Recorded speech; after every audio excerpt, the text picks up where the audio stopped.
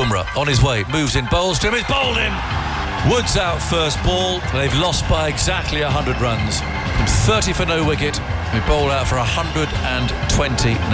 Mitchell Stark round the wicket, bowls to Ferguson, swipes it at cover and cannot get a run. And Australia hang on by their fingernails. They have almost lost the unlosable tonight. New Zealand came so close. Yes, indeed.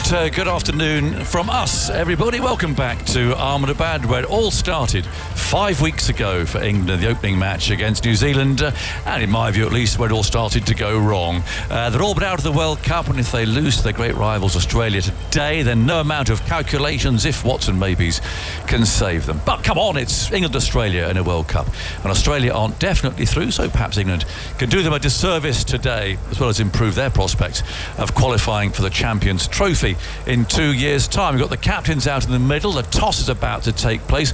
We think up here that England are going to play the same team that have lost to both Sri Lanka and India in the last couple of games. They really should have beaten India the other day, but having seen Harry Brook running around loosening up and doing some training, I don't think that he's going to be playing today.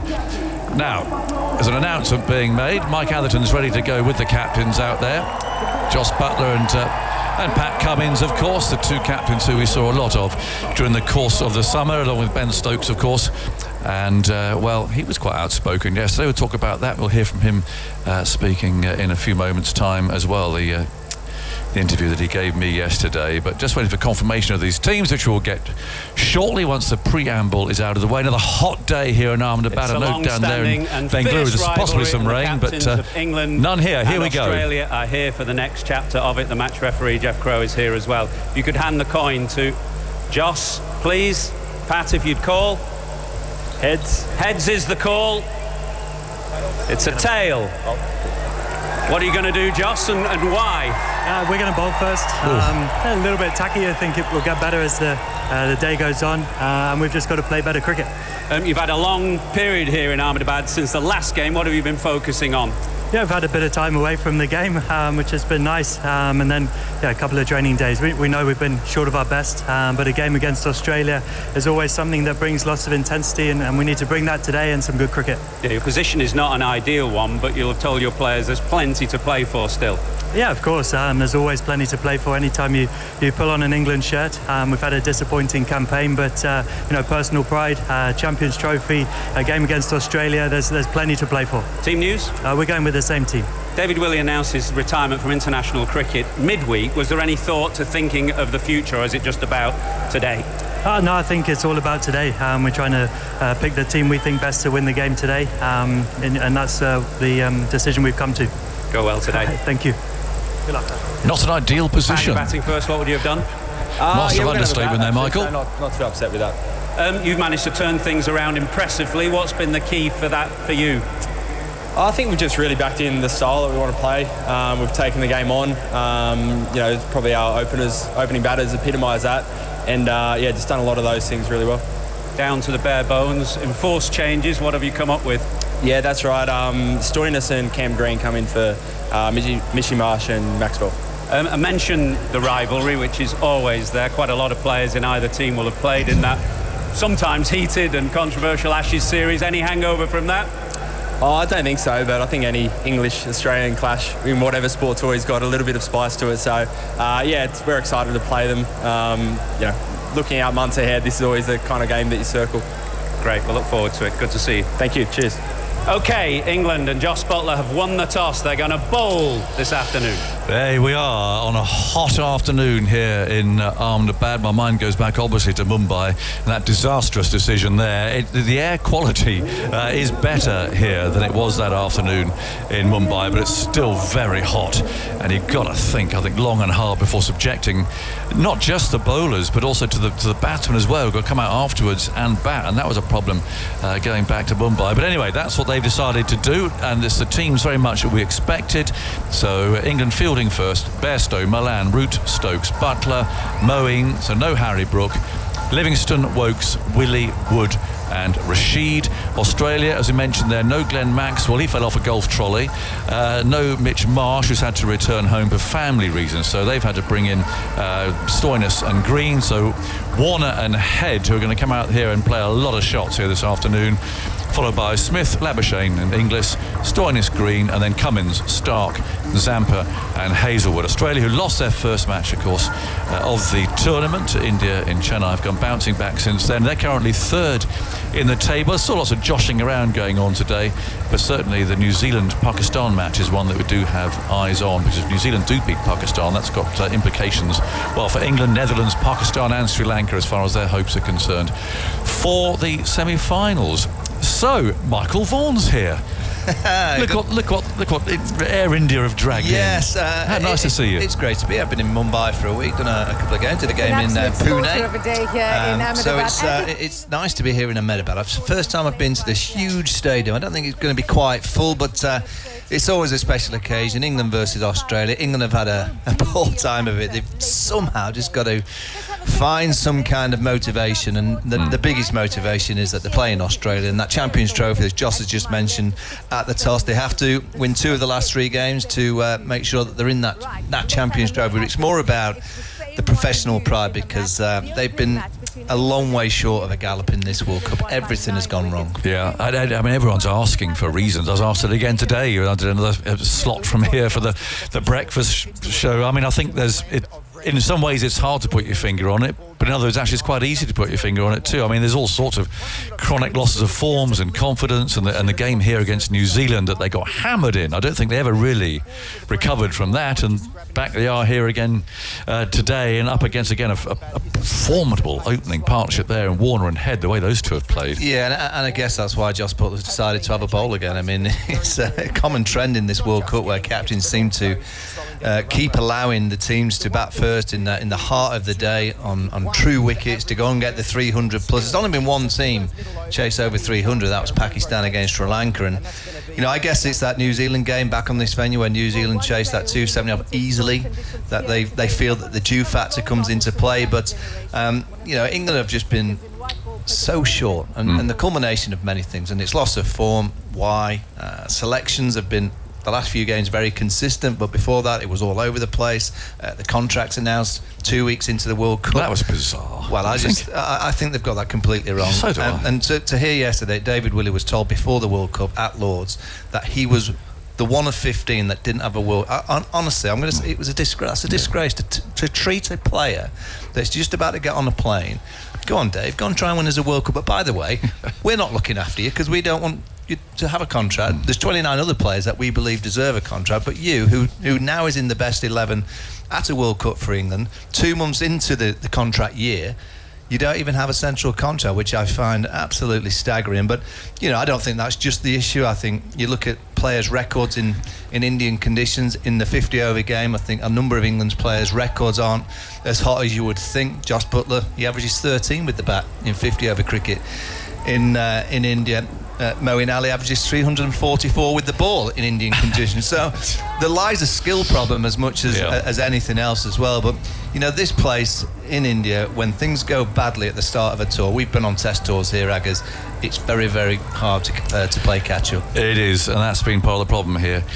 Jeff Lemon's here. Haven't seen you for ages, but I reckon about an inch in terms of moustache. Yep. Since we last saw you. Been working on it the entire time over here. It just feels like a moustache country, you know? And when I get a grudging nod of respect from an Indian moustache wearer, I feel like I'm doing something that's right. Almost handlebars.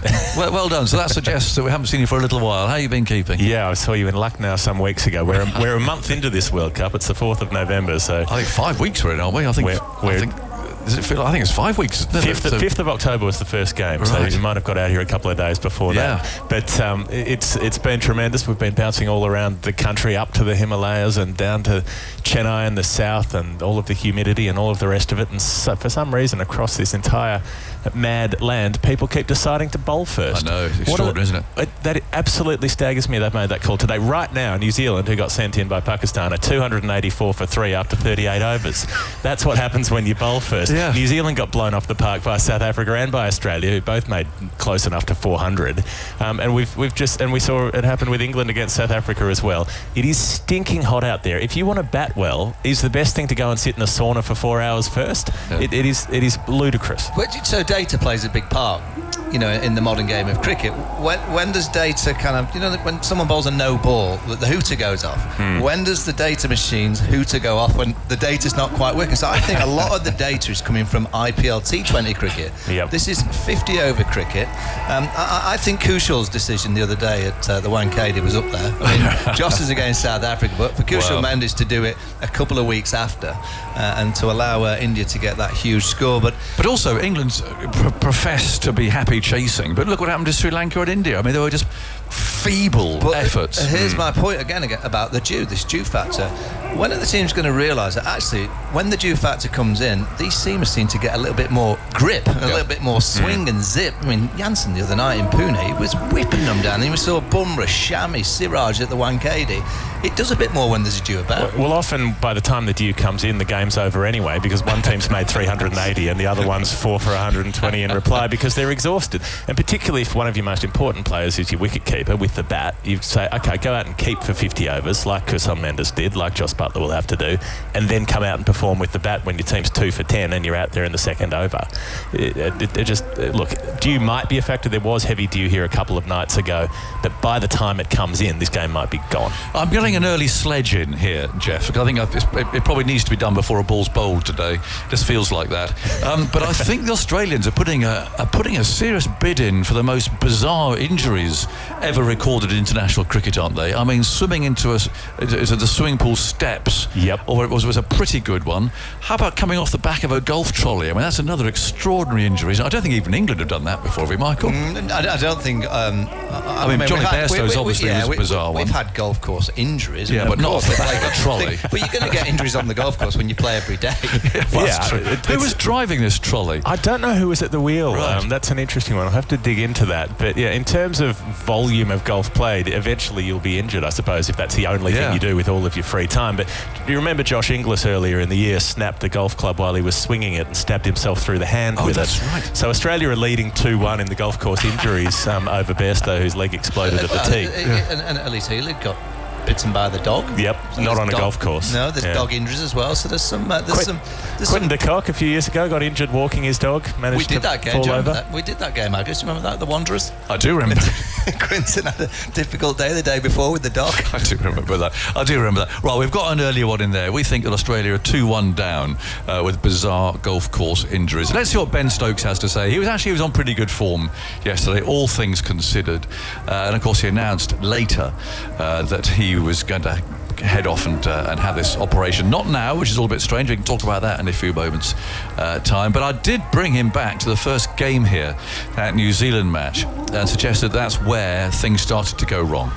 You don't win or lose a World Cup from your first game, but you certainly can lose a World Cup after the first 5 games performance that we put in. Look at the Bangladesh game where we sort of got somewhere back to our best, but then from then onwards we've just sort of not been able to play at the standard that's required to be able to progress through to the semi-finals. And as I just said, there's nothing really else you can say about it except we've just been really, really poor as a team. Every opportunity that we've had sort of in front of us to really take hold of the game, we've not been able to do. Yeah. I mean, that's pretty honest stuff. Is that the kind of conversations you've been having amongst yourselves? Yeah, look, we're professional athletes, and I think when you don't need to dive too much into it, especially in cricket, where you just know you've just been nowhere near good enough as individuals or as a collective. And the more and more you talk about sort of circumstances like this, I think you actually come away with more questions than answers. But it's one of those things where as an individual, I think you just really need to say, like, what could I have done better to help the team be in a better situation. And at the end of the day, all the stuff you do off the field, or the training, or the hours that you put into giving yourself the best opportunity, it counts for nothing when you go into the middle and then unfortunately you're not able to deliver your skill. Yeah. And how much is confidence in all this, Ben? I mean, it's such a fickle thing, but as we know, so much of cricket is played in the head. Can you dig deep and get the confidence to get over the line potentially in a tight game against Australia, or does that feel vulnerable? I think everyone goes out there with confidence, and I think it's a lot of that comes from experience of. No, it's something that I've always tried to live by is sort of, I've said a few times, is that you're only as good as your next game, and that keeps you very level with success and with failure. No, I've not been anywhere near how good I want to be with the bat in this World Cup, but it may be easier for me to just sort of park everything that's gone on in previous games before and then just focus on that game, and it's something that I feel like I'm very good at doing. That's something that I always try and focus on. Yeah. It's obviously a big decision for you to come back and play again, having retired from this. I mean, do you still look at that as having been the right thing to have done for you, or are you frustrated? I mean, obviously the injury didn't help as well. Yeah, I look back and have no regrets whatsoever of coming back here. It's playing in a World Cup for your country. If we were in a better position, wouldn't be getting asked the question. It's a very easy question to ask when things have gone wrong. Have you made the right decision, all that kind of stuff. But look, it is the right decision. It was the right decision, and I've got no regrets whatsoever. Yeah. Let's talk about Australia briefly, Ben. I mean, it should be one of the great games of a World Cup, shouldn't it, England-Australia? Does it still feel that up, given that England are bottom? I mean, can you still raise that level? Yeah, definitely. I think regardless of who we're playing, we should never lose sight of what it means to put the shirt on and walk out there and represent England, in a bilateral series or even in a World Cup. But England-Australia is obviously, it's one of the big games. It's obviously, don't think it's on the same level as India-Pakistan, but for every Englishman and every Australian, whenever those two nations play against each other in any sport, it's a huge occasion. So yeah, we're absolutely buzzing and really excited to get going. Ben Stokes talking to me yesterday. England have won the toss here. They put Australia in. Let's run through the teams again. Warner, Head, Smith, Labuschagne, Inglis, Green, Stoinis, Cummins, Stark, Zampa and Hazelwood is the Australia team. Missing those two, of course. And then England unchanged from the last two games, actually, against Sri Lanka and India, which they both lost, both chasing. Bairstow, Malan, Root, Stokes, Butler, Moeen, Livingston, Wokes, Willie, Rashid and Wood. The question of Stokes' fitness, Michael, we all know sometime he's got to have this knee done. If he's going to have an operation, and of course he's coming back, let's not forget England are back here about January the 20th, 5 test matches here, which is tough. He wants to be the old Ben Stokes, he said. He wants to come back and be the all-rounder, be able to bowl. I just wonder why he's still here, and why hasn't he gone back and had this operation now? Yeah, I mean, I was perplexed when I heard that interview yesterday, and it almost kind of sums up where England have been in the last couple of months. They've sent some mixed messages. It started with Luke Wright saying this was the World Cup 15, and then that changed, and Jofra Archer flying out to Mumbai, Carse replacing Reece Todd, and everyone thought that it was going to be Jofra Archer, and then Ben Stokes saying that he needs an operation. Now, Ben Stokes isn't playing well. Let's be honest, Harry Brook's not in this team. Harry Brook played really well against Afghanistan. He was a part of a really bad group against South Africa. We've not seen him since. I thought the reset button should have started today for England in 50-over cricket. I look at Gus Atkinson, I thought he was very good against South Africa. Very unlucky to be dropped, actually. He's gone missing. So if your key test captain is saying he hopes to be fit for that first test in India in January, surely the best thing for him and the team going forward is him to get home and get the knee sorted and make sure he is, not hope, is fit for that test series. Three more 50-over games for Ben Stokes in this World Cup. I thought he's a great player, won England World Cups pretty much single-handedly, but he's not playing well at the minute. And it hasn't worked. His comeback hasn't worked. So and Harry Brook is playing better. So I just think Harry Brook would have been a better choice today, and Ben Stokes should have been on the plane home to make sure that knee's sorted out properly. It does seem very odd. Spare a thought for Aaron Finch, who I think will be joining us later, who has been the commentator of this series, and that he has appeared in virtually every game all over India, either at the match itself or in a studio somewhere.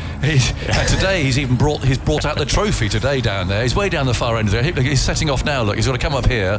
He's wanted on air somewhere. Poor old Aaron. I mean, he's about half his former size. He has worked hard this tournament. Out come the flags. and it's the Cross of St George. First, it's coming out, being unfurled as we speak by that army of youngsters, and some not quite so youngsters as well, who bring the flag out.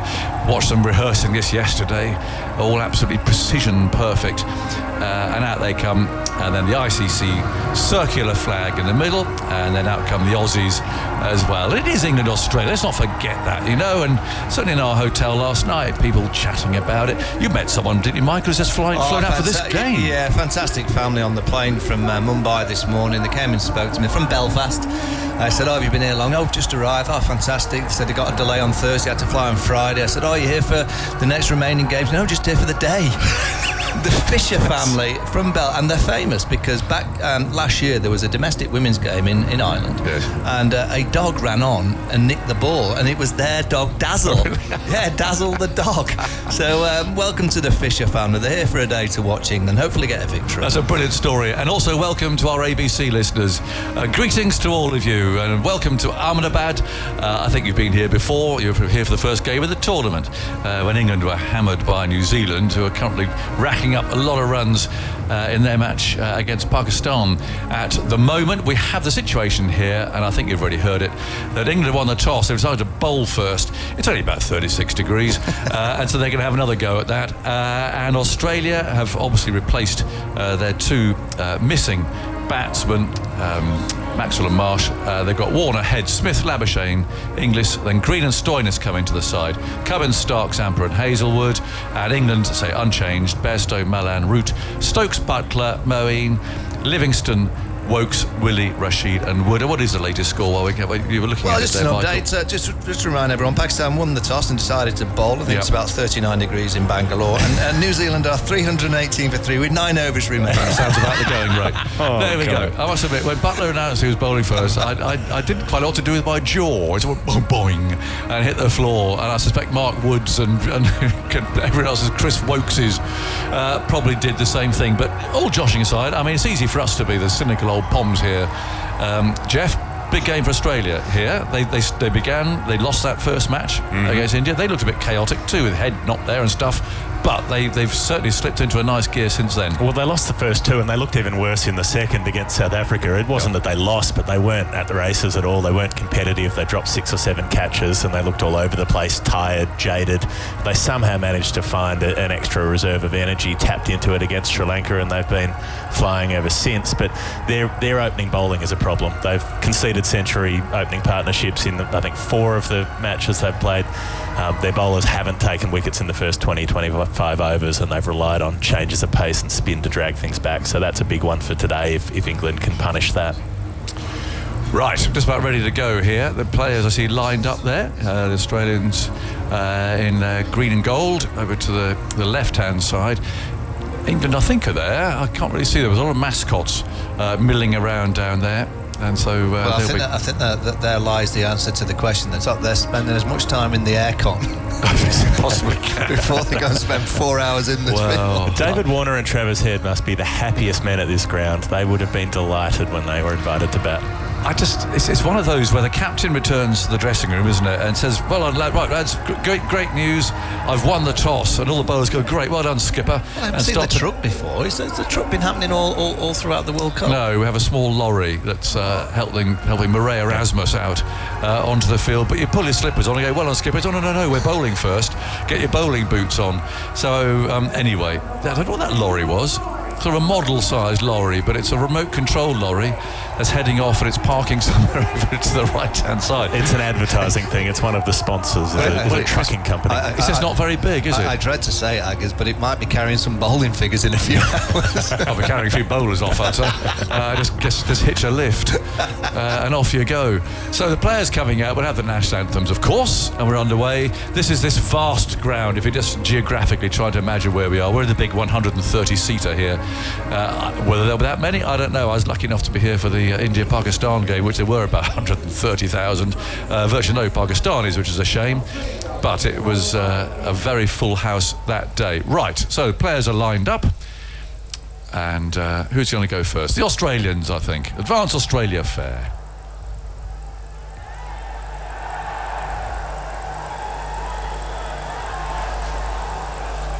And a very tight huddle, the Aussies there. They're all they've left the mascots behind. This is an unusual formation.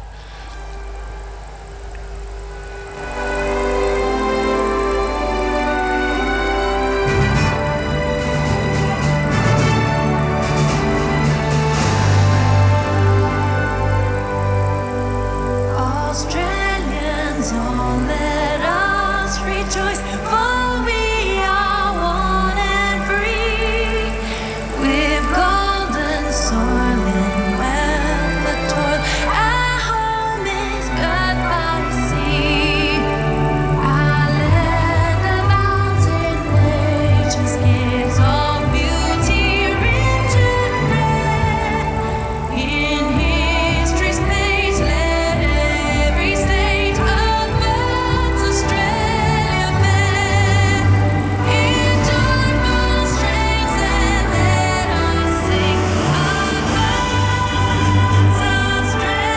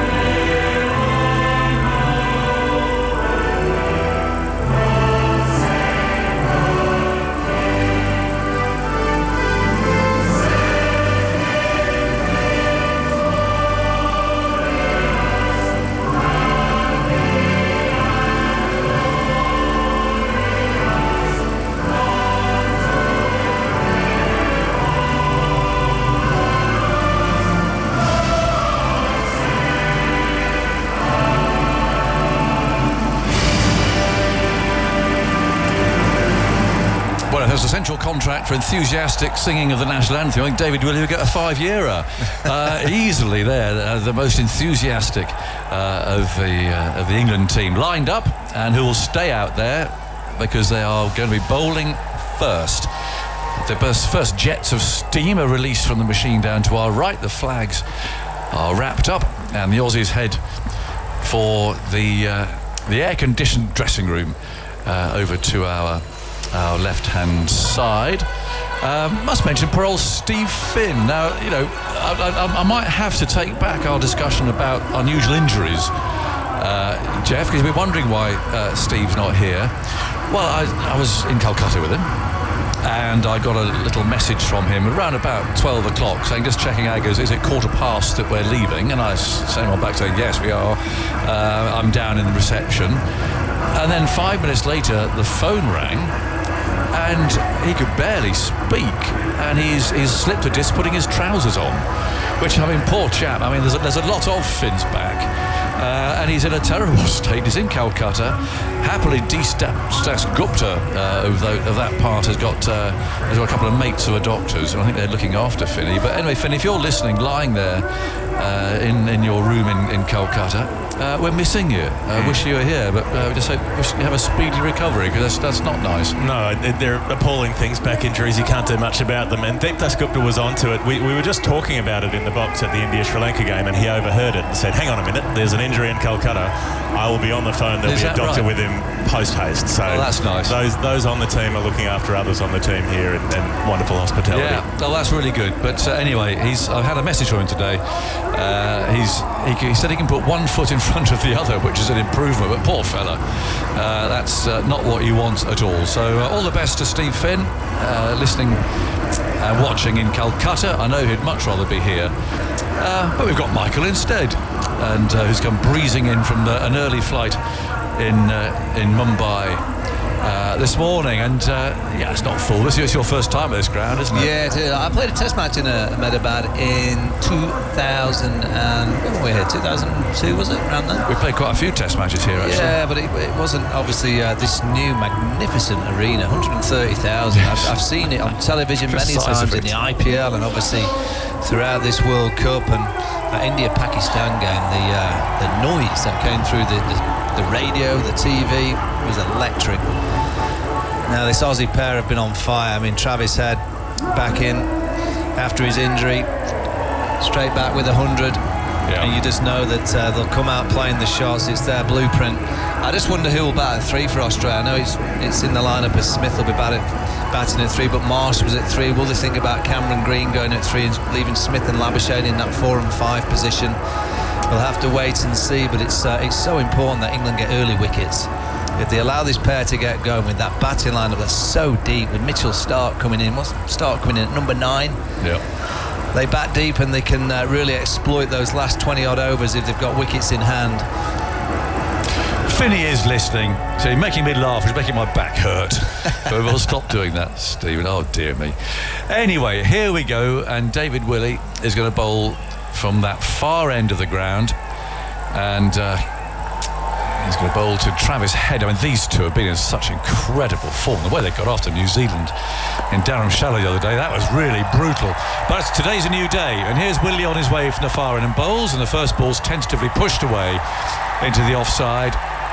And a chase for Malan outside the circle at point, and the Aussies are away with a couple of runs. Yeah, and I think England, if they get off to a good start, that feel good, of playing Australia, I think they kind of almost, they're not going to forget the way that they've played, but they need a good start. If they have a bad first 10 overs, all those memories of the last few games and the last few weeks will come flooding back. So they need an electric start. They need to get these two early. Yeah, that'll be really good for them.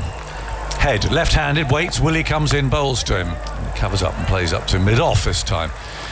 And it's fielded by Stokes, whose beard is it's sizable these days. There's a lot of it. I'd like to report David Willey's first 2 deliveries have swung not very much. No. But it's not going to, is it?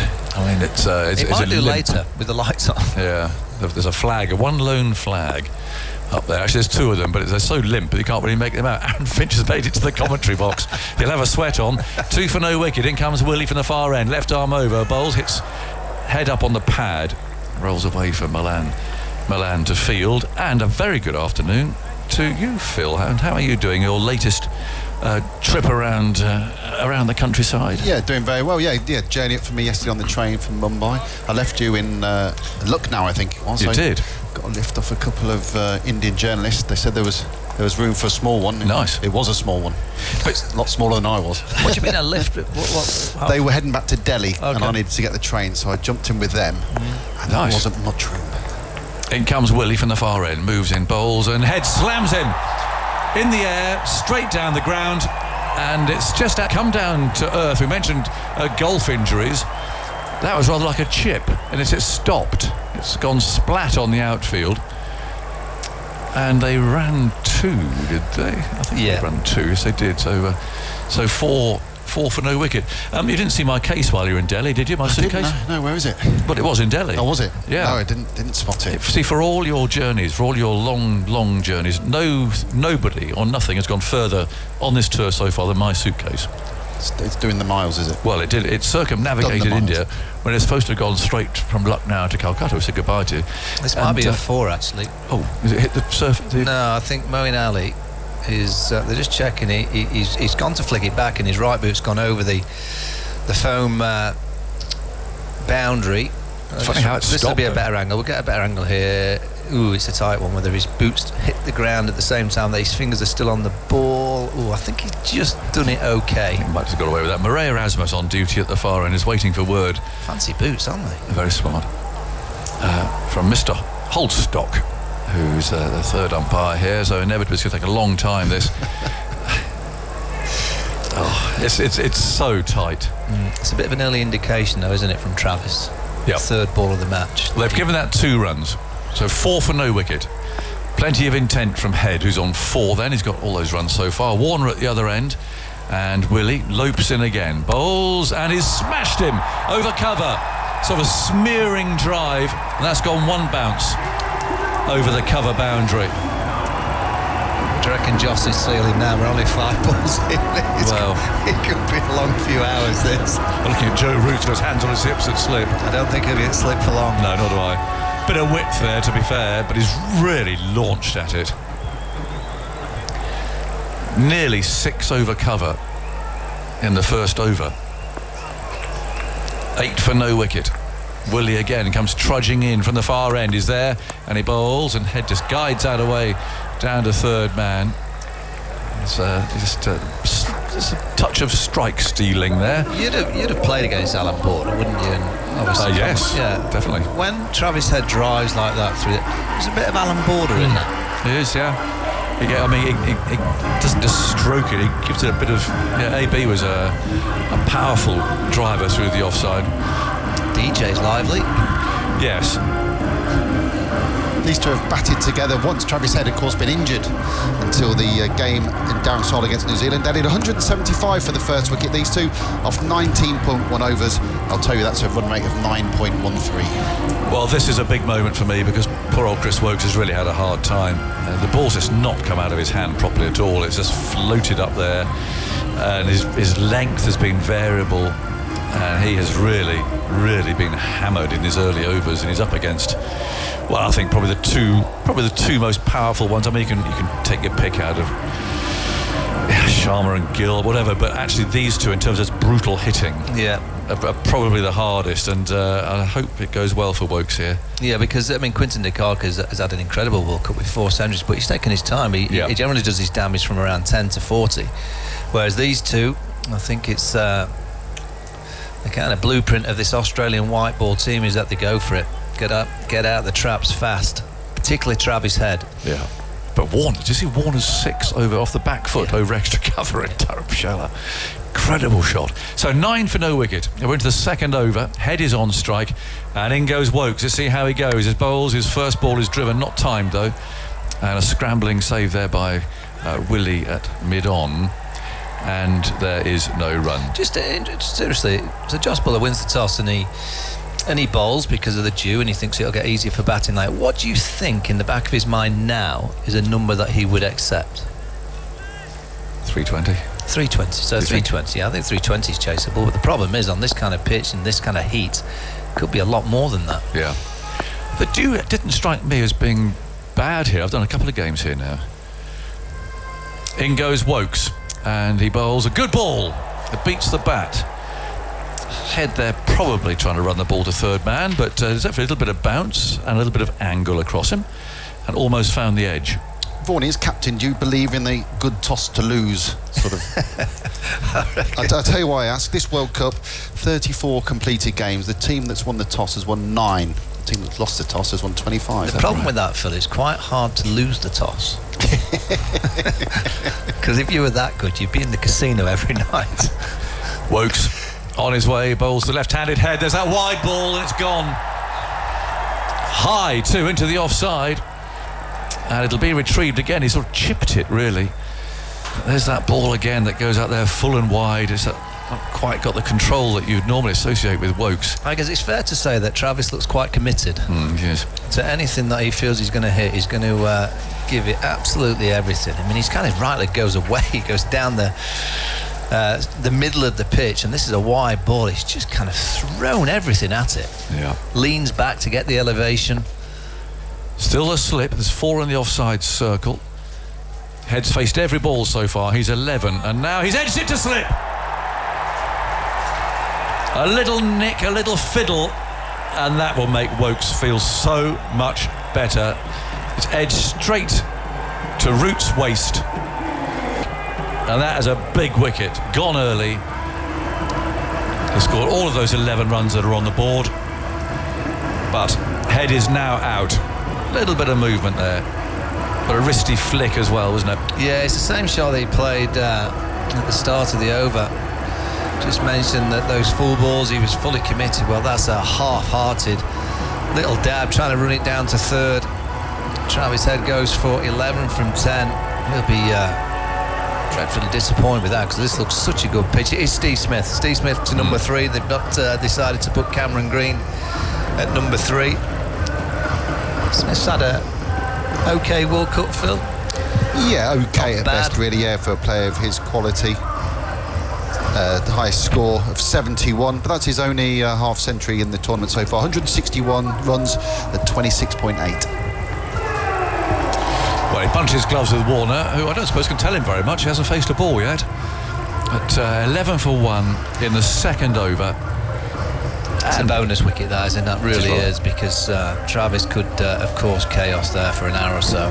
Yeah. So right and left-hander then, and in fact there's a second slip there now, so 2 slips. Wokes try and get that ball away from Smith, who's playing lots of shots down there at the striker's end. Have you found that the DJs have been loud at all the venues? Oh yeah, very. Wankhede was... Yes, they've got some stamina. 11 for 1. We're in the second over. Wokes is bowling to Smith, his first ball, and he lets that go by outside the off stump. Has a look at it, and it goes through at a reasonable pace through to Butler. So 2 slips, and then 3 in the offside circle, 2 in the leg, and there's a third man and a long leg. I was just mentioning more people coming in. Saturday, of course, all the shops are busy. Lots going on downtown Ahmedabad as we rattle through in our bus. But it's been pretty much the form of the tournament where people have come in later on. Here's Wokes bowling as a thick leading edge. He's got away with that. And he's running out towards the point boundary, pursued by Malan, who dives, picks it up and throws the ball back in again. And well, that's 2 overs gone, and they've run 3, and Warner has lost the strike again, the opportunity to have a strike. 14 for 1 after 2. Yeah, that's what I like. From the airport to the hotel this morning. Now, just look at this down the street. Nice fruit and veg on a... What do you describe that as? It looks like a barrow. It's a 4 bicycle wheeled barrow, I describe that as, and it's fully laden. Bananas, melons. That's great. Cauliflower. It's like a few courgettes on there as well. Beautiful. A few green beans. So is that red pepper as well? Straight through the traffic. That's what you want. New Zealand 344 in the 344 for 4 in the 45th, and that game is on BBC Sport website and the app. And if New Zealand win that match, and England, Pakistan, Netherlands, Sri Lanka all get knocked out as a result. 14 for 1. 2 overs gone here, and Smith fidgets, pulls at his pads. He's over his bat again as Willie prepares to bowl the third over. 14 for 1. Here it comes now, and he bowls, and that's tucked away by Smith into the leg side. Moeen fields at mid-wicket. You mentioned the shops and people shopping. It's Diwali next weekend, of course, so yeah, lots of lights Diwali are shopping. up. Yeah, it's on the 12th, isn't it? No, I've been invited to a Diwali party in Mumbai. You enjoy that? Yep. It'll be loud. What outfit do I need to wear? Do I need to get a certain outfit? Oh, I think full shalwar kameez. Really? I'll go and get some. Yep. Definitely. I'll be get yourself right into it. Yourself measured up. Yep. 14 for 1 in the third, and in comes Willie. That's tucked away by Smith for a single to deep square leg. So Warner finally comes down on strike in the third over. Well, I can tell you that Calcutta, where we'll be in Calcutta for Diwali, it's revving up already. Park Street, which is one of the main roads out of Charingay, is fully lit. It looks fantastic. I mean, just miles of it, way down. So that's going to be a noisy night. I've had Diwali in Calcutta once before, and their thunder flashes are of a different league to anywhere else. They are extraordinarily loud. So that's going to be fun. Get the full shower. Yep. There you go. It's a nice colour. It's sort of a reddy burgundy red. 15 for 1. Willie's on his way, bowls.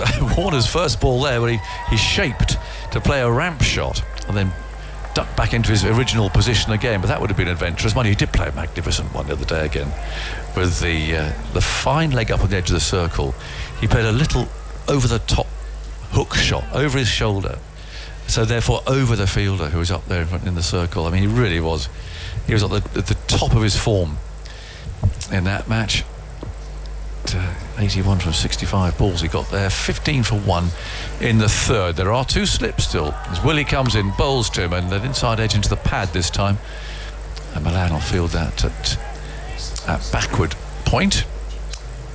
England deciding to bowl first. Hot day, but they do have the wicket of Head, and Australia are without both Maxwell and Marsh, so they've had to bring in Stoinis and Green to replace them.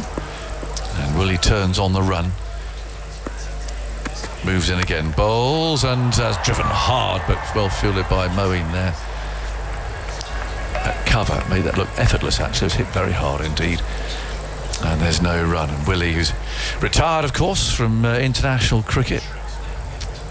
And he made that announcement during the week, but still in a pivotal place in this team at the moment, taking the new ball. Not many candidates in this side who like to take the new ball, so he wheels round in the distance. 15 for 1 ball to go in the third. Up again now, past umpire Erasmus, driven hard into his right hand. Stokes will come and pick it up, and there's no run, so just 3 overs gone. Just back on David Willey, I just found him, and he was a part of the T20 World Cup winning team just recently. Yeah. The Didn't play in the final, did he? No, but the T20 World Cup in a few months' time. I mean, England have so many injuries. Yeah. The Reece Topley will be a part of that T20 team, I'm pretty sure, if he's fit, but Reece has been so unfortunate with injuries. Left armers are so important for T20 cricket. That's why I was staggered that he didn't at least get one more year of a central contract with the T20 World Cup. You know, only a few months away. I just found with 29 contracts, how you've not found one for David Willey when you found one for 29 others is beyond me. Well, we need some proper explanation to what's happened there, really. 15 for 1, 3 overs gone. Smith on strike, and Wokes comes in and bowls him quite straight. There's a peel for leg before wicket. Not a sort of particularly confident one. Butler's after the ball, racing all the way down to the boundary. He'll come back for 3 there. Fast outfield, isn't it? Yeah, he didn't often see 3 leg byes. But it's gone so fine, and the fielder, that long leg is quite square, and so quite a gap there. And now Butler's got to decide whether he can review that or not. He did get quite a long way in front. But they're not going to review that. And Mark Wood got 3-year contract. I wonder how many matches he's going to play for that. Well, 3 players on 3 years. Harry, I know Joss Butler got offered a 3 years. I know that he's just going down the leg side. He does get a long way over Steve Smith. The England Test match captain got offered a 3-year. Just decided he wanted 1, which was a little bit concerning for me that he wouldn't accept the 3-year. What it seems to me about it all, because the different lengths and decisions like that of Ben Stokes on, the players, we know what players are like, we've all been there, they must have been talking about it a lot. There must have been all these conversations going on about those contracts, and there's David Willey sitting and thinking, well, I haven't got one. Well, so I always believe, Agaz, in sport, you've got to try and clear out the whispers. Yeah. And by having so many different contracts, the whispers would have just been going on for day after day after Absolutely. day. And the fact that they couldn't announce it 2 weeks in because there were still negotiations going on with a few of the players tells you that the contracts were being talking sold. all the time. What are you doing? What are you going to do? Well, I think I might sign a 2-year. I've been offered 3, but I think I'm going to sign 1. Oh, really? I mean, you can imagine all the conversation, can't you? Here's Wokes bowling, and Warner tucks him away. He wants 2 here. The ball rolls outside the circle at square leg, and they will come back for that second 2 as the man we're talking about, Willie Fields, there sprawling across the grass. This is a really good pitch. I mean, there's nothing through the air. Willie's spin might offer a little bit. It's a really, really good pitch for batting. You kind of just bowling, hoping for mistakes. We've seen 1 mistake already from Travis Head. Just bowl enough balls in the right area, put a bit of pressure on, bowl a few dots, and that's going to force the error. I don't think it's the kind of pitch that you're going to see 2, 3, 4 jaffers like we saw Bumrah and Shami co-bowled the other night in Mumbai. In goes Wokes. Bowls. Oh, he's dragged this into the leg side. Chase down there for the fielder. Rashid is not going to get there. And again, he didn't just tickle it away. He's really given that a bit of bottom hand. That was a hack, wasn't it? There was a fella here with the Aussie whites on in the stand. He's come for the wrong format. It's a bit like Mitchell Johnson. Yeah. He's got a fully set of whites on. That is a hack. It's probably a stump high delivery. He leans back and just tries to wallop it through the onside, a thick inside edge, and it's raced to the boundary. Well, they must know that Wokes is vulnerable. I mean, his confidence, they'll know that. They're just after him, aren't they? But he has taken an early wicket. 24 for 1. Warner waits. Wokes comes in, bowls to him full, and didn't quite go where he intended. There's looking out towards the leg side, but in fact it's fielded by Stokes. At mid-off, 24 for 1. We're in the 4th over. He's growing his beard, isn't he? The England Test captain. It's quite big. He looks quite. Some in Aussies, don't take us the wrong way if you're living in Tasmania. But a lot of Tasmanians have these long beards, don't they? Sort of. It's a good look. Yeah. It's a bit of a Tasmanian beard. Looks like he's been on a desert island for a few months. 24 for 1 in the 4th. In goes Wokes. Springy run up and he bowls short outside the off stump. Now again, they've got underneath this. And so it's not going to go all the way down to the boundary.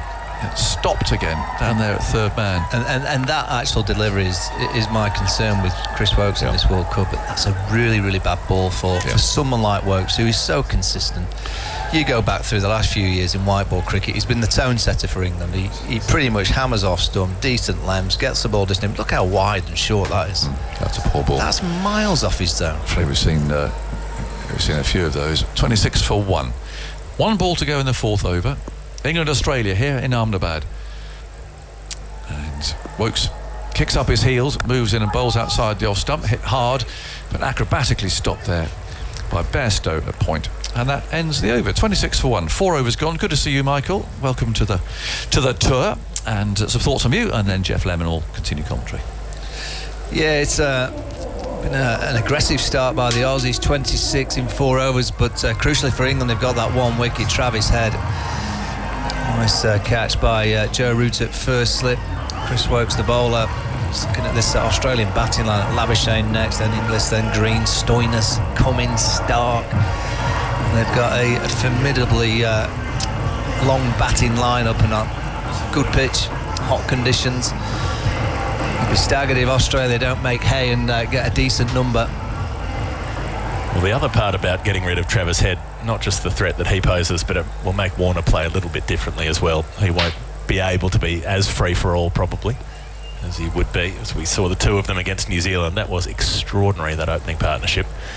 It's Smith now waiting for Willie, and he's guiding the ball down to deep third for 1. Stephen Smith goes up to 5. Australia 27 for 1.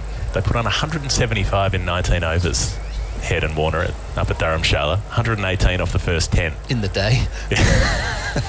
in the heat. I don't think it's that hot up there, is it? It was pretty warm. Yeah. It wasn't. It was coolish at night time, but during the day it was warm enough. Not like it is here, but it certainly got hot enough in New Zealand. Matt Henry 27 off and over, and no wonder he said, "My hamstring's gone. I need to go home."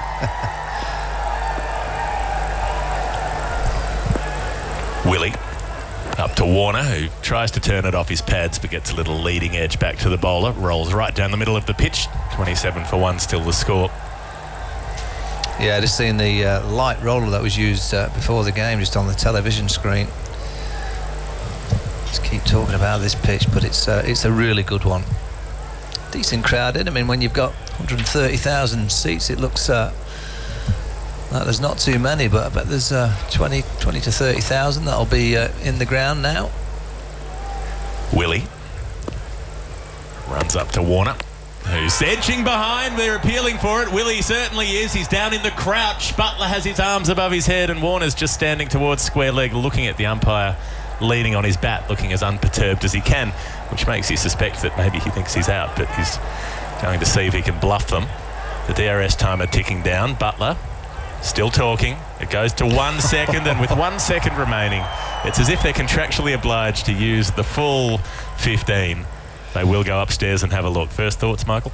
I think it might be a little bit TV high. umpire to direct, sir. It's a good delivery. Review Nips for back. LBW. On-field decision, not out. Check the front foot. Fair delivery. Front on spin vision, please. Well, Butler took it behind the stumps, so if seeing this first replay here, there's definitely no inside edge. No bat involved. It looks like it's going towards the leg side.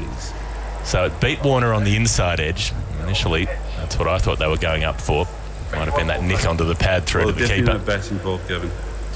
But there's a big gap there, so they won't bother looking at the sound graph technology.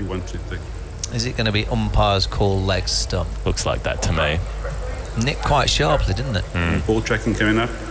So we're seeing the replay now. Pitch is just outside the line. Hits him in front of middle and leg. It is umpire's call.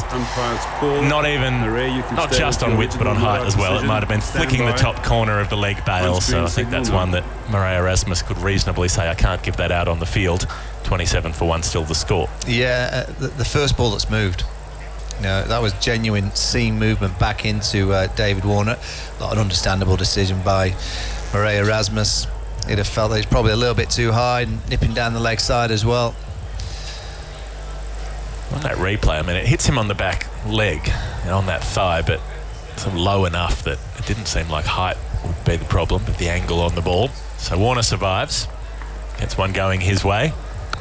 Willie, a little bit of shape. It's steered away by Warner. Down towards deep third. Will be fielded. They won't even get a second initially. They thought they were taking 2, but 28 for 1 the score. I wonder if Warner will get in the press conference tonight and praise the umpires for how great they are. He was very salty when he got given out on an umpire's call impact on leg stump about how the umpiring wasn't up to scratch. And what did he say? He wanted it was a joke. Board, or he said they put our stats up on the screen when we come out to bat. They should put the umpires' stats up there as well.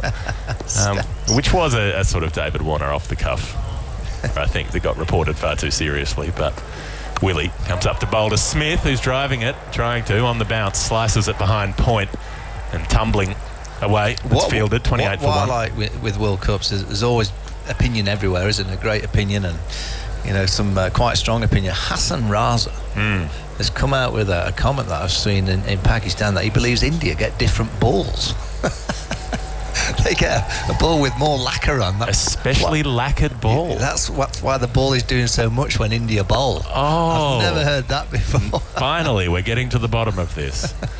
Willie comes up to Smith, who clips off the pads. Steve Smith loves that shot. Short finds up in the circle.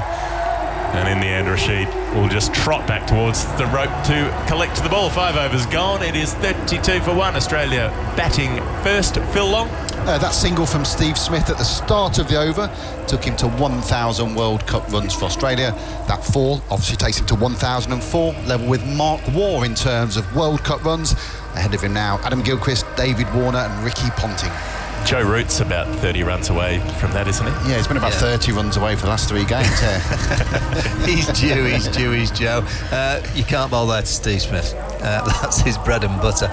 Yeah, but I think of all the excuses to why India are bowling so well, to think that Hassan has decided that he believes that India get a different batch. You think? Sure. Just they've just decided this batch of balls for India is just a special batch. And I think it might be to do with the fact that Mohammad Shami and company bowl really well. There might be something to do with that too. They might just be better. So I got a lot of correspondence after New Zealand got blown away by South Africa after choosing to bowl from some correspondents who claimed that this was a stitch-up by the ICC and the BCCI to make sure that Pakistan qualified for the semi-final so they could have an India-Pakistan semi-final. They presented this case very seriously. Start of a new over and it's Wokes getting a forward defensive shot from Warner. It doesn't really account for the fact that New Zealand now have nearly 400 on the board against Pakistan batting first. Well, they're 368 for 5 with 2.4 overs remaining. Yeah. If Pakistan get a really good start, you just never know. It's all part of the fix. The semi-final could still be on. Mm-hmm. Maybe Kane Williamson might have to bowl his 10. Then you'll know. Then you'll know what's going on. And they'll get a special set of different balls that just travel a really long way out of the stadium. Wokes up to Warner, who does exactly that, slams it out of the ground up towards the commentary box here. Huge arc on that. It wasn't the straightest bat in the world, but straight enough, and he hits it right back over the bowler's head in a perfect parabola. And Australia go up by 6. Warner's got 15. They're 38 for 1. Oh, hello. That's the length ball. Probably a yard outside off stump, and he just throws his hands at this David Warner. Just the weight transfer. Times it perfectly, straight over the side screen. Great intent from Australia's batters. Warner gets back in position before Wokes is even at the top of his mark. Taps the bat. Hungry for runs. He's 15 off 14 with a 4 and a 6. Wokes to Warner, who just punches out to point. Won't get a run there. Didn't face a ball until the 3rd over, making up for lost time. His last couple of innings in this World Cup have been absolutely massive. He made a couple of hundreds and nearly made a 3rd. 163 against Pakistan, 104 against the Dutch and 81 against New Zealand, his last 3 starts. Yeah, he's remarkable, really, isn't he, when you think he's retiring just in a couple of months' time from international cricket, to find that energy and that buzz to go and do it again. Wokes up to Warner, who pulls him. Skies at top edge, should be caught here. Running around underneath it, the catch is held at mid-on. And Warner slumps the shoulders, looks disappointed and knows that it's time to walk off. 38 for 2, and it's starting to work out. David Willey takes the catch. England chose to bowl. They're in the 6th over, but they've got rid of both the openers, and that blow is maybe the biggest of them all, with Warner gone for 15. Yeah, in the form that he is, it's a cutter from Chris Wokes, and it's a good catch from David Willey. Wokes with a couple. The Aussies are going ultra aggressive to try and really target Wokes. Well, it's been the downfall because they've gifted him a couple of wickets. Warner goes for 15 from 16, 38 for 2 in 5.4. It'll be Marnus now, will it? Marnus and Smith for an hour or two. The old firm back together. The old firm, a bit of old school batting. Well, they can just nudge things around. They might need to do a little bit of repair work here. It is the 6th over only. And Australia not 100% convinced by that batting lineup. Cameron Green's done very little in recent times. He's looked overwhelmed with his workload this year. If I'd have been Australia, I'd have put Green to number 3. And I'd have kept Smith and Labuschagne at 4 and 5 where it's been working. Marsh has been batting at 3. Go really aggressive at the top, and then you've got those two at 4 and 5 to do a bit of a repairing job if needed. And then you have the likes of Stoinis and co after that. But I think Cameron Green is, we saw him from Mumbai at the top of the order. Very, very dangerous. I think England wouldn't mind him coming down the back when you can bowl spin to him to start with. Whereas if you throw him in now against the seam, they'd have been in the 2nd over. I think it'd have been better suited, but they've gone with the old school. He's not a great strike rotator either, Green, at this point in his career. He does get becalmed at times, can get stranded at one end, just coming forward and looking to defend early in an innings. He did make a Test 100 here a few months ago, and that was one of the most docile batting tracks you could ever see. It's 38 for 2 after 5.4 overs. Chris Wokes has both the wickets to fall, 2 for 19. He's into his 3rd, gone for a few runs, but importantly he's got the wickets up, and he's bowling to Labuschagne, who plays the patented leave across the line of the ball. And Chris Wokes with 1 ball to go in this over, so both openers gone. Exactly what England wanted. It just felt like a huge risk to ask Australia to bat first in these conditions, in the heat. They had to take early wickets. They had to take the catches as well.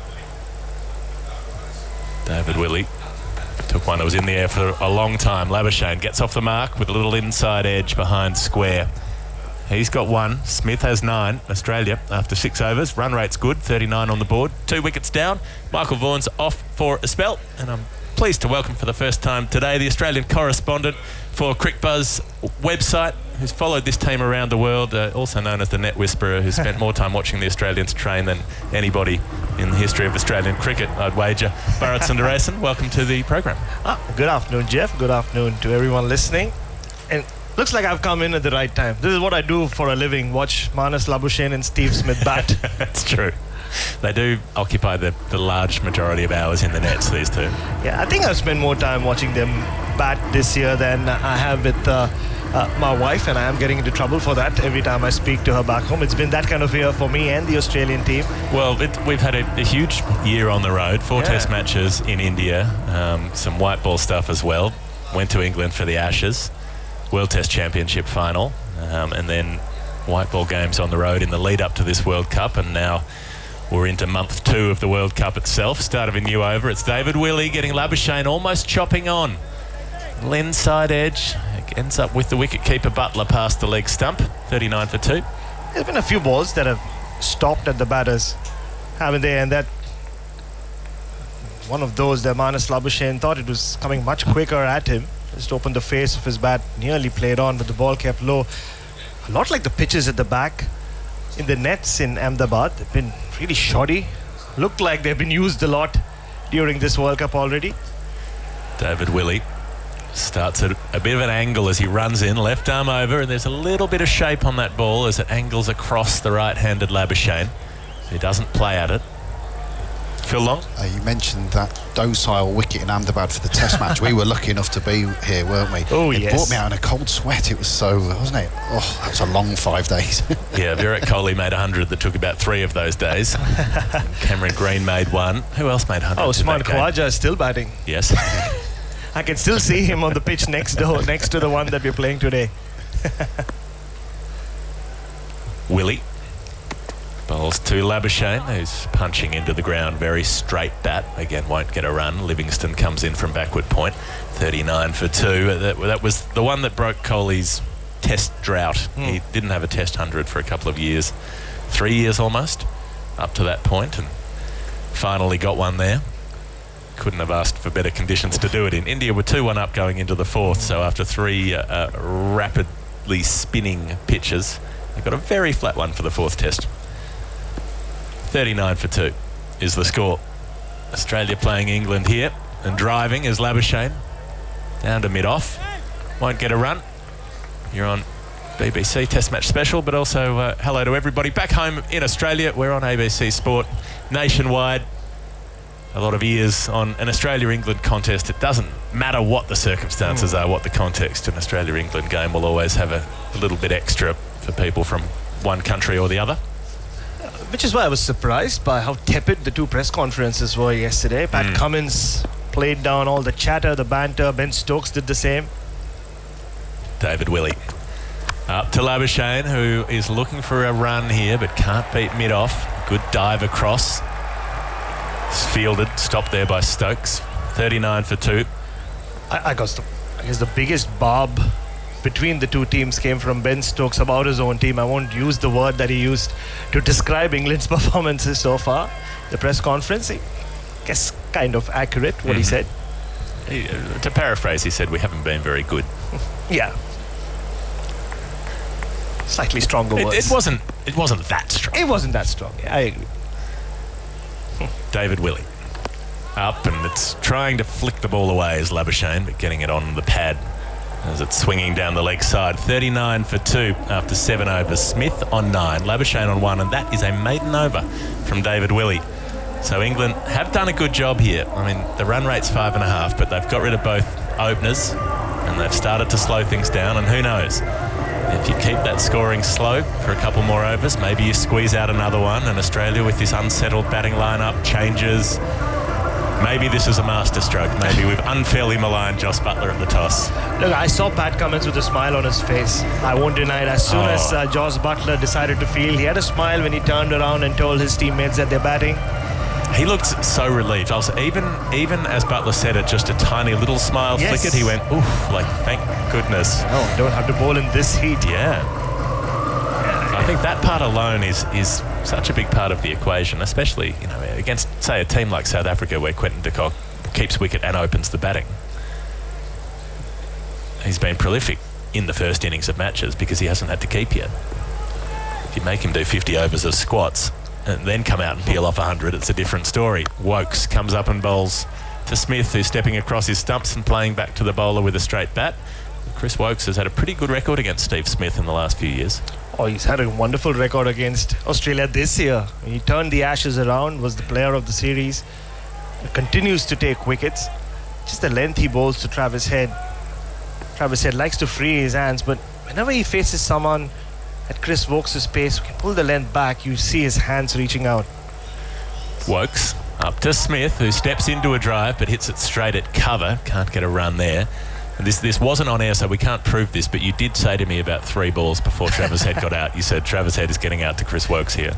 I did, and it's not for the first time. It's just the way Chris Wokes brings his length back to someone like Travis Head on a pitch like this, where you have Travis Head reaching out, and clever captaincy as well to have that slip slightly wide. It was more a second or third slip than a first slip, which is where the ball goes when Travis Head reaches out with his hands. Yeah, and Chris Wokes then getting rid of David Warner, big smile on his face. Wasn't a send-off, but yeah, he was looking at David Warner. He was punching the air. Even having a slip is significant. Buttler still has that position in place. As Wokes bowls to Smith, who's playing it on the bounce towards slip. Buttler comes across in front of the catcher to field. As the ball bounces up there like one of those solitaire cards when you've just won a game. 39 for 2. 9 successive dot balls. The score predictor's just been on the TV to our left. 270. Oh, really? During this World Cup? Generally is in the 500s at this point. 6 and over from here would be 294. I think that'd be the minimum they'd be looking for. Wokes bowls with some width and almost chops it on to Smith as he reaches outside the line of his body. And the ball ends up at fine leg. He'll get back for 2. Smith up to 11. Australia 41 for 2, but that was streaky. It was. Once again, the slowness of this pitch. Steve Smith, horizontal bat. Again, now I can see him shadow practicing it. Nearly chops on, much like Manas did at the other end. But yeah, Manas Labuschagne in all likelihood might have missed this game, or would have missed this game, if Glenn Maxwell hadn't fallen off the back of a golf cart. We thought you'd ever utter those words. Wokes up to Smith, who just defends. Bat and pad close together. 41 for 2. Yeah, fell off the back of a truck has a different meaning. Where did you get that spin bowling all-rounder? Fell off the back of a truck. 41 for 2 is the score. It was an interesting day that day. Was Labuschagne driving the golf cart? We should have asked him that. Maybe. He did the press conference that morning. No, you're not asking the hard-hitting questions here, Barrett. Did he do a handbrake turn on the golf cart? Wokes pitches the ball up and coming forward, Smith just defends. So happy to be relatively watchful. The Smith and Labuschagne pairing. 11 off 14 for Smith, 1 from 8 balls Labuschagne. 41 for 2 after 8 overs. Yeah, just on the golf course though, I mean, Marcus Stoinis said a day after that it's probably just boys being boys, and that quote has obviously been well, that quote implies that you're doing something stupid. Exactly. It doesn't imply that, there was a lot of alcohol involved. Not to forget, we are in Ahmedabad. It is a dry state, Gujarat. Doesn't mean that as a foreigner, or even someone like me, Mumbai, from the different domicile, cannot have a drink in this state. But obviously there's a quota for it. It goes back to, I was reading about the history of why it is a dry state last night, as you do, when you are in Ahmedabad. Was it to do with Gandhi at some point? It had to do with Gandhi for sure. The Gandhi ashram, not too far away from where we are here at the Modi Stadium. David Willey will bowl his 5th over. Up to Manas Labuschagne, who's driving him straight down the ground for 4. That's the shot that Labuschagne was looking for in the previous over. Hit it a little bit wider and found the fielder. This time he gets better timing and power. Lovely off drive. Goes up to 45. That's Australia's score, and Labuschagne has 5 of them. Smith on 11 in the 9th over, 45 for 2. That's a really good shot. It wasn't a half volley. Hit it on the up on a slow pitch like this. Tells you that Manas picked it very early, and that'll fill him up with some confidence. He's looked very scratchy so far in this innings. Really had to put some power into that step into the ball, swing the arms through hard. Willie bowls again, tries to pull the length back, but he smacks it, Labuschagne, straight at mid-off. And Ben Stokes does a backward roll to try to get his balance after he stops that ball. There'll be no run. Yeah, just going back to this being a dry state, it's not just Gandhi though, it's Sardar Vallabhbhai Patel as well, another freedom fighter from these parts. This ground was called the Vallabhbhai Patel Stadium before it was rechristened with the name of our current Prime Minister, or the Indian Prime Minister. But yeah, Sardar Vallabhbhai Patel, another one who was a big advocate of abstinence. Willie balls to Labuschagne on the hip, and ball bounces away to square leg. They run through for what will probably be an extra. Umpire Erasmus confirms that with a sensuous tap of the thigh. 46 for 2. Yeah, it is always a little sensuous. But in 1960, this is when there was no state of Gujarat. It was all part of the Bombay state. Right. It had all of Gujarat and Bombay all together, and then they split up, and there was Maharashtra and Gujarat separated. So around 1960 is when the diktat was made that this should be a dry state, the whole presidency, the whole state of Bombay. David Willey up and bowls to Smith, drops the ball into the covers, goes for the run, and that might have been close at the non-striker's end. Little underarm flick, and Smith makes it home. 47 for 2. We're into the 9th over. An update from Bengaluru. New Zealand have cracked the 400 mark. So there were some fast runs late in the piece. Glenn Phillips 41 off 25 balls and Mitchell Santner 26 off 17. Tom Latham dropped himself all the way down the order to, number 9? Sending the faster scorers up. Willie comes up and bowls to Labuschagne, turns it to mid-wicket, can't get a run. So they've got their way up to 401 for 6 from their 50 overs after being asked to bat first, New Zealand, by Pakistan. You can hear the Pakistan reply on the BBC Sport website and app if, as seems likely, because only one team has ever chased a score beyond 400, and that was South Africa in 2006. If New Zealand win, or when New Zealand win, that will knock out England, Pakistan, Netherlands and Sri Lanka. Only Afghanistan will still be alive once that win is, I think we can safely say, formalised, yes, unless something incredible happens over there at the Chinnaswamy. Wide of the off stump, flayed away by Labuschagne, but straight to point on the bounce. Gets good contact on the ball. He'll be a little frustrated that he's not able to get that one past Johnny Bairstow. Backward point. 9 overs have been bowled. The score for Australia, 47 for 2. Both of the openers have been dismissed. Head and Warner gone. Smith on 12, Labuschagne on 5. Yeah, speaking of formalised, just to finish off on that, 1960s when that decision is made, but soon after that, everything split up. We had Maharashtra, Mumbai as a capital, Gujarat, which originally had Ahmedabad, it was one of the key cities, and then Gandhinagar got formed. And Gujarat stayed a dry state, because I think the Gandhi factor played a huge role in that, while Maharashtra, as you know now, has its bars and restaurants and some of the Mumbai best. certainly. Mumbai certainly. All around Maharashtra for that matter. It's very much a drinking city, and Ahmedabad very much the opposite. A lot of history in this part of the country. The level of complexity, even the idea that India is a nation is something hard to get your head around. Such diversity across the breadth of this nation. On the pads is Wokes, and he's turned away behind square leg. They'll get through for 1. No second. Smith was not interested. Labuschagne wanted to turn for 2. 48 for 2 is the score as Smith goes to 13. Phil Long? Yeah, I arrived on the train yesterday lunchtime from Mumbai, came through Ahmedabad station.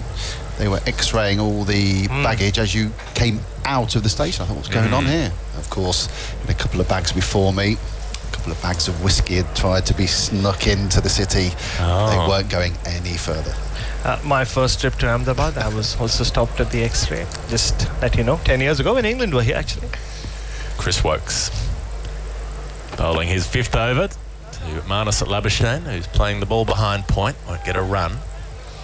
It took a lot of negotiation on my part to get away with just leaving the bottle with him, and then I had to pay a fine, which was negotiated on. And once I finished paying the fine, though, he said, no, I can't keep it. I'll get into trouble. You take it and go with it.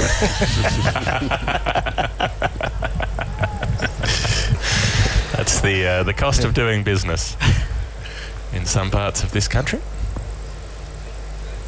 We're in Ahmedabad. Wokes in and bowls back of a length and trying to play it to the onside. Curious sort of shot from Labuschagne. Just tried to wrist across the line and in the end was happy to just play the ball down into the pitch. Bailed out of looking to flick it through square leg and just patted it on the head. Chris Wokes has a laugh about it. Yeah, again, I think he just realised that the ball hadn't come on. He was ready to just use his wrists, play it towards that vacant square leg region. It just didn't come on, so just chose to defend it into the pitch. Wokes. Right arm over to Labuschagne, who tries to drive through mid-off, but that ball, the length wasn't there for it. It wasn't full enough. And it cramps him up, and he can only play it hard down into the ground again. So they've struggled to get away. Labuschagne especially, 5 from 16 balls. Yeah, before this game, just 2 other batters had a lower strike rate than Marnus, 2 of the Afghans. And so Marnus comes into this game with a strike rate of 77, averaging 33. He really hasn't set this World Cup alight yet, anyway. Wokes up to him, and he plays a huge drive and misses completely and stays down on one knee with the bat over his left shoulder. Like a mirror image Brian Lara, except for the fact that he didn't hit the ball. 48 for 2 remains the score. If this were the 1992 World Cup, those numbers would be great. Averaging 33, strike rate of 70. Yeah. Slaying it. Probably one of the stars of the tournament. Yeah. The run rate's gone up over to a runner ball. Oh, wow. 77 strike rate. Like, who are you, Mark? Great batch. Well, Australia's run rate has gone down to 4.8 when it was well over 6 earlier. Wokes in to the pads this time and gets an outside edge as he plays across the line, Labuschagne, and there's a bit of swing there. So 10 overs gone. Chris Wokes has 2 for 23. Stephen Smith on 13. Marnus Labuschagne on 5. Australia 48 for 2. I'll leave you with Bharat Sundaresan with Jonathan Agnew to come in. Australia were flying with the openers, David Warner and Travis Head. Travis Head obviously getting out for 11 before Warner had even faced a single ball. Then the slow pitch, ball's not coming on. Both Marnus and Steve Smith have tried to force the issue, but haven't been successful so far. Could easily have played on to their stumps time each, and Jonathan Agnew comes in. Hello, Bharat. Very nice to see you. And you're very conservatively dressed by your standards today, which is I am. a bit of a surprise. I have the national or the state flower of South Australia on my shirt. That's Right. the Sturt Desert Pea. Very nice. So magpies on my shorts. Magpies, obviously the reigning champions of the AFL. Oh, I see. So there is some logic to this. There is. Okay. I'd assumed it was just thrown together. Not at all. Nothing is just thrown together. Fair Jonathan. enough. Well, I get that now. 48 for 2. England have a couple of wickets. The 2 openers are out. Smith and Labuschagne together. And Mark Wood's on the way, urged on by the crowd. His first ball is a good length on off stump and played back to the bowler, and there's no run. Yeah, 48 off that power play last game. Australia 118 without loss after 10 overs, so England will be pleased with that. They'd also be pleased with just the 4 4s and 1 6 in that opening 60 balls. Just shows you get a couple of wickets, you can peg it back, because Australia not necessarily going to rebuild here, but they'll have an eye. 48 for 2. It means that Smith and Labuschagne can play their natural games for a little while, get themselves in. Slip's gone. There's 5 inside the circle. As Mark Wood again, who's had a pretty tricky World Cup, moves in, bowls. A bit of bounce there. Lifts and hits Smith up on the bottom hand. He turns the ball away into the leg side. What's Mark Wood going at the moment? I mean, he's very about 7 and over, wasn't he, on average? Yeah, he's had a couple of games where he has really gone round the park. 5 for 55 runs off 5 overs against New Zealand in the opening game here. He went for 76 off 7 overs against South Africa. He's got 4 wickets at 69 apiece. Yeah, it's not been an easy World Cup for him, that's for sure. 48 for 2. In the 11th over, he wheels round in the distance, turns on the run, and then comes scampering in again. Past umpire Erasmus, and he bowls, and Smith's got that away into the leg side from a ball. I think they would have missed off stump probably. But he gets in these very peculiar positions. Flicks it away. Root Fields, one more, 49 for 2.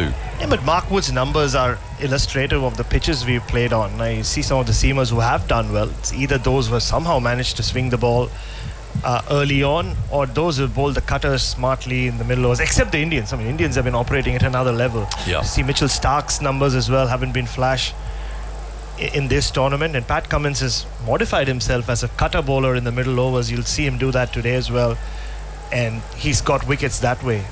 Extra pace on the ball, that's what the batters have been waiting for, and already we've seen this afternoon. Wokes and Willie have not been easy to put away. 49 for 2 in the 11th over. Labuschagne on strike. Wood comes in, bowls to him, and he drives.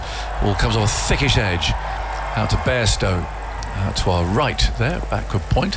Crowd getting energised, coming in now. It's just impossible to tell how many are in here. It's such a cavern. Absolutely immense ground. And there might be, I don't know, 15,000 in for all we know, but it's impossible to tell. I guess a better way for them to do it would be just fill up one stand at a time. Well, I think you're right. They're all scattered everywhere, all over the place, way up high, some of right at the very top up there, gazing down. Here comes Wood, bowls, and that's tucked away into the leg side, a little awkwardly by Smith. He'll look for 2, as Rashid hasn't got the strongest arm, but in fact he's got that away, so just 1 run it is. 51 for 2. I'm just thinking of our old friends listening in Melbourne in particular, how this entire stadium compares to the height of the Shane Warne stand, the Great Southern Stand as it was known before. Do you think it's higher here than that stand? I think it looks higher also because it's just 2 tiers, right? Yes. I think at the MCG, because of all these nooks and crannies that you see all around, including even with the Great Southern Stand, all the corporate boxes, I won't say it looks smaller, But this just looks bigger as a result. It's vast. Yes. It goes all the way around at the same height. There's these 2 tiers. There's some posh boxes down there at the far end that I've got some people in today. 51 for 2 in the 11th over. Wood gives a great leap and bowls, and that's tucked away into the leg side by Labuschagne, fielded by Stokes. And that's the end of reasonable over there, actually, from Wood. There's 3 singles coming from it, but as I say, Australia's a little bit pegged back with the loss of those 2 wickets. Just about the stadium as well, Jonathan. You'll be happy to know that the last ever cricket game that was played here before it was brought down, I played in it, took a couple of wickets. It was a West Zone versus South Zone journalist match. Oh, I see. I said that good. It ended. They saw me bowl off my wrong foot, right, and they said, "Yeah, that's enough. We need to demolish the ground." You're off the wrong footer, are you? Oh yes, very much so. Yeah. You'd be quite a sight because you've got long hair. And is it quite a quick approach to the ground? Is the hair flowing? It is flowing, yeah. Oh, Barrett, I need to see it. There are clips of my bowling. Oh, there. Well, I've done the rounds on social media. If I'm really desperate, I'll have a look. I've got another long flight to look forward to. 51 for 2. And Wokes is going to continue. So he's into his 6th over now. Might be puffing a bit in this heat. But he has taken those 2 wickets. And in he goes again now, and he bowls to Smith, who drives thickish outside edge. They're not quite timed, but gets a single out to deep point. 53 for 2. Aggers, you were talking about cricketing injuries before the game. I was. How's yours, Barrett? You were carrying one in the summer, weren't you?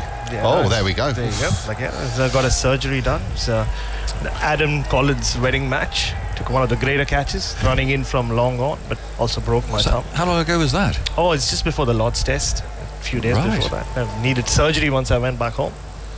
And goes Wokes, bowls on the off stump, pushed away out to cover. And there's but you've got protection on that still, whereas Tim Southey, I have to be honest, I thought his injury looked really possibly worse. Oh. He's out playing again.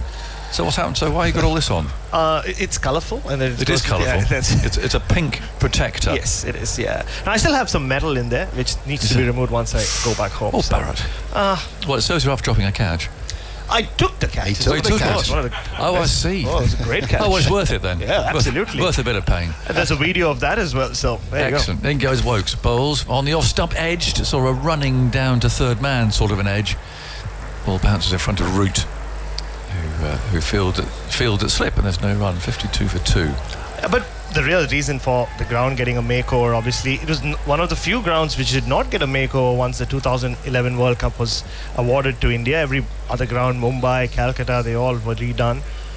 But 2015 is when it was brought down. A year before that, Narendra Modi and the BJP win the elections for the first time. And this was the first project after that. Is that right? In goes Wokes again, bowls short and pulled into the leg side, out towards deep mid-wicket. The ball heading out towards the boundary, it'll get there as well. Didn't quite come out of the middle of the bat there, but Labuschagne's got enough on it. And the fielder at deep mid-wicket couldn't get there. An Australian flag flies somewhere in this cavernous ground. I saw it there on the picture. And it goes to 56 for 2. It's hard to imagine because the actual site of the ground is the same, isn't it? So after a number of test matches here, but I mean, it's just completely, it's just beyond all recognition. But it's got a very good infrastructure, so you can get to it, get out of it. In goes Wokes, bowls, and that's just gone past Root's right hand, down to third man. A desperate save down there. Very well done too by Rashid. He keeps that in. He's not the quickest, but they're under pressure going to his left. A nice piece of work. 57 for 2. The ball to go in the 12th. Yeah, just to finish off on the stadium got built in 2004. It was brought down in 2015. But it wasn't named the Narendra Modi Stadium till the morning of the first international game here. I'm sure you were there. So it was a big surprise for him, was it? Oh, yes, it was. I would guess so. Yeah, I'm sure. 57 for 2. Ball to go in the 12th. In goes Wokes. Over the wicket. There now, and he bowls. That's flicked away from around about off stump again. Maybe even missing off stump. Out to long leg. And they take a run. Lovely to see you, Barrett. She'll catch up with you during the course of the day. And it's 58 for 2. 12 overs gone. Smith 17. Labuschagne has 11. Both openers have been dismissed. So Head and Warner both dispatched. So a nice start for England, just pegging Australia back a little bit. Here's the man of the moment, Aaron Fitch. You didn't tell me you're bringing out the trophy as well. I mean, you're just doing everything. You'll be rolling the pitch soon. You've been everywhere in this tournament. Oh, it feels like it at the moment too.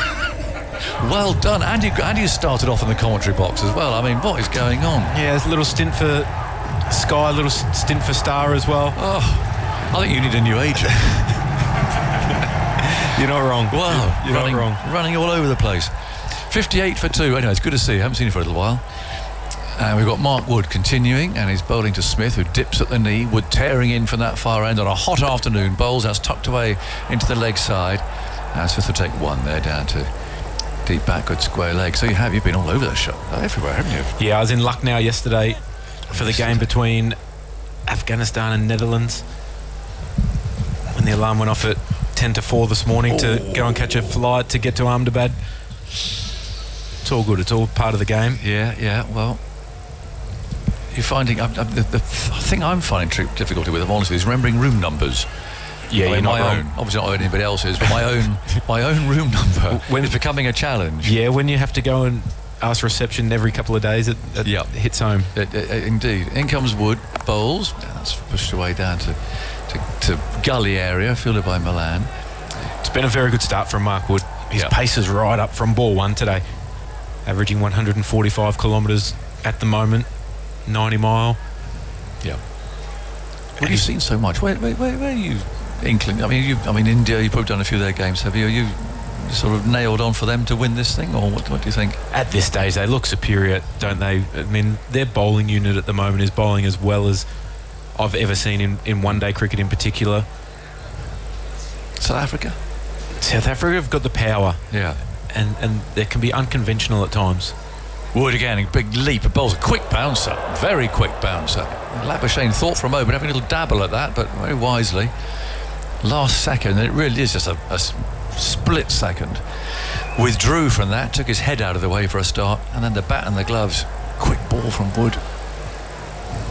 It's nice to see. Buoyed, I think, by those couple of wickets that fell. Yeah, I've seen a bit of South Africa actually, and they don't look rattled, and that's something that they obviously have done in World Cups before. They've actually been quite calm. Yeah, the game that they lost, they had to chase, and it was a modest chase as well against the Netherlands, so that would still be at the back of their mind.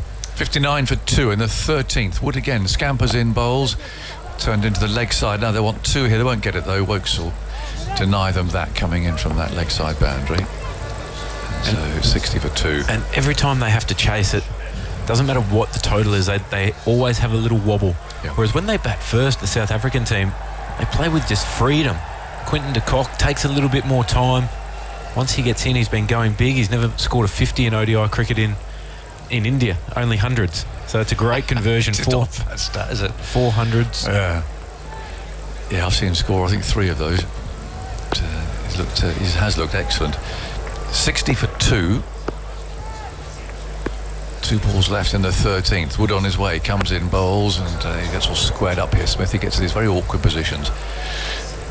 And climbs and hits him up on the thigh, I'd say. Yeah, Quinton de Kock with those 400s, batting second, scores of 20 and 24. So as you say, in the back of their mind, batting second might still be a question. Well, it might be hot. That's the trouble. I mean, we've seen him not keep wicket, and there's been a bit of rumbling about that, hasn't there? He goes out, smacks 100 and then doesn't feel anymore. And there's been a few people talking about that. Is there? Oh yeah, I have been for a start. Doesn't seem right to me. Whilst poor bowlers are out there flogging away, you know. Yeah, I don't mind it. Heinrich Klaassen did it against England when he got that brilliant 100 at Wankhede Stadium. Yeah. Then comes Wood, bowls, tucked away down towards long leg, and Rashid will field that. They'll take a single. I mean, it is hot, of course it is. But do you think it's right that they don't come out and field because they're a bit tired? Well, you can justify it any way that you want. That's the issue that you're faced with as an opposition. Because you go straight to the fourth umpire and you say, where is he? Why isn't he on the field? Well, you do. This is an unfair advantage. And my point really, Aaron, was not so much those games, but a semi-final. You know, if it's a real crunch game, I could just see that. I thought that they should do something about it, because that could be something. Because they set a precedent now. I mean, they haven't come out and fielded, have they? So that's 3 occasions now that South Africa haven't. The batsman's gone out there and smashed 100, hasn't fielded. That's quite a lot. It is a lot. They have allowed it to happen. I can see it being a bit in a niggly semi-final, because they can be a bit like that, can't they, to get through to the final. Anyway, I don't suppose anything will happen, or even that it might raise its head. But now we've got Livingston coming on here, and he's coming on quite early too. He's coming on before Moeen, and he's going to try and just run the ball away. Yeah, it's an unusual decision, I think, especially with Adil Rashid in the side as well. Yeah. It looks as though the way Liam Livingston's warming up, that he will bowl leg spin. That would be preferred with 2 right-handers at the crease. Do you think Joss Butler thinks these two are just kind of playing their way a bit here? We'll just get a couple of overs at Livingston. Yeah, potentially. And I think he might find it a little bit more difficult to get overs out of Moeen Ali now. Now we've got Livingston coming in bowling. First ball is just short of a length, tucked away around the corner. It was a wrist spinner. It turned ever so slowly, picked up there by Wood inside the circle. So he's got a deep point and a long off, a long on and a deep square leg. And as Livingston trots in again, bowls, and it's a little bit short and cut off the back foot. Single to Smith takes him to 20 from 27 balls. Then hit 1 boundary in that. Labuschagne's hit 2. So after Head and Warner were full of intent, but both got out. It's just a little bit of rebuilding going on here. 62 for 2. So that's possibly why Butler saw, I'll just get a couple of overs of Livingston in while they're just playing themselves in here. Yeah, that's right. And with the man at deep square leg in front of square, expect Marnus Labuschagne to try and sweep. There he goes, and that's a bottom-handed drive out to go out to cover. Funny old shot that. 62 for 2. 13.3 overs gone. Livingston again bowls, and that's cut off the back foot. Out to deep point, they take a single. I find it quite hard to see the ball today, I don't know about you, but whether it's the glass or whatever it may be, I don't know, but white ball sometimes can play tricks with you a little bit. Watching from a long way away. 63 for 2, and goes Livingston again. Bowls, and that's cut off the back foot again. A bit short here. Picked off. Wokes is the fielder. The inexplicable black paint on the window doesn't help, does it? Well, it doesn't. You're right, there are a few smears, but I think maybe I've miscalculated by wearing a white shirt, which reflects, and therefore I think you might be reading a bit too much into that. I think that's it. Here's the next one then. Pushed away out to cover, to end the over, and Willie Fields, so 64 for 2 with 14 overs gone. Smith 21, Labuschagne 13. Is this the first Ashes match you've done from this side of the fence? Yes, it is. How do you feel about it? I mean, it's a bit.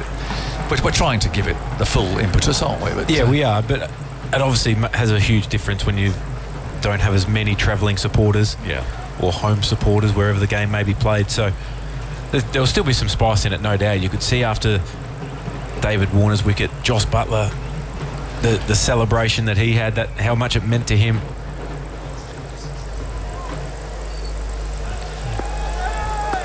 .64 for 2. Yes, it's different, isn't it? I mean, even at the bottom of the table, desperately want to win this one. Smith 21 not out. Waits as Wood's on his way in. He bowls to him and he works that away again. He sort of shovels the ball around the corner. He's such a difficult man to bowl at. It really is. I mean, a lot of this will be missing off stump, I think. He gets it away behind there, and a little bit wider you go, and bang, he hits you out square. Yeah, and he's getting as far across his stumps as I've seen him for a long time as well. I've seen him leading edge quite a few balls already today. One of his first balls, he got right across and it was in front of middle stump, and almost as if he was too early through the ball. You'd have seen him, I guess, as a real youngster, wouldn't you? I mean, did he always bat like this? Right in his early days? Not as pronounced as what it is now. He's gone to a new level now with the amount of movement across his stumps. Here's Wood again, bowls, and Labuschagne forces to point. He's just struggling to get off strike at the moment, Marnus. There's not a real lot of flow into his game at the moment. 13 off 31 deliveries, striking at just 42. It just feels as though he's building for something. There will be a big shot come in the next over or so. There'll be a calculated risk at some point, as he doesn't want this pressure to continue to build up on him. There's a slip there. Root's taken a catch already today. Dismiss Travis Head off Chris Wokes. 65 for 2 in the 15th over. England Australia. here in Ahmedabad in the Cricket World Cup. Woods on his way, and he bowls and stuck away into the leg side, runs that first one busily. So we'll get those Stokes fields. It's interesting because he must have gone through a few troughs, Smith. And the obvious thing for a coach to say is, yeah, but look where you're getting, look at the positions you're getting in. But actually, by the sounds of it, that wouldn't have happened. They've just let him continue in his own way. Yeah, I think one of his great strengths is his mental toughness. So his ability to understand what he's trying to do with his technique. And when you go through a significant change, he used to be very side on, quite still. And then he started exaggerating that back and across movement, and the back lift started to go out more towards backward point or gully. And for me, that just said how mentally strong it was for him to commit to that at international level. Yes. Since he started playing international cricket, there hasn't been a huge amount of time when you go away and you have time to work on your game or really groove a change in your technique. He's on strike now, dip at the knee, the bat waving around as Woods on his way. There's a slip there, bowls a quick bouncer. That's quick. Yeah, and he dipped out of the way again there, rather like Labuschagne did in the previous over. Looking for the speed to come up on the screen there, but it's not coming up. But this over so far, 146s and 147, and that was a quick ball on an Indian pitch. That's got some wheels on it. It sure does, and especially on a surface that's been a touch slow throughout. Steve Smith not in any position to attack that delivery, just sways out of the way, bobs his head at the last minute. Did you miss facing that? Not particularly. Here's Wood again, rushing in from the far end, bowls, and again he works that ball away off his hip. That's a deep backward square leg. One more, 67 for 2. I've never understood why batsmen somehow enjoy this. And it's interesting what we're talking about, Steve Smith's technique, and there's just a graphic coming up on the replay screen at the moment. The amount that he's moving to each different bowler that he's faced so far. There's one against Wokes, Wood and Willie, 3 Ws, and it changes his technique depending on who he's facing, and that's the sign of somebody who understands his own game, but tactically is so adept to change on the fly, and that's happening over to over, and that's not easy. Labuschagne waiting. Wood comes in, bowls to him, and now it's his turn to tuck that away. Now we'll get a couple here this time. Stokes has long chase out towards deep mid-wicket. And it beats Wokes to that, and they're going to come back for 3. That's really good running. A rather wild return there from Willie, hurling the ball at the stumps as they make that 3rd run. Good effort. They were puffing a bit. Labuschagne's having a breather. In fact, they're all going to have a breather. They're going to have a drinks break. 70 for 2, 15 overs gone. Got the ground staff tearing on too. Quite an army of them rushing on. And the inevitable drinks cart that comes on that doesn't go anywhere near the players. No, everybody ignores. On it comes anyway. They've managed to flog some sponsorship there. And the ground staff will get about dusting up the pitch. So 70 for 2 from 15 overs.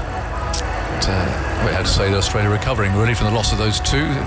He's to put on 32 together now since Warner was caught by Willie, giving Wokes that 2nd wicket. And of course, you can always watch the highlights on our BBC Sport website and the app. Now, the New Zealand-Pakistan game, and that is important because if New Zealand win that game, it condemns 4 people or 4 teams to be knocked out, including England. That's going on the BBC Sport website. Pakistan are chasing 402. So that's going to be quite a tall order, I would think, down there in Bangalore. I watched Pakistan the other day playing in Calcutta. Actually, they knocked those off pretty well against Bangladesh and did their net run rates and good. We're getting down to that phase now where net run rates and points and all these things start to come into it. But yeah, at this point of the tournament, it's so hard to change your net run rate significantly. That's why you have to keep that in mind at the start of the tournament. Once you get into a position in a match where you think that you're comfortable enough to win the game, you have to go all out attack. It's interesting to note again, another case of a team winning the toss and sticking the opposition in.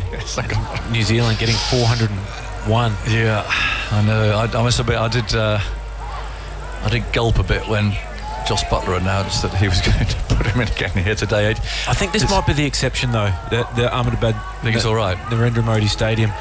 It does seem to get a lot more dewy than other grounds around India, and it tends to come in a little bit earlier as well. So there's been that crossover period between the sun going down and the lights taking full effect, where the ball seems to zip around and swing and seam a lot more than what we've seen in the first half of the match. So a lot of times teams are already 2 or 3 down and the game's almost gone by the time that ball and the wicket flattens out and the dew starts to come.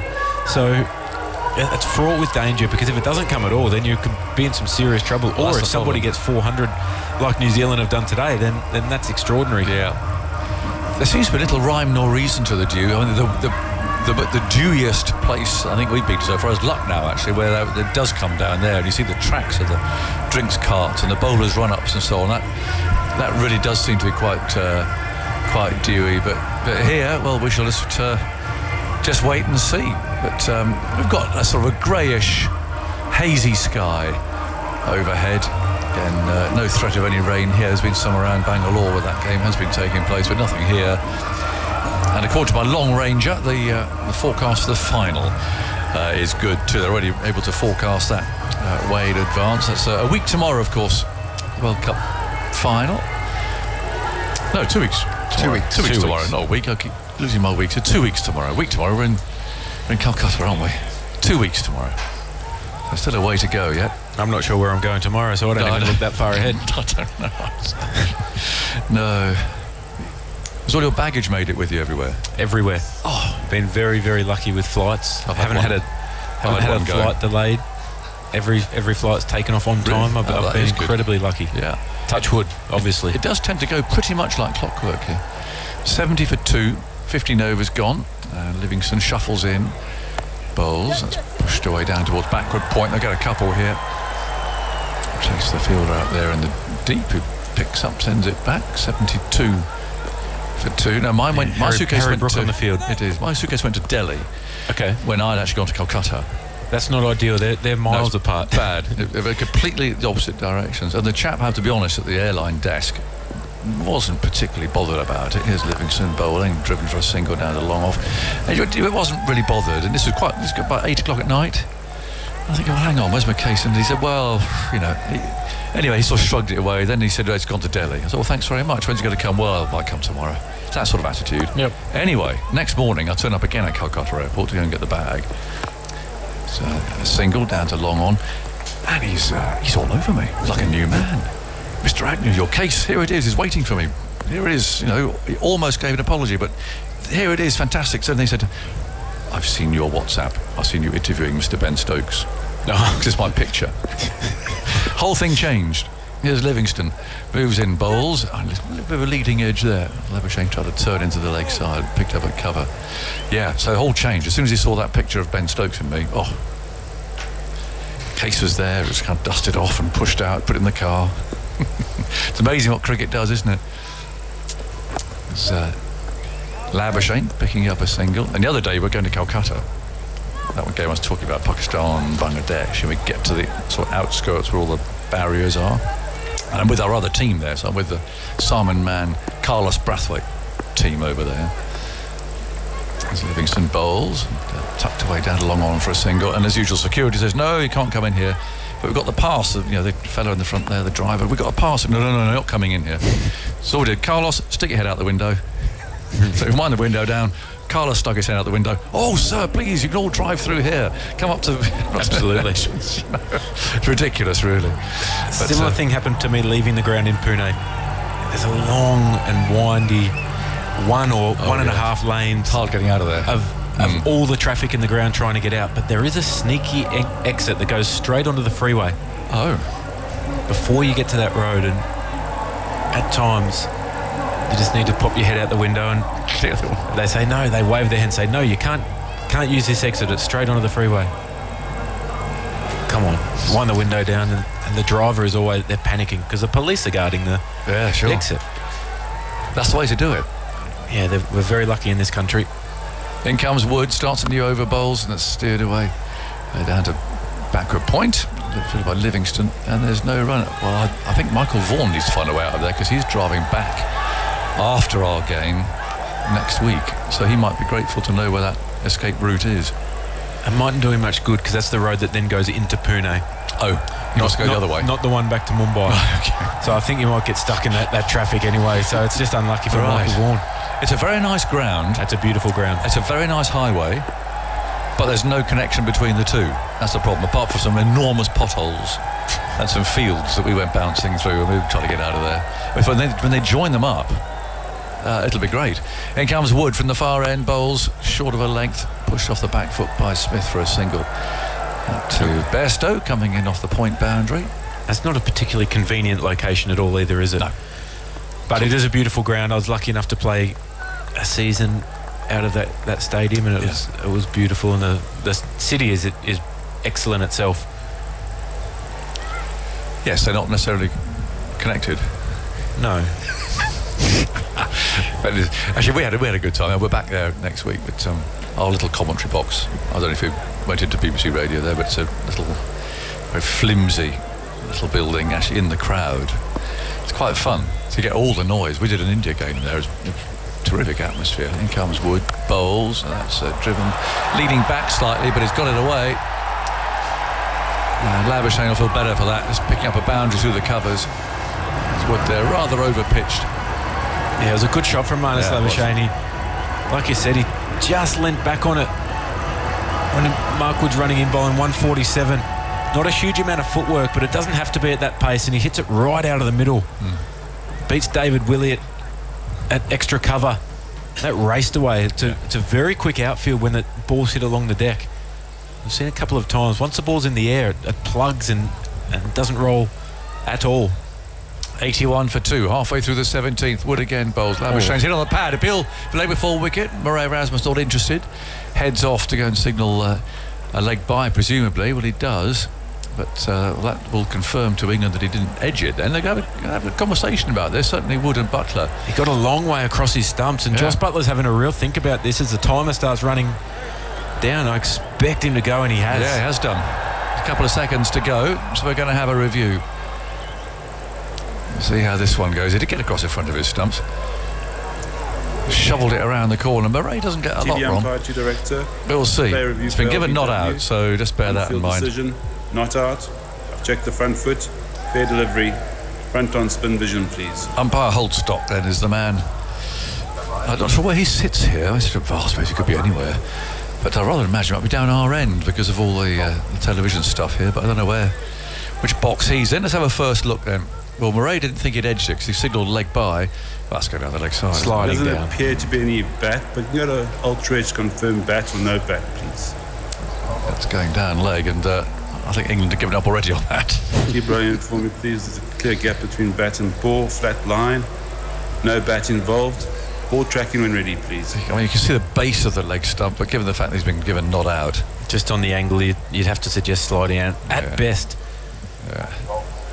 Might be 1% clipping, so they keep their review. Decision, not out. Pitching out off, impacting line. Missing. Wickets missing. Murray, you can stay with the original not out decision. Stand by. You on screen signal? No. Well on Murray, he gets a lot right. Our friendly South African.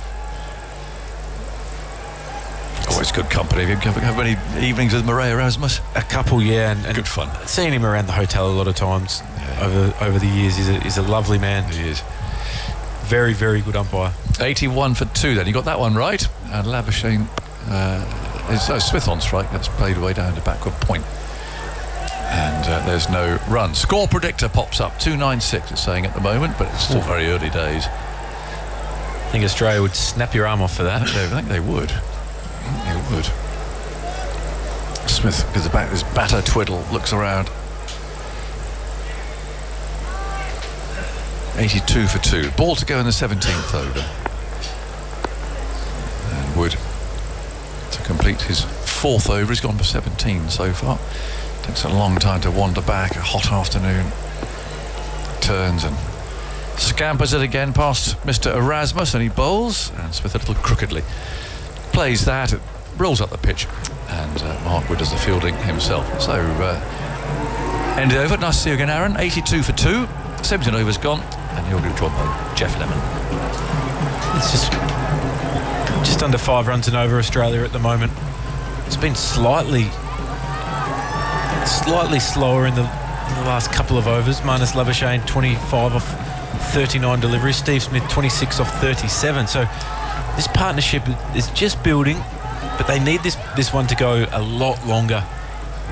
They've already gone 68 deliveries, so you can't afford to have to restart again, particularly on a wicket like this where it looks like it's slightly slow and there's been enough movement.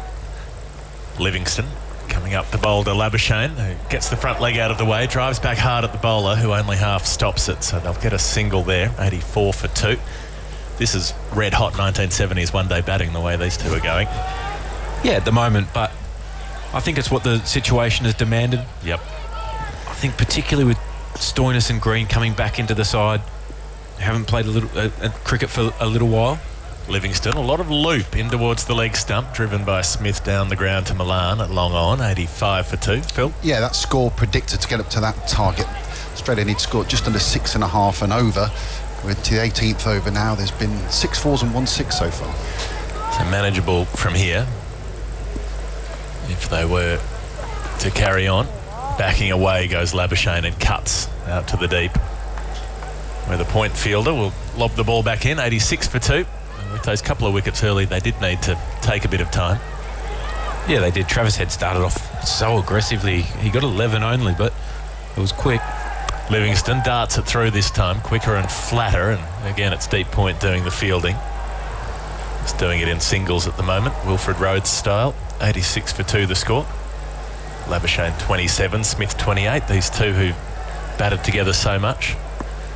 I'm sure English listeners will be overjoyed at hearing Smith and Labuschagne forging a partnership. There's another run for it as Labuschagne cuts out to the deep point sweeper once more. 87 for 2. They've got one run from every ball this over. Yeah, it's been risk-free batting at the moment, and I still find it unusual that Livingston's still on. I think they'll be able to find enough overs throughout the middle of the game, particularly if they pick up a wicket, they can go back to him. But I think Adil Rashid, go to your number one spinner first. Livingston, there's some loop coming down the pitch, whipping it to the leg side and getting it past the short mid-wicket fielder. Malan has to come all the way around from long on to a fairly wide position. That's a 50 partnership between Smith and Labuschagne, with a single from all 6 balls of that Liam Livingston over. He's bowled 3 overs, none for 15. Mark Wood 4 overs, none for 17. Australia 88 for 2 in the 18th over after being invited to bat. Former Australian captain Aaron Finch has wandered off. Former England captain Michael Vaughan is back to take his place, and this is the kind of one-day cricket that doesn't necessarily thrill everybody, but it's good technical stuff. I've got to be honest, Jeffrey, this is the kind of one-day cricket that I produced. Just one, the odd one. Nice partnership, 50 off 74. It's a bit of a throwback. Australia just trying to rebuild those 2 wickets that Chris Woakes got. Big wickets of Travis Head and David Warner have been in electric form. Yeah. And now the spinners come on. Liam Livingston's done a decent job, 3 overs for 15. Adil Rashid, I can see he's warmed up. Moeen Ali's now going to come into the attack with those fancy boots on, bright blue and with a yellow stripe and a luminous yellow kind of stripe down the side. One of the Indian players had these on the other day, didn't they? I think they're quite common. The brand that most of the players are using seem to have produced, I think, some bright orange one for the Netherlands. And right. I think most teams have got. They're not always in perfect kind of contrast with the kit. The blue doesn't match. The boots are a bit brighter. Moeen Ali will bowl to Smith, who's coming across very early and playing a lap shot down to fine leg, kneeling down outside the off stump and letting that deflect off the face of the bat. 89 for 2. Phil? The 10th time Moeen Ali has bowled in a one-day international in India. He now has 1 wicket for 355 runs, but that 1 wicket is Sachin Tendulkar. Virat Kohli. Everybody got Sachin out at some point. Moeen Ali comes up, bowls Labuschagne trying to cut, hits it straight to David Willey at cover. 89 for 2, still the score. Yeah, there's going to come a time where Labuschagne's going to have to take a risk. He's 28 from 43, and it's where his risk can be taken. Extra cover maybe over top of mid-off. Moeen bowls very flat. Labuschagne steps across outside the off stump, flicks it away into the leg side. Can't beat the field. If he takes a risk and gets out at this point, that's when it really damages Australia. Strike rate of 63 in this innings. Moeen Labuschagne carves him away off the outside edge. A little bit fortunate, but he'll take the 4 runs down through deep third. Was looking to hit that square of the wicket. Gets it fine, goes up to 32. They're 93 for 2 Australia. Yeah, that was a panic shot from Labuschagne. He knows he's got to get this scoreboard ticking. Ball just outside off stump, and he just kind of rocks back. He gives himself a bit of space. Thick outside edge. He gets a fortunate boundary. Might have been playing for turn there, and there was none. Expecting it to come back into him a little bit. Takes the outside edge. Malan bowls again, gives it a little bit more flight. They take a quick single to mid-wicket, racing through, and a direct hit might have had Steve Smith. It deflects off Joss Butler's gloves and away to backward point. There's no overthrow. They make it through, 94 for 2, but that might have been close. Yeah, just a little bit of a delay there from Smith. Livingston at mid-wicket, yeah, direct hit. Would it have been? Yeah, I think it might have just have had Smith. Not exactly a chance. A completely cut and dried one. Would have taken a good bit of fielding. Malan, lots of flight in the air, and Smith outside edge is in for 4. That was a little bit more deliberate, looking to steer the ball, Stephen Smith. And he's got such delicate touch at times. And it races away. So Smith to 34, they're 98 for 2 after 19. Yeah, 10 off Moeen Ali's first over. And he's played that. That's glorious. He just waits and waits. Just only, you're talking it's just the width, really. I don't think it's that short. He plays it because of the wide nature of the delivery, and just lets it come, and he just dabs it past that right leg of Joss Butler. Yeah, that's the over that this partnership needed. It's almost off the gloves from Smith there, just on the very splice of the bat, just under the gloves. And he manages to dab that ball away. So he's got 34 from 42, starting to lift that rate a little bit. Labuschagne 33 from 46, bit of catching up to do. 98 for 2. Well, this is the key period. Adil Rashid into the attack, and 8 wickets in the World Cup. He averages 33.25. He's bowled okay against Australia. He always seems to do pretty well. Adil Rashid, the veteran leg spinner, gives it a rip, gives it some loop, and coming forward to greet it. There's Marnus Labuschagne pressing it to what's Zampa got? 16? Phil with 16, yeah. Adam Zampa's been fantastic for the Aussies. 3 4s and a 3 in there. 4 for 8 against the Dutch. Rashid, bit too wide, and trying to slap it through the offside is Labuschagne. They've got a deep cover sweeper, so he'll only get 1. Sort of opened the wrists up and gave that a clobber.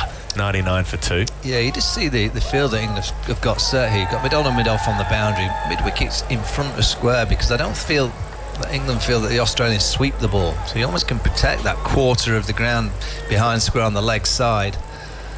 Rashid bowls in tighter to the stumps, and Smith is driving a run down the ground for 1. There's the 100 for Australia, 100 for 2. Labuschagne will play that sweep in front of square. He plays that, we've been calling it the straight sweep, where he gets down very low to the ground and hits it hard through mid-wicket, but he doesn't play the one behind square so much, and Smith hates the sweep shot. Got out to it here during the Test series and was furious.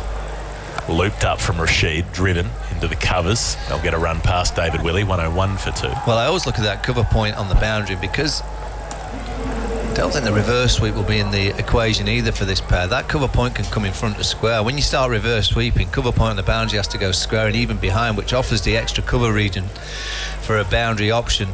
First slip's just been put on the drives, a straight mid-off drive.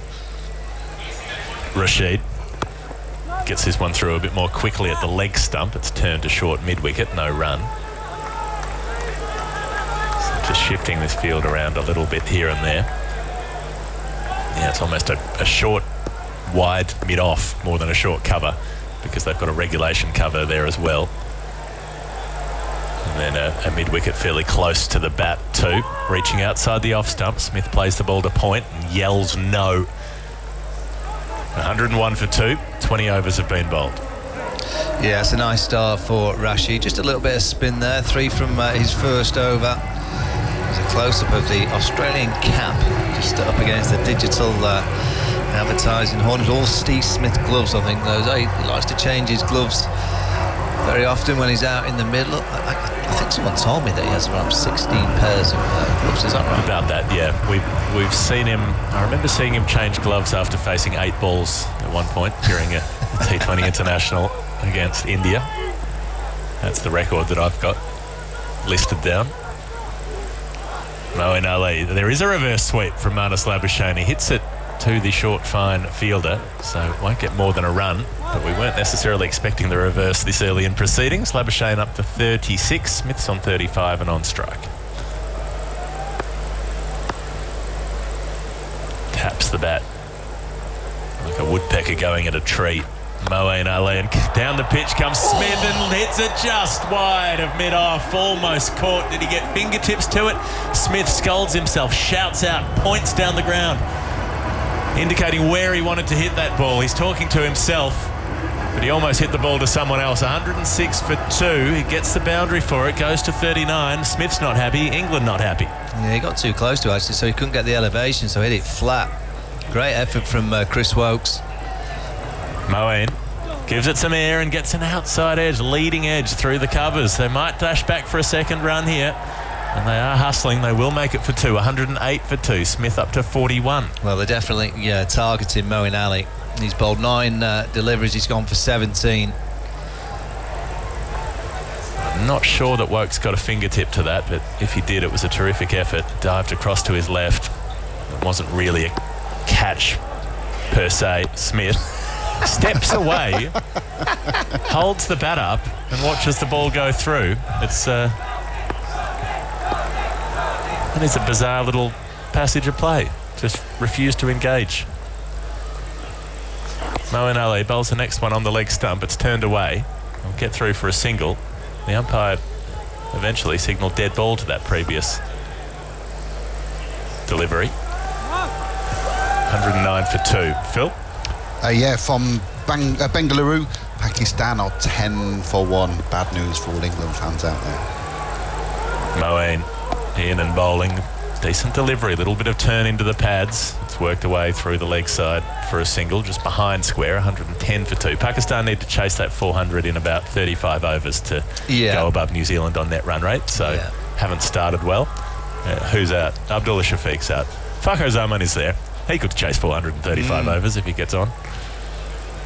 Moeen drops it a little bit shorter, cut hard by Steve Smith out to that deep point sweeper, who I suspect will have a fair bit of work to do today. 21 overs have been bowled. Australia were asked to bat first by England.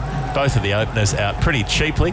It's 111 for 2. Stephen Smith on 43, Marnus Labuschagne on 37. If you want to listen to the New Zealand-Pakistan game, that's also available on the BBC Sport website now, so you should be able to find the link. Click through to listen to that.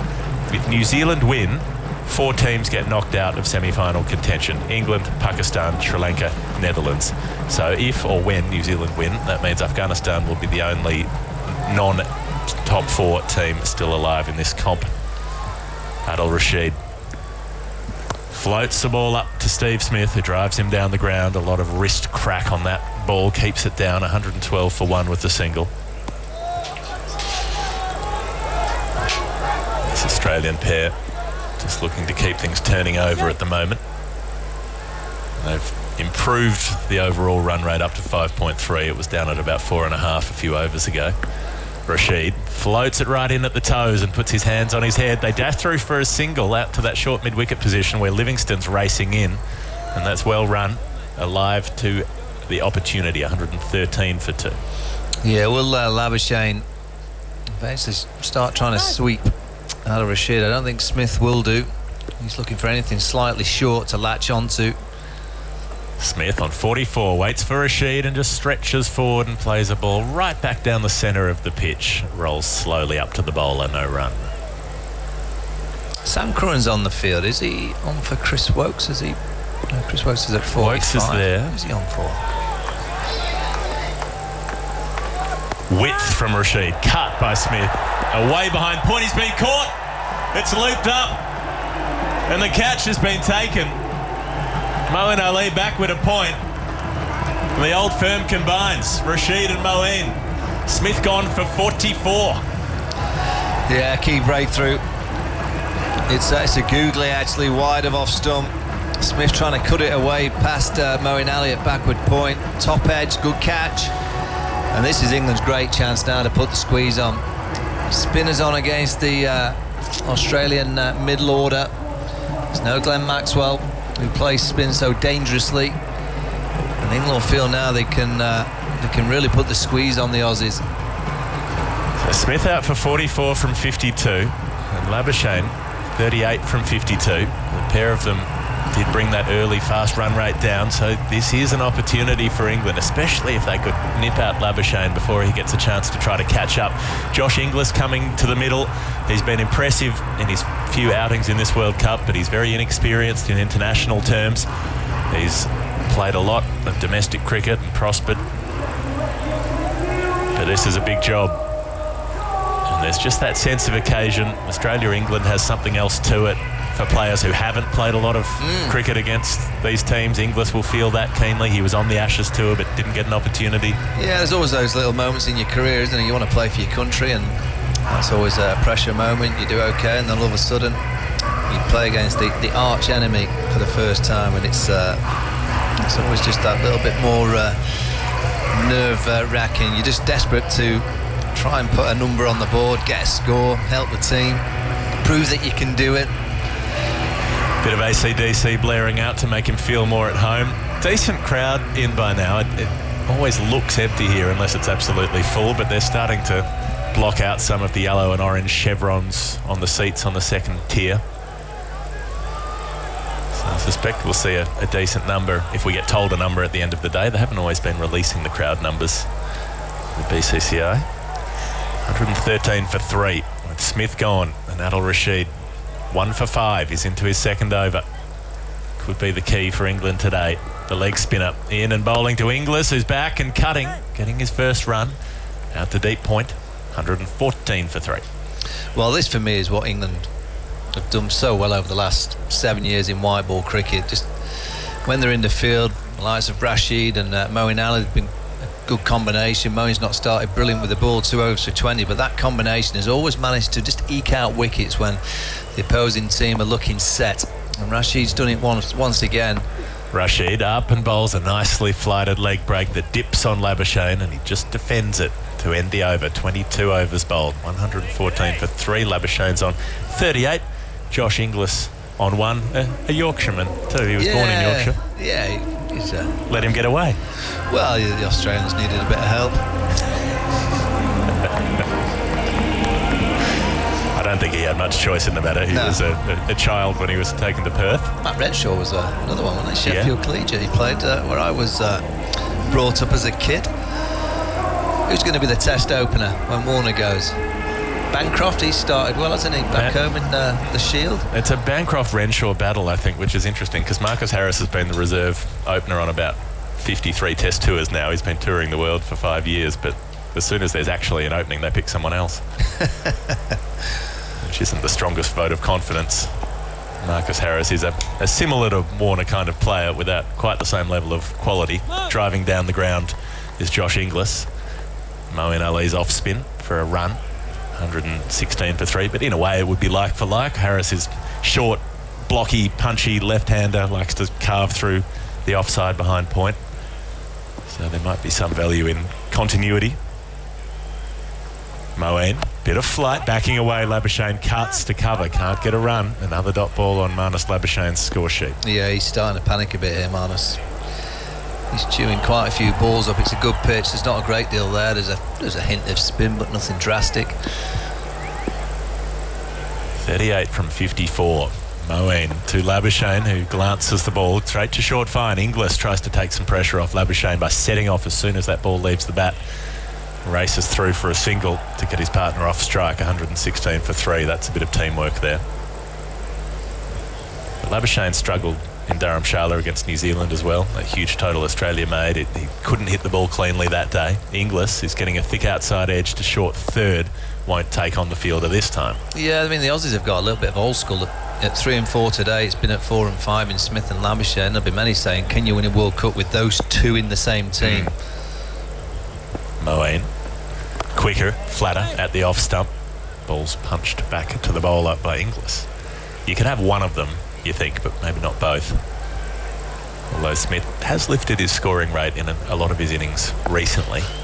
Didn't do it today, but has done so. Moeen coming down the pitch is Inglis and driving him down to long on. Good positive footwork early to end the 23rd over, but only 3 singles from it.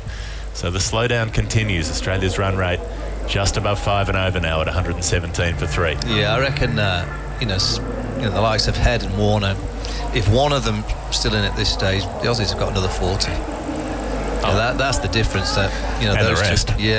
Maybe 50 or 60. But Travis Head is such a dangerous player. He's just got this freedom in all formats of the game. We saw it in the Test series in the UK. He's a brilliant, aggressive player that looks so controlled. And Warner's been in incredible form. That's why it was so important that England got those 2 early. And even if Warner's not smashing boundaries, he's such a good strike rotator. He very rarely soaks up deliveries. Yeah, and I think Travis Head, as soon as spin comes on, he's hitting them out the ground. He's not even thinking of ones. He's thinking, right, it's in my arc, I'm whacking you into the stands. Rashid will continue to Inglis, who tries a reverse sweep and hits it to backward point. Well, that's another one. That is remarkable. He's absolutely picked out the fielder there. And he's gone for 3. It's the same combination. It's Moeen Ali and Adil Rashid. He reached for it, got it down towards the toe of the bat and smacked it at forehead height to Moeen Ali, who caught it in front of his broad-brimmed blue floppy hat. 117 for 4. Australia in some strife now. Yeah, this is perfect for England and Adil Rashid. He's 2.1 overs, 2 for 6, and he knows now that the Aussies are under a huge amount of pressure. Probably won't be able to take too many risks against him, so he's going to be able to just keep chipping away. I actually didn't mind the shot of Josh Inglis. He just hits it straight to Moeen Ali. Head high, decent catch. But I do think you've got to have those kind of shots in your armoury in this era of the game. It just spreads the field more for you, gives you more options, and it makes it more difficult for the captain and the bowler to continuously just churn out the dots. If you can have everyone in front of square, the angles all get a little bit tighter. If you've got 2 fielders that are really fine behind square and you've got your cover point a little bit squarer, more boundary options are there for the batter and more singles. Big C Green in at number 6. Well, it was just an anticlimactic sort of wicket in the end, wasn't it? It was just a casual little shot, very casually caught. There was no celebration. English players just wandered into the huddle. And 117 for 4 in the 24th over. There you go. There's a poster in the stands. It said, "This is the way to decide the Ashes." Is that right? Is this the? I guess it's 2-all. Yeah, still. 2-all. So do we put it down to today? Apart from the moral victory. Yeah. Yes, the moral victory was at least a 4-1, if not a 5-0. A 4-1. 117 for 4. Yeah, look at the last 12 balls, just the 5 singles and 2 wickets. And if you're Australia, I don't know if Cameron Green is the player you want coming in right now. The kind who could very easily find himself 2 off 15 pretty quickly. I think this is Australia's real concern about how they play spin. Yep. Good spin. I think this is their downfall. Rashid bowled to Green with a slip and a short cover, and he's groping forward at it, playing it to that short cover spot with David Willey Fields. 117 for 4. We've seen players like Stoinis and Green thump spin at times, but that's when Australia's on top. Maybe declaration batting in a test match for Green.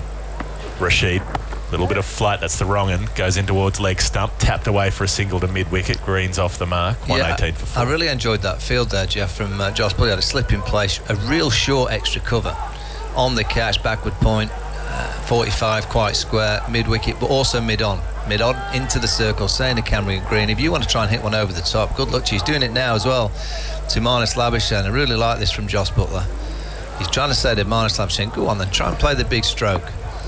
So they've got 3 out, do they, for Labuschagne? Rashid bowls and he reaches for it, plays it towards point. Willie slides across the turf like Elvis, down on his knees. 119 for 4 with the single. Labuschagne to 40. Yeah, I've always Always enjoyed it when fielding captains have that extra bit of boldness. Brendan McCullum was big on that. Get slips in one-day internationals. Have long spells from bowlers who are doing well. Rashid, flat, fast, punched away backward point. Won't get the run. Moeen Ali tumbles to his left. It's busy down He's there. very busy. Thick outside edge again. He's doing as much work as he would if he were bowling right now. So Labuschagne on 40. Green on 1. Tall figure. Hunched over his bat.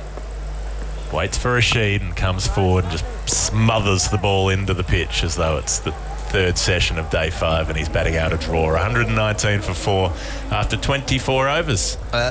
Just looking ahead.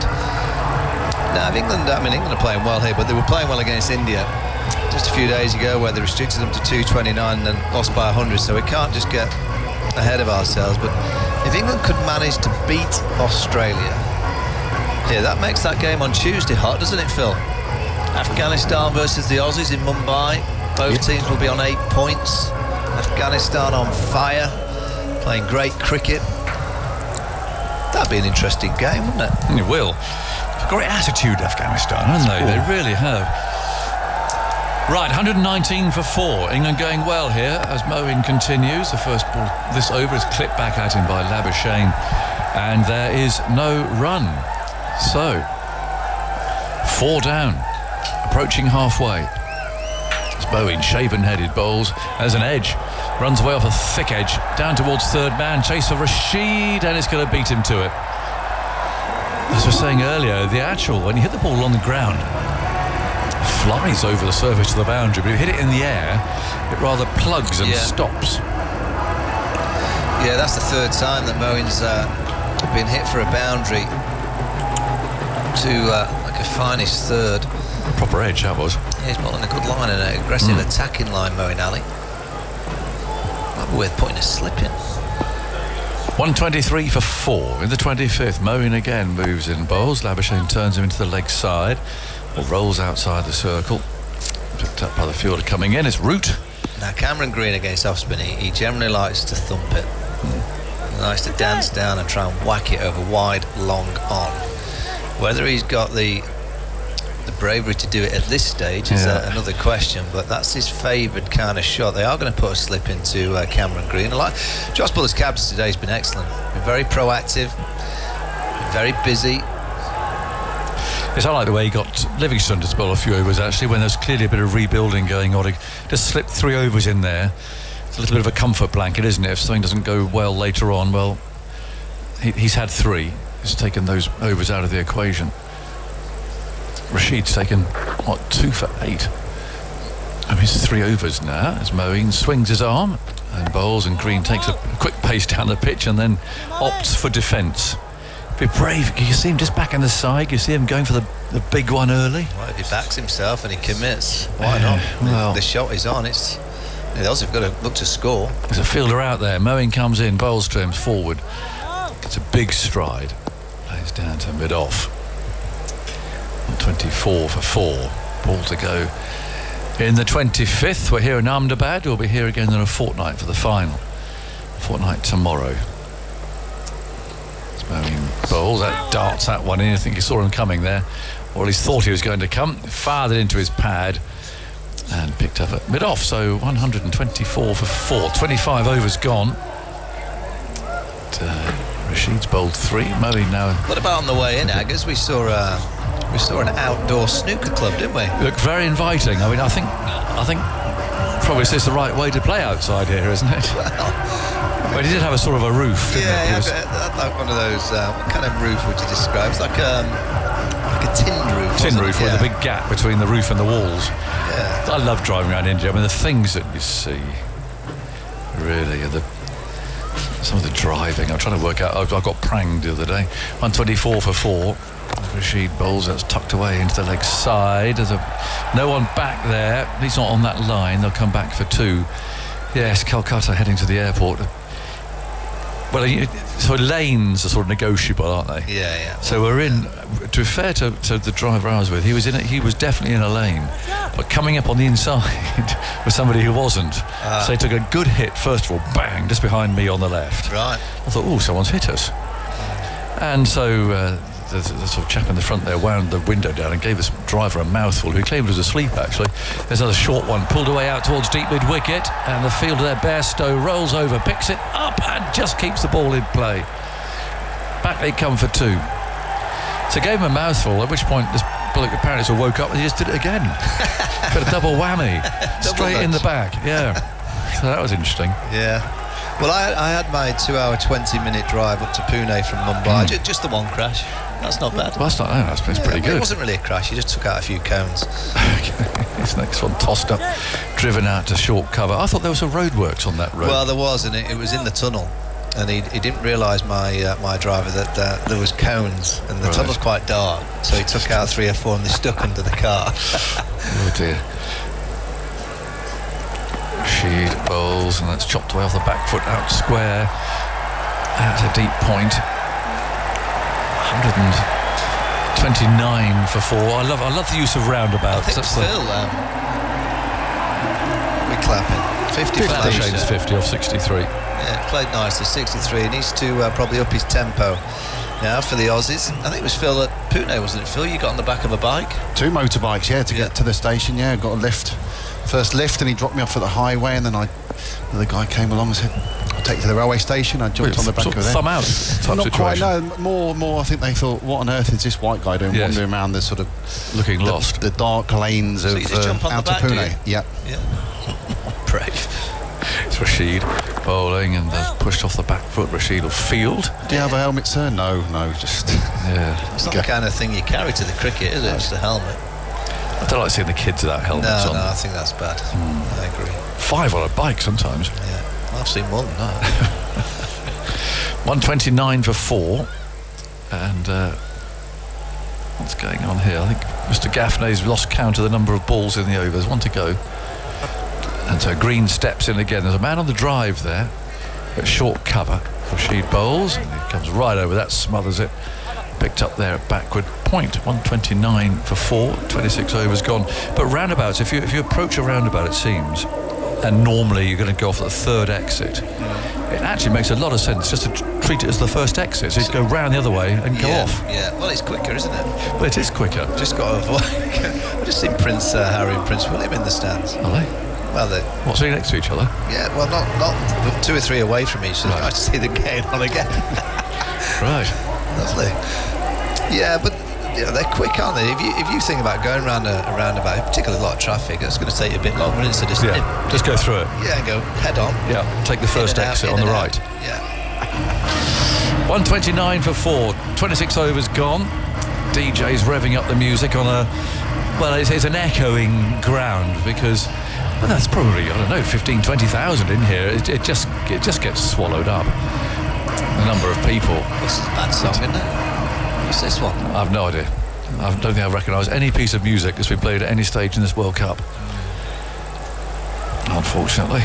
Daddy Cool was on earlier. Yeah, I'd rock around the clock. Not oh, was there? Yeah. Oh, okay, fair enough. So Livingston's back to bowl his 4th over. Trots in, he's like a change of ends, and he bowls, and that's driven into the offside. Labuschagne's got his eye on 2, but I don't think he'll get them. Bairstow comes in with a shadow now, coming in from that side of the ground. Is over there on the west. Yeah, I like this from Butler. Just 2 right-handers out there, so he's turning to leg spin. Liam Livingston just getting it spinning away from the outside edge. Just a little bit, wasn't it? 130 for 4 in the 27th. So how's Green going to play this? There's no... So there's a long on, long off. Livingston again trots in bowls, bit of width there, driven hard now. He'll want 2 here, and he'll certainly get it too, because the field is slightly off balance there as he picks up throws.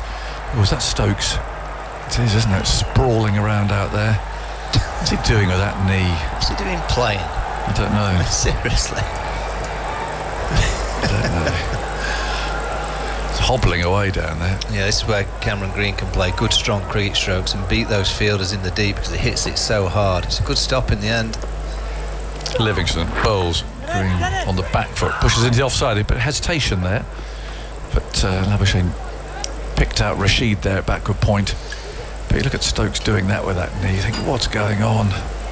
End up on the floor. I just don't understand it when you've got Harry Brook sitting on the bench. He's holding his knee now. Livingston comes in, bowls, steered away off the back foot. Labuschagne takes one, goes to 52 from 65 balls. Yeah, this Australian approach since those actual 2 wickets has been very old school, hasn't it? Just knocking into the gaps, no real looking for the big boundaries. Still a slip there. The next one's tossed up, low full toss, really clipped away down the ground. Green says thanks very much on some of that. Hits it for 4. Well, this is when he can be down, because I reckon if Labuschagne plays that shot, it's a 2 because he doesn't hit it as hard. Cameron Green hits it so hard, so if he beats mid-wicket or extra cover, those boundary riders just won't get the ball. It's race to the boundary. Wow, he hits it hard. Nasty ball though, wasn't it? Shin high full bunger.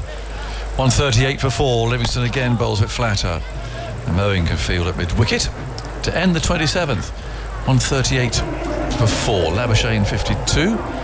Green has 8. And so England just chipping away with his wickets. Head was out for 11, Warner 15, Smith 44. And Labuschagne rebuilt for a little while, and Inglis out for 3. A reverse sweep was caught by Mowing. Point. So England just chipped away when they needed a wicket. They've got one basically in the course of today. 138 for 4. 27 overs gone. Bharat's back. Have you actually had a look outside at all, Bharat? How would you assess the crowd? How many do you think it is? It's impossible to tell, isn't it? Yeah, it is, but it's grown definitely since I was on air last hour or so. So Rashid starts a new over. The first ball's pushed away by Labuschagne to cover. There's a nice little exit. You can go outside out here. I might go out after this stint, go and have a look. See what's going on. 138 for 4. Rashid over the wicket. It's shorter this time, so he can just get back into his stumps, tuck the ball away out to square leg. Take a single for Wokes to field there. Running round, he had a good start today. 2 for 30. He got head caught at slip early, which cheered him up a bit. There were still 1 or 2 balls that weren't necessarily Wokes at his best, but even so, a couple of wickets. And now Rashid again over the wicket, tosses that up. Green slices the drive out to cover. And one out there. Mark Wood's out there on that point boundary. It's quite unusual. It's a really hot day. Yes. I'd say I just had to walk around 20 minutes to get to the ground. Couldn't get any VIP privileges. I tried for them. You're not VIP? Not enough, I guess. Not with the cops in Ahmedabad, anyway. Oh. I have history, I guess. Rashid again, and that's an ugly shot from Labuschagne trying to smear the ball away down the ground. Everyone's a VIP here. It's when you're a VVIP, that's true. Doors open. I mean, but you can sweet talk your way into getting your way in some parts of India, not so much here. No. The next one's a bit shorter, and it's a lovely little shot there. It's a quicker ball, and he's run that away past Mowing, who's dashing after it. Does very well, actually. Mowing's had a good day in the field. And there on his hands and knees, desperately trying to stop the ball going for 4.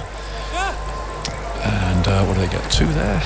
So 142 for 4. Was it lively walking in? Lots of good atmosphere? It was actually. A lot of English fans, I saw. Yes, there are some, yeah. She bowls and chopped off the back foot. Now he runs here again. Chase for Wood, he's not going to get there. A couple of poor balls there, just a bit short. And Green on that one very quickly. Labuschagne rather, he goes to 59.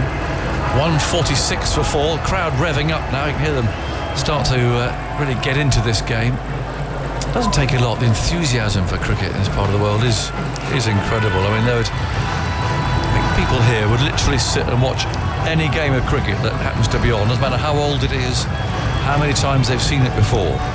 They just sit and watch.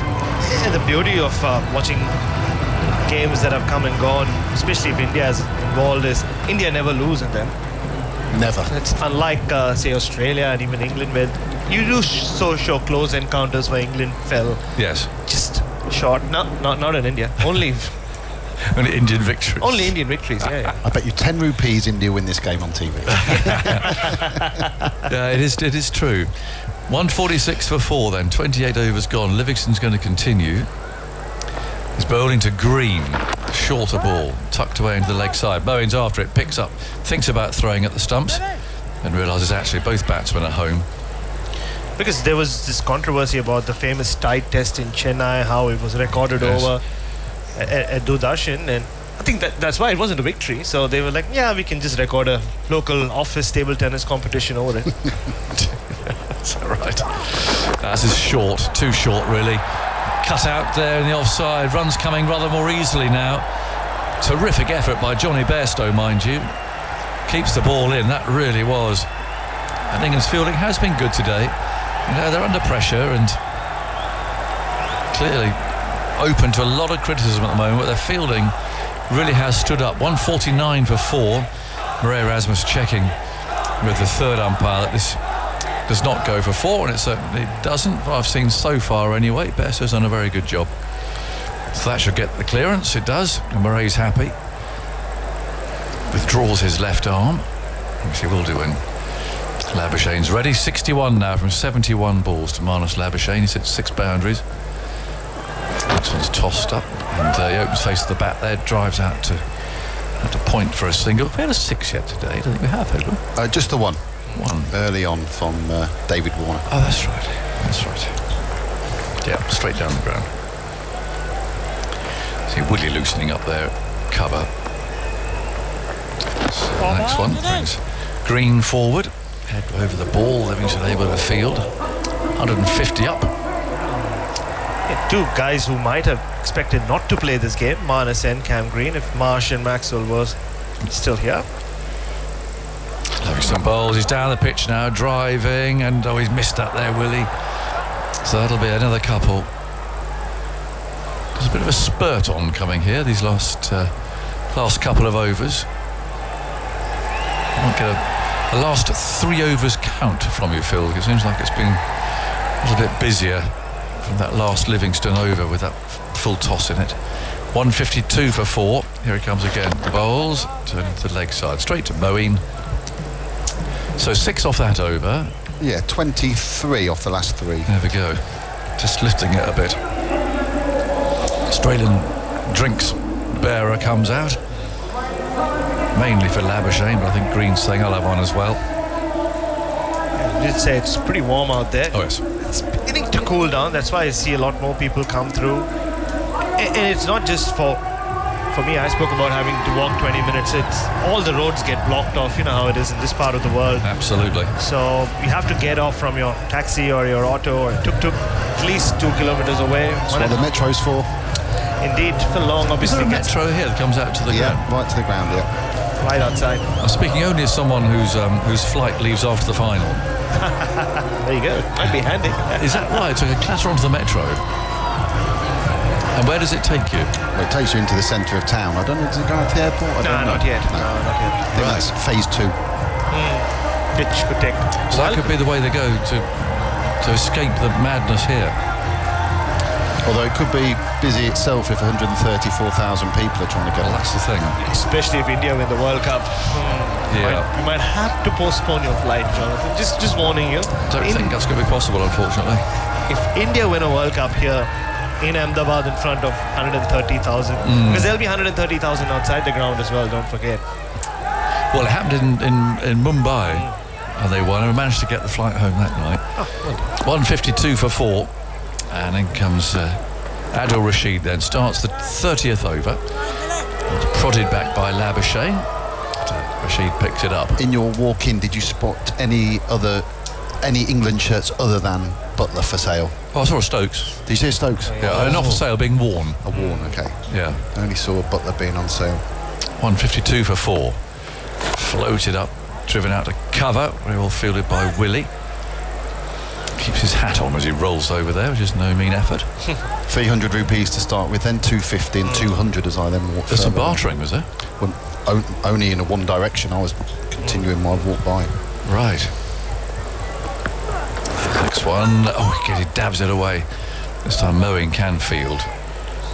There were also a couple of women performing rope trips to some Bollywood music, so it felt like a proper tourist attraction. That sounds like good fun. Yeah. Like doing the dance on the rope. So the road had been closed. There was no traffic. No traffic, yeah. Right. 152 for 4. Rashid floats that one up. Played back by Labuschagne towards mid-on. And the trick where they push themselves through the ring, sort of double jointed, don't they? They get the ring and sort of go through it. Yeah. It's flexible. Very. Indians generally, yeah. We do yoga. She floats that up and a bit of bottom hand there, sends the ball just airily for a moment back in his direction, and Labuschagne thumps his pad there with his bat, suggesting he wasn't entirely happy with that stroke, but there's no run off it. 152 for 4. The ball to go in the 30th over. And Rashid spins himself a catch. Labuschagne is ready. 62 from 77 balls. And it's on just tucked away into the leg side. Nicely played that. He'll think about 2. Just the right weight on it. Bairstow's rushing in, but it's Livingstone who got there first. And they take 1. So Labuschagne will keep the strike. Another profitable over there. He felt it. There was only 1 off it, actually. Yeah, just the last ball. Yeah, but it was after it, wasn't it? It felt like the positive intent was there. 153 for 4. 20 overs to go. So back in the day, you'd double it from this point and to have a realistic idea of what... but actually, it's a little bit delayed now, isn't it? They score more. Adil Rashid's figures 6 overs, no maidens, 2 for 22. Very impressive. Oh, well. Oh, very well. Really given England an ability to put pressure on this Australian middle order, which has not been tested enough, or when it has been, it has failed. In the first 2 games, they failed to make 200. Like I said earlier, these two would not have played if Mitchell Marsh was still here and Glenn Maxwell, like I said earlier, hadn't suffered the freak injury. Who was driving that cart? So I want to know. Yeah, I think it was one of the people working there. I don't think it was a player. So I heard that there were 20 people, which included players and support staff, 12 carts, each being driven by someone. By a caddy or something? Yeah. Right. And so he just did a bit of a... Yeah, maybe someone just pushed the brake a little too early. It was just 300 metres that they had to cover from clubhouse to team bus. Right. And that was it? Yep.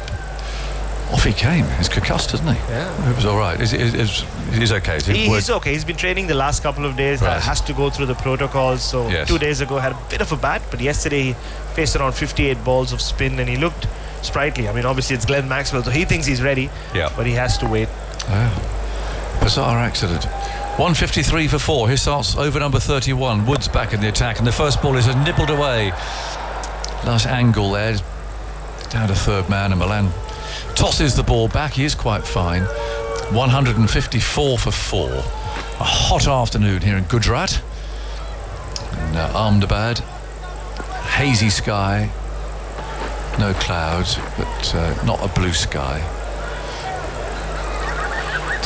But, weather is set well, and certainly the weather for the final looks to be the same as it is today, really, and the same as it was last week. Just a big sunny blob at about 35 degrees. 154 for 4 in the 31st over. Mark Wood's on his way, bowls to Green, comes forward there, plays a defensive shot which finds Rashid at cover. Just entering early winter here in India. Doesn't really cool down, doesn't go below 22 degrees, but places like here or Bombay, we call it winter. I mean, the moment the temperatures drop below 23, we'd get the woolen scarves out, you'd get like what we call the monkey caps out. Bombay's your home, is it? Mumbai? Yes. It's your home, okay, yeah. Well, sort of home, it's where the Adelaide Hills. Australia's your home, yeah, pretty much, yeah. 154 for 4 in the 31st. And Wood sprints in from the far end, is there now, bowls to Green, who drives and slices that away. Bairstow's after it. Can he get there? No, he can't. He's got that in the right place there. There was a desperate leap from Livingstone at backward point, but he couldn't get there. It's that pace again of Wood. It's great when it's on message, as it were, when it's in the right place, but a width like that, and someone like Green, who's obviously got very long reach, hit that hard into the ground. It bounced over the point fieldsman and into the boundary. So 158 for 4, and Australia are picking it up a bit here. Such an important innings for Cam Green, this. I think he might get a short one here. Here's Wood, rushes in now, bowls. No, it's a good ball. was whistling past the outside edge. I think Green, like me, thought he might be getting a short one there. So he didn't inch out of his crease very much. But good ball, 146 kilometres per hour. So Wood working hard in the heat. At least you're always loose. That's the good thing about playing in weather like this, isn't it? You don't stiffen up. 158 for 4. We'll suggest one place in Ahmedabad to you if you do want to cool down when you come back for the final. Oh, really? Wood again, big leap, bowls short. Oh, his bat's gone flying, and he's going to be caught. No, he's not. It's fallen between 4 fielders, and his bat has just missed square leg. What an extraordinary thing that is. I guess his gloves are wet. Umpire Gaffney there dived for cover as the bat, well, it's gone 30 yards. It's gone to the edge of the circle. Well, that's an extraordinary thing. It's just absolutely slipped out of his hand. The ball went into the offside, and surely felt would have been caught by somebody there, but nobody quite could get there. I guess maybe somebody distracted by the bat. Flying away, poor old Mr. Gaffney. He's retreated a bit. He's gone to the edge of the circle himself now. He's got to give himself a bit of room here. I think the bat went, what should we say, 29 yards, Nearly and I think yards. the ball 3 from the stumps. Ironically, Cameron Green was in the best position to take that catch. It went straight up and straight down. And there were 4 fielders, including the bowler and Buckler, trying to get the catch. They couldn't get there. 158 for 4. Another quick ball from Wood. Shadow coming on. Wood is running in that shadow. Past umpire Erasmus bowls, and Green flashes at that. He's just throwing the bat at everything. He's got another boundary. Really swung the bat at it. And now he's heading off, I think, to go and get some dry gloves by the look of it. Got some glove bearers running on in Australian colours. I don't think umpire Erasmus is very happy with it. Storm towards the 2. Yeah, well, they're supposed to keep coming on, aren't they? I think possibly if Cameron Green said, look, I've got wet gloves there, I think probably that's unarguable, isn't it? You couldn't really contest that.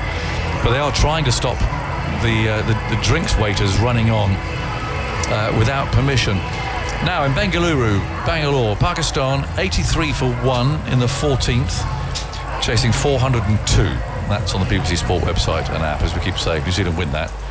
England, Pakistan, Netherlands and Sri Lanka. It's rather like a strike in a 10-pin bowls game. They all go down. 162 for 4. Here's Rashid bowling short, chopped away out to deep point for a single. And that gets Green back down on strike again. Okay, so when you do come back for the final, Jonathan, if you do get some time, you should just wander over to the Gandhi Ashram. It's not far away. Adam went the other day. He said it's very nice and calm. Oh, it's very nice and cool. So very well preserved. Yeah. There's Rashid. That's flicked into the leg side, straight to mid-wicket. Yes, that's definitely something that's on my list. In fact, I've got a day off tomorrow. I have. You should, and you could spend, if you want, 3-4 hours. The museum's really nice. It's massive. You can learn a lot about the history of Gandhi. That might be the thing. Here's Green forward to a wrong one, or rolls away to mid wicket. Bit torn because the fellow who picks us up from the airport is taking part in a flea market just opposite where we're staying tomorrow, and he's very keen that we go. So I'm not sure what would there be in there. Do you think? What would they be selling? So Green again forward, and Rashid fields. I'm guessing some local garbs. I think it's quite big. Yeah, it is, yeah. I find a lot of Gujarati clothes. It's festival season in India as well. Yeah. Diwali's just around the corner. We're just coming off Navratri, which gets celebrated this part of the world more than anywhere else. 163 for 4. Rashid bowls. Green on the back foot, cracks that away. Gets a single out to deep point. I want to get some herbs, some Indian herbs. Should be able to get that, yeah. Yeah. I mean, they can be, in a little bottle or something, or take them back. But, that's on my list. Just to up the home cooking a bit. Yeah, fair enough. It's a bit, Yes. Compared to the curries and so on here, this feels a bit thin. I was banned from ghee. I brought that back last time, and Emma wouldn't have it in the house, unfortunately. Now here's the next one, floated up, driven, and that's a lovely shot. And before, I think, Root's done very well. Diving at full length there. And I make the point again, England's ground field, it has been really good today. Under pressure, but they've flung themselves at everything. And certainly, if you think they're downhearted, dejected or whatever, well, their effort in the field so far has been really very good. So they're going to have a drink here. On the ground staff again, rushing on. That chap with a bucket always seems to lead the way, followed by those others carrying planks of wood and so on. They're coming on to sort out the pitch, and more sedately, they've got some drinks being brought out from both camps. So we've got 18 overs to go at 166 for 4. Labuschagne 67. Green has 21. So projected sort of scores, well, they're hovering just around about that 300 area at the moment. There's Stoinis, Cummins, Stark, and then Zampa and Hazelwood to come. So there's a little bit there left. Of course, and Labuschagne is nicely set as well. Thoughts from Barrett, and then Jeff Lemon is going to come in here. These two have settled this innings down. Josh Inglis got out soon after Steve Smith to Adil Rashid. Felt like this Australian middle order could be exposed. Haven't been in the best of form, Marnus Labuschagne or Cam Green. But Marcus Stoinis coming back from injury. Australia would have been a little worried. But these two have got going, especially in the last few overs. Got a few boundaries away, but yeah, England have fielded excellently to keep them down to twos at least 3 or 4 times. Could have easily picked up a boundary, Marnus, but he hasn't been. Rude Bairstow throwing the bodies around. There has been full commitment out there in the deep. So 166 for 4 after 32 overs. The issue for Australia being wickets in hand. They've got Stoinis to come in next, but they're not a great deal. You know, Cummins has been belting a few towards the end of innings, but isn't someone who you want out there with 15 overs to go. Stark similarly. So if England can get another one, they can really suppress this Australian score. It's only at 5.19 and over is the run rate at the moment. So, you know, a team that was a couple down, you might say they might look at almost doubling the score from here. That's going to be much harder for Australia with Labuschagne and Green in situ, and then it's only Stoinis to come in terms of genuine batting. Labuschagne on 67, Green on 21. But they might say you don't have to make 350 batting first.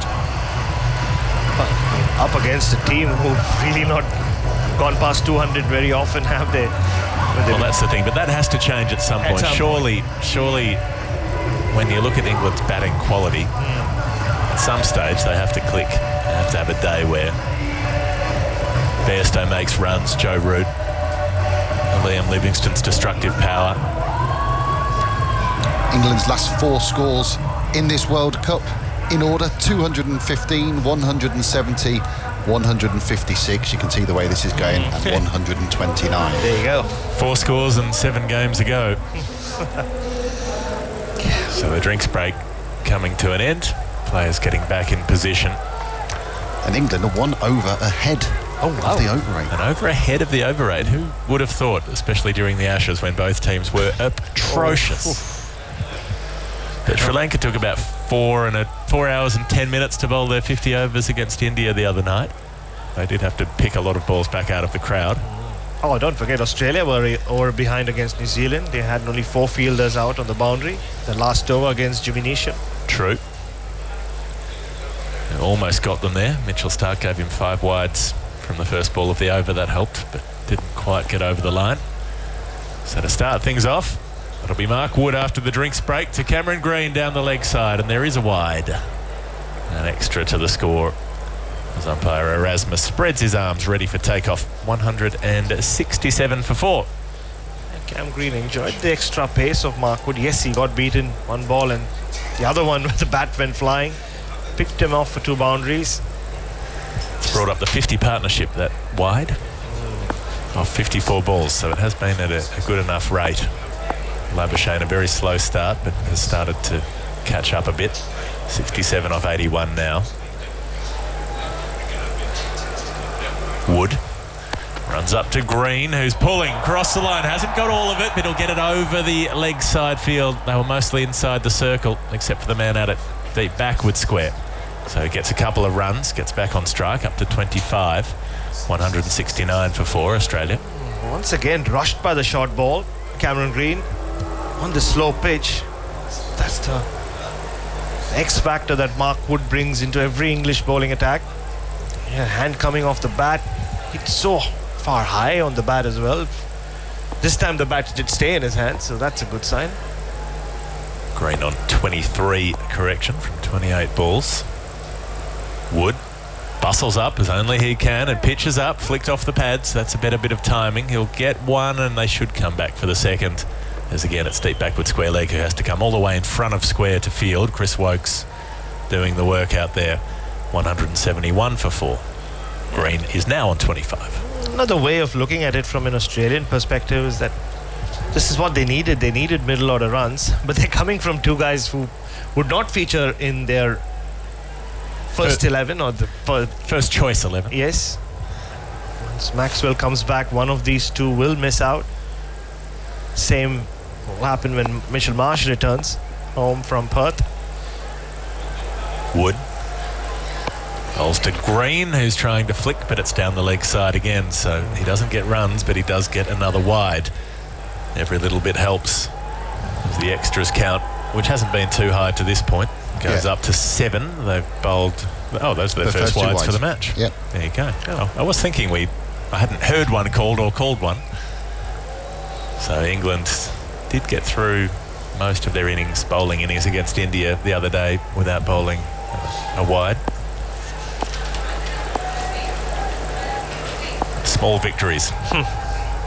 Take them where you can. It's 172 for 4. Still 4 balls to come in this over, although 4 have been bowled. Wood. Right arm over. Express to Green, who drives down to mid-on, won't get a run because he hits the ball so hard and it arrives at such pace that it's very quickly in Moeen Ali's hands at mid-on. Yeah, even if Cam Green doesn't retain his place on this side, regardless of what happens from this point on, it's an important innings for him. He's had a tough year. He's been on the road so much. I think I calculated he's been slept on his own bed 14 nights since Jan 31st. Wow. The India Test Tour, the IPL, the Ashes, the Tour of South Africa, and then he's been here nearly 2 months. Still a young man in that sense. First big year for him on the road. Wood. Bowls to Green, pitches it in short. It goes down the leg side. It's wide again. That one goes over the shoulder of Cameron Green, so it'll also count as a short ball. He's 1 for the over. Third wide of the over for Mark Wood, 173 for 4. So Cameron Green, you can talk about how much the players are getting paid and how luxurious their accommodation is, but there's still something about that insecurity of being away from home, the instability rather. You're not in your own environment. You don't have access to your own house, your own things, that sense of belonging that you have at home.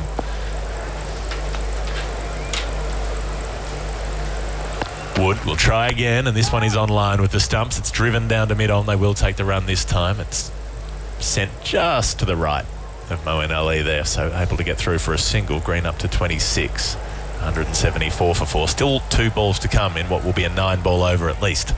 And I asked Marcus Stoinis about it the other day, about if he's having conversations as a senior player, fellow Western Australian, about just being on the road.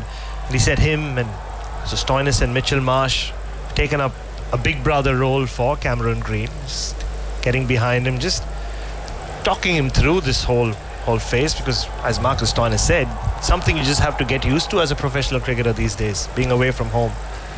Wood looking for that radar outside the off stump, carved away backward a point, can't stop it, can Livingston, it goes for 4. That was steered by Labuschagne, nicely done, and Livingston took off, almost got hands to it. It was on the bounce, looking to save rather than catch, but there's another boundary.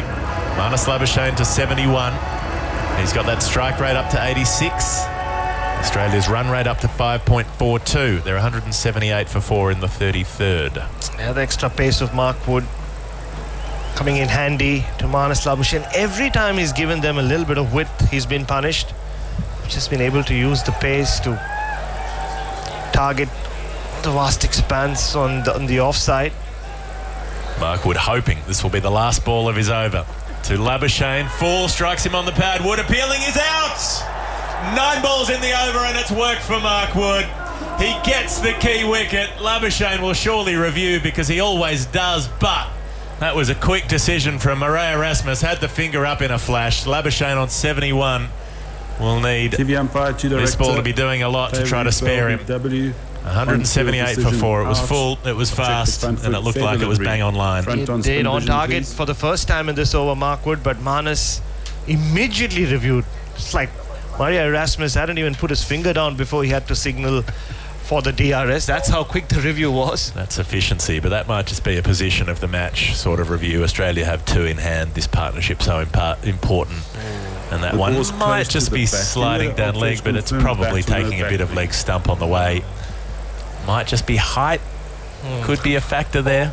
I think it's going to be an umpire's call and a pretty marginal one. Should be. You'd think it's hit him just below the flap. The ball passes just above, yeah, just above the knee roll. So ball tracking when ready, please. I reckon it'll be taking a shaving of the leg bail, and that will be enough to send him on his way, but he might consider himself slightly unlucky if that's the case. 178 for original decision 4 is what it will be as it's upheld. It's not even umpire's call. It's hitting the very top of leg stump, but it's still 3 reds. And a good call from Murray Erasmus, who is screen signal now. And Manas is, as he does, not in a hurry to leave the ground. He stood his ground even after 3 reds popped up on the screen. Waited for Erasmus to raise his finger, and he's still shaking his head. He still can't believe it.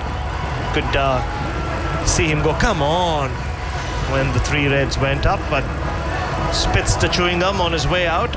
It's been a good innings from Manas Labuschagne, but he gets out just when it looked like he was getting some rhythm going and getting some momentum going. A big wicket for England. Just hoping one of the English players will step in that chewing gum. Is that what he's doing? Just sabotaging their fielding. 178 for 5 as Labuschagne goes for 71. Played well, started slowly, caught it up to some extent. Faced 83 balls. And he's walked his way off the field finally. He steps over the boundary rope as Marcus Stoinis comes in with 17 overs left to bat. So this is significant. There's still a lot of work for these 2 all-rounders now to do. Green and Stoinis. 17 overs remaining. They're going at 5.4 and over. Phil Long? He mentioned Manas Labuschagne slowly making his way off the pitch. He's now slowly making his way up the very, very, very long tunnel up to the dressing room. I think that could be 3 or 4 minutes. The rate that he's going, they should put an escalator in for him. It's the only way to speed things up. He goes about as quickly as if he was running the wrong way up the escalator. 178 for 5. Bharat Sundaresan is off for a breather. Michael Vaughan's back with us. Vital wicket, and Mark Wood, well, it worked out for him. 3 wides in the over, and he gets a wicket with the 9th ball. Yeah, this is what England used to do. In white ball cricket, this is what the England fielding bowling team used to always do to all the teams around the world, where you just think they're getting set. They just get wickets at key times. They've not been able to do it in the World Cup, but they're doing it today. They did it against India as well in the last game. It was the batting that let them down. But those 2 early wickets, Head and Warner are the key, and then they got Smith at the right time. And Josh Inglis pretty much soon after. That partnership was starting to look a very strong one for the Aussies. And then Labuschagne, he was playing the anchor role, 71 from 83, a bit of an old-fashioned role. Just feels like for this Australian team to prosper, so much relies on the openers doing their bit, and then Maxwell down at 6 or 7 doing his. Adil Rashid will loop a ball in, drops it a little bit short, and Green's able to cut out to deep point for a single. 179 for 5. Yeah, Stoinis against leg spin. I think this is exactly what you'd hope for an England perspective. Slip in place. Stoinis has sort of reinvented himself in the last few years as more of a hitter of spin at times. He's had a few brutal innings against spin bowling in white ball cricket for Australia. Doing it from ball 1 is a different equation. And doing it in these kind of conditions. Mid-on, just been brought up, a little bit of a dangle here from Jospel, and square legs coming up into the circle. So what we got, 6 in the ring. So he's got a deep square leg, a long off, and a deep point, protecting the offside more than the on, saying, okay, would you like to go over the leg side? Give it a shot. Stoinis taps his bat, waits for his first ball, from Rashid, and he's playing a little sweep shot, delicate, straight to short, fine leg. Doesn't get a run. But that was a curiously unmuscular stroke from Marcus Stoinis, who does hit the ball very hard. Yeah, gets down early. Plays it quite nicely, but it doesn't get any rewards. Got a slip in place. Joe Root, hands on knees. Rashid bowls outside the off stump and a little inside edge as he drives, looking to go offside. It ends up with Livingston at mid-wicket, 180 for 5 with the single. Stoinis, his first run of the day. Yeah, the googly. Don't think Marcus Stoinis picked that. He was trying to play it through extra cover with the drive, and it just came back into him. Found the inside edge of the bat. Rashid operating over the wicket, gives the ball a rip, and it's been cut by Cameron Green straight to short cover. David Willey on his farewell lap does the fielding, 180 for 5. Interesting to see if and when he comes back into the attack. He's bowled 5 overs, Willey, none for 21. Flight from Rashid, it dips on Green, who just defends out to short cover. Cameron Green going back into his shell. Rashid 2 for 28, about to finish his 8th over. Still operates at such high quality. With a slip in, bowls to Green, who drives, gets it past the bowler for a single. 3 singles from the over. Another win for Rashid. He's got 2 for 29. Australia 5 for 181. They've got 16 overs to go. In Bengaluru, Pakistan, 127 for 1 in the 19th over, chasing 402 to beat New Zealand. Fakhar Zaman did take it on. He hit 7 sixes in his 85. Said we might as well have a crack at this, but he's out. He's not out at the moment. They're not quite at the run rate that they need to be to get 400, but while he's there, he might give it a shot. He beat India in the Champions Trophy final in 2017 with a blazing 100. So you can listen to that on the BBC Sport website and app. Of course, if New Zealand win, that knocks out England as well as Pakistan, the Dutch and Sri Lanka. Yeah, he's made a good return into the side. It was Imran Al-Haq who started the World Cup, and then Paki's come in for the last couple, and he's striking them nicely. He clubs it over mid-wicket, doesn't he? He's a real clubber, you've got to say. He gets that head the wrong side of the ball and just clubs it. That 100 against India, there was a fair bit of across-the-line stuff in that one from memory. Start of a new over, it's Wood bowling to Green, who punches back past the bowler. It flicks off his fingertips and hits the non-striker's stumps. Normally you see that underneath the bowler with a drive low to the ground. That one was bouncing over his head, and he tipped it back literally onto the woodwork. Goalkeeper style, 181 for 5. There was no run.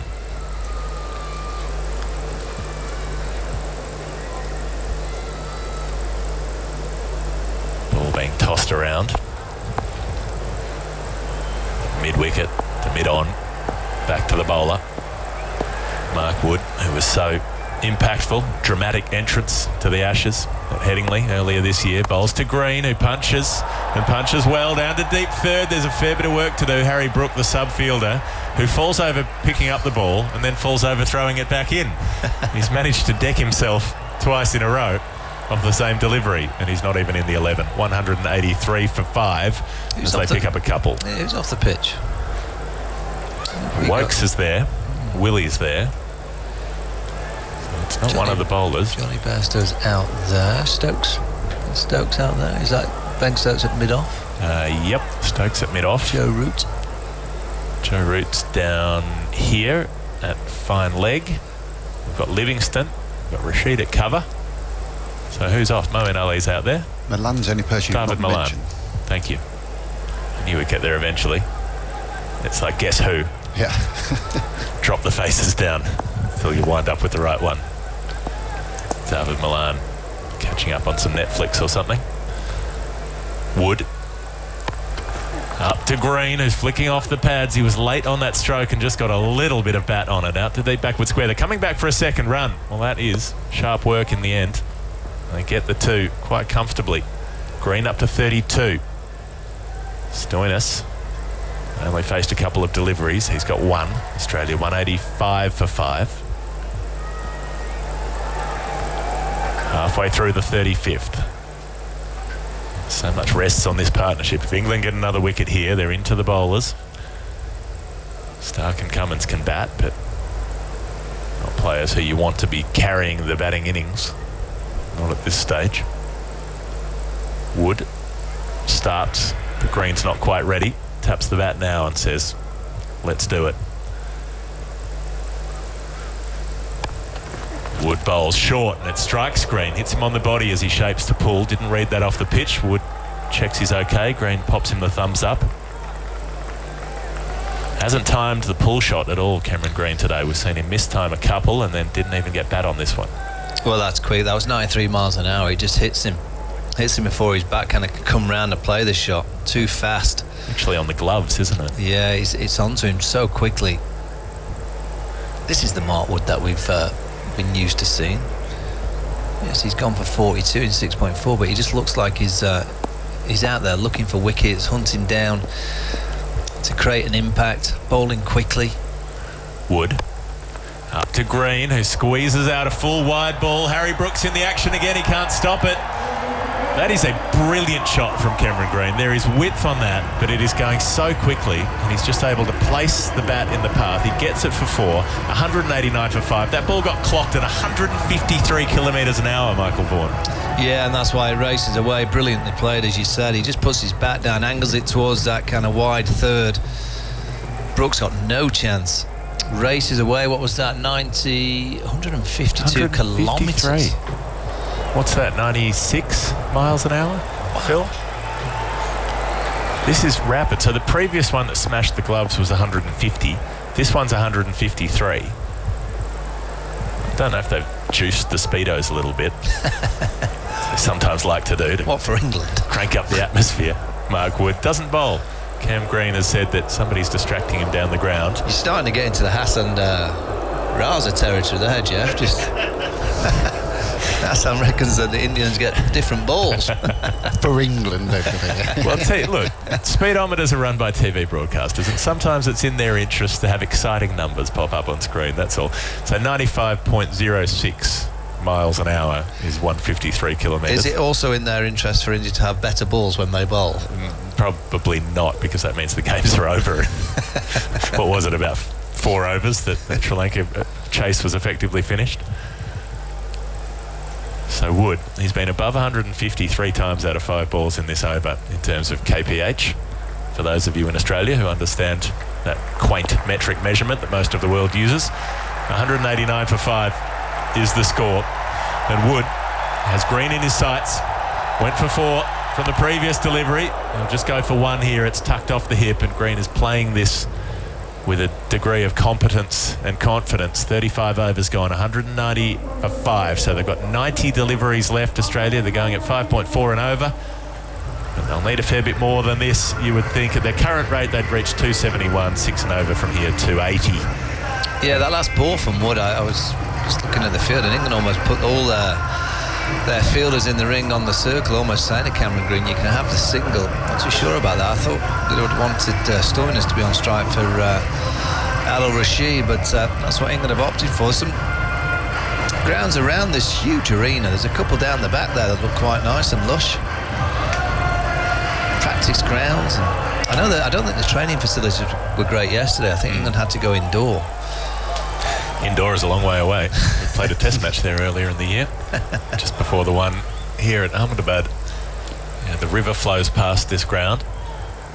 Adil Rashid start a new over, and Green's punching a run down to long on, 191 for 5. In Bengaluru, Fakhar Zaman has just brought up a century from 63 balls, Michael. He's hit 9 sixes en route to that 100. What's Baba? He's 42 off 45.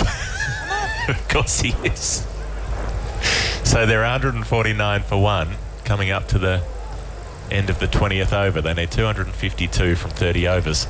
Well, we've seen teams make 250 in 20 overs, so they could probably do it in 30. Keep an ear on that one. Rashid bowls flat, and it's cut flat on the bounce to Willie. Short cover, 191 for 5. Yeah, still. I'm just looking at some of the bowling figures. Glenn Phillips, who's doing pretty well for New Zealand with his Australian 4 overs to 35, and they've been on the back of some pummelings of late.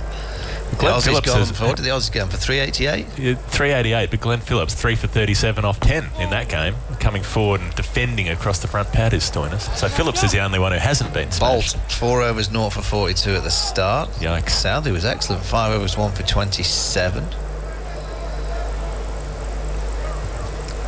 Rashid. Slog sweep from huge. Stoinis. Massive. Absolutely massive. That 6 matches this ground in size and magnitude over deep mid-wicket.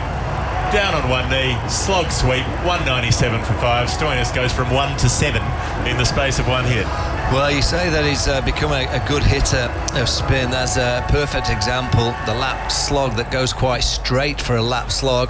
The Aussie flag's been waved around here on the right-hand side. Rashid to try again. Lot of flight, and he just gropes forward, Stoinis, and lets it turn past the edge of the bat. It's a bit slower. Beautiful bowling. Just a second boundary Adil Rashid has conceded. He's into his 9th over. 1 ball to come. In the 36th. Slip in place. Rashid bowls with a loop, and Stoinis drives and doesn't get a run to short cover. 36 overs gone, 197 for 5. I believe that you can get highlights of these games on the BBC website. Is it the iPlayer and the app? Is that correct? I'm doing this from memory. Yeah, that sounds about right. Yeah. There we go. BBC website. Yep. Jeffrey, just log on there. You can see all the glory moments. No doubt you'll be able to see that 6 if you want to see that. You can see the 9 sixes that Fakhar Zaman has hit. I wonder if they put them all in a highlights package. You know you're batting well when they can't put every 6 that you've hit into the highlights reel. The problem with that chase is Fakhar might need to get a double. Yep. Well, he's got one before. Yeah, he might need to double it up. I think he was the first Pakistani to make a double in 50-over cricket. They'll be revving up though, because Rizwan, he's in next. He likes to have a dash. Iftikhar Ahmed, he's playing quite nicely. Yep. Saad Shakil has batted well in a couple of games, and Hassan Ali made 100 off about 50 balls in a first-class game a couple of years ago, batting down at number 10. So can do it. Well, if they run down 400, they'd be the second team ever to do it. They're a long way away, but 249 from 29 overs. It's not beyond the realms. Mark Wood hunting for another wicket here. Bowls to Green, short pulled, and again can't time it. Short mid-wicket on the bounce this time. So he's got some off the top edge, some off the bottom edge, some off the gloves, yet to get a pull shot out of the middle. Can't gauge this surface and Mark Wood's speed. The final ball of Mark Wood's previous over, by the way, was up to 155. So he had a 153 kilometres an hour, and they followed it up. That little tuck off the hip was 155. So the 147's his slower ball. Yeah. Just dropped it down just to vary his pace. Change of pace. You've got to have those variations. Imagine what would happen if you tried to bowl that back of the hand leg break thing that James Faulkner used to roll out. Wood up to Green, who is cramped for room and can only play the ball down into the ground on the bounce. James Faulkner, what's he doing now? Not a lot, as far as I know, cricket-wise. Isn't playing in the BBL anymore. He was class for a while. He was a wonderful player for a time. He has one of the most successful ODI chasing records in history. He was almost never dismissed in a winning run chase. And he was a very useful bowler. Player of the match in the World Cup final of 2015 with his 3 for not many. This is a big ball, 2 dots to Cameron Green to start the over for Mark Wood, and he's itching. He knows he's got to get this scoreboard ticking. Wood to Green, who just tries to play it down outside the line of the leg stump and does in the end, gets it to root at fine leg for 1 and gets off strike. 198 for 5. Let's see what Stoinis can do facing extreme pace like this. None of the Australian bowlers are quite this quick anymore, really. Stark and Cummins pushed the 150. Stark got up to 160 allegedly at one point. Good to see Finchie next door working again on the screen. I think he's had 10 minutes off today. Yeah. He's missed about 7 deliveries of this match. He's been commentating for one outlet or another. He had to get up at 3:30 this morning to get the flight from Lucknow. It's a popular one. Straight back to Mumbai tomorrow. I think he's in the studio for the India-South Africa game. Every game he hasn't been at, he's been in the studio. So Either we've stuck our heads out the door and seen him walking past, or we've turned on the TV and there he is back in Mumbai at the studio. So they're getting his and they pound of flesh. They have them in, they need at least a 3-hour pre-show. Of course, yeah. We're going to talk about Virat for at least 2.5. I think they had 11 commentators on the tally for the India-Pakistan game. Yeah. We're making do with 4 or 5. Mark Wood will run up to Green, and Stoinis rather, inside edge into the pad and squeezes it away behind point. 189 for 5. There's no run. Yeah, it's the pace. I keep looking, and that looked a quick delivery from 153.6. 154, that one. 154. So yeah, it's hit. You can always tell from the batter's reaction. It's a reaction from Stoinis. He was like, oh. The bat's almost in the back lift rather than playing a shot. The ball hits the bat rather than the other way around. So Stoinis, I think at this stage, just has to get out of this over. 2 balls to come. Say to Cameron Green, okay, you've been out here a bit. You've faced it a bit. You take care of this customer. Wood bowls in at the stumps and he's punching at Stoinis to cover. Rashid Fields, no run. Yeah, Stoinis is 7 from 9 when you put into the equation the 6. He's scored 1 off 8. And this is what England always feel they can do to the likes of Stoinis. There's time in the innings that I feel that they can really squeeze him and bowl him lots of dot balls. He's the kind of player, he plays in that sort of Afghanistan opener mould, or the way that they used to be, which was a lot of dot balls and the occasional 6 to get you up to about a run a ball. We saw him in that white ball series in England in 2020, 20 over and 50 over games. Played some good innings there, but some of them were along those lines, struggling to break free and then finding the fence once in a while. 1 ball to come in the Wood over. It's only conceded 1 single. I think if you're Australia here, you just look to survive this one, see who you can score off at the other end. A leg gully, quite a fine one. David Willey been put on the catch to Stoinis. Covers open. There's no one between mid-off and deep point. Inviting the shot, and Stoinis plays it. Well, tries to play it in that direction, gets it further behind point. It's actually going to go for 4. It looked like that'd be a simple stop for deep backward point where Harry Brook is subbing. But in the end, Mark Wood's pace means it scorches away. So that ends up being a reasonable over for Australia.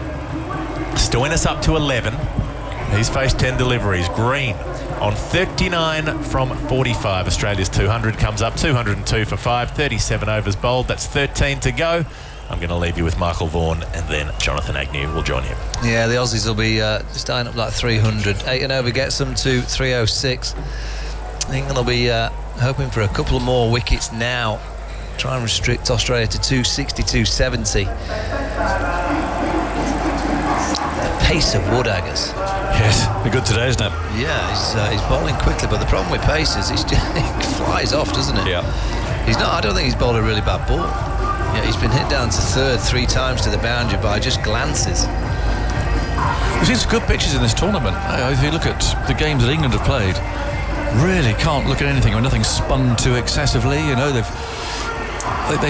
have been good tracks. Your friend Fucker, he's going nicely. Fucker's on great form. He was on form the other night. 106 off 69, 967 fours as Fucker's a man. Apparently he's very cross at being dropped.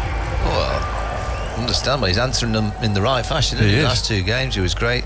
They could win that game. What, 402? They could.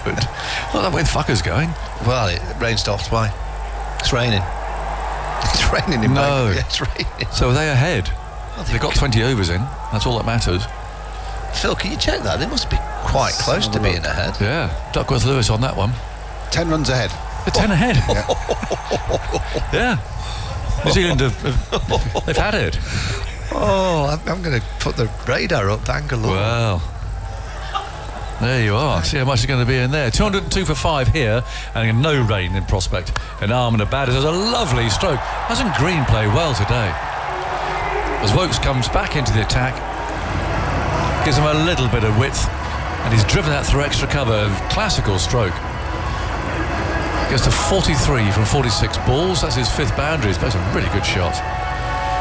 206 for 5 in the 38th. A couple of PM storms in Bangalore. Well, they can add an hour on, and whereas 20 overs completed, so then the game is in. Not sure how much time they got to go there because.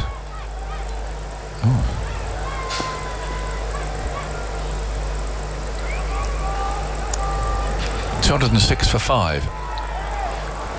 In goes Wokes, moves in, bowls, and that's been flogged away into the leg side, out to deep square leg. Well, for all the Pakistan supporters listening, Aggers, I mean, the BBC weather app is telling me that there's an 83% chance of rain now, then it goes to 86%, then 85%, 72% at 8:30 tonight. How many hours can they add on? Because it's a day game. One, I think, isn't it? Yeah. We don't want it to be raining in an hour's time, or thereabouts.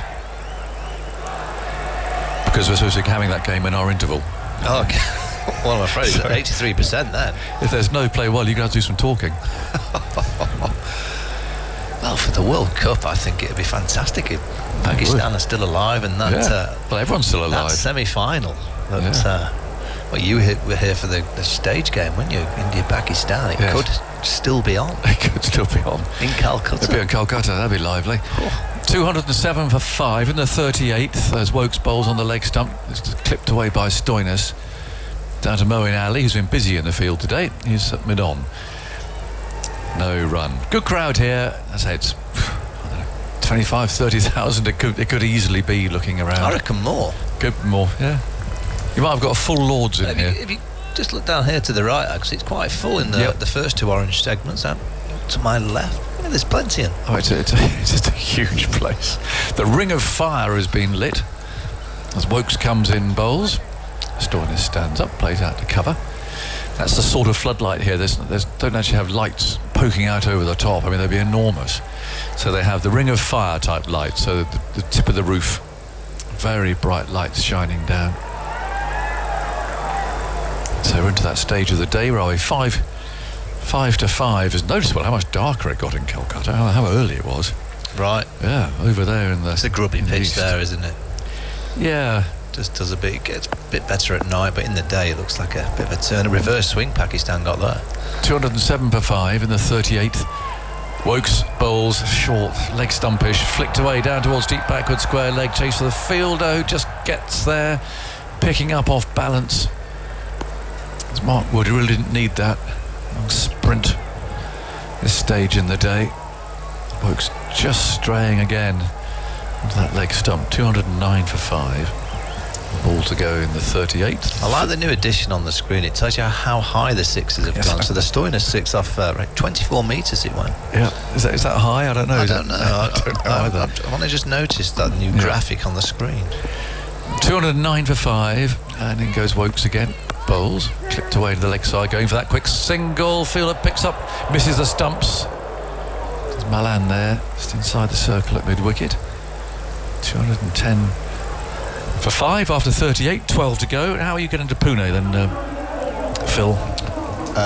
I'm going back to what am I doing now? I'm going back to Mumbai first. Right. For Australia, Afghanistan in a couple of days' time. See you there, Phil. See you there. How are you getting back there?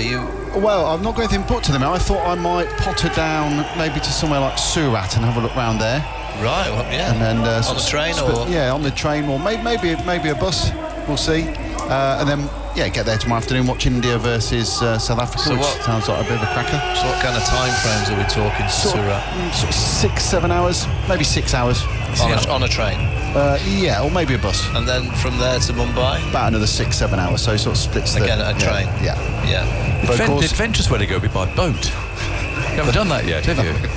If you get the quick train, Ahmedabad to Mumbai is only 6 hours. Why don't you do that? Well, I don't know, just fancy a bit of an adventure. Just a day out. Yeah.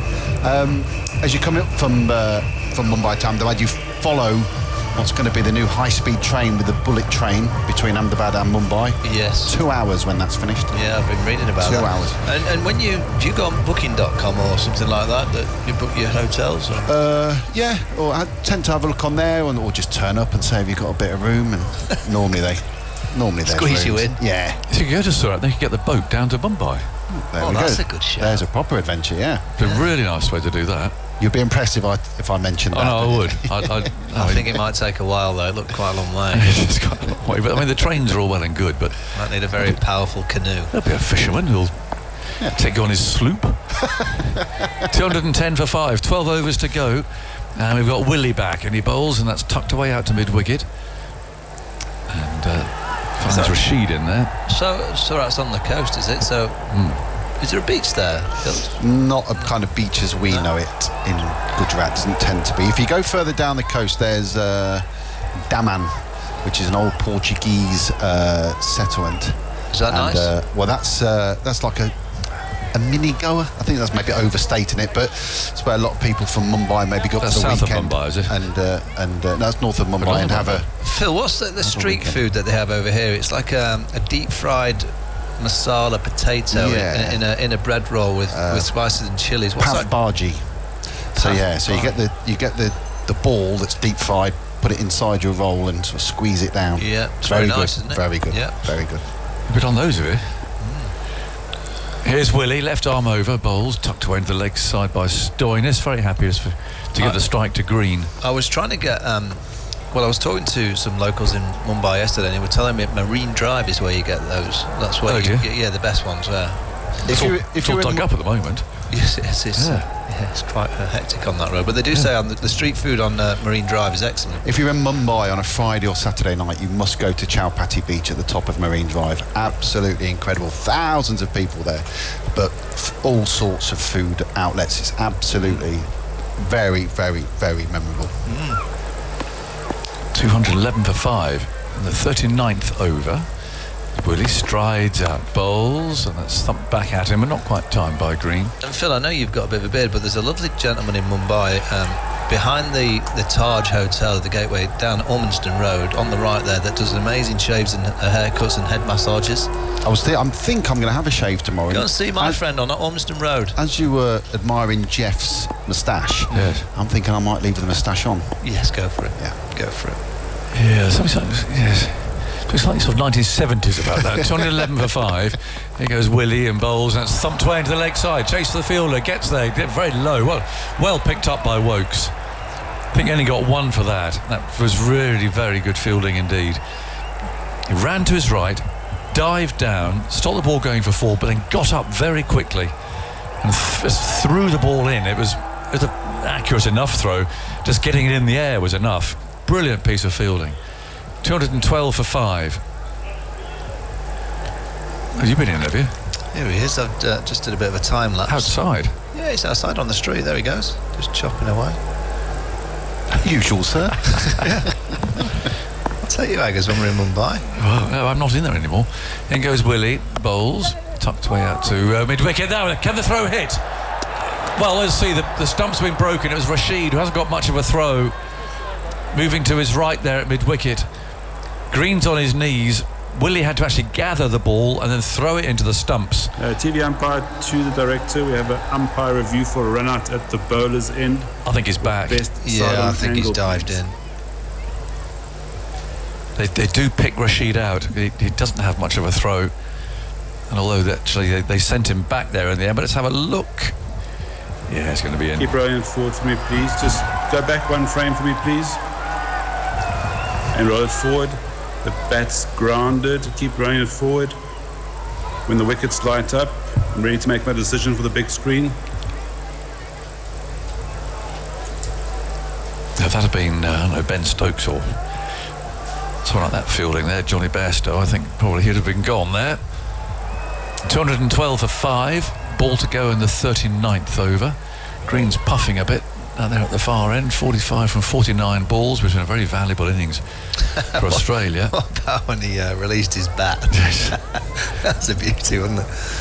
I presume it's the same bat. Yeah, I think it is. That's it. He's just picking it up now. He's just let it settle on the ground. Now he's ready to go.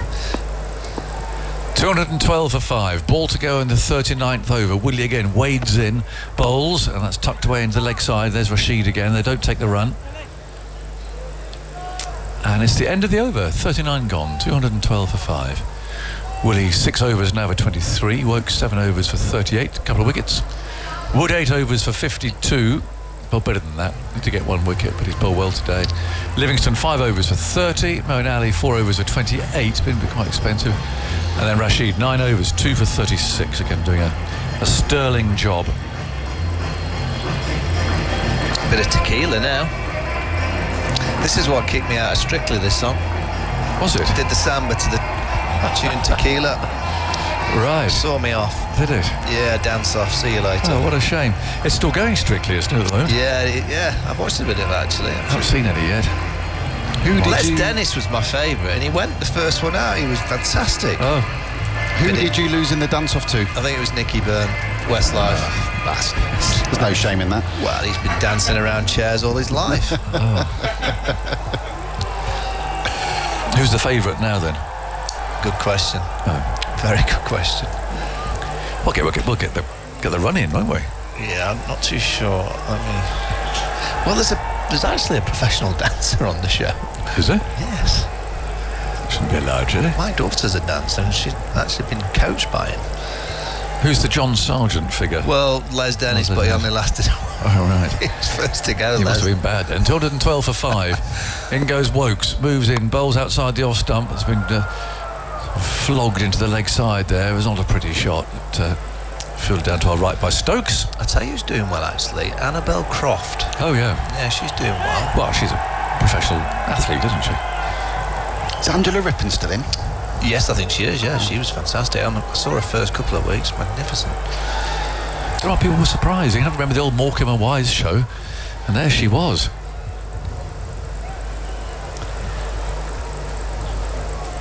Oh, well, we'll catch up when we get back. 2:13 for 5. Now, they feel quite tight here. They want Stoinis on strike. They don't want to let him get away and give the strike to Green, so quite tight there in the circle as Wokes runs in, bowls down the leg side, though it brushes the pad. Leg bye taken, and so Green is on strike. 4 away from a very good 50.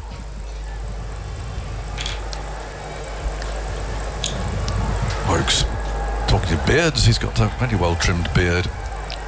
Yeah, he looks after his, doesn't he? Yeah. Makes it nice and smart. And the Aussies 214, 10.4. 8 gets them to 299. 10s gets them to 321. They were looking at those 10s, weren't they, to get them to 320. I guess. It seems a long way off still. In goes Wokes, and he bowls. And that's driven on the rise from Green, only for a single, though. It finds Stokes down here. I mean, the question is, can England get them? They've just batted so horribly in this tournament so far. Just looking at the overs left, who's going to be bowling at the end? You've got Wokes, who's got 2.3 left. Rashid's got 1. Willie. He'll bowl out. Willie's got 4. He's going at under 4s. He's bowled nicely again. Mark Wood, no doubt, maybe will bowl a couple as well. But Pat Cummins is dangerous with the bat as well. He is. 2:15 for 5. Wokes bowls short, pulled hard, out to deep mid wicket, and no one can stop it. Not a good ball, that. I don't know whether he dragged it down on purpose or by accident, but there's no one out there at deep mid wicket, and he hasn't got the pace. And the batsman going to easily hit that in front of square. Yeah, I thought it was a slow ball. It's not. It's just a genuine drag down. I thought he'd bowled a cutter, which did for David Warner earlier in the day. That was just this is I guess the problem with Chris Wokes in this World Cup. He's bowled some balls. I've just not seen him bowl for the last few years. He's been so off. Consistent. Mid-on's going back. Yeah. Finally up into the circle. 2:19 for 5 then. 2 balls to go in the 40th. Wokes on his way again, bowls to Stoinis, short of a length again. But Wokes can field that defensive stroke, following through. There's no run. 2:19 for 5. Ball to go in the 40th over. Stoinis would be an incredible player if he could work the way of not just being a boundary scorer. Look at his score now. He's 19. He's hit 2 4s and a 6. Yep. So that's 14 he's got from 3 deliveries. So 5 from the other 18. Wokes. So that's turned into the leg side. Again, there's a gap there with mid on deep now. So another one taken. 220 for 5. 10 overs to go. Green 47. Stoinis has 20. Head out for 11. Warner 15. And there's a good partnership between Smith and Labuschagne. Smith is out for 44. Inglis reverse swept Rashid to Moen for 3, and then Labuschagne. So LBW to Wood for 71. So these two now put on 42 in as many balls. So sort of rebuilding, but also just pushing things along, and again just resetting that platform from which Australia can go quite hard at the end. It's all about flexibility, this 50 overs, which England have showed none of. It's all about going hard, going hard, going hard. It's just some sort of mantra that they don't seem to be able to see beyond. Well, this is a good pitch and it'll get better. So even if they're chasing 310, they should put up a good fight to chase those runs. Stoinis just had a little bit of a wobble there with his leg. I'm not too sure what he did there. He twisted or just had a little bit of a problem with one of his legs. He did. It looked like a right hamstring to me. See how he goes. He's on strike and Willie's on the way. Left arm over the wicket. He bowls as Stoinis runs him down to third man, but he's in the edge of the circle. And there's no run. I thought Murray Erasmus doing that little circle there, like a cheerleader, a big smile on his face. He just needed a couple of pom-poms. And it was a signal for the power play, but I thought he was supposed to rotate your whole arm round, but he just gave a little wave. Just giving it a bit of a dance. That's nice. I tell you what, the little Foxy Rover can that goes just beyond the... It's fast, isn't it, when it starts flying around? Where's that lorry? Lorry's just having a chill out. Good. Willie and bowls, clubbed off the back foot out towards that camera. Long chase of Bairstow. I tell you what, he's done some miles and he's going to bat soon. He really has been all over that boundary. 222 for 5. He's just in a little Foxy Rover cam, isn't he? He's just down there, just had a load of Johnny. You're right, I wonder where that truck lives. No, I don't know. It's the first time we've seen him. 222 for 5. Has there been cars driving the ball out on other occasions? No, none of that sort of... Right. What gimmicks in this World Cup? Certainly not. Here's Willie. Moves in now and bowls, and that's clubbed away past Moeen. Now, will they get 2? I don't think they will. Stokes is in position there, tossing the ball back. Oh, there's lots of adverts, isn't there? I mean, the company I work for in Mumbai, we have a section where you're sponsored by headphones. Oh. Yeah, on the telly you have to wear these cool headphones. Can you hear what anyone's saying? No, you just tell me, you just wear them. Oh, I see. Yes, whatever the company's performance of the day, and you're wearing them as you're talking about. Massive headphones. There's an advert involving Rahul Dravid on a motorbike. If I see it again, I think I'm going to put a chair through the television. What he said, Mr. Dependable or something, doesn't he? Yeah. Mr. Dependable. Off he goes on his bike. And then you see Sehwag and Sonny. They're on regularly, aren't they?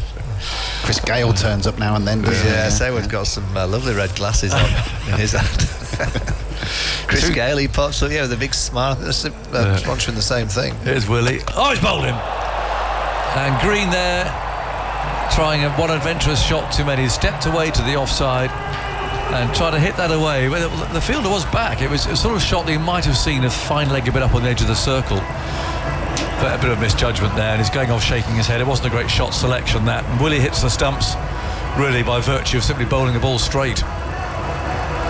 Bit of a disappointing exit there, because he played well, and it means now that they're still not quite that platform again. England have just managed to knock one of the legs away of it. Yeah, they're just doing what they've always done for the last few years, is get wickets at key times. I mean, he was there to hit, he just misses it, hits his leg stump. This has been the story of Australia's day. Every time you feel that a partnership's set, England have managed to get a wicket. I mean, you're looking at the... this is a good tune, Phil. There you go. Yep. That's better from the DJ. Yeah, every time a player's just looking like they're going to go on, you saw Labuschagne getting a 70-odd, he gets out. Smith gets 2. Nice 40-odd, he gets out. Usually to get the big 350s, you need 100, don't you? Yeah. One player, if not 2, to get you a 120 plus. Yeah. 223 for 6. How's our old friend doing in... of course, it's still raining in Bangalore. Still raining, yeah. Covers are on, but apparently it's not that heavy. Right. Doesn't need to be, though. As long as it's raining, Pakistan. Well, time will be ticking. Yeah. Well, fucker, he'll be in that dressing room now getting massaged when he'll be ready to go. Ready to go again. He'll be revved up. Amrazan 47 from 51. Well, I need to get out there fairly soon. Pakistan in the last week or so. You've had Inzi had to resign He's as gone. the chairman because they've really had a conflict. All sorts going on. The conflict which made me chuckle was that they felt there was a conflict with him and Imel Haq, who they're related. Obviously related, but surely he was related to him before the World Cup. Yes, years ago. It's been around a long time, Imel Haq. So Willie's on his way. Cummins is the new batsman, and he plays the first ball into the offside and finds Livingston at backward point, so there's no runs. Australia's captain at the crease, 2:23 for 6. 5:14 local time now in the Pakistan-New Zealand game. They're going to start losing overs from 5:40 local time, so another 25 minutes or so. Okay, so my app says 86% around that time. Right. Well, it would certainly cause a bit of a stir, wouldn't it? I mean, I will say, I don't want to disparage the BBC weather crew, but they don't always get it right. Well, no. But actually, to be fair, I looked at the forecast today for up here, and I did see there was some rain around down south. That was just his forecast. There's Willie bowls, and that's a run down to third man by Cummins. Let's see what my thing says here. He's got a bit of a radar on it. It says rain around for a while actually down there. Next few days. It's be really funky and have a look at the airport. You have quite a lot of weather apps. Oh yeah, I'm obsessed with it. So here we go. So currently, weather thunderstorms with light rain. And it's going thunderstorms with rain from 5:30 to 11:30 tonight. Pakistan could slip through there. Pakistan could be. Yeah. It could be on 8 points. That puts them up. No significant changes within the next 2 hours. Well, fuck, I might have done it. Fuck, I might be taking them to a potential. I'd love to see an India-Pakistan semi. I just would. That'd be in Kolkata.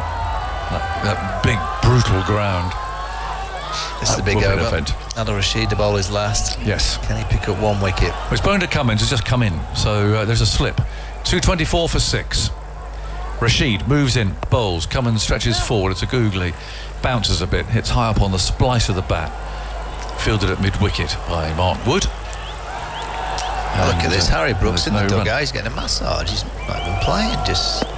Yes, he is. Not sure that chap who's massaging him either, actually. 2:24 for 6.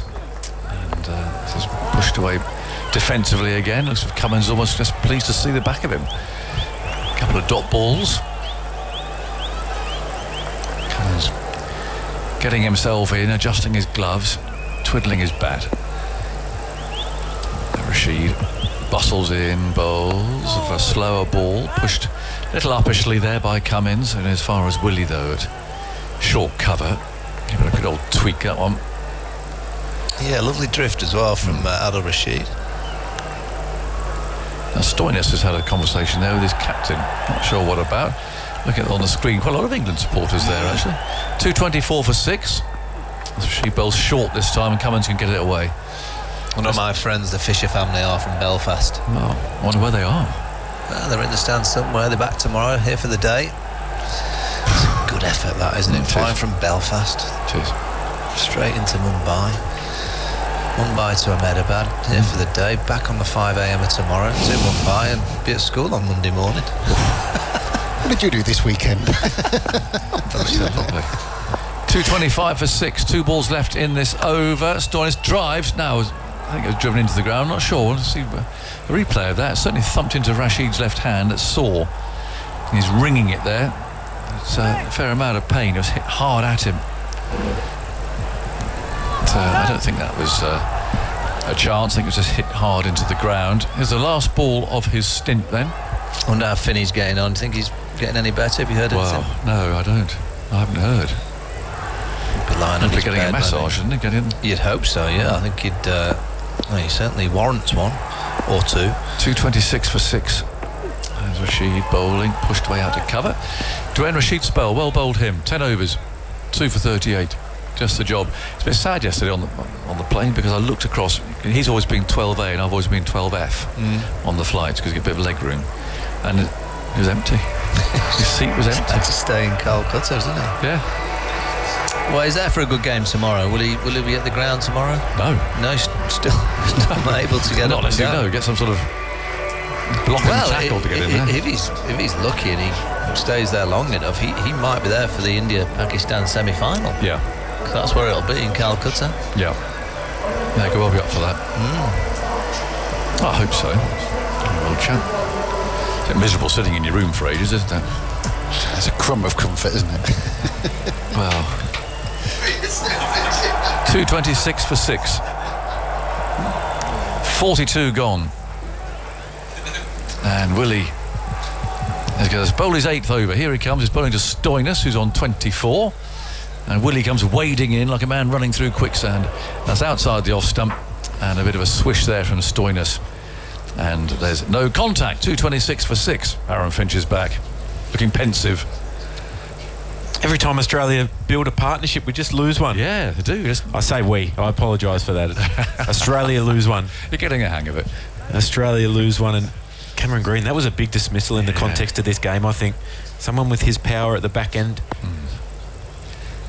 Willie again hiding the ball, so just a bit of reverse swing there, but that's pushed out to the edge of the circle. Novin's there.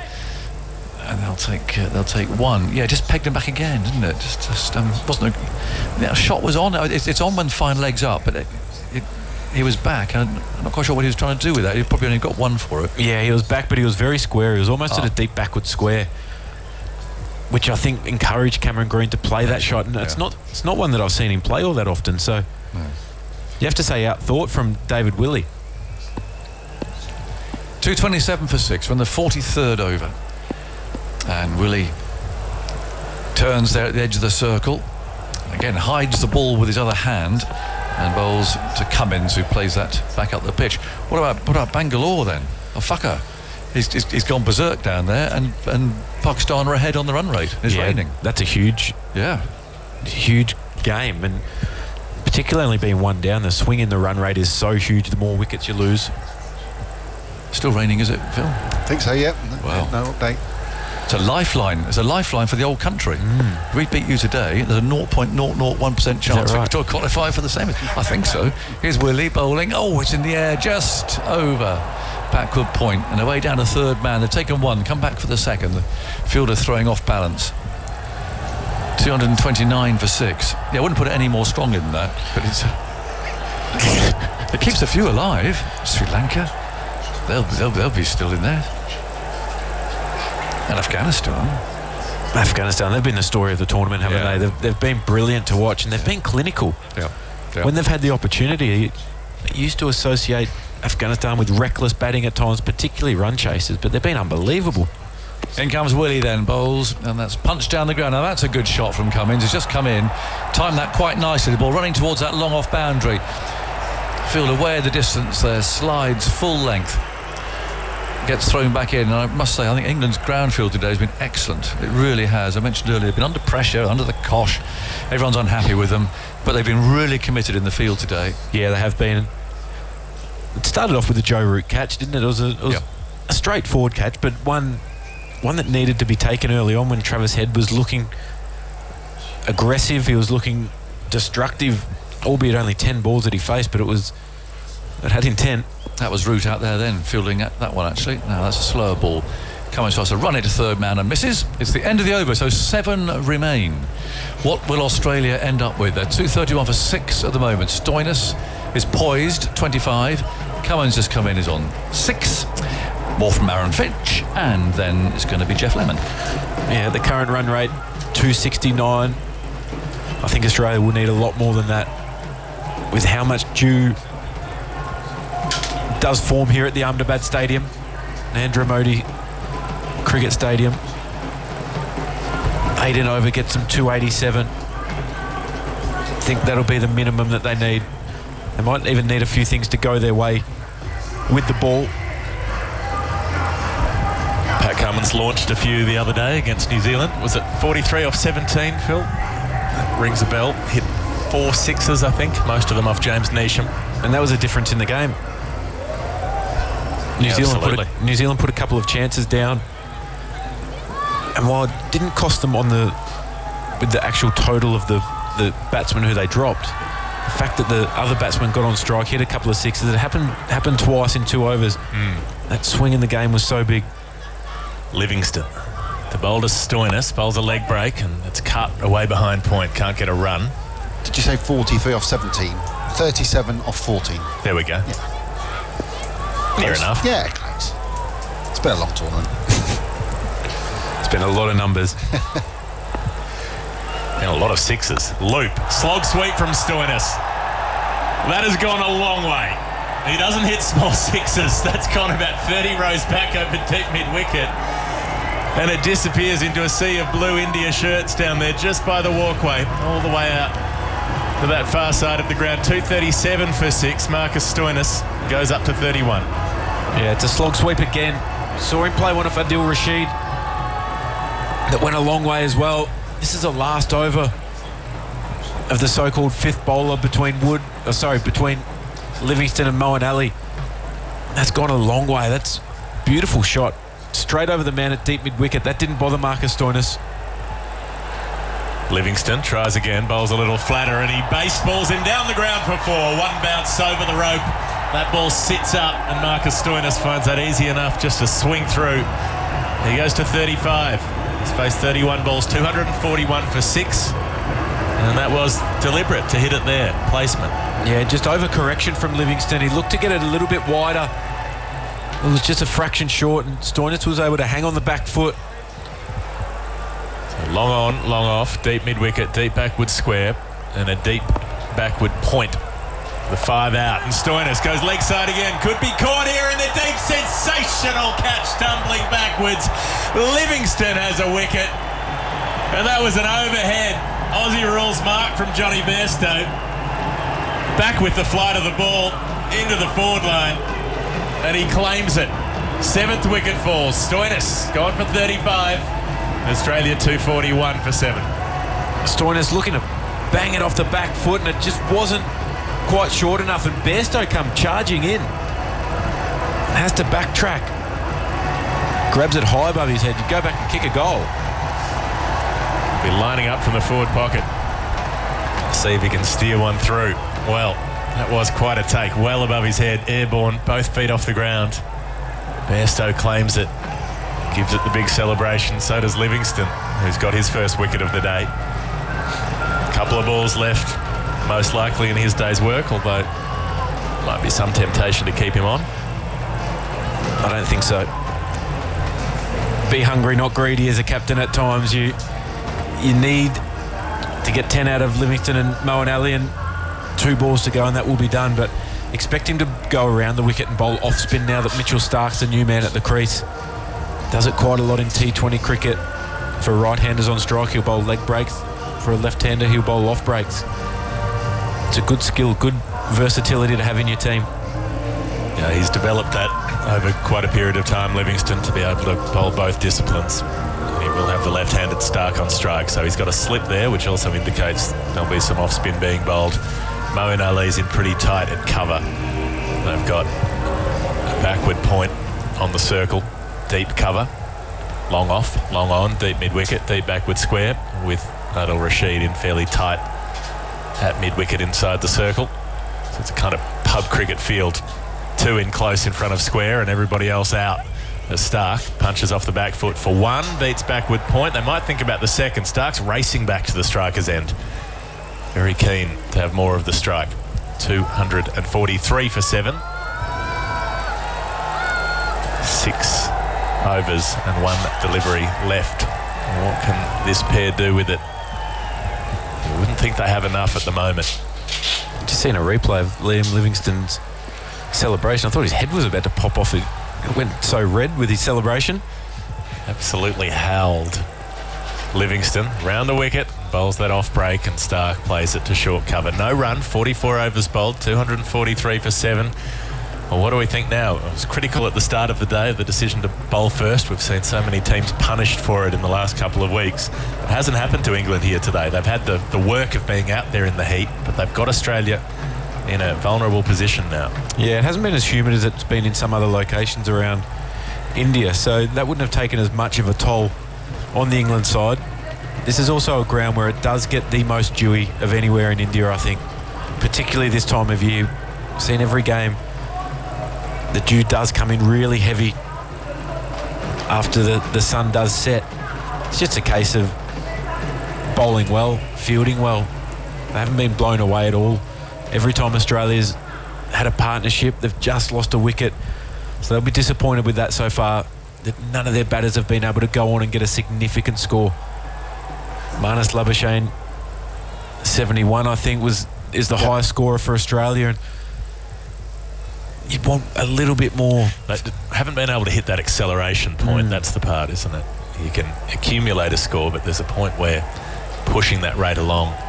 And I think that's what Marcus Stoinis was trying to do there. He targeted the fifth bowler in Liam Livingstone and unfortunately got out.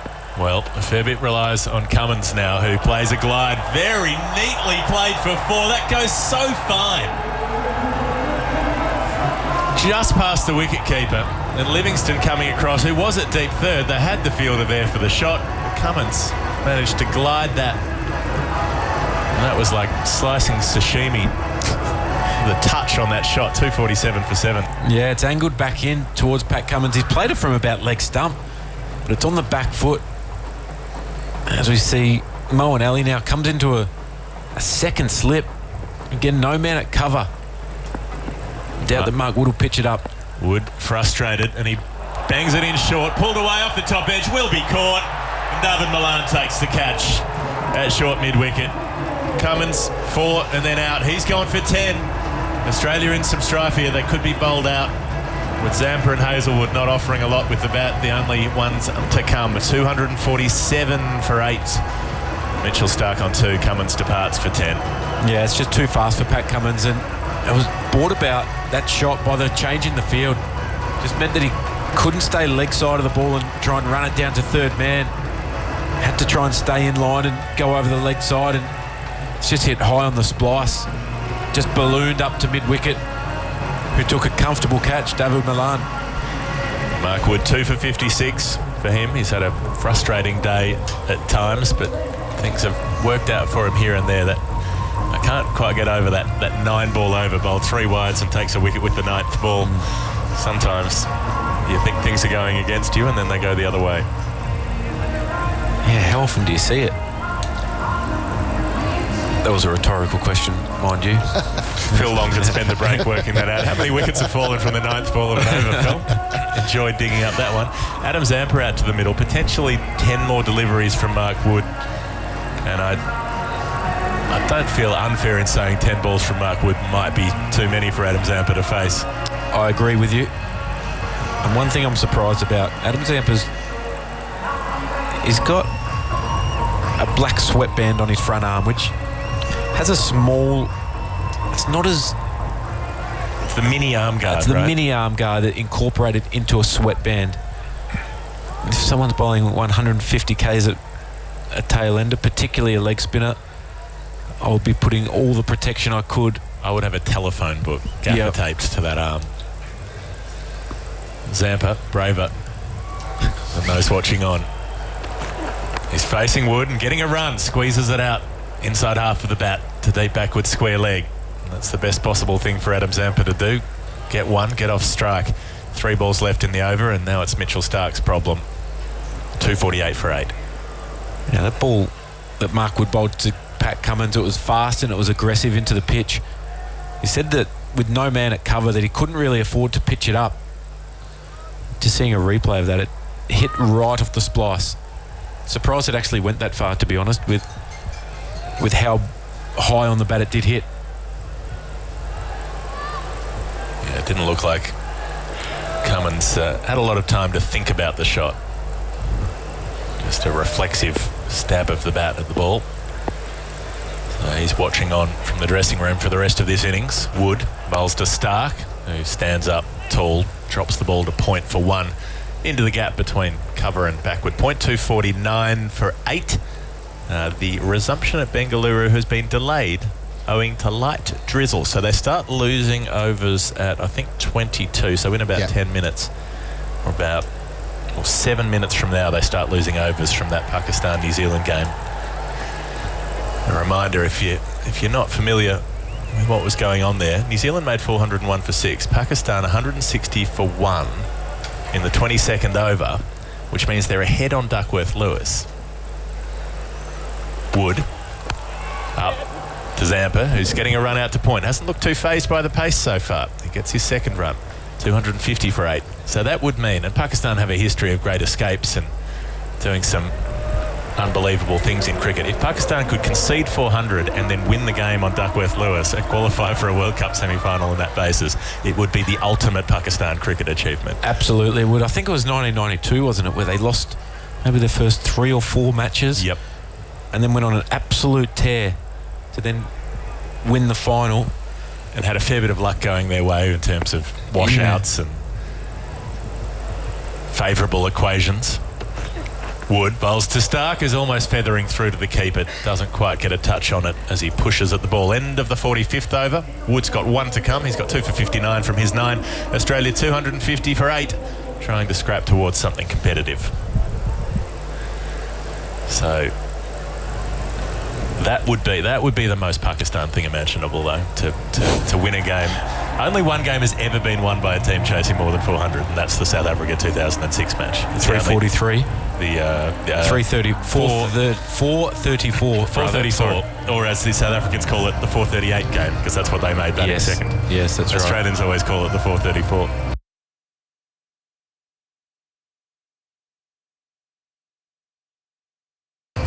But no one else has ever done it. So if Duckworth-Lewis decides that Pakistan have won it on that basis, that would be a triumph for statisticians everywhere. The 1992 World Cup that Aaron just mentioned, Pakistan 74 all out in the group game against England. Surely they were going to be beaten there. No, of course, the rain came with England, 24 for 1. That helped put Pakistan through, who then, of course, beat England in the final. After facing, 8 overs out of 16 with the rain reduction. Driven away, first ball of the next over from David Willey. Ladder single, 251 for 8. I think Australia's goal now is just to bat out the remaining overs. 29 balls left in this innings. So England had a rain-reduced target in that game of 64, but they had to get in 16 overs. They faced 8 of the overs, and the match was deemed incomplete. Interesting rain rules in that World Cup. That's when South Africa had the old get 22 runs off 1 ball, or whatever it was. Yes. After being well in front in the game, wasn't it? Yep, well in front. They used to strike off the least productive overs first from the previous innings, and that's how they'd work out. So there were some maiden overs that meant that 0 runs were deducted from the total, even though the overs had reduced. Willey comes up and bowls, digs it in short, pulled away by Stark, out to deep square leg. Only get 1 for it with the fielder back. He goes to 4. Zampa has 3 as he comes back on strike, 252 for 8. But whether we get back on for some more play in Bengaluru, probably will. But there is a shower delaying things, and if the overs get reduced, well, who knows what Duckworth-Lewis could spit out. It's a pretty consistent mathematical equation these days, though, isn't it? That Willey bowls to Zampa, flicks it away in the air behind square for at least 1. Thinks about the second. Stark says no, 253 for 8. Yeah, if he looked to come back for 2 there, he was run out by half a wicket. Adam Zampa just jogging the first one. So as a player, you were happy with DLS?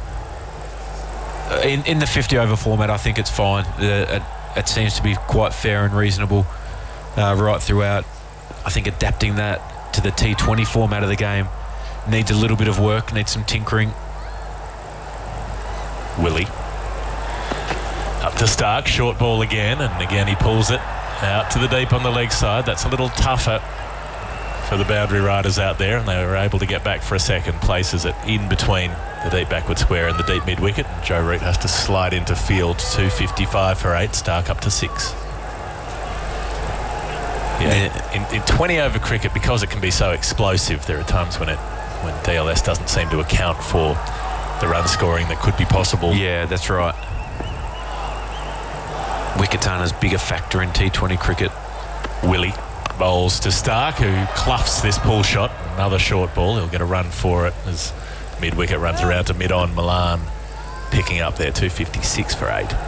Yes, 6 runs off this over, 5 balls gone. I think Australia, they're just looking to bat it out now. The last thing you want to do is leave 18 or 20 balls out there, which could be worth 15 or 16 runs, which is a pretty significant addition to this score at this point. See if they could get past 280. Willie bowls, and well, there might be a wicket here. Zampa is skewed it up in the air just over the wicket keeper. Butler running back. They had a deep third running up and Butler running back, and they met in the middle, could just about have shaken hands, and the ball drops in between them. 257 for 8 with one of the least conventional singles you can imagine, taken by Adam Zampa, who takes his score onto 5. Mitchell Stark's onto 7, thanks to Aaron Finch, who's been keeping us company at times during the day. Former Australian white ball captain, 20 over cricket and 50 overs as well. World Cup veteran, 2015 and 2019 in the 50 over formats. 46 overs bowled. Australia 257 for 8, and England have done a good job here today. Felt like they were taking a big risk by bowling first. But Michael Vaughan, as you rejoin us, they would be pretty happy with their day's work so far. Yeah, they've been the old England that have just got wickets at key times. Wood to bowl his last over to Zampa, who's getting out of the way of a short ball that bounces over Butler and goes for 4 extras. Will it be byes, or has he got a little touch on it? He's got a tiny glove on that one. Very good from Zampa. Don't think he meant it, but it works. 261 for 8. Yeah, that's rapid. 150 kilometres an hour, and just flicks I think he hits the glove and then the shoulder and goes over Joss Butler's head for 4. Mark Wood seems to have had so many 4s in the kind of quarter of the ground from wide third to just over Joss Butler's head. Just a little bit of a warning. England were chasing 230 against England. I'm sure in that first innings everyone was saying how great they bowled, and all of a sudden they came out and batted badly and lost by 100. Wood bowls to Zampa, who backs away and slaps him down the ground for 4. Excuse me, Adam Zampa, that is impolite. Just steps to the leg side and baseballs it, and he takes his score up to 13. 265 for 8. Yeah, England here against New Zealand, Phil, was it 278? Sounds about right. Yeah. And they made 281 in the chase, thereabouts. Yeah, 282, played 283. Yeah, the Australians are getting a similar kind of number, and if the pitch improves like it did on that first game, England should have a good chance. But the problem for England is there's no players in any kind of form with the bat in hand. Wood looks for revenge on Zampa, but Zampa will get another run. Little inside edge, squirting out behind square leg. He'll come back for a second as it goes in between the fine leg and the deep backwards square. So Zampa doing this job nicely at the moment. He's 15 from 8 balls, 267 for 8. Mitchell Stark watching on 7. Yeah, Zampa 15 from 8. Wood, I think he's bowled a lot better than 2 for 69 from 9.3. He's looked a real threat. He's bowled with great energy and pace, giving it absolutely everything. So nice picture on the TV. Look at that. Sun setting at the moment, dipping down behind the trees. You often see it. Fast bowlers do get mistreated by short formats at times. It's unfair to them. They can bowl really well and still go for plenty. Wood bowls to Zampa, who pulls him over the leg side. He's getting more runs here. Mid-wickets inside the circle.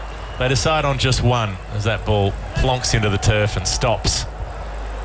And David Willey coming up from the deep does the fielding. 268 for 8. Zampa to 16. Stark on strike with 2 balls to come in the 47th.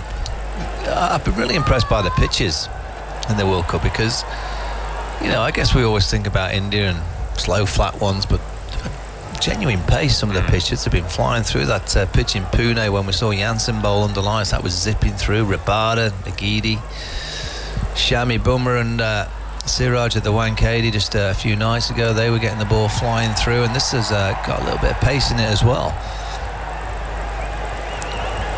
We haven't seen a lot of big turning wickets. That first one in Chennai for India, Australia had some turn in it.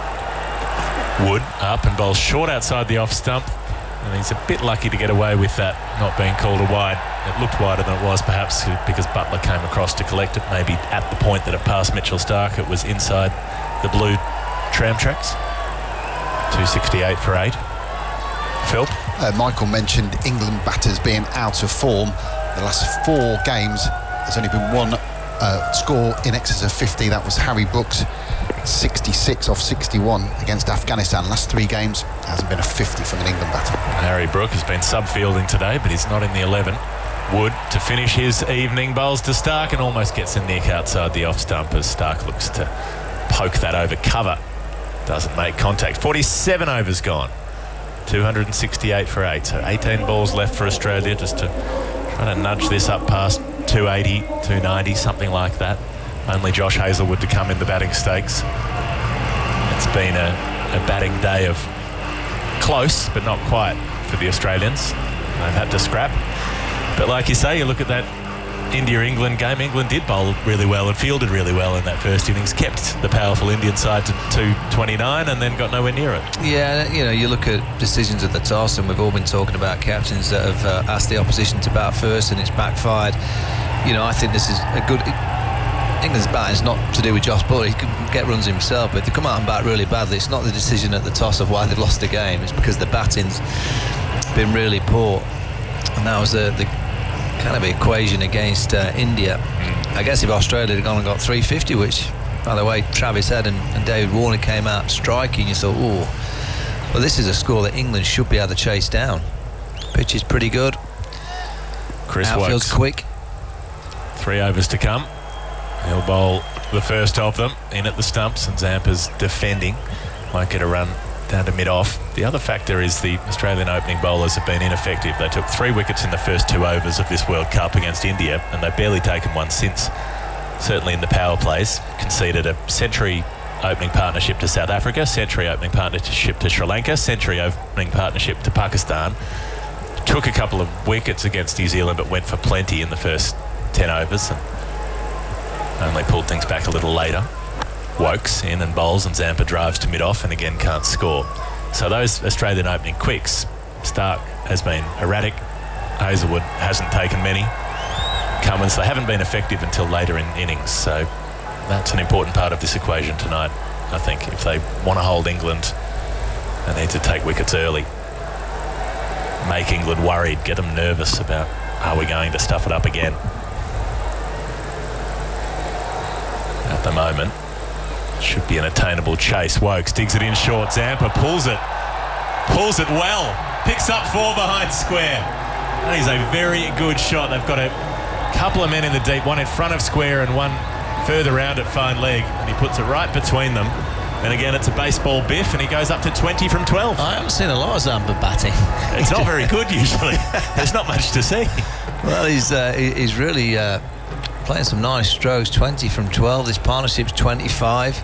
Crucial runs for Australia.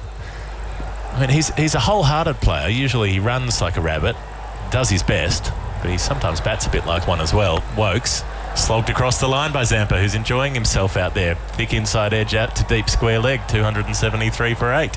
He's got 21. But he's often a player who doesn't seem to have a lot of shots and doesn't have a lot of power, and often gets caught trying to hit one big and gets caught within the ring, something like that, for a single figure score. So you don't often see him blazing 21 at a strike rate of 160, which is Glenn Maxwell pace. I'd like to know what the attendance is here today in Ahmedabad, because I think there's quite a few in. I mean, think it was 130,000. I reckon there's about 40,000 in today. I'd say 40 looks about right from the visuals we can pick up here. Wokes bowls to Stark, who flicks off his pads. They've got a short fine in position. He'll just get 1, 274 for 8. There might be 40,000 in and about 10,000 cops outside. Yeah, there's a few. They generally like to get in and watch, don't they? If they can. Police in Pune, they were lively, weren't they? The security guards there, they were more interested in getting selfies. There were a lot of selfies, but the searchers on the way in had some extremely intimate moments during this World Cup. Wokes to finish the over to Zampa, who backs away and carves him out through the covers. Stop it. Adam Zampa's going to get a couple. They've got a deep cover sweeper out there who has to come a long way around David Willey. 276 for 8. We've got a couple of overs to go, and the Australians doing a decent job, the tail at this point. Stark's got 8. Zampa, 23 from 14 balls, strike rate of 164. Let's see if he can smoke a half century in one-day cricket. We'll leave Jonathan Agnew to pick up the call with Michael Vaughan. Yeah, it looks like it's going to be David Willey to bowl the 49th. Chris Wokes has got 1 remaining. You'd think he'll bowl the last. I think he'll want a couple of big sixes off Mitchell Stark at this stage to get that score to around 290 odd. The beat in the drums. It's a good effort by Australia, isn't it? I must admit, I didn't think they'd get up towards 300, but they're inching their way there. They've got 2 overs to go. Stark 8, Zampa 23 from 14 balls. So can England just nip a couple of wickets here and finish it off? In comes Willey, bowls, and Stark clips him away firmly. Out to deep mid-wicket it goes. Thrown back by Bairstow. He's had a very busy day today. Excellent catch out there in the deep. He tosses that back. He's got some batting to do. Are they struggling with their overs, England? Because Willie's running back to his mark. Are they on the deadline? It just flashes up. There you go. 1 over behind. Right, so They've on the got last 2 over minutes. they'll have another fielder in the circle, is that right? Well, they've got to finish. They've got to start the last over. Be in position. In 2 minutes' time. Yeah. Which seems unlikely. It's a bit random when it flashes up. That's the trouble. But we got a glimpse of it then anyway. 277 for 8. That would help Australia's cause. We got very excited in the first match. We weren't used to this rule, and we thought whoever it was 3 behind, weren't they? One of those early games. I thought, we're going to be one fielder in for the last 3 overs and this sort of stuff. It never came down to that really. It's quite a good threat. It's a good idea, but I'm not sure it's been absolutely implemented as ruthless as it might be. In comes William bowls, and that's played back at him. Little upper sleep, prodding sort of a shot from Zampa. I like what they do in the Caribbean Premier League. So if you're down on your overs, you have to take one fielder off completely, off the ground. So you can't even have him in the circle. Quite a row about it last year, wasn't there? That damages your team. It does. Well, I think it's ticked away now. I think England will have to have one inside that circle. There's a mighty swipe from Zampa, who's showing new talents here. 24 from 16 balls. Every time Ben Stokes is diving around, it's clear his left knee is knackered. Well, he limped out of the press conference yesterday. Yeah. 278 for 8. 9 balls to go. And England are an over behind, so we're 1 in the circle. In comes Willey, bowls a bouncer. That's a wide. Didn't think Murray would like that. So for all the running back to his mark, I'm afraid he's going to just steady down now, mightn't he? Just take his time, make sure he gets the ball in the right place and all that. Stark's on 9 from 11 balls. Yeah, this partnership's 32. Yeah. Willie again turns on the run. Up he comes, bowls, and that's swiped high into the air. I don't think anyone's going to get there. It's going to land in no man's land. And they take a single. And Stark looks at his bat a little ruefully. I mean, if he'd connected with that, it would have gone straight into the hospitality boxes, I think, way up there. But a missed timer. 280 for 8. He gave it everything, didn't he? Furious blow. That would have brought an oak tree down if he had an axe. 8 balls to go. 280 for 8. And Zampa is on strike. Fielders within the circle are right on the edge of it now. As Willie comes wading in again. Oh, he's hit that well. Very well. Out into the deep leg side and gets 4 for it. A dragging sort of a pull shot. But the last person to believe what's going on is actually Zampa himself. Yeah, he's played great, 28 from 17, but England aren't going to the Yorker, they're just bowling length. And he's just thrown his arm. It's a good strike over mid-wicket. Mid-wicket goes back on the boundary. Who's he brought? Mid-off Into the circle. Fine legs up. Fine legs. 284 for 8. 1 ball to go. He's off a little ramp. And, well, he hasn't timed it very well. It's dribbled out to mid-wicket. But he's got a single, and Willie has to go and get it himself. So, that's the end of Willie. 1 for 48 from 10 overs. I suspect he might be wondering, hands on knees, if that's it, finished for him. Who knows in international cricket. But he's been a great servant of England's white ball game from the 2015 World Cup. He's played a big part in England going up from bottom of the rankings to the top. He was the man who missed out, of course, of the 2019 World Cup. What do you think in the last 4 games he's been outstanding with the ball? You think they'll call time limit for the last 2 games? I don't know, they might do, won't they? I mean, we talked earlier about what's the point of people playing who aren't going to carry on. I think Atkinson had a raw deal actually after the South Africa game. He's like the only person that bowled in the right place. But I mean, this is why it's ironic, and the situation's gone a bit silly. Is that you're probably going to play Willie because you're desperate to qualify for the 2025 Champions Trophy because he's been England's best bowler in the last 4 games. Yet he's not going to be part of it. He doesn't warrant a 1-year contract. Right, there's an inspection in Bangalore at 6 o'clock. So apparently the covers are coming off. The ground officials believe that the cut-off time is 7 p.m. and here we are approaching 6. So Monday, as usual, there's an argument about that. The event officials think it should be 7:40 because the first innings ended late. I think Pakistan think it's 6 o'clock. Well, goodness knows.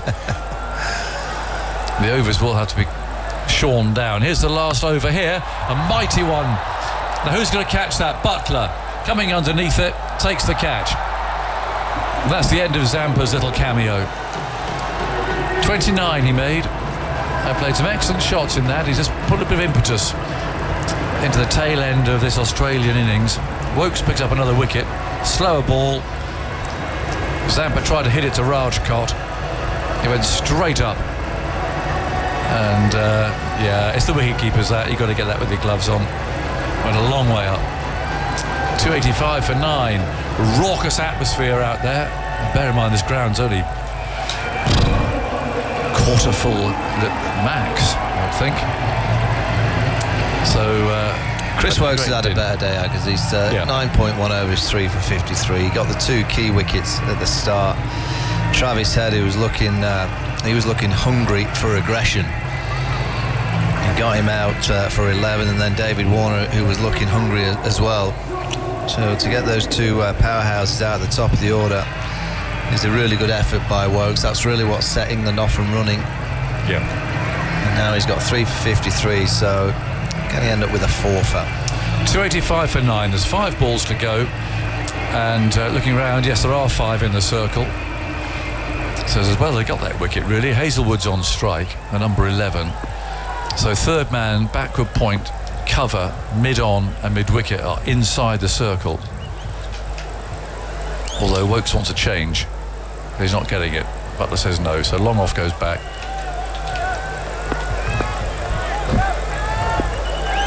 Five balls to go. In goes Wokes. Bowls to Hazelwood, who drives him into the offside. Nice shot. And Johnny Bairstow will field that on the boundary. So one more. 286 for 9. 4 balls to go.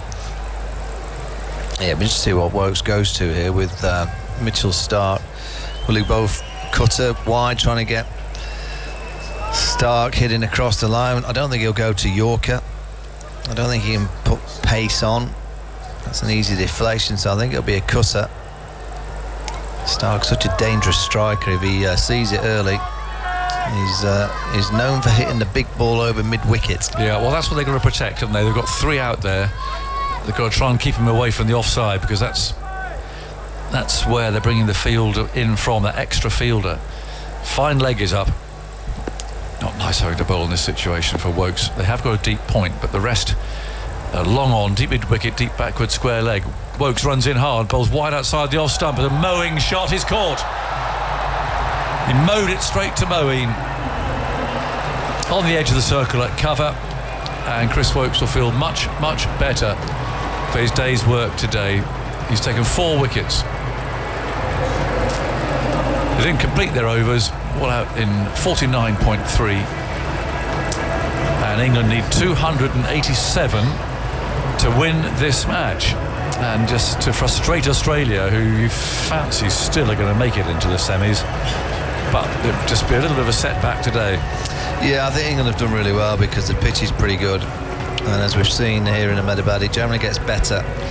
So Josh Buller's decision at the toss today, I don't think you can complain about it. Now, if the batters go and play badly, and they play like they did against India and lose the game, it's nothing to do with the captain's decision. It's the fact that the batting has let the skipper down, and I guess his role now is to really concentrate on his batting and getting a score for the team. But in the field, England were good. The spinners in the middle, particularly Adil Rashid against this Australian side. There's not really an Australian batter that I watch and think that they are really comfortable against the mystery spinners. I think they really lacked Glenn Maxwell, who's a brilliant player of spin.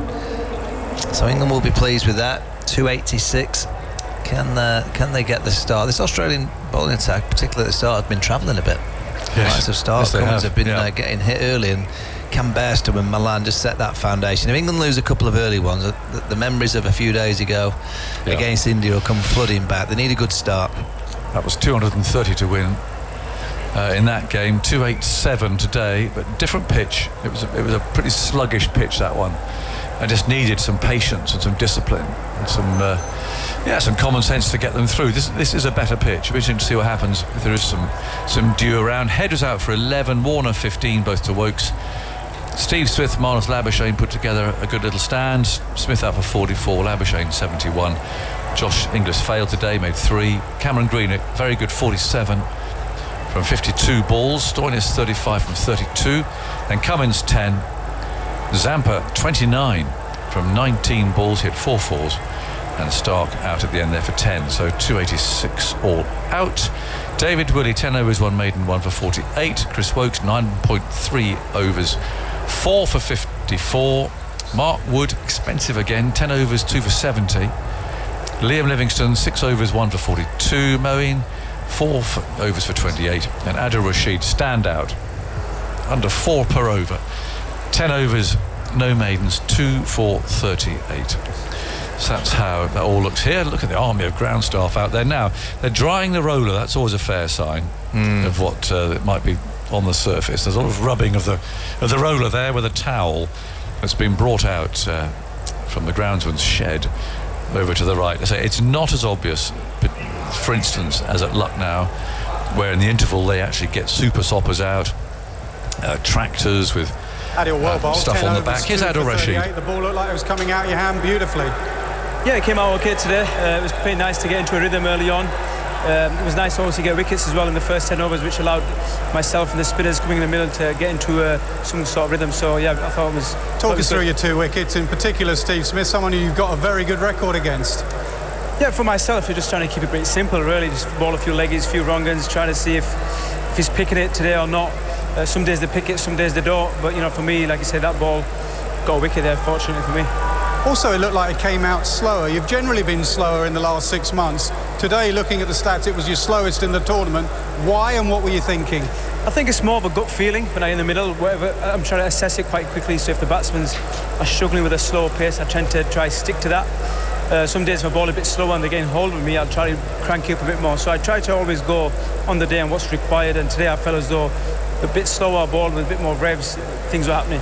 And you were also quite brilliant in the field. The boys backed you up well in the field. Yeah, it was nice. I thought we feeling tremendously well all the way through. Boys put in, the ballers put in as well. So, it was a good first half. What did you make of the pitch? I thought generally was quite a good pitch. I thought we bowled well as a bowling unit up in the middle, up top and the death as well. So I think 287, I think generally we'd be pretty pleased with that. Good luck with the run chase. Thank you very much. So here, well, what chance England of getting these 287 they need? It is not an impossible order. I wouldn't put it as a tall order. I'll put it as sort of a medium-sized order for a team who are playing reasonable cricket. But England aren't, and they're playing terrible cricket. And their confidence is low. They haven't been able to knock off targets against Sri Lanka or against India in recent times. But what can they do? Can Bairstow find some form here? He'll be opening with David Malan, of course, who has one big score to his name against Bangladesh, but really England's batting just simply has not fired in this World Cup at all. So a very purposeful looking Bairstow comes down an awful lot of stairs. I'd say there's more steps there than there are even at Swansea. If anyone is from there, they'll know exactly what I mean.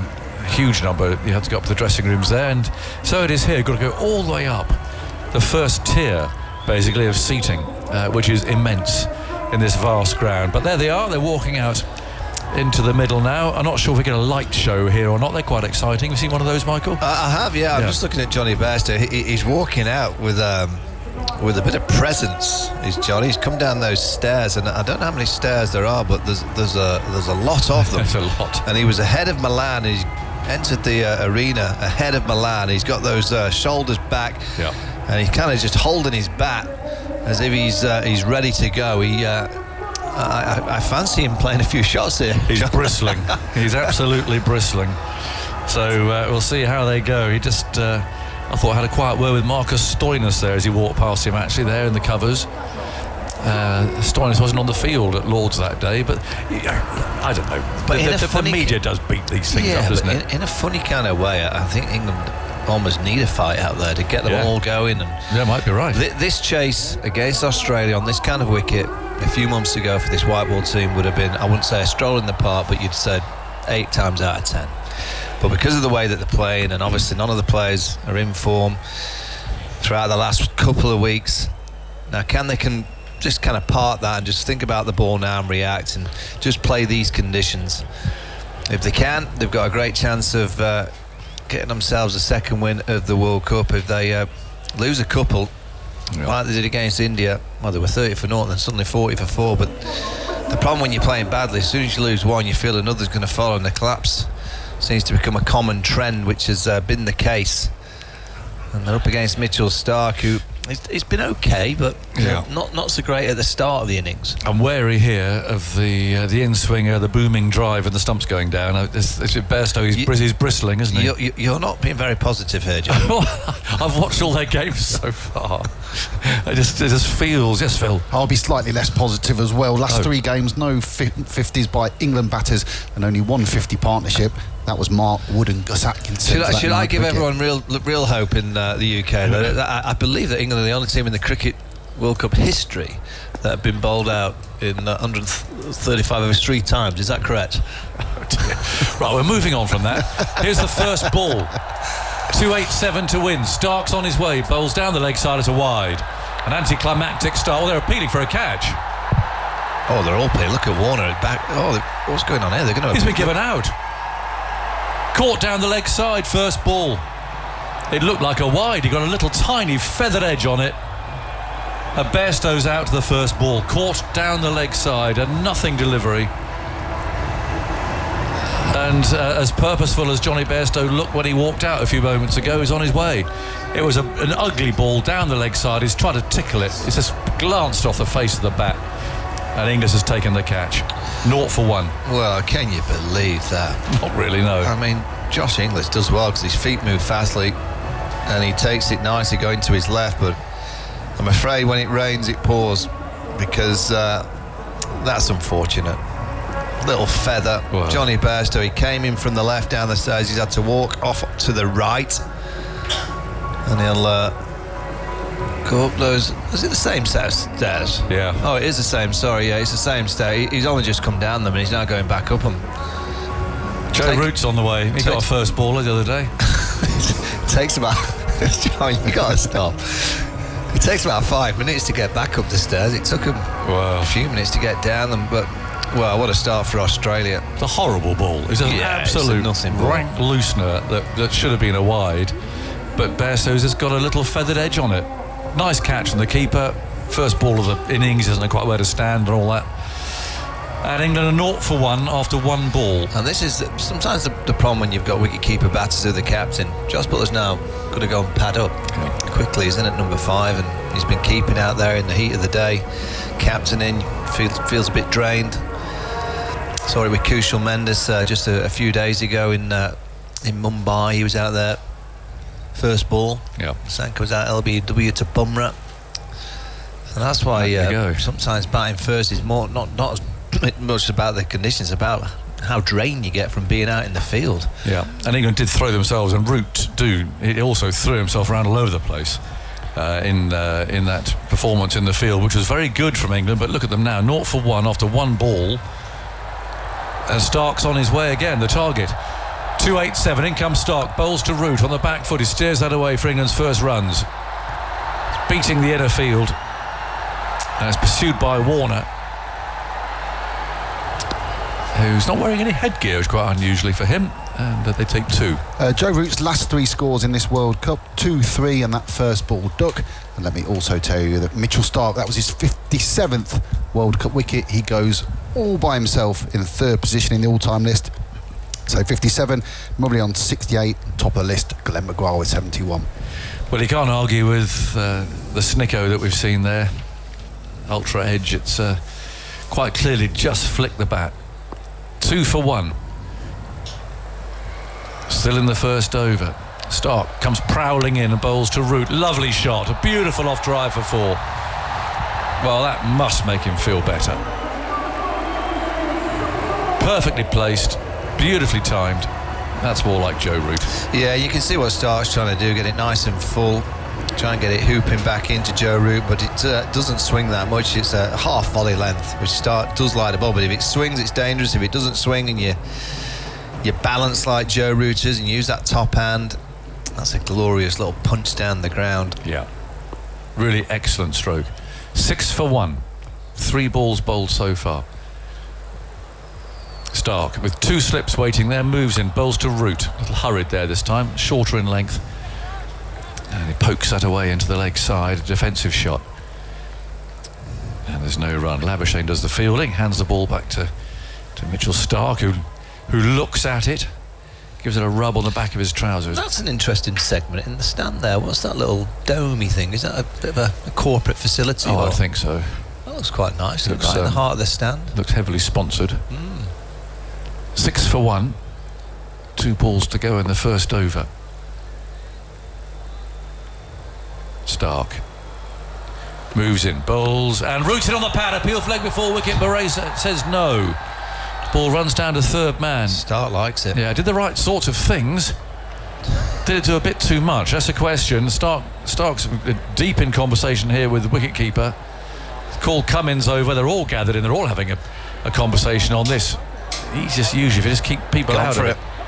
Yep, there they go. The first thing that Cummins said to Josh Lee, did it pitch in line, and he said yes. I think it's a little bit high. His head went, didn't it? Yeah, it was late swing, but I just think it's I think it would have pitched in line, but I think it's a bit high. Player review for LBW. Well, Murray Erasmus doesn't get a lot wrong. Check the front foot, fair delivery. Front on spin vision, please. So let's have a look. Let's have a look at the replay from that end. He's bowling towards us. So clearly our vision is restricted. Let's have a look, see if we can tell where this is pitched. It does cut back quite a long way. Doesn't appear to be any bat, but just go to Ultra Edge, confirm bat or no bat, please. Did pitch in line, didn't it? I think so, but it's got to be a bit high. Me, please keep going through. Joe Root's keep rolling foot, through. what? Flat line as the ball passes the bat. Yard outside the crease. Involved. Ball tracking and ready. Here we go. Let's have a look. England 6 for 1. He was given not out. Pitches in line. Decision, not out. Nips back. In line. Impact in line.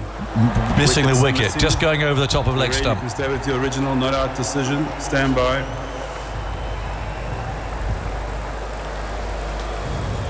You're on screen signal now. Well done, Murray Erasmus. Yeah, you're right about Murray. He didn't.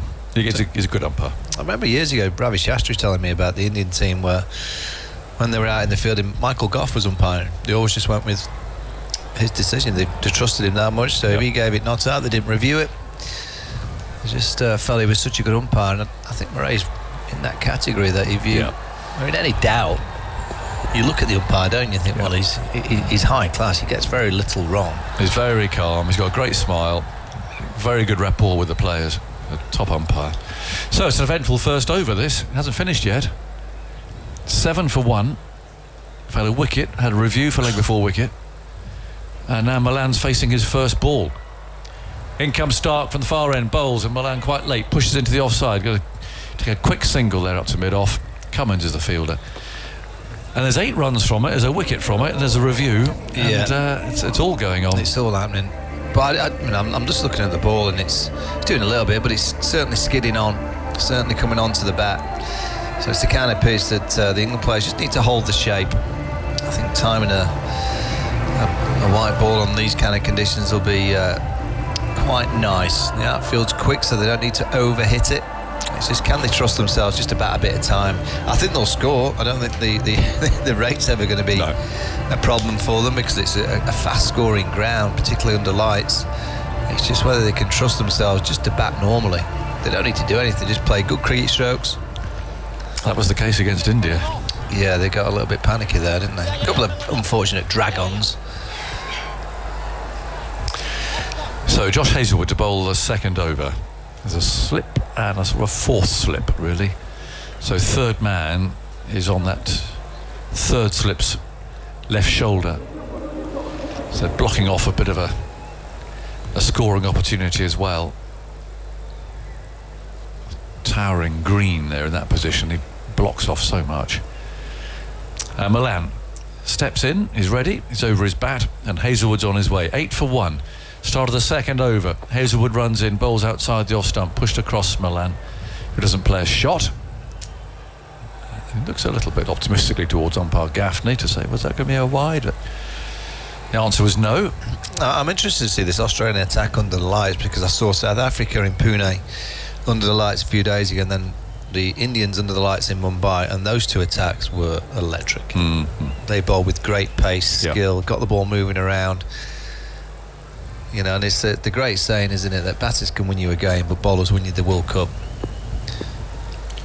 Raining again in Bangalore. In goes Hazlewood and bowls outside the off stump. No stroke from Malan. That wasn't too far away. Are they ahead of the trend, or? The umpires take them off. Pakistan now 21 ahead on DLS. Is Stokes and Malan still there? Is he ever? He's on 126 not out. From 81 balls to 11 sixes. 11 sixes. It's a beauty. He was on fire the other night at Calcutta. Oh yeah, I did that game. Well, how extraordinary. You were at the venue, you were there. I was there, yeah. Over mid-wicket, you get to clubbing it. 8 for 1. Hazlewood runs in now, bowls down the leg side, a wide I'd imagine, unless he's got a little nick on it as Bairstow did, but umpire Gaffney singles that as a wide. 9 for 1 in the third over, so there's still some argument there about when the cut-off time is, but if it's raining, the cover's got to come on and come off again. Remarkable victory. Would. In Pakistan. 9 for 1.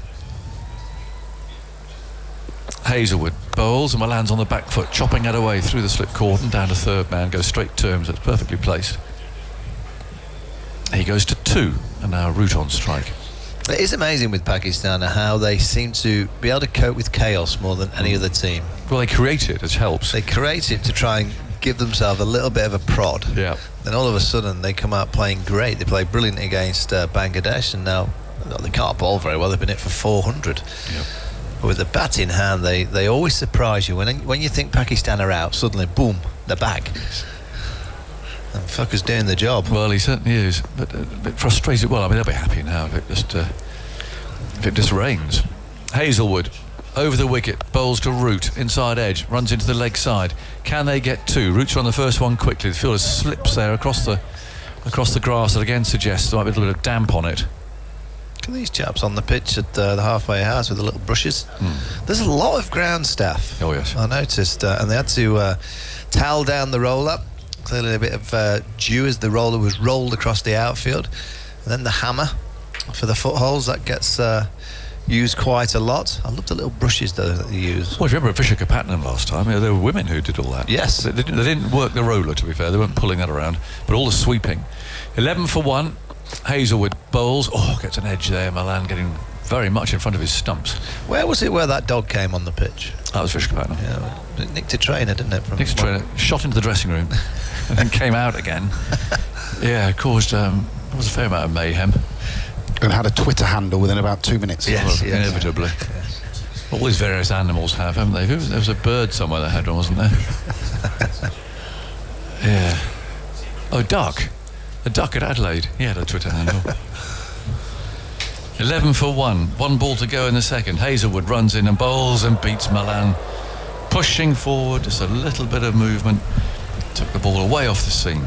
Nice ball. 11 for 1 after 2. And England's target is 276. And they've got to score, well, not 6 and over to get there, but they've lost Bairstow to the first ball of the innings. Unfortunately so, unluckily. A little nick on a ball that was just fading down the leg side from Stark. So a nice start for Australia, but desperately bad luck really for Bairstow. Doesn't need that sort of ill fortune.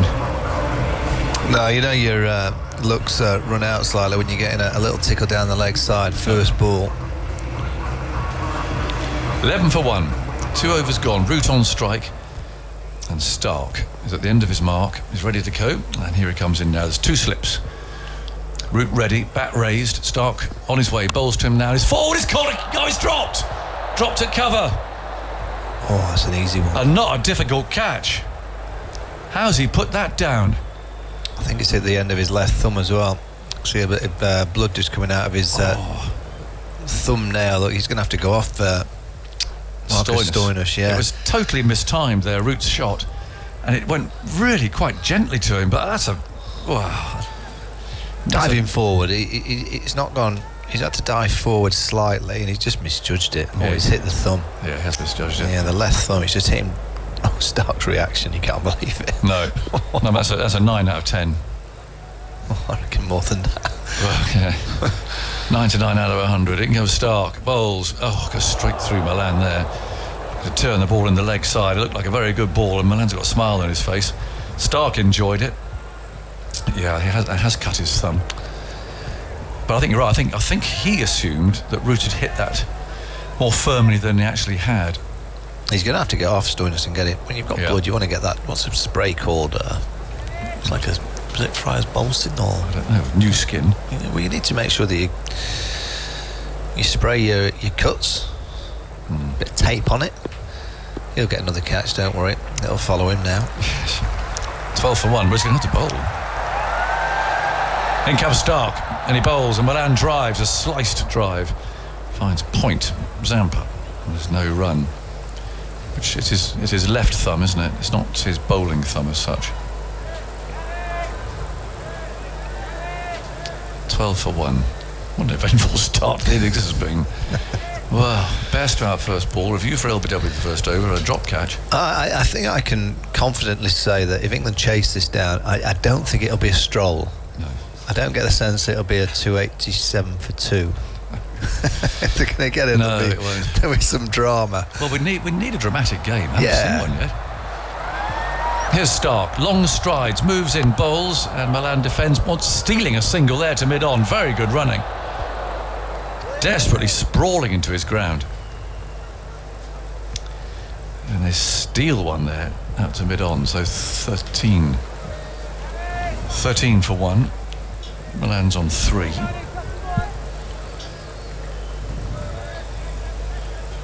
Stark walks. It was one of the... David Malan's dive wasn't quite there.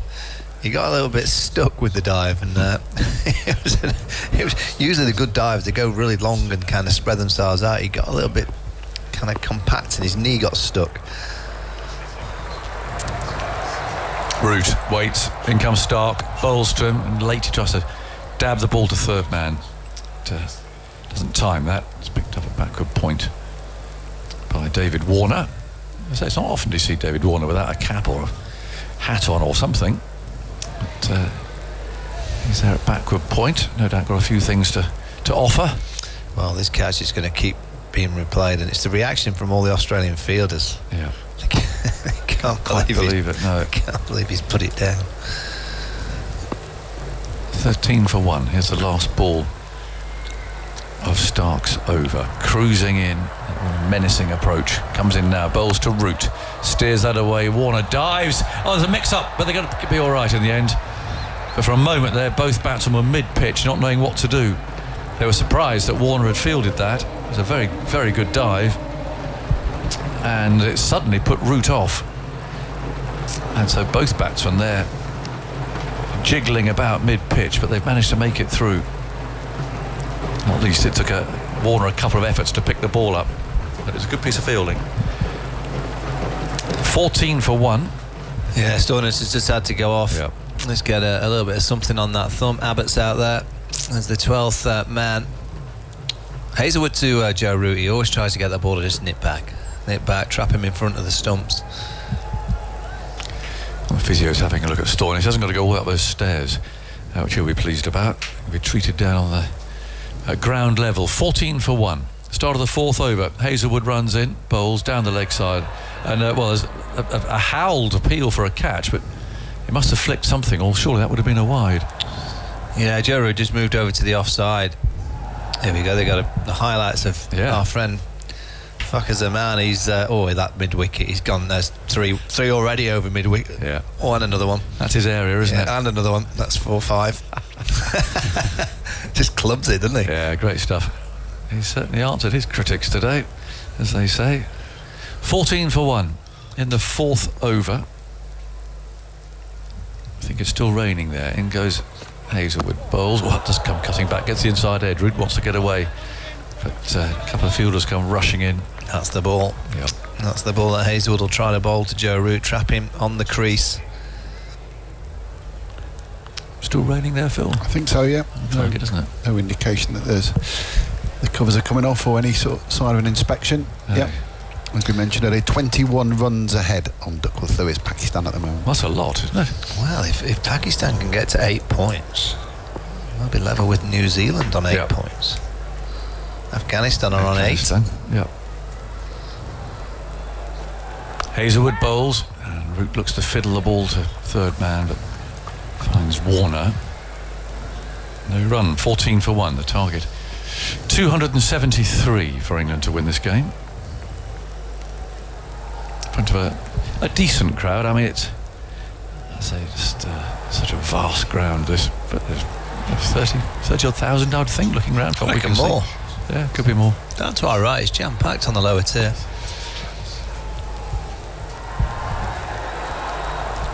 14 for 1 in the 4th. Then goes Hazelwood, bowls, and Root nudges him to mid-on this time. Picked up by Zampa at mid-on. There's a little towel there just in case it gets dewy, but there's no rubbing going on at the moment. What time does it generally come in? Well, it varies a bit. Luck now. It's there, and they're mopping it up during the interval.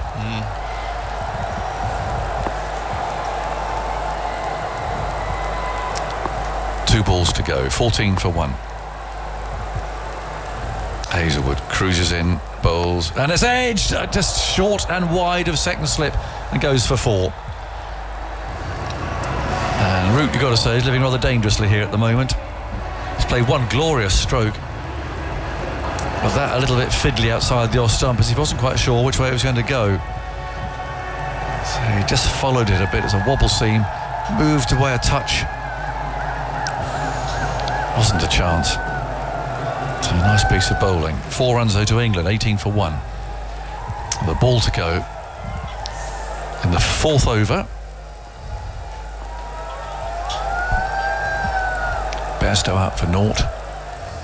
But unluckily so, caught down the leg side of the first ball. Hazelwood bowls and roots it on the pad. Appeal for leg before wicket, but he didn't really mean it. You just tell there, that was rather a half-hearted appeal. And Cummins is wandering up for a conversation, but a leg by is signalled, and it is 19 for 1 after 4 overs. Michael Vaughan, thoughts from you, and then Jeff Lemon's coming in. Yeah, Joe Root, that last ball just worked his way outside of off stump to try and work it through the onside. Gets hit on the pad, but I'm pretty sure that the ball would have hit him outside the line of off stump. Playing a shot, so it can't be out. Let's just have a look. It's on the screen now. It nips back. Yeah, it's also a bit high as well. Yeah, it's all action at the minute. 19 for 1 after 4. There's a little bit there for the Aussies, but it's still a good pitch. Seems nice to be timing the ball on. A big hammer there. It's called the hammer, isn't it? The what do they call it? The the stamper or the something? The stamper, I think you're right. Yeah, the stamper's out there. I think Mitchell Stark's not happy with the footholds. Stampy the elephant. 19 for 1. Just wonder about that drop catch. They dropped Virat Kohli in the opening game of this World Cup, Australia, and that hurt them. Drop Joe Root here. Yeah, he should have taken that, Stoinis. So Stark, wicket with his first ball. How many times he's done that in his career? A wicket in the first over in a white ball international. He's up and bowling. There's swing on that one. The ball is moving for him today. Root keeps it out. So the Australians, if you're watching the vision, you'll note that they're wearing black armbands now. That's in recognition of Mitchell Marsh's granddad, Ross, who has passed away, which is why Mitch Marsh went home. So the early suggestions we're getting is that he'll be back in time for Australia's last group game against Bangladesh. Probably won't be back in time for the Afghanistan match on Tuesday. But thoughts with the Marsh family and everybody else affected. As Mitchell Stark wearing that black armband comes in, left arm over to Root, who's driving. A wide ball, hits it straight to point, doesn't get a run. Sean Abbott sub-fielding where Marcus Stoinis was until he got that ball on the end of his thumb. Yeah, I'm just looking at Joe Root's record here in ODI since 2022. He averages 21. That's very unlike Mr. Consistent, which he's been for many, many years across all the formats for England. And you can see just out there, he's just struggling for a bit of rhythm. He's not timing it perfectly. He's played that one pure drive down the ground. He's just fighting a little bit at the minute. It was an awkward shot, that catch that he chipped up to cover point. Waiting for Stark now and fiddling at one outside the off stump. Stark appeals, no one else goes up. Stark is still appealing. He's got one arm raised. Now then. He heard something here. Marnus Labuschagne says he heard something, but he always thinks he heard something. Cummins is asking Labuschagne to pipe down. He's saying, is it bat? So there's a massive noise. Marnus Labuschagne, I've heard that before from Marnus. He just wants everything to be the way that he wants it to be. One review left for Australia. That's it. They've already burned the first one on Mitchell Stark with that LBW going over the top. So a lot riding on this. Not just for now, but for the potentially 45 overs to come. Fair delivery. Front on spin vision, please. They've been pretty gung-ho with their reviewing at times under Cummins. Well, Joe Root will know himself if he's hit this. Swinging delivery, it hits the seam and angles across, and has that just brushed the edge. Can you go to Ultra's confirm bat or no bat, please? Inglis takes it just fine. They've got the Snicko ready, and there is a spike. Joe Root will be given out. The Australians rejoice, and Labuschagne is vindicated. He's not just hearing things, he's actually hearing things. 19 for 1 becomes 19 for 2, and Joe Root had a reprieve put down by Stoinis, but maybe his last contribution to this evening will be injuring Marcus Stoinis' thumb with that catch that went down. He's out for 13. 2 early strikes. Bairstow, a golden duck. Root for 13. David Malan still there on 3. England 2 down in the 5th over. Yeah, and it's Joe Root who's just out of sync. You could see him really fighting out there. A really good review by Australia. Marnus has got quite a few wrong. He got quite a few wrong in the Ashes, if I remember rightly. On this occasion, he heard something. I think he was backed up by a couple of fielders close to the bat as well, and it couldn't have hit anything else because the bat was a long way away from the body. The bat was away from the ground. And here comes Ben Stokes. Can he do it against Australia once again? Can he find his rhythm and his competitive nature that we know he has out in the middle to just try and get the job done, get England a victory? That's why he was brought back into the World Cup team. It's not worked out for England. Got the injury and he's just not been in any kind of shape or form in the last few games. Played a really bad shot against Mohammad Shami against India in a circular he would have been brought in to do, chasing 230. He's so good at soaking up the pressure. And he played a reckless shot, very unlike Ben Stokes. Can he kind of just soak up a bit here and play one of those innings? He's got 287 to chase today. An update from the other game. This is getting tastier and tastier. So they're off for rain again. The cutoff is about 50 overs, 50 minutes from now. So if they don't get on within the hour, then the game gets abandoned. Pakistan are further ahead on Duckworth Lewis than they were before the first rain delay. They're 21 runs ahead now. They're exactly 200 for the loss of one. Fakhar Zaman has made 126 from 81 balls with 11 sixes. They faced 25 and a half overs, so they're chasing 402, and at almost exactly the halfway mark of the innings, they're almost exactly halfway there. They've got 200 on the board, and if they don't get back on, well, they're not actually chasing the full 402 because it was reduced to 342. So at the moment, if they got back on, they'd need 142 in 93 balls. But they're ahead of the rate at this point, and if they don't get back on, they win. And then you'll have Pakistan on 8 points, New Zealand on 8 points, and if Australia lose tonight, Australia on 8 points. India, Pakistan, semi. It's on. Still on. It's bubbling. Mitchell Starc up, and he's bowling. And just coming forward in defence is Ben Stokes. A couple of left-handers together for England. Well, everybody who's been planning their semi-finals in Mumbai might have to switch that up to Kolkata still. The Joe Root dismissal, the keeper. He wasn't sure at all. It was only minus Labuschagne, a little bit of David Warner, who was a backward point. Inglis is not the most confident appealer, I will say that for him, and that is something that you need in a wicketkeeper. You've got to sell the umpire on your appeals. Sometimes you don't have a review, sometimes you're not willing to use one. Starc up and in at the pads, and Stokes is getting his first run out behind point. Sliding stop from Sean Abbott, the sub fielder, 20 for 2. And then especially with the LBWs, where umpires' call is so important, you've got to get umpires raising that finger on the field behind the stumps.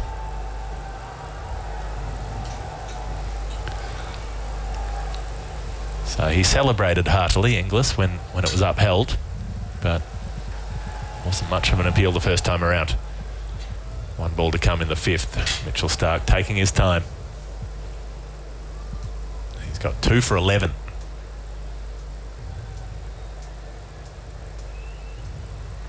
He's bowling now to Malan, who's getting in behind the ball and playing it back to Starc on the bounce. 5 overs gone, 20 for 2. Michael Vaughan will be making way for the time being. Former England captain with us through the backstages of this World Cup. David Malan on 3, Ben Stokes on 1. They need 287 to win.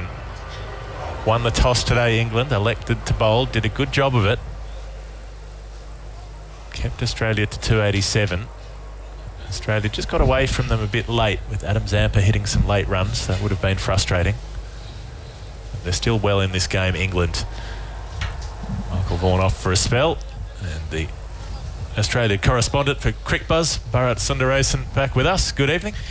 Evening, Jeff. And Manas is the boy who's cried wolf many times and finally got one right. You look at him, he's just beaming. He's so proud of himself. Finally a wolf actually showed up.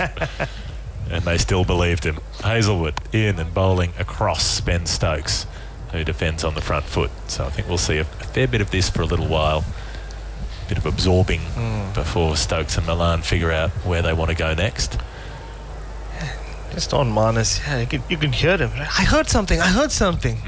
It's been something, not just Pat Cummins, but Tim Payne before him in Test cricket, and Aaron Finch have had to endure for quite a while. You generally look away from him, but you could see it in just the reaction of the rest of the Australian team. His voice got higher and higher. It did.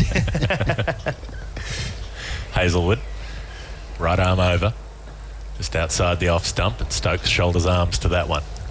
Decent length. And also started calling him the Scrappy-Doo of this Australian team. Solved the case there, right there. Yeah, he did.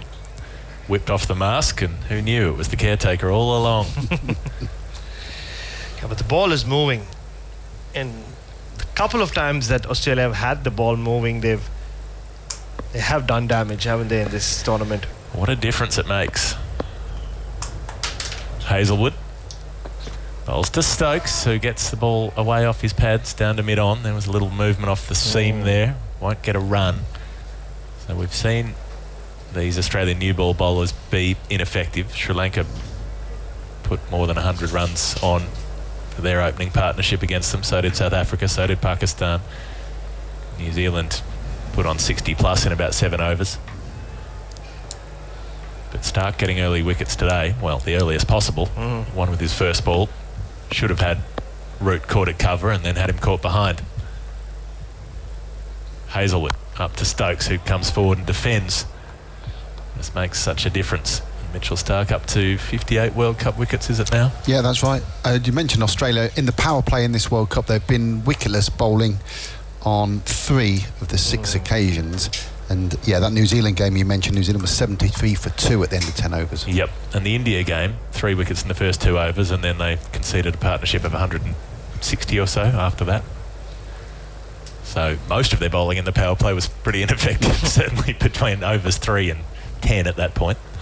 Hazlewood up to Stokes, who again leaves. He's happy to take his time. 1 ball to come in this over. Hasn't been scored from yet. Yeah, ever since that loss against South Africa, it's been about not just Australia coming back, but ticking boxes all along every game that they've played. And this is one box, a worrying box that they hadn't ticked, which is Mitchell Stark getting wickets with the new ball. He's been expensive. Maybe his worst outing came against New Zealand 3 or 4 nights ago in Dharamshala. So the fact that he struck twice and taken 2 big wickets out. Hazlewood bowls to Stokes, and it will be a maiden over. Just plays the ball out to point where David Warner fields. David Warner is hatless. I repeat, hatless. It is 20 for 2 after 6 overs. Malan on 3, Stokes on 1. So Mitchell Stark in this World Cup, has he got 9 wickets, Phil? You could dig that out for me. Yeah, because the last game was the first ever World Cup match, wasn't it, that he hadn't taken a wicket across his World Cup career. Mitchell Stark in this World Cup has taken 1, 2, 2 and 1 to make 6, 1, 7, and the 2 makes 9. There we go. Well done. Well, he took 22 of them in 2019 and 27 of them in 2015, if I'm remembering rightly. So he's been a prolific World Cup wicket taker. So it says something that he's had what you would call by his standards, an unsuccessful World Cup so far in terms of wickets, and he's still taken 9. It's not like he's taken none. But he's got the ball in hand and he's looking for a third here tonight. Got Bairstow en route already. Mitchell Stark, the left armour, comes in. 2 left-handers to bowl at. Malan is driving to point, no run. Now Marcus Stoinis is back on the field with, I think, a bandage on his left thumb. You would sympathise? Yeah, completely. I took my catch, just saying, just putting it out there once again. Barrett is wearing a hot pink guard on his left thumb because this is radio, it's not a visual medium. That's the reason we're making that reference. A broken thumb that was smashed into pieces and had to be opened up and put back together. Unpleasant to think about. Stark up to Malan down the leg side, and there's nothing on that. That will be a wide.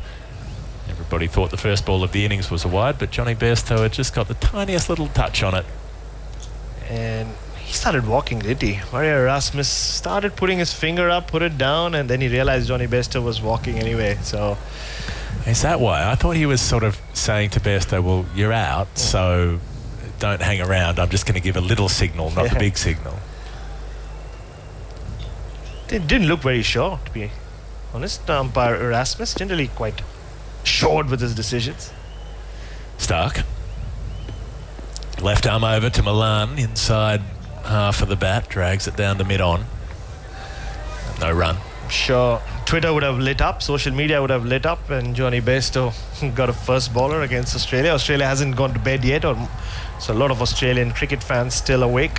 I expected an angry Johnny Bairstow innings today. You know, maybe not a match-winning one, but a belligerent 40 or something like that. Not meekly tickling one down the leg side. It's 21 for 2. In the 7th over, England chasing 287. Stark to Malan, who's hopping up high, getting over the top of that ball, playing it back to the bowler. Yeah, speaking of Ashes controversies, I remember, Jeff, it was me who triggered the whole, the two teams did not have a drink with each other at the Oval fiasco. I was just waiting for a happy ending, really. I sat there with my binoculars, and once I saw the Australian team look through the door and at the Oval, the dressing rooms, and walk away, and then saw the English team emerge, I was like, oh, something's up. A scandal has occurred. Scandals are pretty tame sometimes in cricket. Stark and hits the pad, half appeals, inside edge. He doesn't bother turning around to the umpire. Steve Smith gets a little bit animated behind the wicket on the offside. No run, 21 for 2. It's still raining at the Chinnaswamy in Bangalore, so the cut-off time is about just 35 minutes. 35 minutes away. 7:40 p.m. IST. Well. Pakistan. Would this be a greater escape than the all-out 74 in 1992 that was washed out? This one, they've done something to deserve it. Stark in, bowls full at the stumps. It's driven back to him by Malan, and again there's no run. One ball to come in the over. It's not quite a maiden because there was a wide, but there hasn't been a run off the bat for 6 balls in a row. So Fakhar Zaman on 126 not out from 81. Hit 11 sixes. And the reasons for his recall might not have been great with the politics in Pakistani cricket and Imam ul Haq being pushed out as selected, but I don't think Imam ul Haq would have made 126 off 81 with 11 sixes. Different style of player, very good one as he is. Stark up to Malan, who will play a shot here, thrashes it for 4. That's a good stroke from David Malan behind point. And he has that just a tiny bit of width and flays it away. So a boundary to finish the over from the 7th ball of it. 7 overs bowled. They're 25 for 2, England, chasing 287. Such a handsy player, David Malan. Needed just a little bit of width outside his off stump. Threw his hands at it. Always a sweet timer of the cricket ball, whether it's the red ball, pink ball, white ball, doesn't matter to him. And just to finish up on the no drinks fiasco, I made up for it sort of last night. I took the English journalists out along with the Australian journalists for a lovely dinner. Of course, no drinks involved even now. We were in Ahmedabad. Yep. There was a bottle of red wine, not wine, on the menu card though. So I saw a couple of them sip on it. Yeah, fake wine. Okay. It's fake white wine as well. So. Non-alcoholic wine. Also known as grape juice. Hazelwood to start the 8th over, back of a length, and Stokes stepping across, dead bats it. No run. So I've sort of made up for having created a stir before I left England. Sure. Well, I think the English and Australian media contingents have never had a problem getting along, nor a problem going to after-hours establishments, but it's more an issue with the playing groups. But then, we have these expectations that they should do this, they must do this. Exactly. Why, in the end? Let them do what they want to do. Hazelwood, back of a length, outside the off-stump, enough width for Stokes to punch. And he'll get runs here out 3 point. Chase on for Warner. He doesn't give up. He dives and tries to tap back. He might have done very, very well indeed here, David Warner. I think he might have saved this one. They picked up 3. Umpires will have a look for sure. He dived headlong after that ball, had to catch up to it. Did he tap it back? Oh, yes. Yes. Oh, yes. It clips his leg just before his body hits the rope.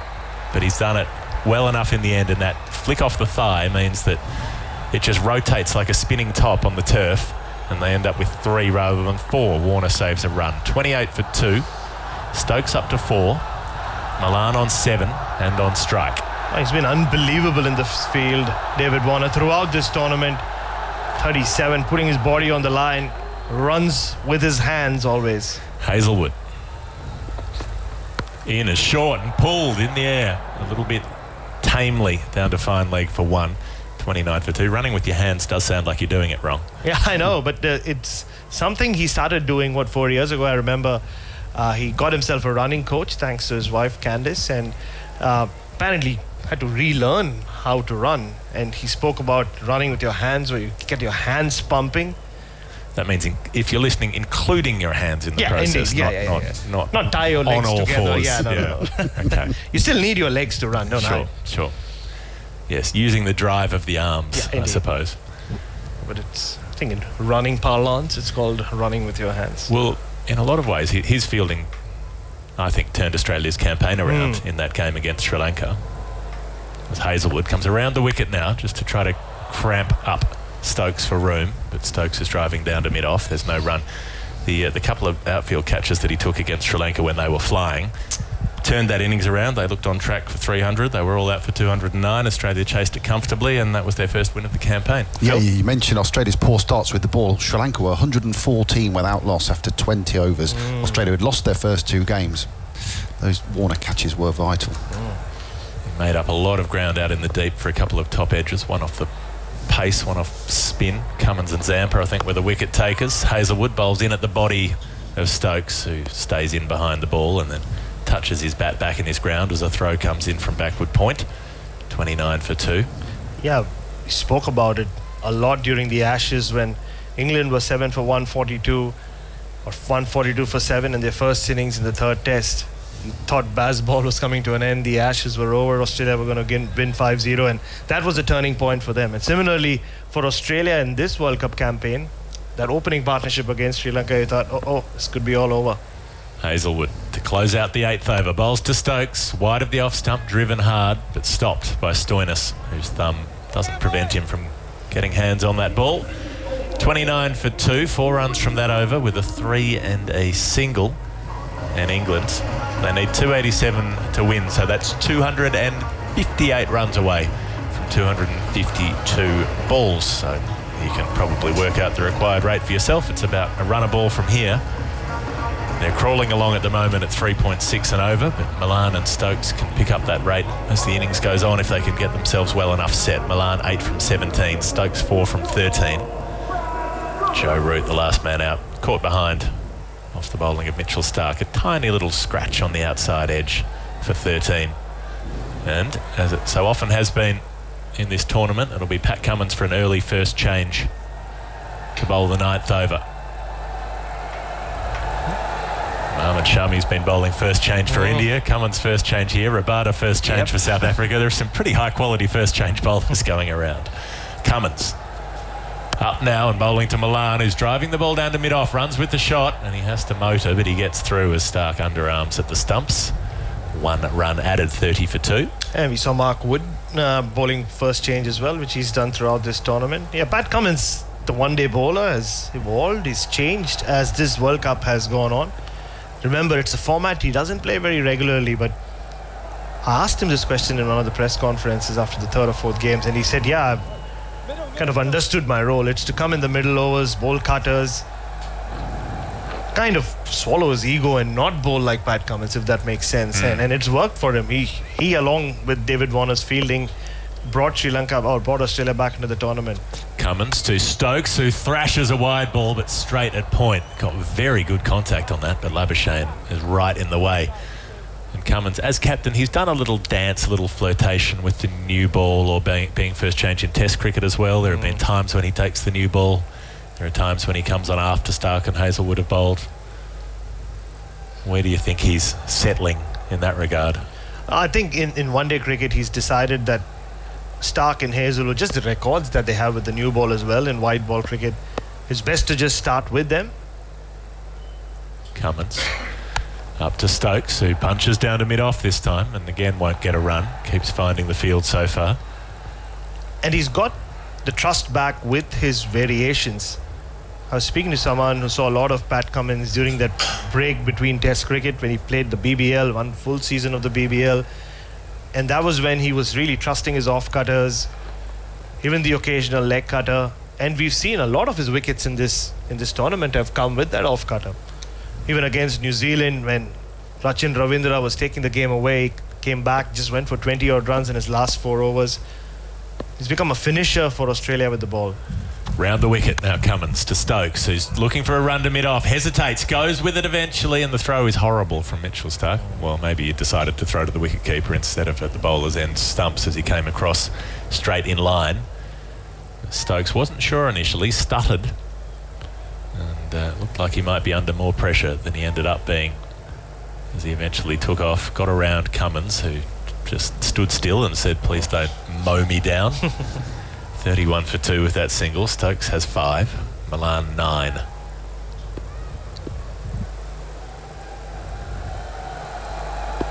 Cummins back over the wicket for Malan, who's driving down to a fairly wide set mid-off, and again won't get a run.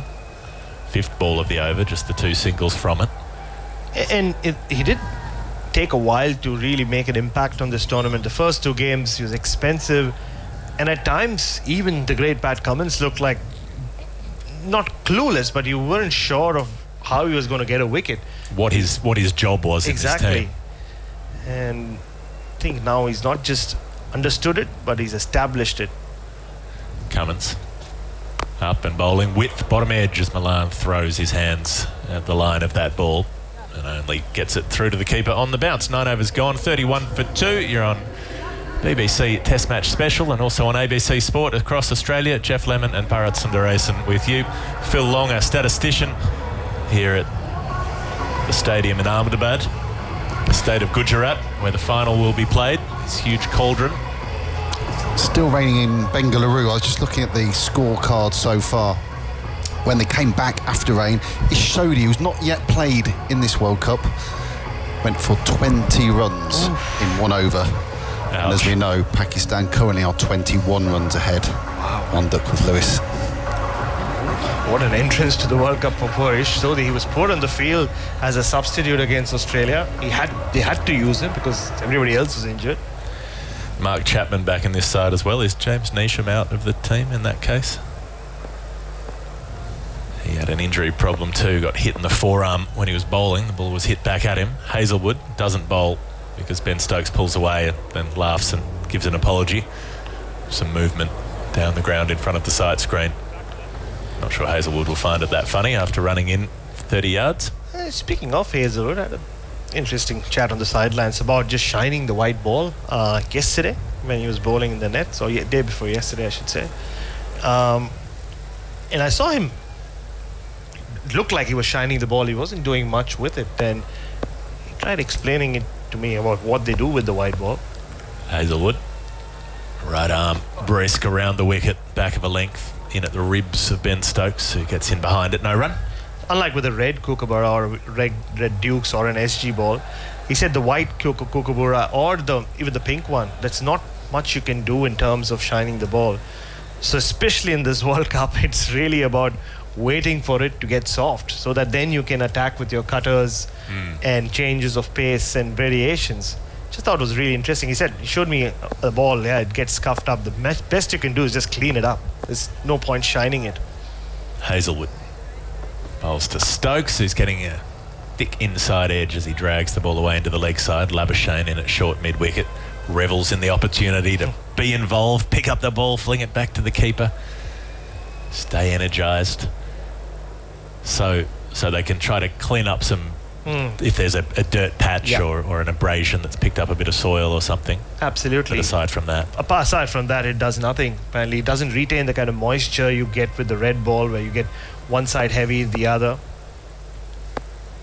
Hazelwood bowls to Stokes, who's getting a run here out to square leg. Might even think about coming back for a second. Won't in the end, because it's Labuschagne again, who is absolutely full of beans out there. Is sprinting after it, slides, picks up in one movement, threatens to throw. One run out at 32 for 2. Also, nobody can tell. If you've been shining the red ball, you get the big red streak on the trousers, looks great. If you're shining a white ball on a coloured uniform, no one knows you've been doing it. What's the point? Exactly. It's no show and tell, but I think a lot of it is maybe just muscle memory, because I saw him try and shine the ball, but it didn't look like it was being, there was no sheet on it, if that makes sense, which is what prompted me to ask him that question. Hazelwood is over the wicket to Malan, who is trying to turn to the leg side, but just getting a small leading edge back towards the bowler. 32 for 2. It is remarkable in the game of cricket just how much attention and focus and how much theoretical difference can be attributed to such minute things as the condition of the surface and the condition of the ball. We spend about 70% of our time in cricket talking about the pitch or the ball, and it doesn't really happen in other sports that the equipment or the arena has such an influence on how the game is played.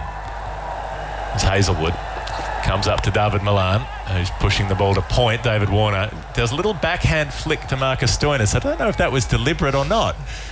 He seemed to fumble it as he was spinning a 180 and then flicked it almost behind his back, like a little back pass that you might see in a rugby match. Don't think it was intentional. I think it hit the edge of the last pitch on the square. Just jumped up on it. Well, it worked perfectly as an alley-oop because Stoinis was right there, so it might have been embarrassing if that had conceded a deflected run, but it didn't. 32 for 2. As Hazelwood runs in and bowls, and he's slogged across the line all the way out over the leg side for 6. Ben Stokes finally says, I've had enough, and tees off. David Malan, rather, who just sees the length ball, and he's been patting those back down the pitch, and he says this one has to go, something has to change here. Just dipped his knees a bit, picked it up. It wasn't a bad delivery. If anything, it was a little wide of the off stump, which means you'd expect it to be played on the offside, but instead it's played to leg, it's played over leg. It's mountainous. It's carried for 6. He's got 15, and they're up to 38 for 2, England. Phil? Yeah, there have been 12 runs off the previous 35 balls. A 6 there off the last ball of the power play. England finished on 38 for 2. It's their least productive in terms of runs, but they were 40 for 4 against India. The lowest power play in this World Cup, Sri Lanka, 14 for 6 after 10 overs. God. It's not often you see Josh Hazlewood being slog swept, especially with the new ball. Yeah, but also tells you how slow this pitch is, and it wasn't an attempted slow one or off-cutter either. Great shot from Malan. Well, he's now 15 off 23 balls, Malan, and waiting at the non-striker's end. As Ben Stokes is driving Cummins down to mid-off for no run. If you're just tuning in, BBC Test Match Special or on ABC Sport across the country. England chasing 287. They're 38 for 2 after 10. So they need a further 249 at just above a run a ball. 239 balls remaining is the full equation. So they need 6 and over. They're going at 3.7. Right at this moment, Cummins in to bowl to Stokes, who won't get a run here, driven down to mid-on to Mitchell Stark. Well, if Pakistan do pull off that victory, which looks more 16 minutes likely. Yes, it's 16 minutes to go for that game to be called off. Oh. Well, the game has been called off. We're just getting word through at the Chinnaswamy. So Pakistan up to 8 points, New Zealand 8 points, Australia currently 8 points. So if England finish off this run chase, the logjam will be on. Afghanistan on 6 points.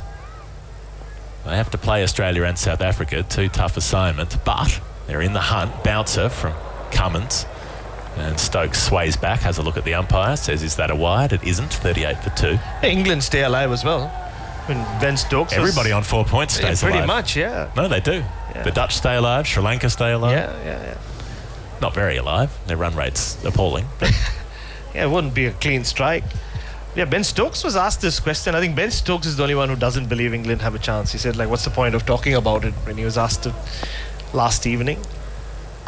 Well, thumping win here and then a couple more to follow. You never know. Stokes digs out a run towards mid-on, and they've been taking these very brisk singles, just hitting them down to mid-off and mid-on and going. That works again on this occasion. Bit of risk involved though. Just filed that one away. 39 for 2. As Stokes goes to 7. He's faced 23 balls for those 7 runs. One of the slower starts I imagine he's got off to in 50 over cricket. But he does often start slowly. Even that World Cup final strike rate was about 50, wasn't it, at one point? He was 42 off 80 something deliveries at one stage. Caught that up in the end. Oh, we saw him play the conditions and the match situations even during the Ashes when everybody else was basballing. And he spoke about it as well quite a bit. 39 for 2. 2 to come in the over. Cummins up to David Malan, who slices him away off the top edge for 4. Saw width slashed at it. Travis Head is down at deep third, but set 2 square to stop that one. So David Malan has cleared the rope and then found it in the last couple of overs. He's up to 19.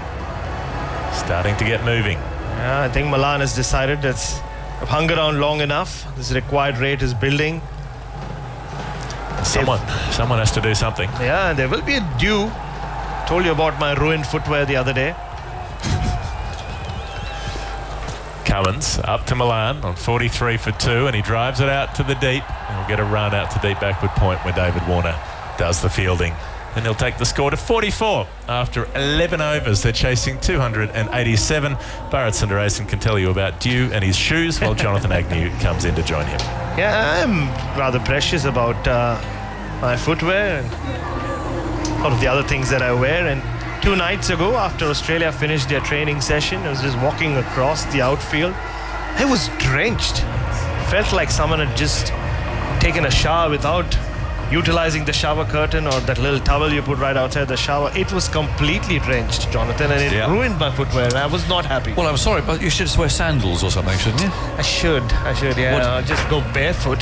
This India. Well, yeah, but it is, I mean, you're right, it does, I mean, it looks dewy now, doesn't it? There's not much frenzied drying of the ball going on. In fact, Zampa's coming on now, but they've all got their little towels there draped from their waistbands of their trousers just in case. So spinner coming on, 44 for 2. Bairstow and Root both dismissed. The target 243 from 234 balls. That's what they're chasing. They've got to go now at something over 6. And it's very interesting to see how the way that Ben Stokes is playing here. 7 from 23 balls. The last 2 innings, he's come out and has had a complete hack, really. I mean, Sri Lanka, he did rein it in towards the end because he realised he just wasn't timing anything. He did not time a shot.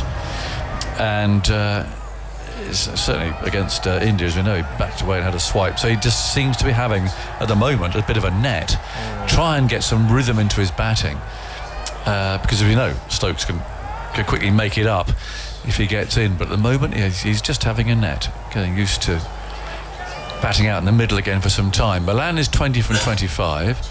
It's 44 for 2. Zampa, one of the leading wicket takers in this tournament so far, has had a good World Cup. Bowls on the off stump, pushed away by Malan. Stokes responds immediately. That's fielded by Hazelwood. At backward point, take a single. 45 for 2.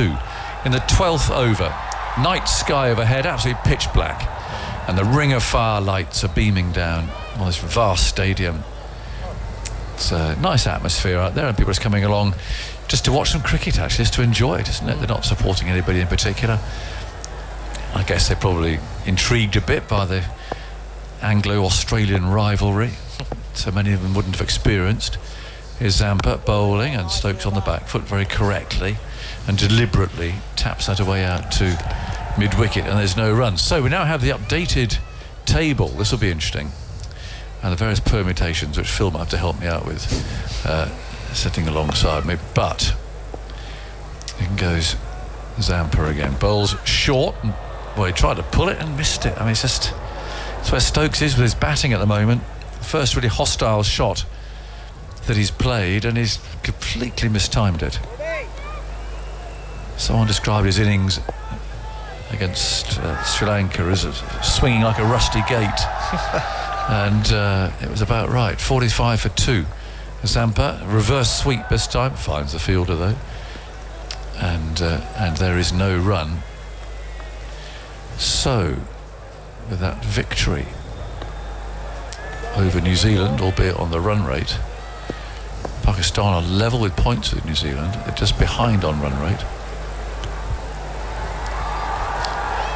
Goes Zampa, bowls, and Stokes again just flicks that away out to mid-wicket. New Zealand, of course, have now lost 4 in a row. Yep. And that's remarkable, really, isn't it? I mean, it's an early tournament favourites, and they knocked the stuffing out of England here. Pakistan have won their last 2. Afghanistan have won their last 3.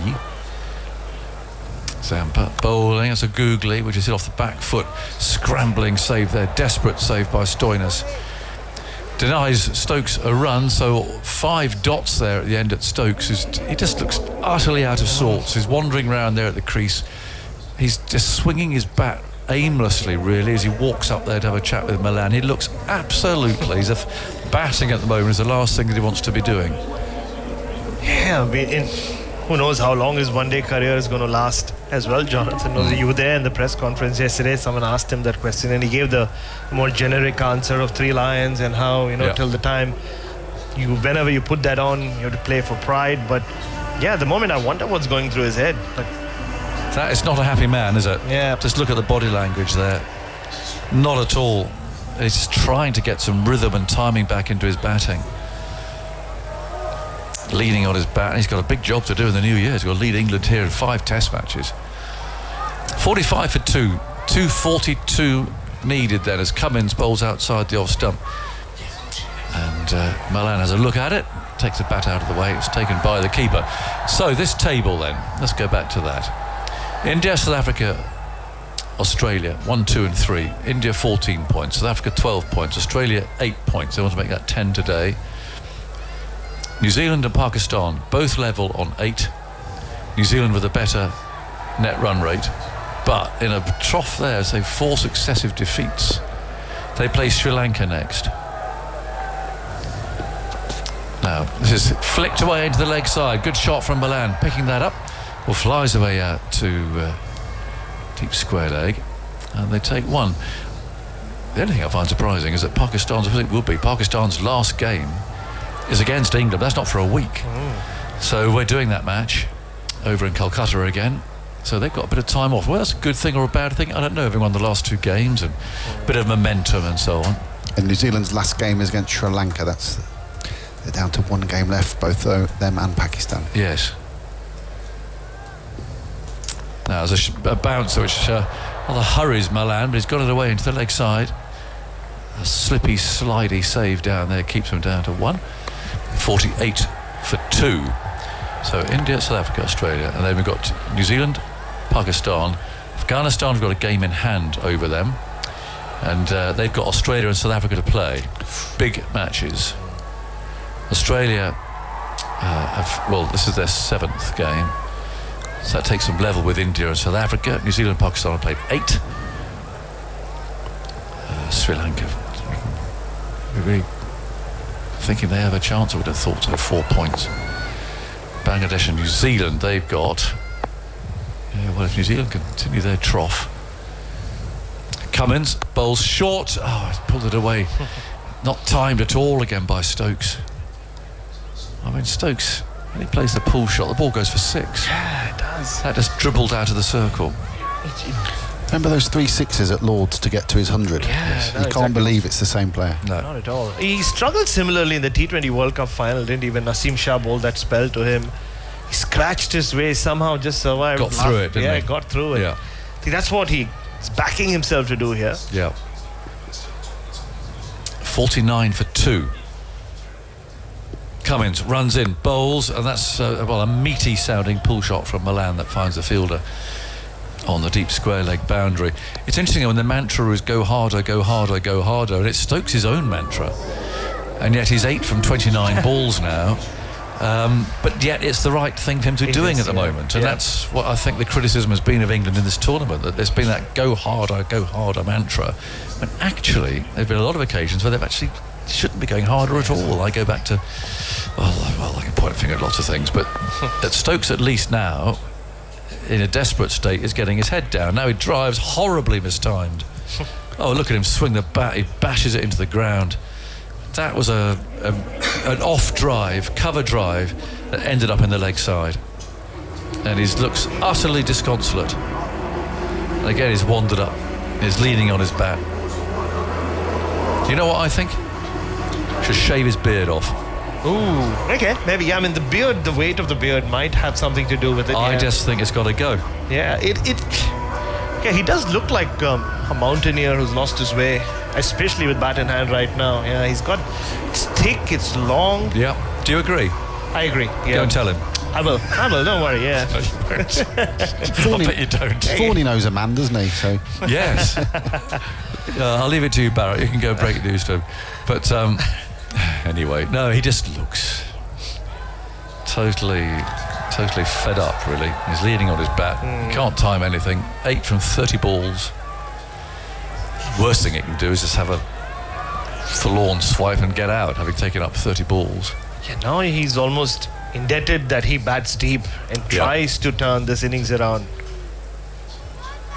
It's 50 for 2. Zampa moves in again, bowls his wrist spin. It's tucked away to square leg by Malan. And there's no run. Lovely to see you, Barrett. I'll catch up with you later on. 50 for 2 in the 14th over.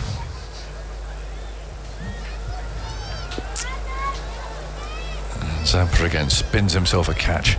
Scuttles in, bowls, tossing it up, a little more air this time. Malan turns it round the corner. They pick up 1 run there. Fielder running back. So 51 for 2. Stokes on strike. Have you ever seen a frontline batsman, Aaron Finch, so out of form as this? Well, I think today he's actually hit some really good shots. He just hasn't found the gaps. He's hit some nice drives straight to the field. And goes Zampa, bowls. Stokes clips that away, gets a single out into the leg side, and they take. Well, I'm talking about Ben Stokes. Yeah, I think he's played some nice shots. He's played some nice shots. Oh. Hit some nice drives. One thing with Stokes, you know, that the longer he stays at the crease, the better he'll get. So he can afford to soak up a little bit more pressure. Malan striking at 82. He looks very miserable.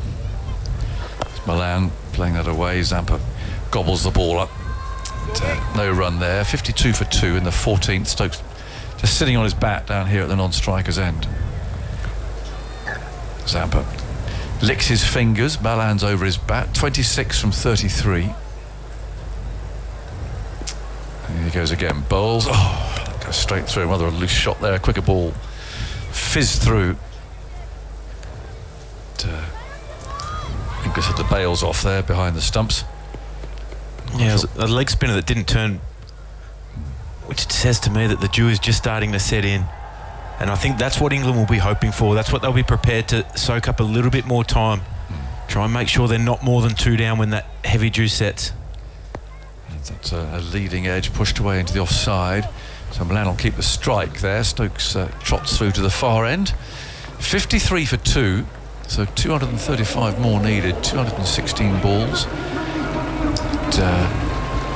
Zampa takes his cap. He's got his little towel there just in case the ball needs drying, but I don't see too much of that going on at the moment. They've all got the towels there poking out the back of their trousers just in case that ball starts to get dewy. But Zampa, I think, is just drying his hand there as he comes down to third man. 234 England need from 216 balls.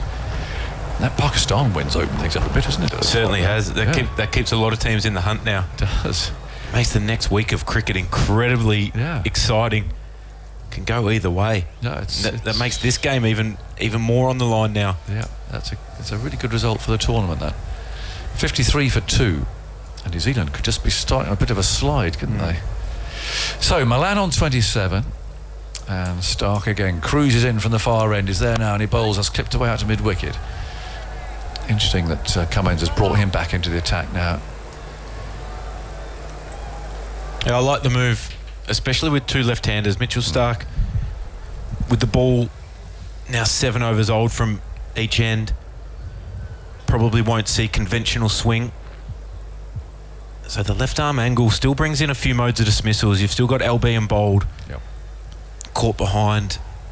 Whereas I think the right armers, as they're over the wicket, probably take 2 of them dismissals out of play.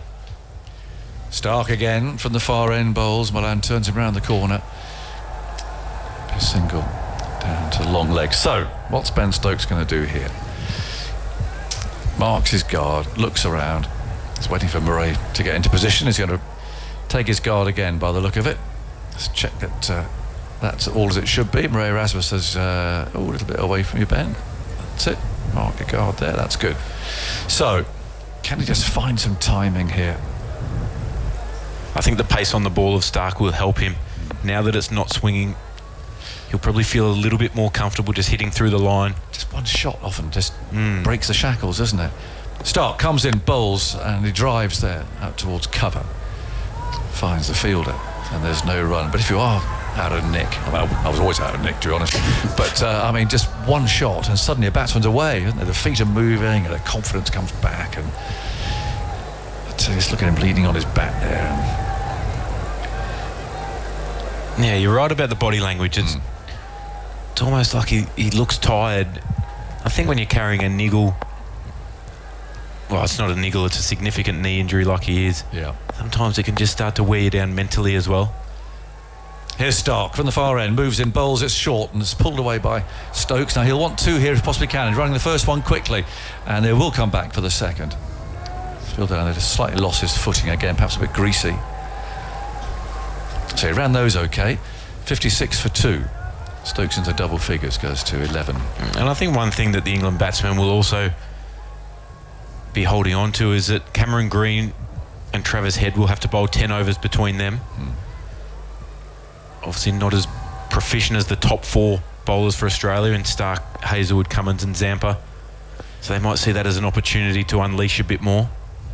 Stark comes in, bowls. Stokes just runs the ball there deliberately to third man, playing it late, guiding it down. And Stoinis, do you expect him to turn his arm over?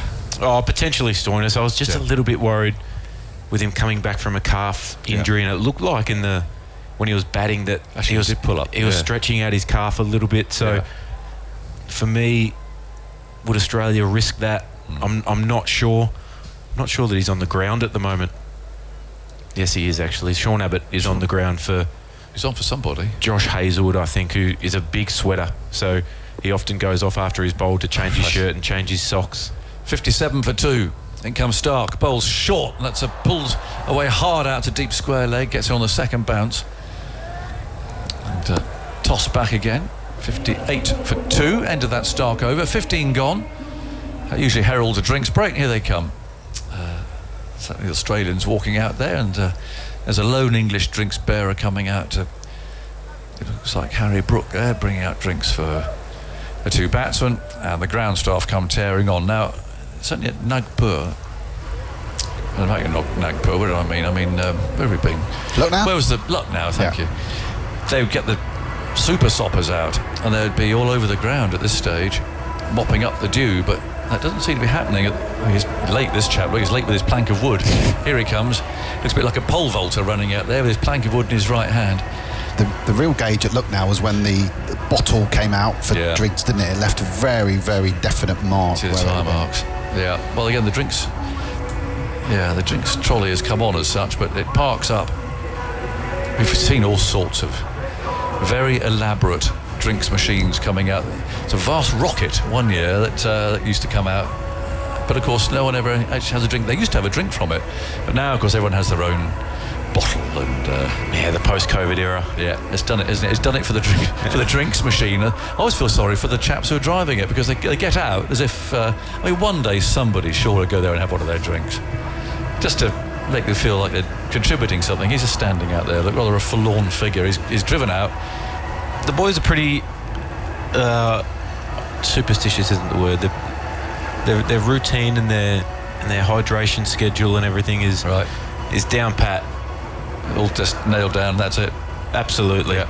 Mine also was as a player, but predominantly after the game. Well, that's what I'd heard. I wasn't going to bring that up. But obviously so. You have to celebrate your wins. Yes, you do. Of course you do. It's a hard enough game. Did you celebrate your wins? Did you enjoy yourself? Yeah. I celebrated wins and commiserated losses equally. Yeah, well, that's fair enough. Well, you give it everything out there in the middle, don't you? It's part of the camaraderie as well. But they look pretty confident out there, the Aussies, actually. You can just see by the way they're gathered together there and enjoying a drink. I think they're in a pretty good place at the moment. The England batting lineup is so deep, though. So the fact that the required rate is just a tick over 6.5 per over won't bother England at all. Particularly if the dew is going to continue to get heavier and heavier right throughout this innings. Now, good news. If you want to see Fakhar Zaman in full flow, off you go to the highlights. They're on the BBC Sport website and the app. And there you'll also find clips from this game as well. So we'll round everything up in the World Cup Daily podcast. That's available later on BBC Sounds. But that innings, and spectacular it sounded. And if it's anything like, well, it might be even better than the innings that we saw him play at Calcutta the other night. It'd be quite something. Yeah, it certainly will. He's such a free-flowing player. He's a beautiful player. I can't believe that Pakistan left him out, to be honest. I don't think he can believe it. I think he's quite cross, isn't he? Earlier in the year, he got 300s in a row, and he missed out for a bit. But I'd be confident that 300s on the bounce would buy you a little bit of leeway with the selectors. Well, I think so. You never quite know with Pakistan, though, do you? 126 from 81 balls, 8 fours and 11 sixes. I reckon that's worth going to the website to have a look at. Absolutely.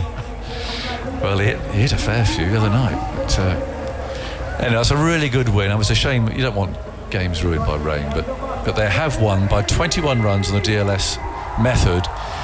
And there'll be all sorts of calculators and abacuses and everything out now.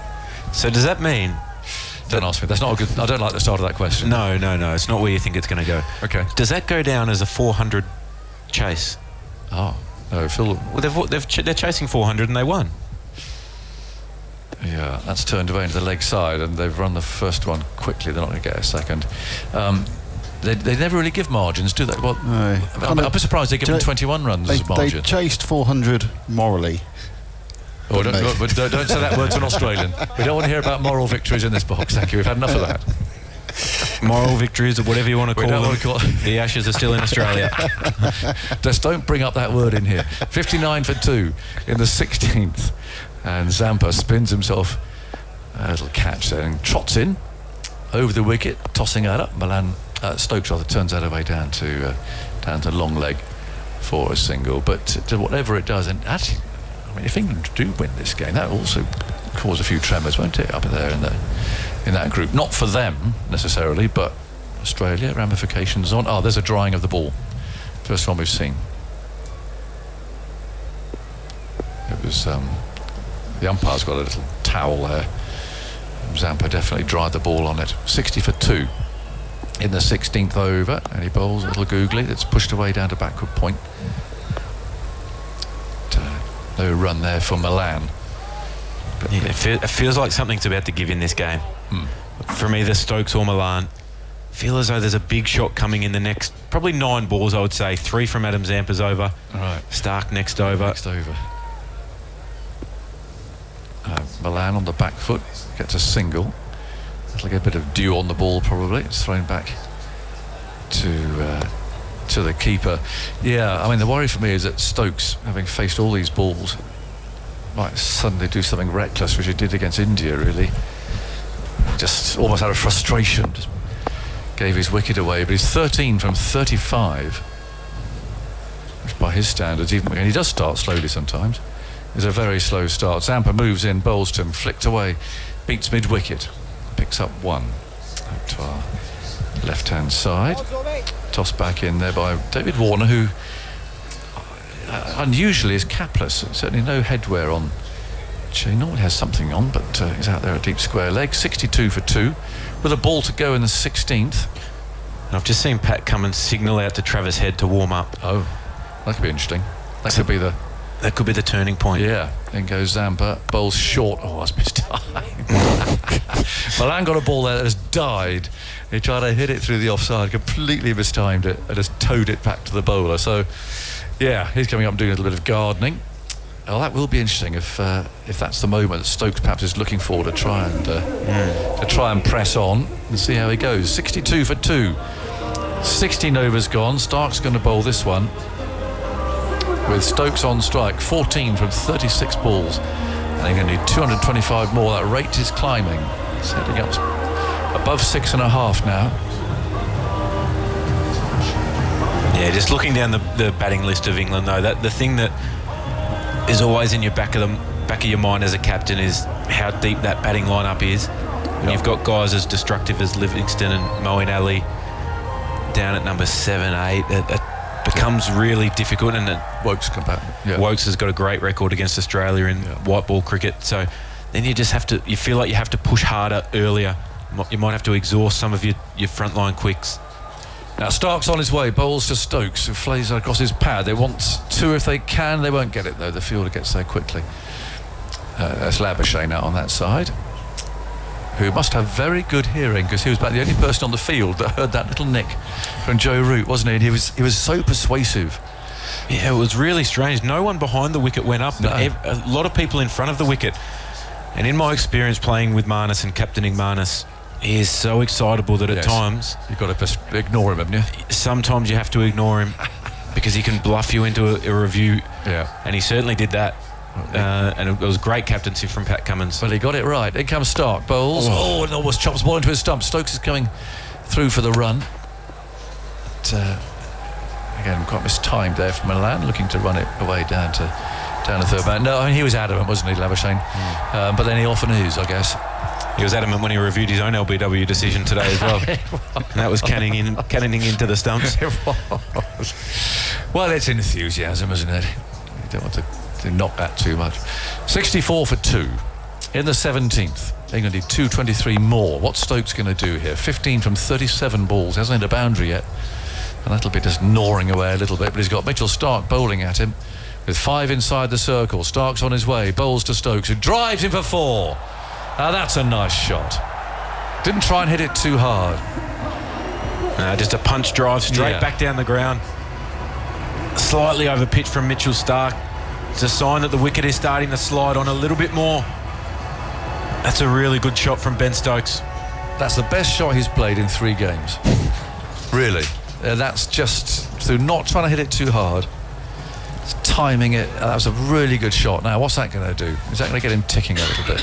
68 for 2. Over his bat again. In comes Starc. Is there? He bowls to a flash this time outside the off stump. A little bit of bounce perhaps from Starc. Trying to get the ball away into the offside. Will that bring back a little bit of fluency? Yeah, sometimes it's just one shot, isn't it? We've seen it so often. So I'm told. And all of a sudden, you just start to feel a little bit more comfortable. And that was right out of the middle, that good shot. That straight drive. But he had been trying to say Sri Lanka and India is trying to hit the ball so hard. Which can happen when you're feeling for your rhythm and your form. You're almost searching for that one shot to get you away. In comes Starc. Bowls short, pulled into the leg side. Has he found the gap? No, not really. So he's got 1 there.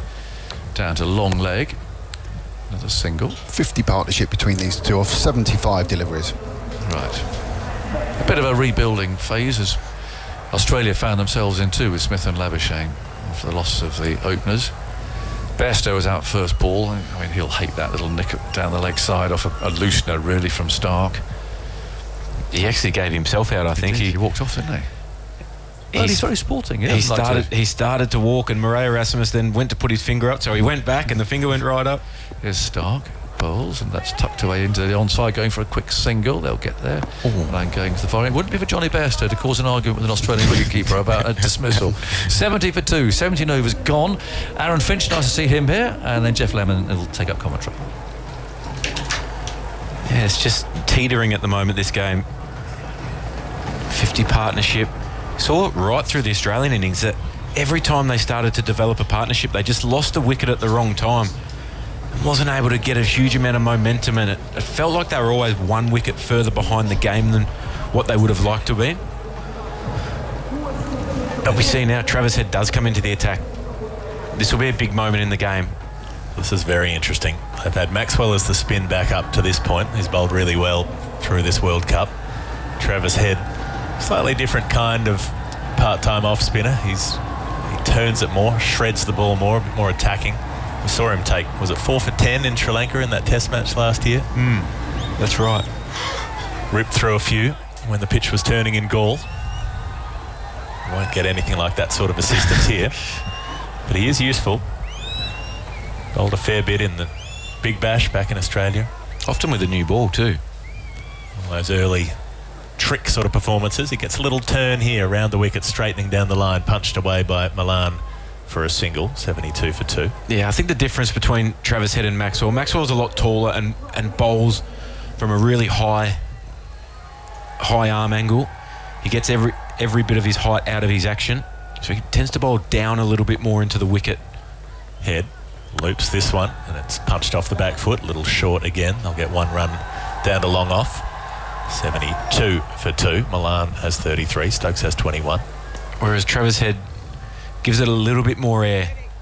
Just goes up out of the hand and expects Stokes to try and Malan to take advantage of that. Malan will be looking over cover.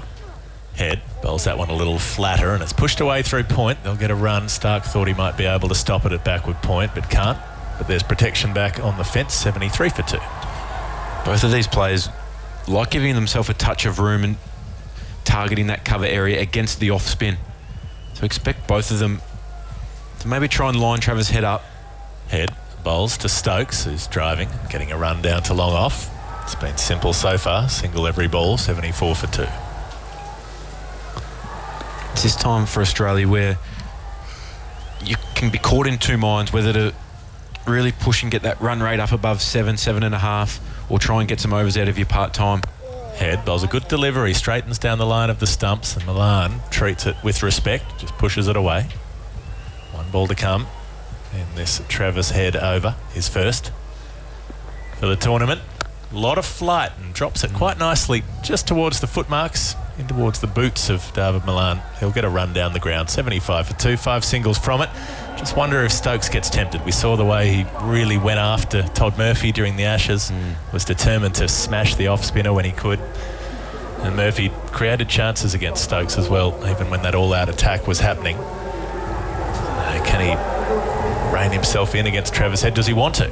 Would he rather go after Travis Head? 75 for 2 after 18 overs.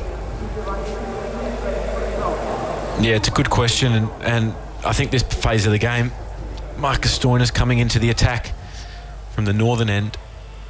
I think this is a part where Stokes and or Malan will decide that we have to put some pressure back onto Australia.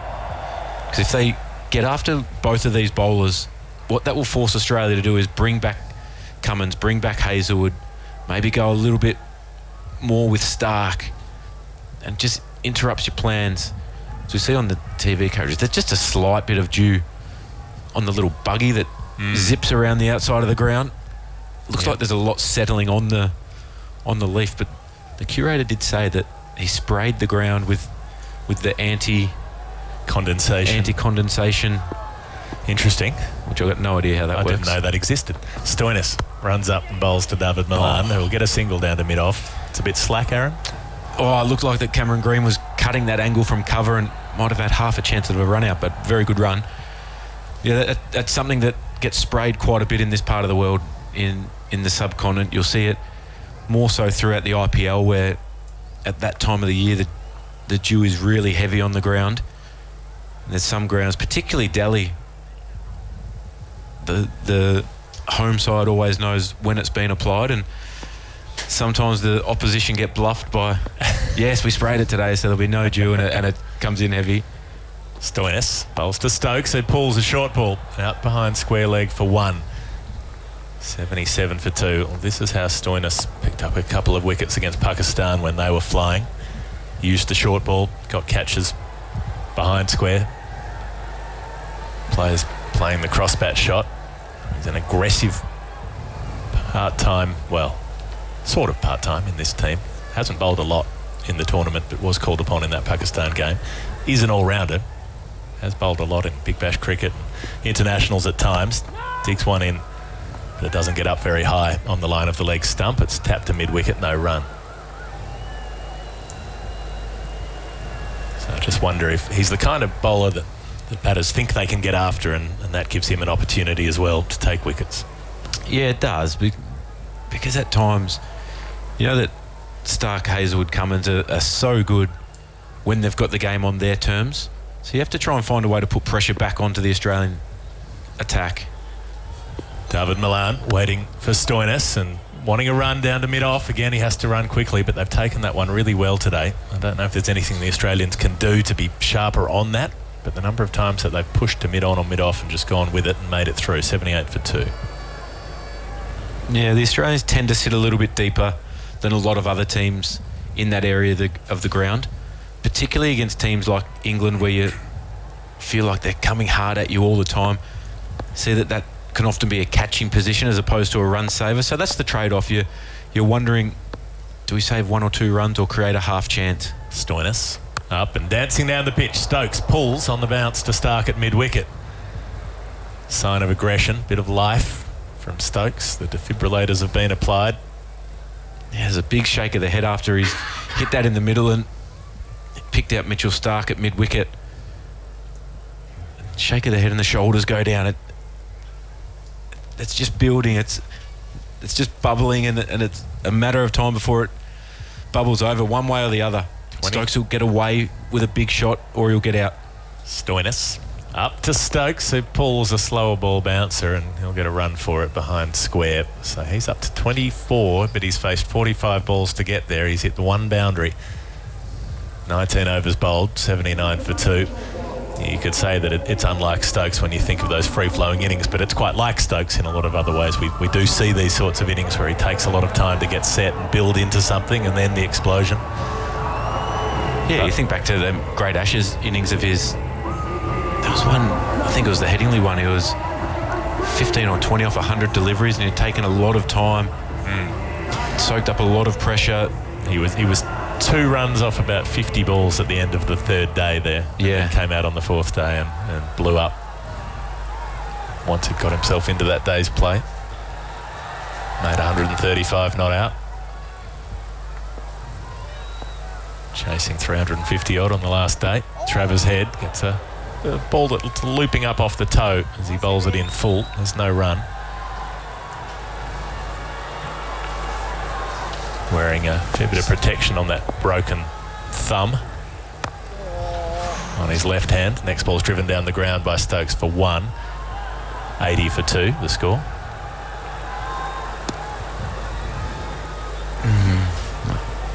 It just feels like this could be the over that turns the game. You're waiting. I am waiting. Scores 80 for 2, 40 singles so far. 40 singles. Head floats the ball up and Malan gets a run off the inside edge just in front of point there, or square leg rather. So Malan has 38, Stokes has 25. England need 287 to win. They bowled out Australia for 286 in the 50th over. Head round the wicket, gives it some loop, backing away, chips it almost to cover, but instead it rolls away through point for a run. That was almost what you were waiting for, Aaron. Yeah, that was a big high backlift. It looked like he was shaping up to try and launch that over the mid-wicket boundary and just changes his shot at the last minute. Had to punch it off leg stump in the end. It's 82 for 2. Head bowls a little quicker in at the stumps at middle, and it's punched away by Malan to cover. Again, there's no run. Yeah, very good over from Travis Head, just not allowing the batters to step and hit. Head very quickly getting through these overs, and that's almost through onto the stumps, just backing away. Hits it into the ground hard, David Malan. On the bounce to cover. 20 overs bowled, 82 for 2. So they get through an over of Travis Head's off spin at the cost of 3 singles. I think if they're going after anyone, it's Travis Head, isn't it? Yeah, it will be. And Stoinis, I think that Stokes showed his intent by using his feet down the wicket, trying to put a lot of pressure back on Marcus Stoinis. Well, they've had 3 overs from... If Stoinis and Head are the 5th bowler between them, they've just bowled 3 overs and gone at 4 runs and over. So Stoinis 4 from his 1, Head 8 from 2. England need 205 further runs from 180 balls. So then as a captain, you're always wrestling with how long do you push the 5th bowler or the part-timer, because one over too long can be disaster at times. Stoinis into Stokes, who gets it off his pads only for a run out to deep square leg, 83 for 2. And how much is there the temptation to go for the wildcard option, to throw a ball to Marnus Labuschagne or Steve Smith and just give them 1 over of something different and see if you can draw a mistake that way as well? Not very tempting. No. No. Too high risk? Very high risk. It's somewhere in the subcontinent like Sri Lanka where the wickets turn a lot more than what they do in India. You'd be tempted, but probably not to 2 set batters. Stoinis to David Malan, who just drives the ball back to the bowler. No run. Another dot ball. But there is times when you have some ideas that pop up, and that's when you'll use your senior players around you, guys that you trust. You go to them and you say, this is what I'm thinking. Am I way out of line with this thought? See what the feedback is. Had 69 dot balls in the innings so far.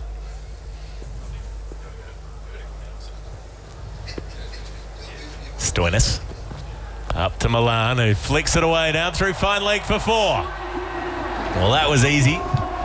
Leg stump on a length, gets enough bat to it, and off it goes down the ground. 87 for 2. Aaron Finch has gone off, I would say, to have a break, but he never has a break. He's probably gone off to do 50 minutes of commentary on... He's probably doing the Hindi feed. Michael Vaughan's back. Yeah, they'll try and get him to. I mean, I think he's gone to do the vertical comms, which is for the phones. It is a bizarre concept. There's an entire different commentary stream now for people who can't be bothered turning their phones around to landscape view. Here goes Stoinis in at the pads, and Malan's in behind it, defending it, out to cover. No run. Good partnership. It's a partnership that's moved to 68 off 98. Ben Stokes is striking at 55, but he's just just hanging in there. You know, the rate's not ridiculous, 6.82 on a pitch like this, which is skidding on. The outfield's fast. 176 balls to get 200. It's a kind of mechanism that a few months ago you just said done and dusted. Stoinis comes up, short ball, hooks it away off the top edge. There's nobody down there to take the catch at fine leg. Travis Head, the fielder who's out there, is set pretty square. So a boundary, slightly streaky one, but 4 runs nonetheless. 91 for 2. David Malan building into this innings. He's up to 46, turning it into a good one. Yeah, and he generally goes quite big when he gets in. You know, he's one of those kind of players that sometimes it takes him a while to get in, but once he starts to get his rhythm. He's a player who doesn't mind facing Australia, doesn't mind fast bowling, doesn't mind bounce, doesn't mind the short ball. Remember that 100 he made in Perth a few years ago. Stoinis, and bowls short to him, and he's hooking again, this time straight to Travis Head. Down at long leg. 92 for 2. Malan's up to 47. 21 overs bowled now. So England need 287 to win. That's 195 runs away, 174 balls remaining. So that part of the equation is not too uncomfortable at this point. So Jeff, I'm going to ask you, so Stokes and Malan, do you reckon in a few years' time, when he's talking to his kids, his grandkids, and they're saying, oh, what about that day in Bangalore when you were chasing 401 and you chased them down comfortably? Do you think he'll mention the fact there was a bit of rain? Got him on Duckworth Lewis. It is an incredibly Pakistan cricket team style of thing to happen. In at the stumps goes Head. In behind it is Malan. There's no run there.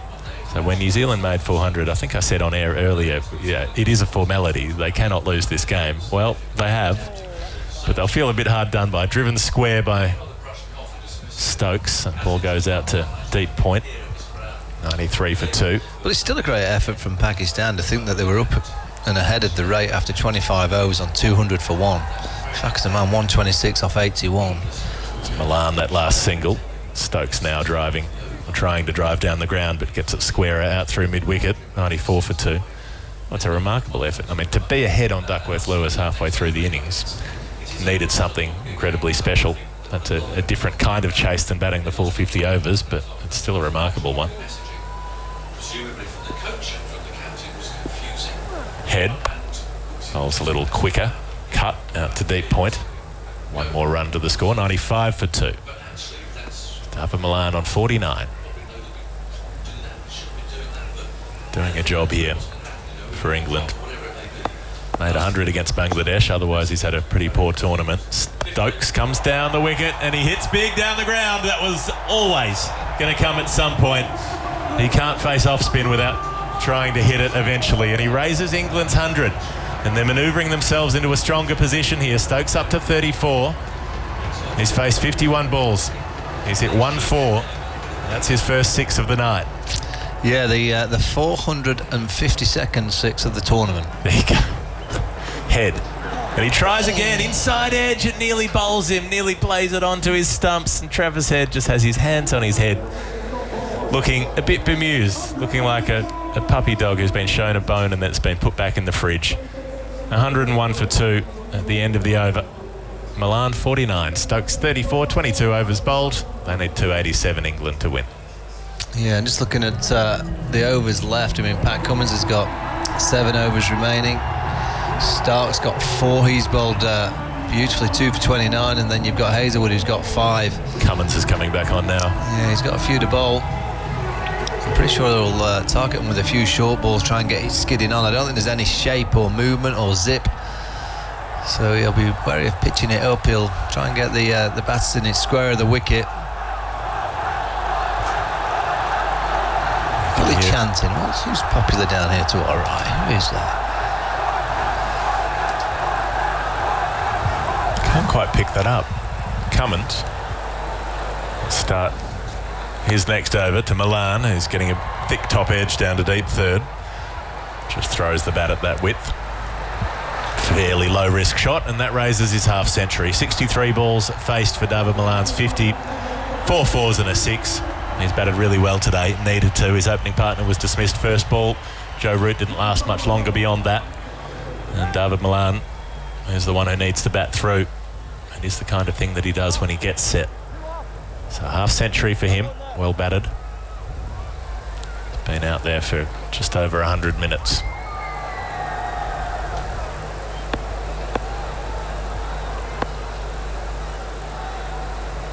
Round the wicket now, Cummins to Stokes, who pulls the short ball out to deep backward square leg. 1 run to this sweeper out there, 103 for 2. 184 to win. Yeah, there's that short ball, just trying to get Ben Stokes to top edge one.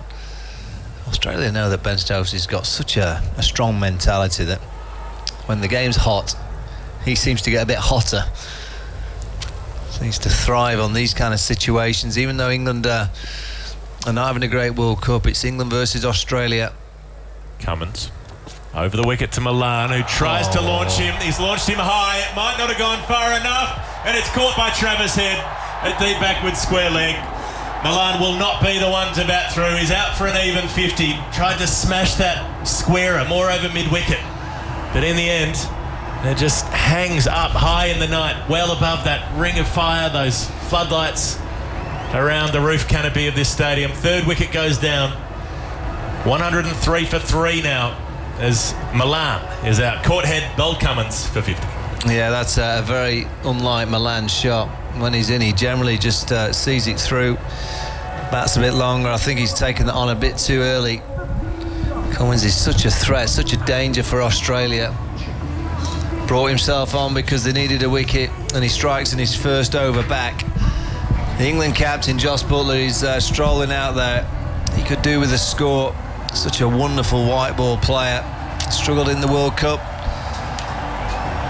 Can he just find a bit of rhythm, just to hang around for a while? We know he can explode into life when he's at his best. And I always think when you're just out of the runs, it's worth just giving yourself a bit longer, a bit more time. You know, just give himself time to get used to conditions, the pitch, the Australian bowlers. And if he has to catch up in 20, 30 balls time, you know, he's got the gift to be able to do so. Phil Long? Yeah, made 43 in the opening game against New Zealand. Since then, scores of 20, 9, 15, 8 and 10. That is a strange run for such a commanding player. And he's got out in conventional kind of ways, mostly fishing outside the off stump, nibbling through to the keeper. 3 of those that I can remember. Got that terrific ball from Naveen Ul-Haq, the Afghan quick, who managed to jag it off the seam back through the gate. That would have got a lot of players out, but he didn't play a good shot to it. Yeah, and that's why Pat Cummins straight away has put the huge Cameron Green at first slip. So you could say that they've got 2 slips in place with the wingspan of Cameron Green. He pretty much covers 2 people. Yeah, he's about the size of 2. I'm not the shortest person in the world, but when I stand next to Cam Green, I still feel small. He's just an enormous human being. So he's about 2 slips. He's at about 2nd slip, but he can be everything from 1st to 3rd. And Cummins will look for another wicket here, bowling to Buttler. Back of a length, just hopping up. Buttler drops it away to cover. 103 for 3. So they need 184 more from 164 balls. But Malan gone now. Stokes well set, 35 off 53. Need him to bat deep. Stokes and Buttler, that partnership from 2019, of course. The ease with which Jos Buttler scored that day on a pitch where everyone else had struggled, came in and peeled off a runner ball 50. Made it look so simple. Cummins bowls to him and he's defending a ball back of a length. Away to cover once again, Mitchell Stark-Fields. Yeah, he always kind of study the screen when a batter goes out there, because he always gets the run of all the dismissals in the competition. And it's been the seamers that have done the job against Buttler on every occasion. Actually, he's been caught behind a couple of times, bowled. Just liked a bit of rhythm, particularly with that front foot, just moving that ball back towards the line of the ball. Cummins to Buttler, who's edging along the ground to slip. Well, there you go. Had a little fish outside the off stump, gets a thick edge, soft hands enough to keep it down. not a huge amount of carry in this surface. You would think it's not like that ball would be flying through its slip. Green takes it cleanly, 103 for 3 after 23 overs. Have we had an announcement of the attendance today yet? No, we didn't get one for the first game here either. So I don't know if we will get one for today. I don't know if they do attendance at this particular Were ground. you at the first game? I wasn't here. I was following along remotely. I mean, it's such a huge arena. I reckon there's at least 40,000 in today. It seems about right. They can't actually agree on what the capacity is, though, because there are two plaques here at either end, and one says 130,000 and the other says 105, 110. It's quite a difference. Yeah, the odd 20 or 30,000 people difference. But, you know, near enough is good enough sometimes. So Adam Zampa will continue. He bowled 3 overs earlier, none for 7. Stokes might be a little more aggressive now. Punches off the back foot down the ground for 1 to long on. Gives Butler the strike. Stokes has 36. England 104 for 3. They're 183 runs away from victory here. They've got 27 overs left in which to do it.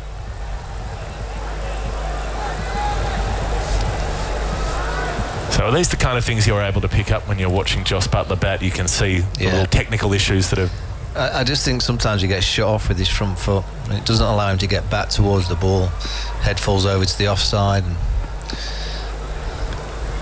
Zampa bowls to him. A teasing leg break that dips on him. Might have been the wrong one as well. And I like him when he dips. He's actually just done it there. He dips, so he kind of sits back on his heels, so his weight's going more through his heels rather than through his toes. When it's through his toes, he kind of falls over to the offside.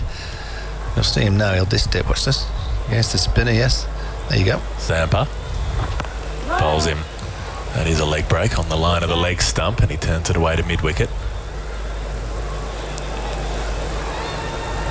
Yeah, just give himself a bit of time. That's what the skipper should be doing.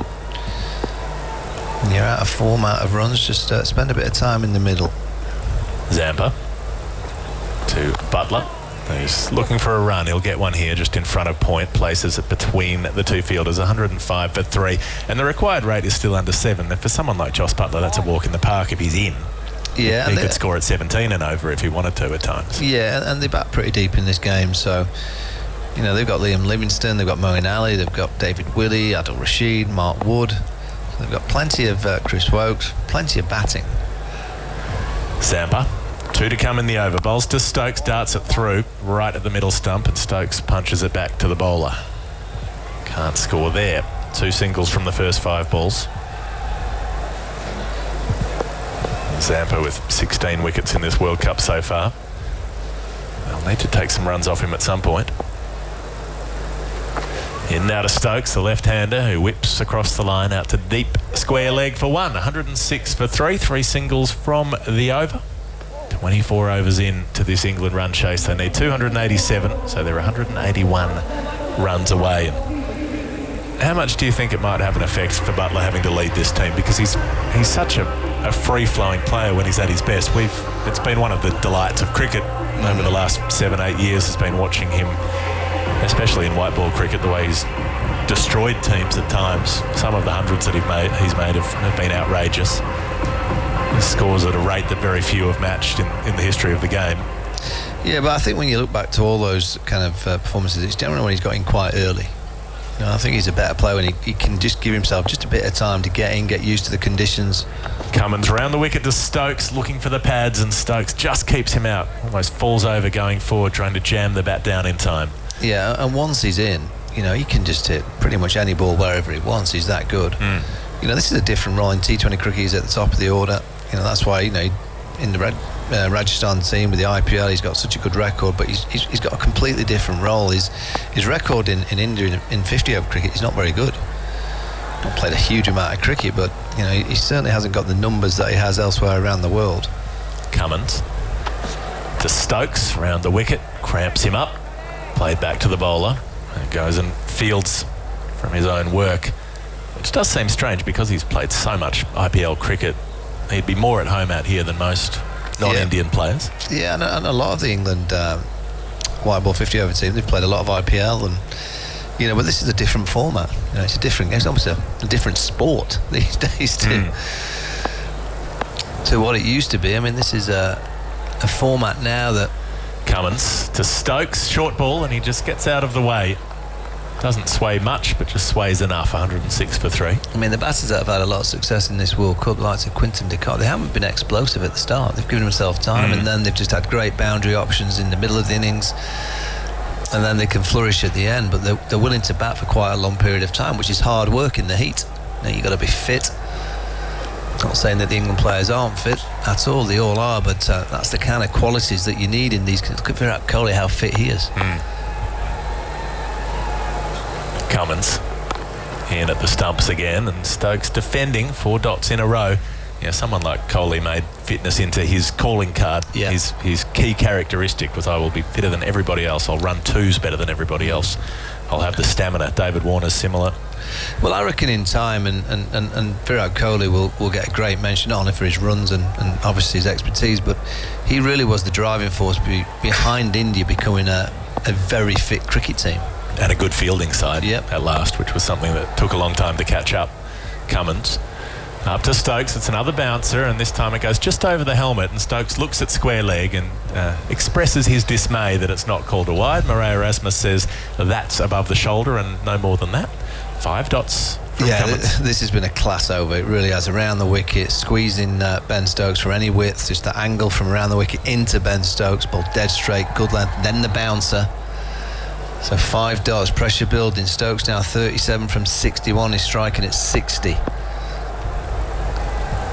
Cummins on that long run in, bowls to Stokes, who's almost getting a run, tries to work it through square leg but can only get it to Mitchell Stark at short mid wicket. So maiden over from Patrick Cummins. 5 overs, 1 maiden, 1 for 15 for him. We're at the halfway mark of the innings.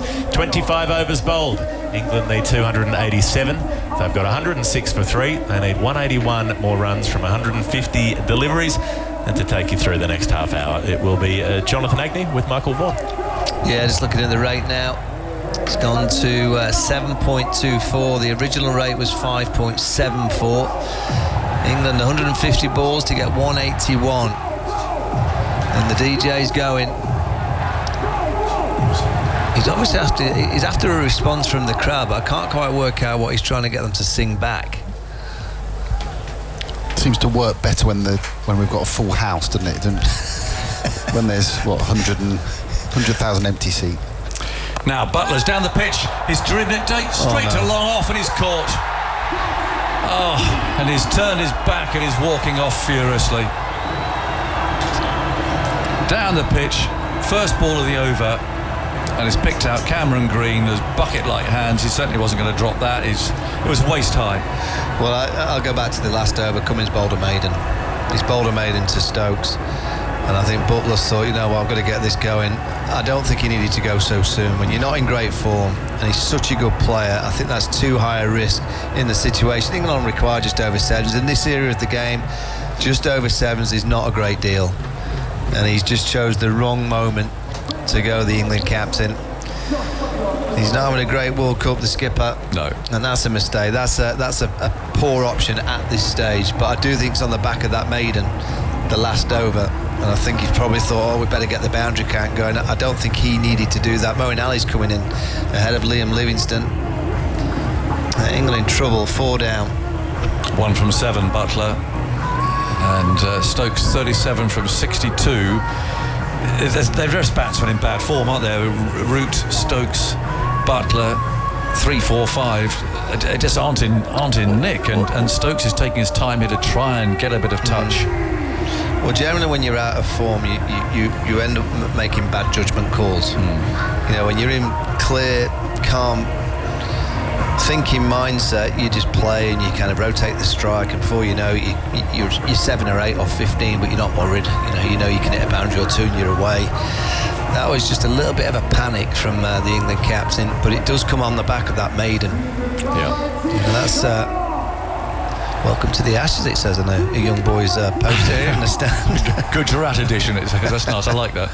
So, nearly 7.5 and over needed, and England have got 6 wickets left. Yeah, Josh Butler's World Cup now reads 106 runs across his 7 innings at an average of 15.1. Yeah, and he's batting at 5. It's key, isn't it? 106 for 4. It's got a bit of a feel about this again. Zampa, spectacles on, spins himself a catch. Moeen's in, presumably to try and hit the leg spinner into the leg side, but he does bowl quite a good googly as well. 106 for 4 as Zampa scuttles in. Is there any bowls? Moeen as leans forward. You've had a little bit of a feeling of Jeffrey today, Eggers. Maybe I've just seen enough. On the bus we had a little bit of a video of our predictions, and I fancied England because of no Mitchell Marsh and Glenn Maxwell. You just went straight, no chance. It was a bit like that, wasn't it? I'm sorry. 106 for 4 on the 26th, and that's clipped away out to mid-wicket. Well, you gave a very long answer first of all, and then someone else gave fresh a very out the long box, answer. you see. I thought I would arrive with full of energy. Someone else gave a long answer. I thought, no, they're going to lose. It just felt like it. But anyway, well, from an English perspective, so they don't. 106 for 4. Zampa bowls, Moeen's forward, creeps away into the offside this time. But half the battle is persuading themselves that they could win and getting themselves over the line. That's the hardest part when you're in losing games. And it gets to a pressurised state like this. Zampa bowls. Moeen again tucks him away into the leg side, and it's about that decision-making process that you talk about. You get it wrong, don't you? Just make a wrong decision. I'd much prefer to see Josh Butler try and play the reverse sweep, rather than the big risk down the ground. Zampa's bowled 4.5 overs, 1 for 10. Yeah. He was nowhere near the pitch of that one either. Right, here's the last ball of the over. Moeen clips him away for a single. So that's one off the last 2 overs and a wicket. Well, this is perfect for Cummins to bowl to Moeen Ali now. Yeah. Bowl a few short balls. Yeah. I suspect that's what he'll do. He's mopping his brow. 107 for 4. 26 overs gone. Stokes 37 from 62. And did you see how? I mean, he's got to keep batting now, isn't he? I mean, if he got out, having eaten up all this number of balls. Yeah, but he's got to be proactive. He can't just play a maiden out. When you've been out there for nearly an hour and a half, to play out a maiden is just building more pressure and putting the other batters under too much pressure. And your job when you're a player that's in is to get your partner in. By playing out a maiden, you're putting your new batting partner under too much pressure. Butler made the wrong option, but I do think that maiden before just was a bit too much pressure. 6 runs off the last 4 overs and lost 2 wickets. In comes Cummins then, bowls, and that's an edge from Moeen. Sends the ball fine and for 4 runs, beating third man. Can't get there. So it was a moral victory for Cummins. It was a genuine edge. It flew away through the slips and down to the boundary. So, a rather lucky 4 for Moeen, but they'll all do. He goes to 5. 111 for 4. 26.1 overs. It's Cummins. Round the wicket again, moves in, bowls to Moeen. There's no slip there, and he gets another thick edge. This time it runs to third man. They take 1 run. So, Stokes, what are you going to do? How's he going to play this?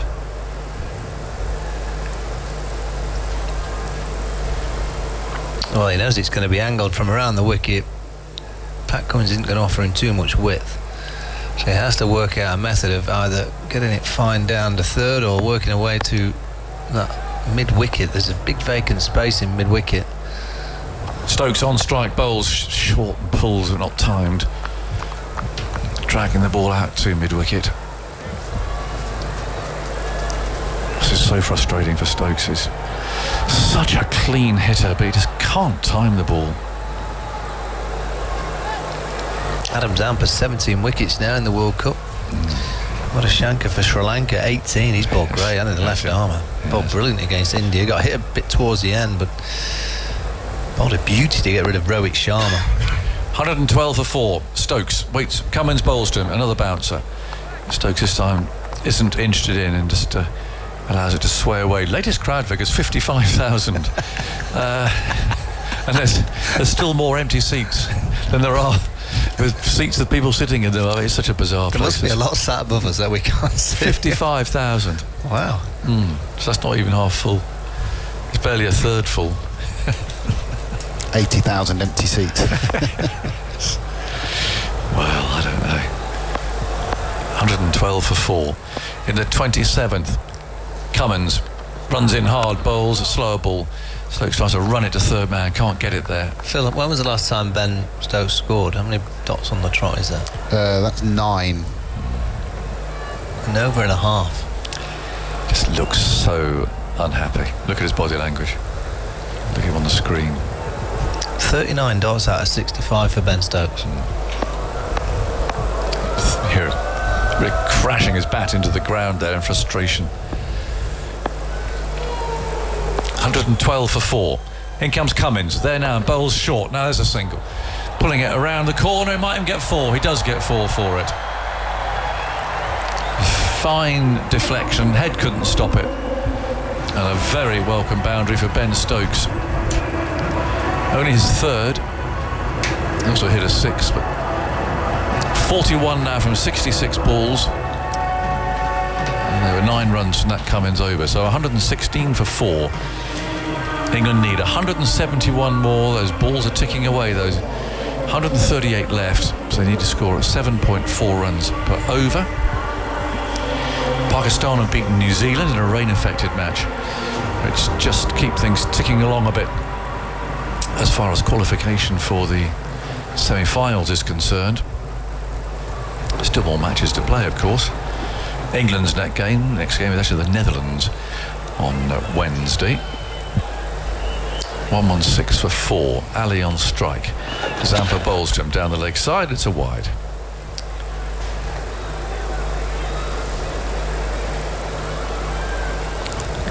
It's been... Hello, Barrett. Oh, hello. Welcome Hi. back. Thank you, Jonathan. Pat Cummins and Adam Zampa. Let's watch Zampa over the wicket. Bowls another wide down the leg side. Moeen just looking at it dismissively. It was this couple that brought Australia into the tournament against Sri Lanka when that opening partnership was taking the game away. They took 2 wickets each, both ends, and didn't let Sri Lanka get away. Zampa again, bowling his wrist spin. That's a better line. Moeen, who might be tempted to hit that away over cow corner, in fact he's gazing in that direction now. He blocked that one, but that was pretty much in the arc. Hit with the spin. Zampa's flexing his leg. I think he's okay. We'll see. 118 for 4. There he goes again, bouncing in bowls, and that's flicked by Moeen Ali out to mid-wicket, who's quite straight. His body's been in the wars. He's hurt himself. Yes. Had a big gash on his nose in the swimming pool. Yes, that was extraordinary, wasn't it? 118 for 4. I think he's okay. He just seemed to flex his leg for that last ball. He goes again, bowls, and Moeen on the front foot finds cover this time. All these dots is incredibly difficult to get away. 1 for 13 is almost completed his 6th over. Moeen on 6. He's faced 10 balls now. Zampa bowls to him. He can flick that away, but again finds the fielder inside the circle.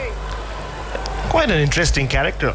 Adam Zampa has been referred to as weird and different throughout his career, throughout his life. He doesn't like it though. Doesn't like it at all. Doesn't he? He says, I'm the most normal person you'll ever meet. I wouldn't like to be called weird though. Who's calling him weird? Journalists. Then goes Zampa again, bowls, and there's a wrong one. Moeen, I don't think, spotted that, and it runs out to mid-off. 1 ball to go in the over. Oh, it's a word that's been used for me as well. Another one, but I'm sure that's for me too. I think we've probably all been called it at some stage in our lives. He was pretty insistent that Sean Abbott and Alex Carey he picked out as guys who were stranger, quirkier than even he is. Quirkier. 118 for 4. Here's the last ball of over 28. He moves in bowls. Moeen gets a thick edge, and there's a desperate diving save there by third man just inside the boundary. Labuschagne has had a good day in the field. Keeps them down just to 1 run. So Moeen will keep the strike. But what a spell this is now from Adam Zampa. 6 overs, taking 1 for 14. And England needed 168 more runs from 132 balls. Their target is 287. Seems a long way away at the moment. 119 for 4 after 28. Mitchell Starc seems to be coming back on to maybe take this game further away from England. Just on Adam Zampa,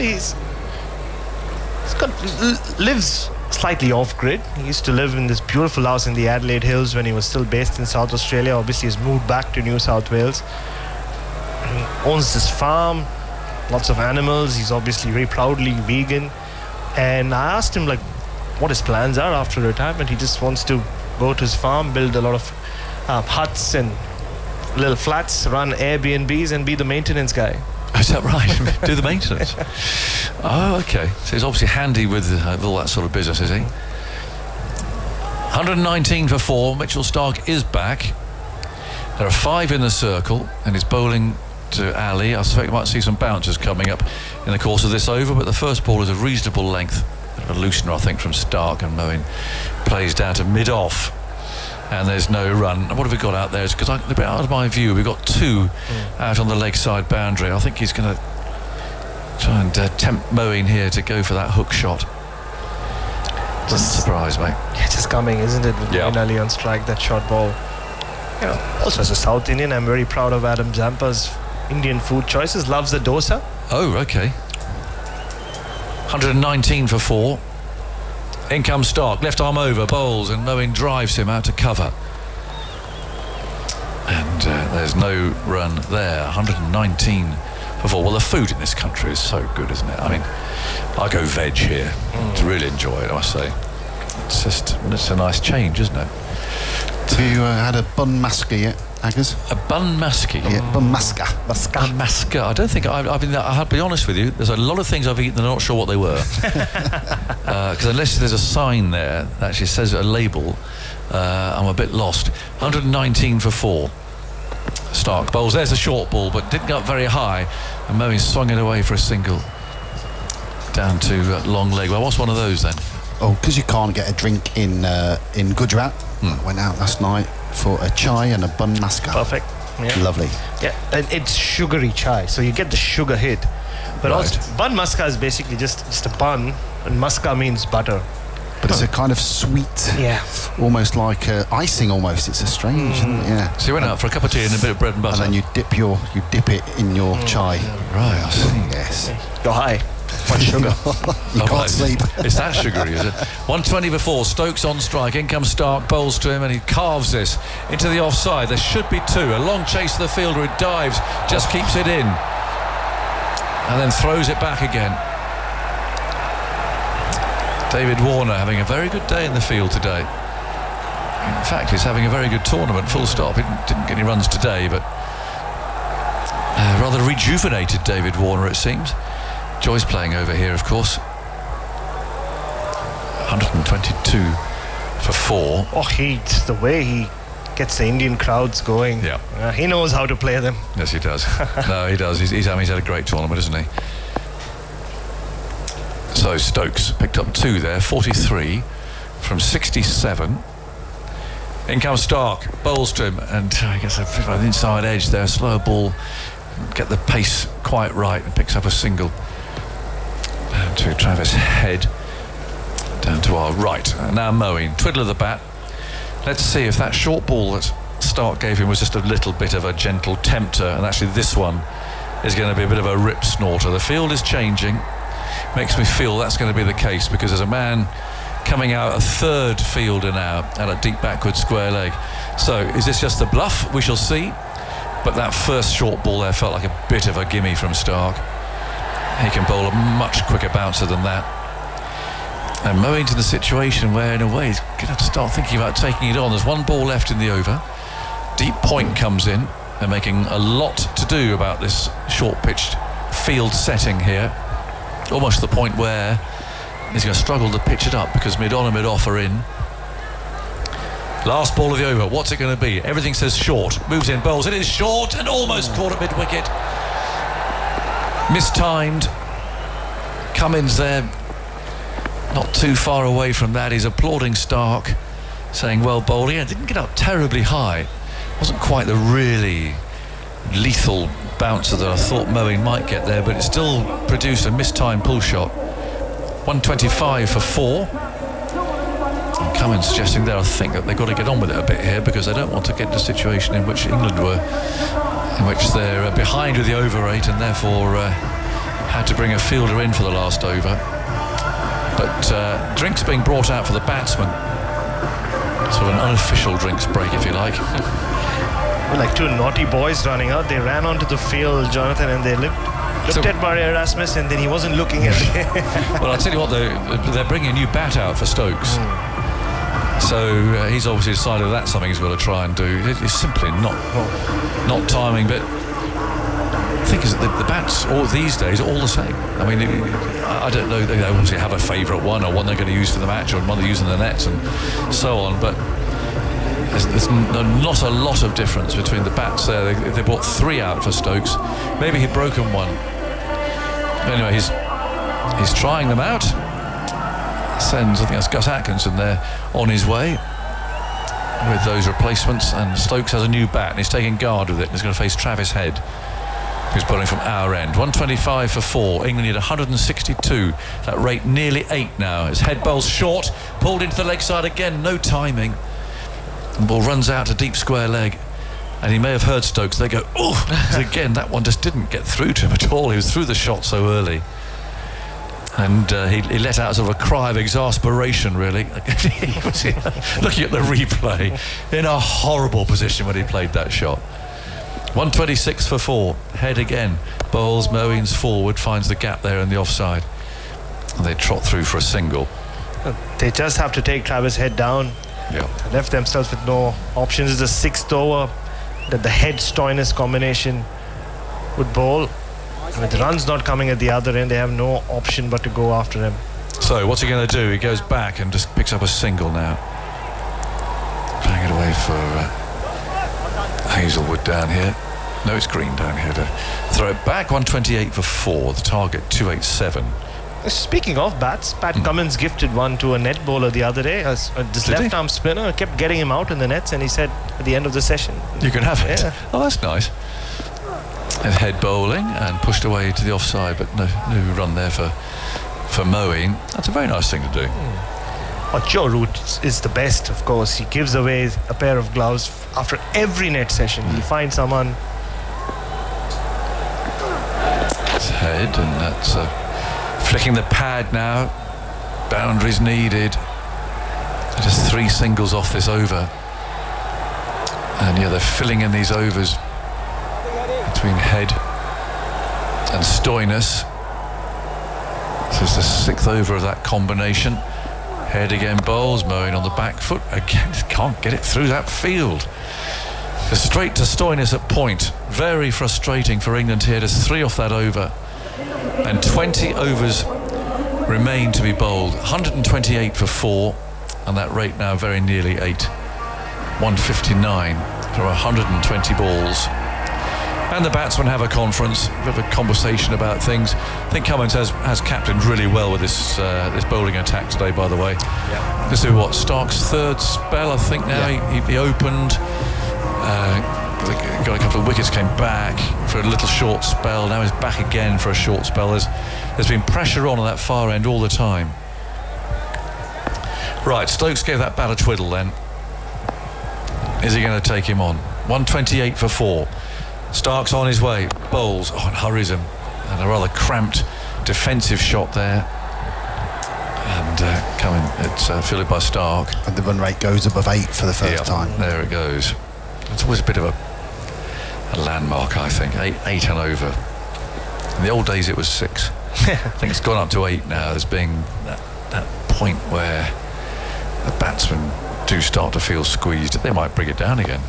3 or 4 good overs, but I think it's always the point, really, where you feel it's just getting away from you. In comes Stark, bowls, and Stokes goes for a huge hit into the leg side. It's been signalled a wide. Walking right across his stumps, wasn't he, Ben Stokes? Because he's decided to go for the big Ho-ha shot. They have to line someone up. Travis Head, pitch is slowing down, the ball's not coming on. I think ever since Pat Cummins has established this role as the middle overs operator and enforcer, I think he's allowed himself the need to use the other bowlers cleverly at the other end. In comes Stark again, those long strides. Stokes waiting for him, and he tries to get at the third man and can't. And again, these dots are building up. Stokes is doing some gardening. 105 dot balls now across the innings. That's remarkable, really, isn't it? Just to spend some time outside, I can tell you when Cummins took that wicket, more than half the crowd is Australian, or they're supporting Australia. Just for the day. Just for the day. There are some Aussies here. I've seen them with their shirts, waving their flags and so on. 129 for 4. Stark bowls short again, tucked away by Stokes. Should just be a single. To Abbott down here, isn't it? At fine leg. 1 run. And you're speaking about the Anglo-Australian. You spoke about the Indian fans coming to watch the Anglo-Australian rivalry. When I was growing up in the 90s in Mumbai, it used to be a thing where we used to have our own little ashes in the backyard. Really? And the older boys would always be Australia, obviously, and right. Us, the underdogs, were always England. Is that right? Should we do that rather than play India against Pakistan? Here comes Stark then, bowls to Moeen, who carves that into the offside, slashing sort of a square drive. Fumble out there, I think, because the ball might be a little bit damp by Warner there. But they only take 1 run, 131 for 4. You'd all fall out. Yeah, I mean, Pakistan couldn't win, could they? No. Nobody was allowed to be Pakistan. Just in case they won. Yeah, and the parents would get involved as well. Oh dear, no, you don't want that. I think Australia's safer. It's safer, yeah, it's safer. Yeah, I can tell you, the English team that I represented won more Ashes Test than the actual England team did in the 90s. I'm sorry to really? Well, yes, that's not hard. 131 for 4. And here we have Stark bowling. Oh, it's a big hit. Where's he got that from? He's barely timed a shot throughout. But Ben Stokes has launched the ball into the stand to bring up his 50. That came from nowhere. Just slightly short, and he swung that away into the teeming crowd down there. Wow, it's extraordinary how that was just perfectly timed. 73 balls he had faced before that without timing a single delivery. Yeah, absolutely, and then he produces that. Well, how's he going to follow that up?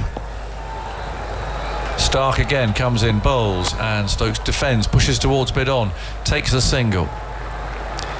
So he's kept the strike, showing some intent there. 138 for 4. 31 overs gone now. That bring the rate down below 8 again. So 114 needed after 31 overs. Again, just to remind you that Pakistan have beaten New Zealand thanks to run rate down at Bangalore, whatever you like to call it. There's a chap there enjoying some dancing. Crikey, is that, what do you call that? That's on break dancing, is it? We might break a leg dancing, but he's a Sikh gentleman with a turban on who's having a tremendous time dancing to this music. It's not Bhangra for sure, so it's a fusion dance. He's going to put his back out if he carries that on for much longer. 138 for 4. 19 overs to go. Stokes on 54. He's going to face Travis Head and his field. I think this is the over he's going to go. He got that single, he's taken the strike. Then goes Head, bowling his off spin, and Stokes just plays that calmly into the leg side. There's a sliding, desperate save there from Cummins. And so no run, a dot. Stokes taps his bat on the ground. Head bowls him, he goes for the big one, out towards deep mid-wicket at 6. Little bit short, wasn't much of a ball. And I think Stokes has decided it's time. 144 for 4 in the 32nd. And if he has decided that, we're in for some entertainment. This had to be the over. And yeah, I think so. Stokes versus Australia, it's like a James Bond movie. Head again, moves in, bowls, he's down the pitch, hitting it hard. A skimmer down to long on, very well fielded though by Abbott. A bit slippery out there now. That was suddenly he's timing the ball. That was out of the middle of the bat. It just keeps reprising that same role over and over again when Australia is the enemy. Yep.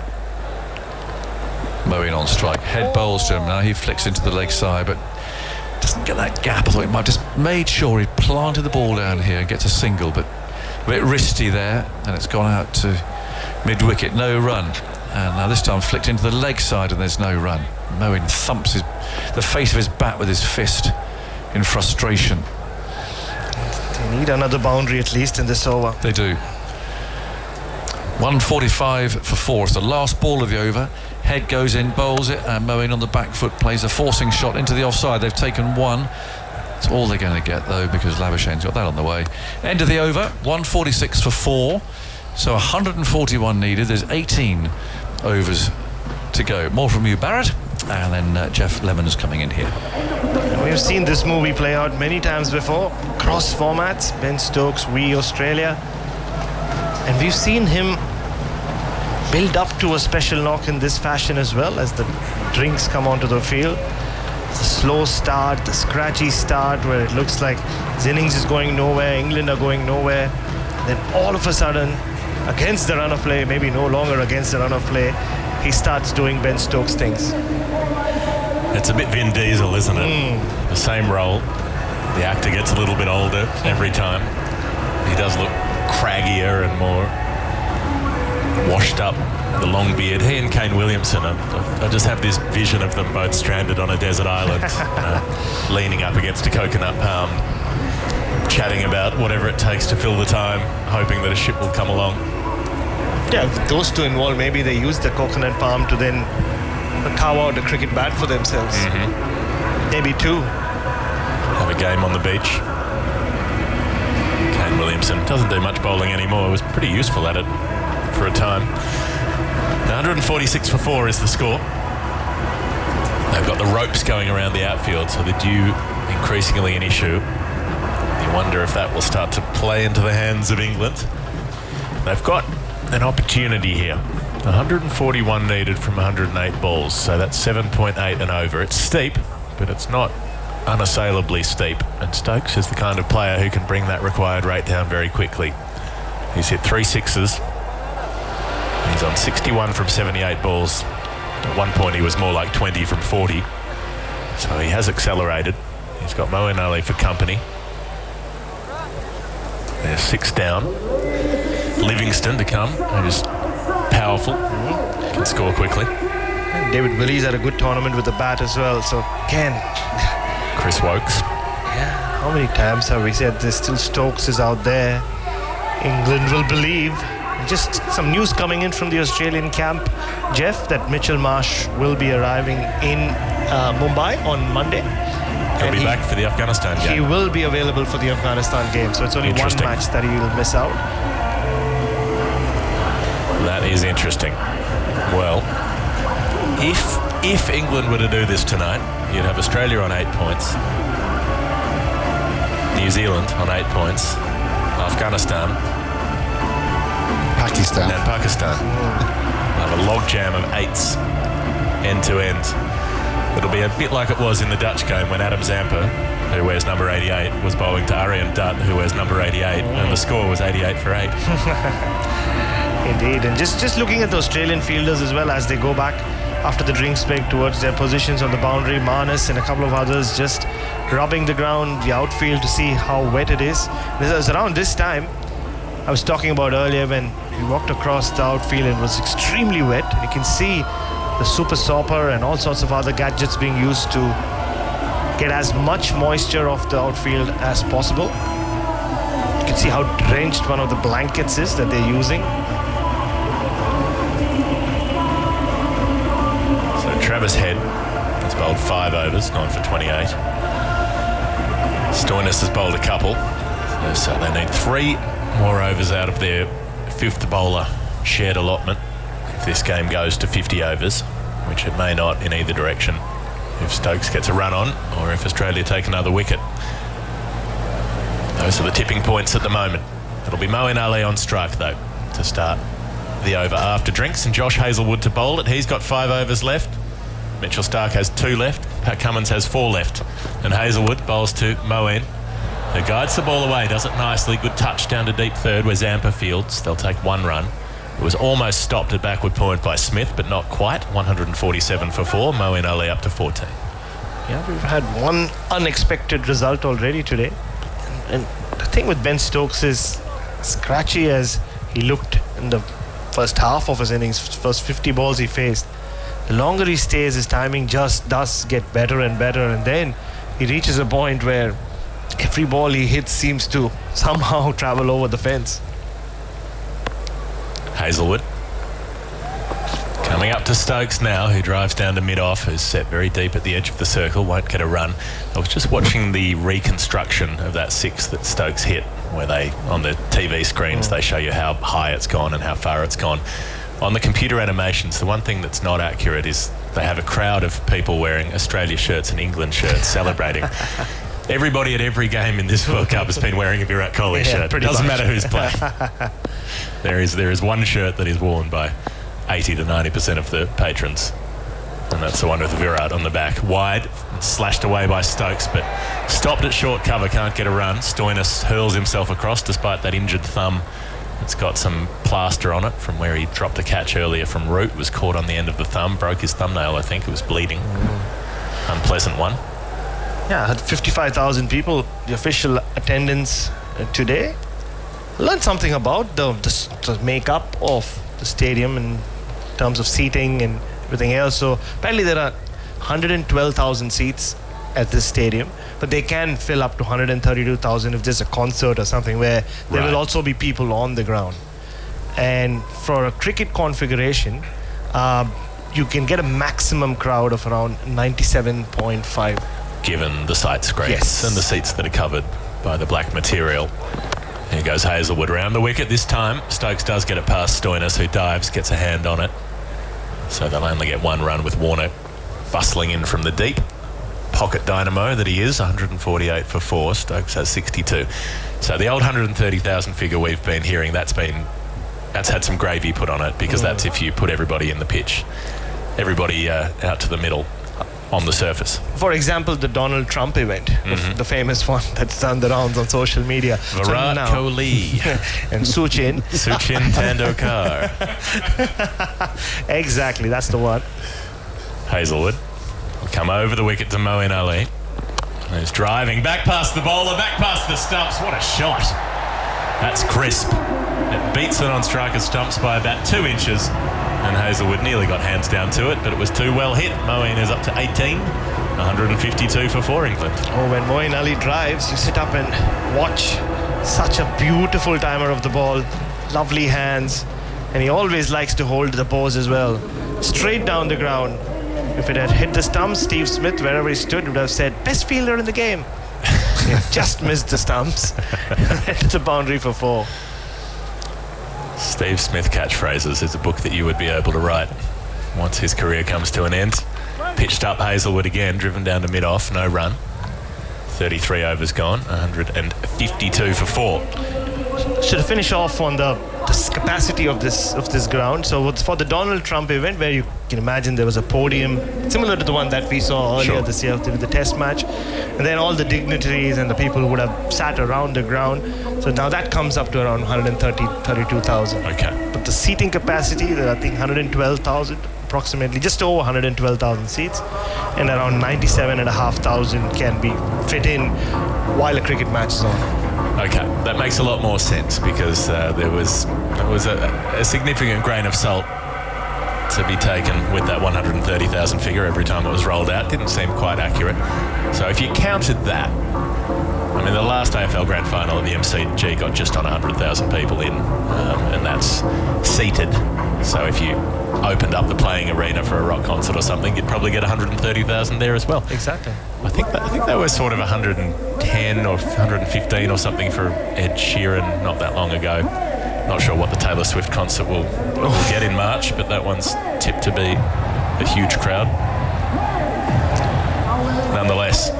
Meanwhile, out there in the middle, Adam Zampa was almost about to come on. Pat Cummins, after the 2 overs from Head, went to Zampa, but then there was a change of mind. He's bringing on Marcus Stoinis. Maybe he just wants to finish off that fifth bowler quota. And Stoinis will go short. Get Ben Stokes to hit into the wide spaces on the onside. All right, let's see how they're setting up for Marcus Stoinis. Wicketkeeper standing back. Mitchell Stark, who is on the leg side, is being moved to the off, being swapped with Cameron Green, who's coming across. So they'll have a fine leg set relatively square, plus a deep square leg that allows Stoinis the short ball. A bit of protection if he gets pulled or hooked. And then the other leg side players will be a mid-wicket inside the circle and a long on. Pat Cummins sending himself back in that position. Then he'll have mid-off, cover, deep point, backward point, and a short third. So any sort of dab, glide, scoop could go for runs. Stokes gets a Yorker. Well bowled first up by Stoinis in at the toes. And can only play it to that short mid-wicket position where Labuschagne fields. 152 for 4 is the score. I don't think Ben Stokes was expecting the ball to be bowled that full, was he? Like he had the weight on his back foot, was waiting for the ball to be shot. Yep. So he can try to go over cover, down the ground over mid-off. Or he can try to go over those fielders on the offside. If he gets any width to cut, he gets a Yorker again. Drives it back past Stoinis. Only one run as Stark comes across it long on. 153 for 4. Stokes up to 63. England need a further 134. They're down to 100 balls remaining. Saturday night in Ahmedabad. To be hoping 55,000 who are at this ground that it's a close finish. They've been making a lot of noise though. They've enjoyed themselves. Like I said earlier, festival season, a lot of holidays, a lot of families getting together. And the night is very, very young from an Ahmedabad standard. With food open till the wee hours of the morning. Full again from Stoinis. Slight change of pace. Glanced away fine. He gets too straight and gets punished.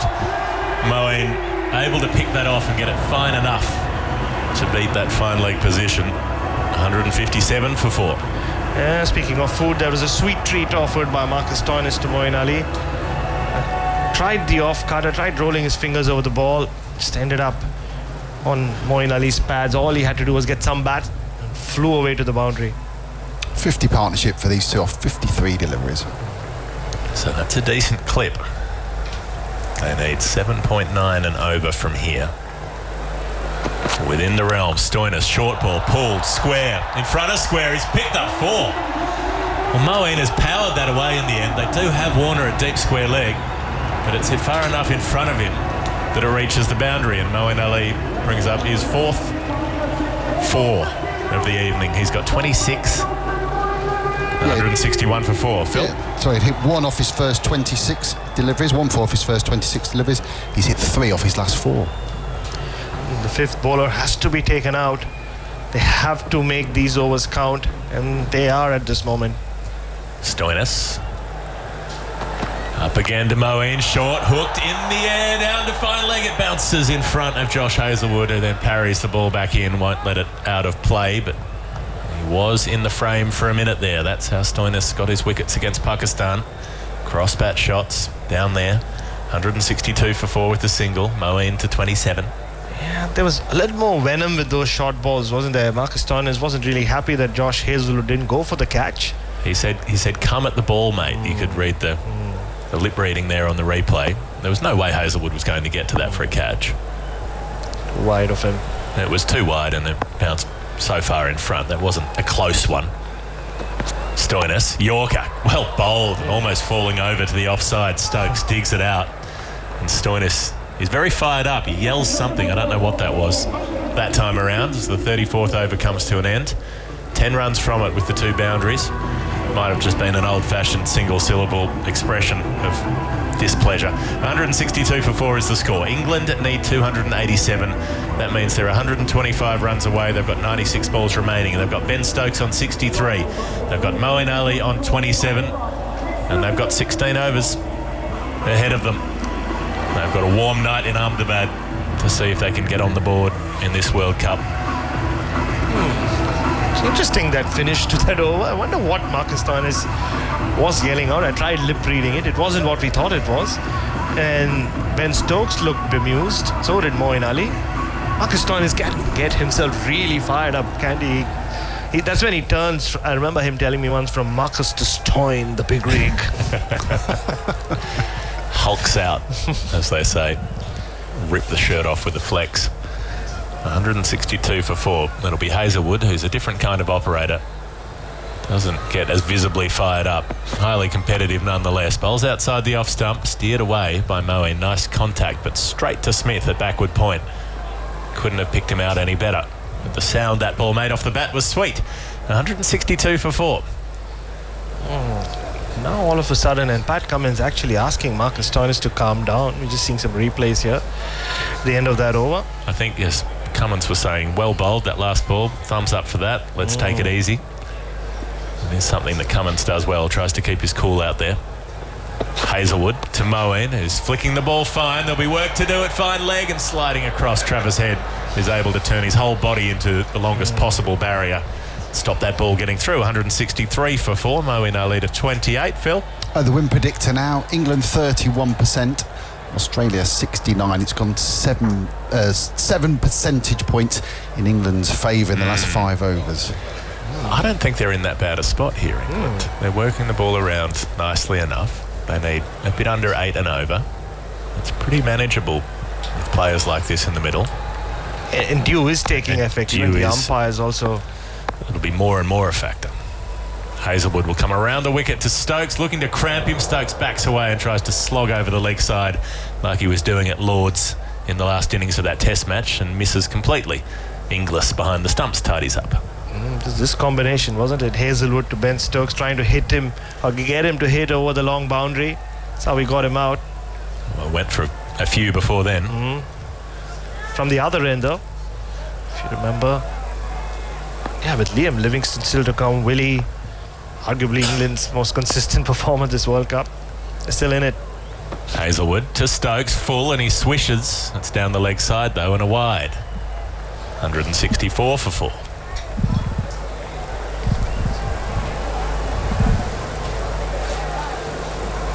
Stokes on 63 from 85 balls.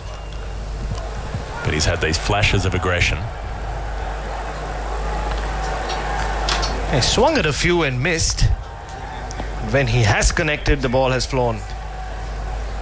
Waiting now for Hazelwood. Tap of the bat. Round the wicket, Hazelwood bouncer. Stokes goes underneath it. That one's fine, says umpire Erasmus. Correct length. Would have been just about the top of the helmet height. Moeen Ali leans on his bat at the non-striker's end. Chews gum. Looking as calm and cool as you could like.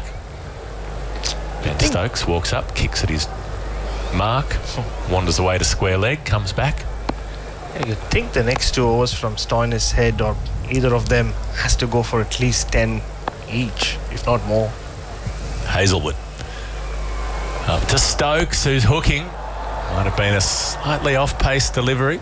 Up behind square leg, only for 1. 165 for 4. Some of these short deliveries have just stuck in the pitch, haven't they? So many of these pull shots have been attempted throughout the day's play, haven't come off the middle of the bat. Well, that one there, the speedometer read it as being almost full pace from Hazelwood, 135 k's an hour, but it just sat up like a slower bouncer would have. So the ball, it didn't come on during the Australian innings a lot of the time. Labuschagne and Smith particularly struggled for timing. Hazelwood looking for anything like that. Some variable bounce. He's back over the wicket to Moeen, who drives him through the covers for 4. It crosses the rope now as David Warner in the deep gets around and tries to save it. Can't do it. 169 for 4 after 35. Oh, when Moeen Ali plays the drive, you just have to stand up and leave. Bharat Sundaresan literally drops the mic and goes off air. Michael Vaughan will come back in, and that's classic Moeen. Little bit of width, not that much. Angled across him. Minimal sort of shot. Effortless, just placed the bat there. Lifted that elbow, and away it flew, Michael. 169 for 4. He's got 32. Yeah, I'm just looking at the comparisons. Australia 190 for 5 at this stage. 169 for 4. England 118 off 90. I don't think it's just down to Ben Stokes. You know, I think there's many in the bag, just particularly the Australians. They know Ben Stokes in Australia, of what he's done to them in the past, but England bats so deep.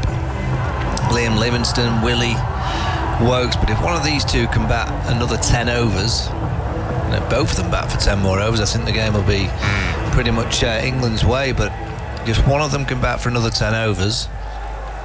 A couple of cameos around it.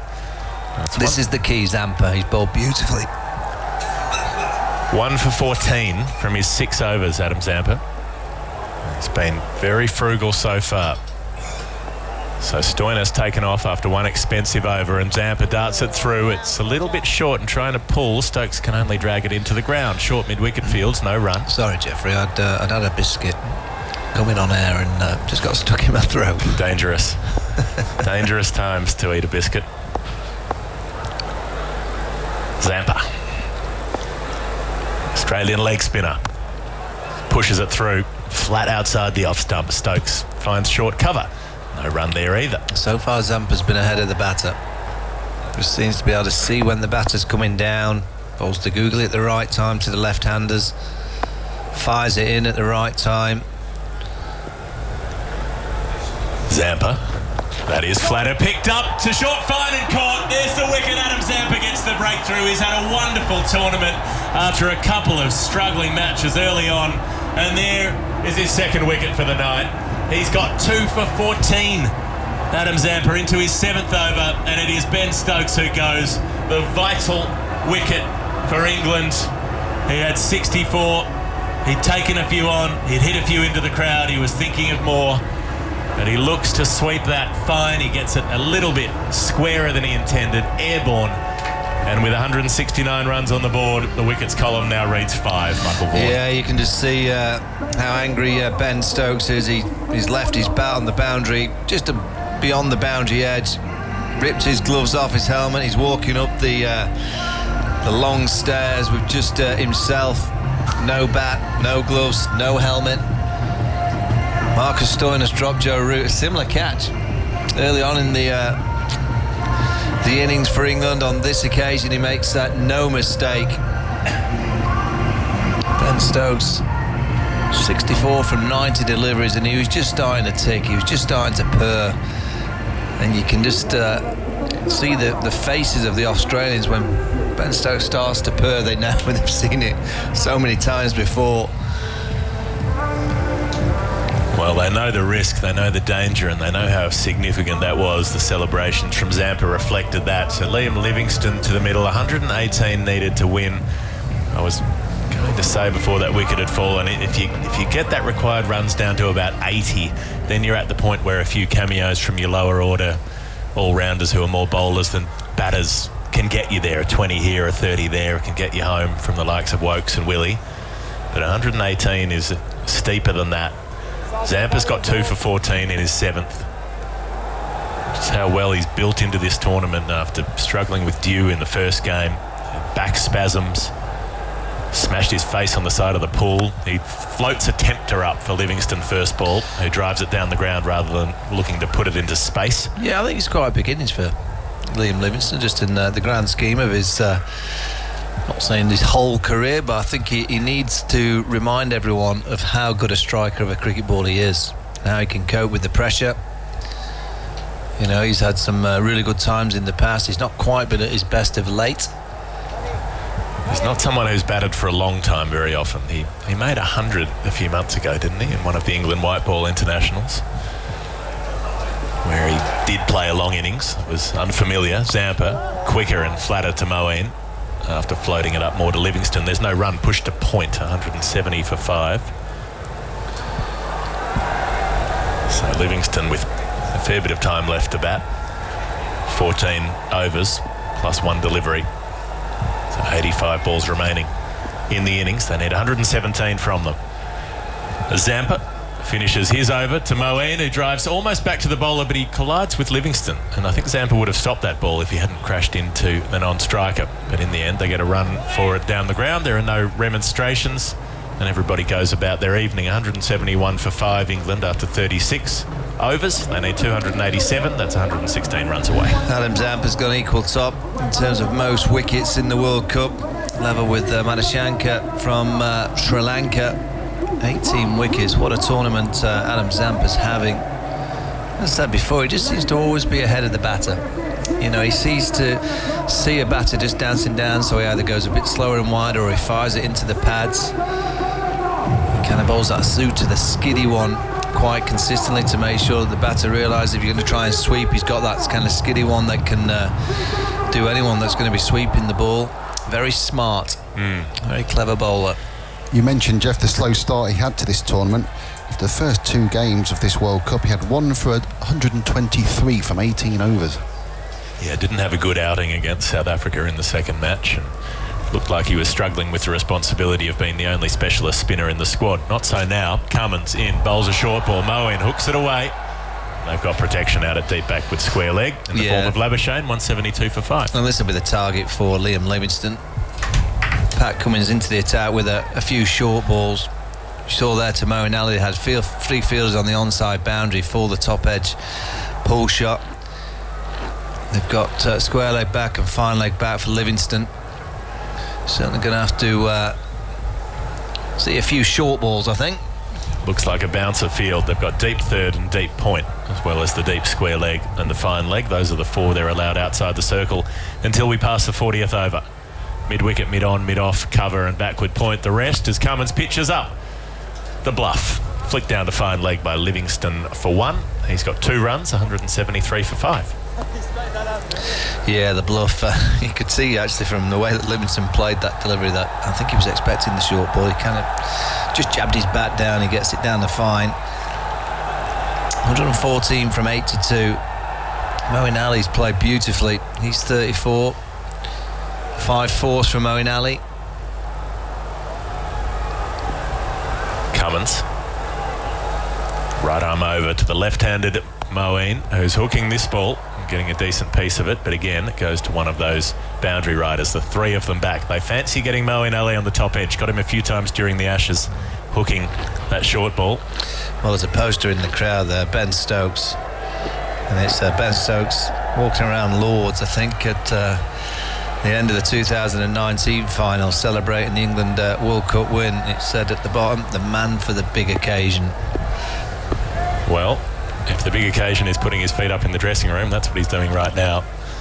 Cummins pitches up, this time to Livingstone, who drives the ball to Stark at mid-on, no run.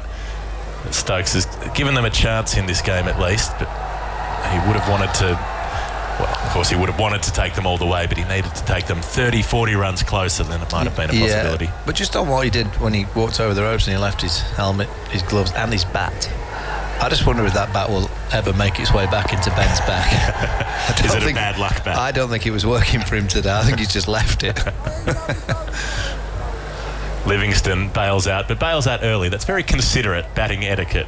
He yells to Cummins as Cummins had taken a few paces. Sorry, as he's backing away, instead of waiting right until the bowler's passing the umpire, as other players like to do. So there's a bit of good community work from Liam Livingstone. Cummins bowls a length to him, and it's just played back to the bowler. Cummins has been excellent. He's just hammering that heavy length with the odd short, sharp ball. Every now and again he bowls an off-cutter. 7 overs, well, it will be after this last delivery of the 7th. Only gone for 27. Got that key wicket of David Malan, who was looking set on 50. Cummins to finish the 37th. Steams in and Livingstone pulls it. He's caught, brilliantly caught at mid-wicket. Unbelievable catch by Sean Abbott, the substitute fielder, who is mid-air. He takes off, kicks up his heels and gets both hands around that ball. Livingstone collected it. That was travelling. It was fast, it was flat, it was furious. But the fielder is in exactly the right place, and Abbott takes it almost behind his body as he claims that catch and goes to ground. 174 for 6 now, England, as Cummins gets his second. I reckon that's the best time ball that Liam Livingstone hit throughout the whole World Cup. He's nailed it. He picks up the length quickly, he plays the pull shot, goes about head high, and he's probably thinking straight away, well, that's a boundary, that's 4, and then all of a sudden he saw the flying Abbott and it went right in the middle of his hands. Brilliant catch. We've heard about the flying nun. Now you've got the flying abbot. The whole religious fraternity out there. Ian Bishop involved. 174 for 6. Last ball of the 37th. Cummins has 2 for 27. You have to feel for Liam Livingstone. The look on his face as he walked up, he's devastated at that dismissal. He looked like he was about to break down. So frustrated. Yeah, he was one of the, I guess a month before the World Cup squad was announced, he was one of those kind of players that were being talked about potentially to be left out, and then he had a good time of it. Against New Zealand, Philly got a nice score, and that was him done and on the plane to India. Boy, he'll be disappointed with his return in the World Cup. He prides himself on being that aggressor in the middle, going out there and causing a bit of chaos and hitting the ball to all parts, making it very difficult, but he's just not managed to find that rhythm. None of the England players have. I mean, even Ben Stokes, 64 from 90, he really didn't find any kind of rhythm out there in the middle. That's been the disappointment, I think, is that so many players in this England side are so good to watch when they're on, when Butler's flying, when Livingstone is brutalising bowling. Yeah, Liam Livingstone, 60 runs across 6 innings in this World Cup. I don't need to tell you that's an average of 10. One that even those not blessed with arithmetical skills can probably figure out. Well, it'll be Adam Zampa to continue. There won't be any more of that 5th bowler allotment. Heads bowled 5, Stoinis 3. So Cummins would need to find 2 overs from somewhere if this goes the distance. Maybe he's hoping that it won't. Zampa, lots of flight to Moeen, who chips it in the air into the leg side. It's Abbott into the action again at long on. They take a single. Moeen up to 35. England 175 for 6. They need 112 more runs. Chris Wokes will be on strike. But even that first ball there to Moeen Ali, Zampa, he knows that Moeen Ali's going to have to play shots, but he just slows it up and says, go on then, if you want to try and play a shot, I'm going to tempt you, just give you a little bit more flight. Enjoyed that. Having a nice conversation, Moeen Ali and Adam Zampa, swapping a few tips for the trade. Spin bowling. Who's off the park? How come he was on that? But Abbott. That's not fair. How dare you have a substitute fielder like that? Not going to mention Gary Pratt. Hello, Gary, if you're listening. Flight again from Zampa, driven by Wokes, and he nearly chips it up for a catch as well at short mid-wicket. Doesn't quite lift it to Cummins, 175 for 6. Adam Zampa's going at over 2s. 7.2 overs, 2 for 17. Tremendous evening. Flight again, strikes him on the pad, appealing Zampa down on one knee, sliding down the leg side is probably the ruling. Wokes survives. Zampa won't appeal to his captain. Yeah, it's very unlike an England side not to sweep, reverse sweep. That's what they've been known for quite a few years, just causing a bit of madness with the spinners. Wokes yet to score, waits for Zampa, quicker, flatter, and he tries to drag it over the leg side with a pull shot, but hits it straight to short mid-wicket. There's no run there either. 3 dots for Wokes. Yeah, the rate's gone over 9s now. 9.08. 112 more runs required. Zampa gives it flight again on the leg stump, picked off finally by Wokes out to Warner in the deep. Now he's just burning in from the rope. No, that's Travis Head out there, I beg your pardon. 176 for 6. Wokes off the mark. Moeen back on strike. 1 ball to come in the over. Zampa's drying the ball out there, so the dew is starting to take more effect. He's got the towel running. Forearms covered in tattoos. Adam Zampa wears the long sleeves but has them pushed up most of the way to the elbow. Got his clear goggles on and he bowls to Moeen. He'll take a run out to deep mid-wicket. This is Warner coming off the rope on the far side of the field. 1 more to the score. So it's 177 for 6 now, England. They need 287. That's 110 runs away. They've got 12 overs in which to do it. 72 balls for 110 runs. To see how they go in the next little bit, Jonathan Agnew will join Michael Vaughan. Yeah, it's Moeen Ali now. Moeen Ali's got to take this game deep. It's not easy when you need over 9s, and Chris Wokes just arrived at the crease. David Willey, Adil Rashid, Mark Woods are come. But Moeen Ali's going to have to bat the majority of these overs. You can't rely on players that are just coming out there to strike it near on 10 straight away. He's played well, but he just felt if one went down and there'd probably be another. It's unlucky for Livingston. He did hit that well, and Sean Abbott, he's constantly on the field substituting for somebody. I don't know who he's on for that particular moment. Anyway, in comes Cummins, bowls, and Moeen gets a top edge on this, a hook shot, and gets 4. A flailing bat to a bouncer. It's flown away wide of the keeper and down into the boundary just below us here. So 181 for 6. Can Moeen do it? 41 from 41 balls. He's got his bat over his shoulder. They've got 3 out for the short ball, so I think he knows what's coming. Mid-on and mid-off are up. It's going to be short. Here comes Cummins again, bowls, and he's on the back foot pulling a ball that was short of a length rather than bouncer length. And Green fields. Well, I reckon Chris Woakes might have to duck and weave a bit here. He worked away at Headingley, didn't he, in the Test match when he was there at the end. He just kind of managed to always kind of ride the bouncer. Well, they got 2 out. And again, mid-on and mid-off are in the circle.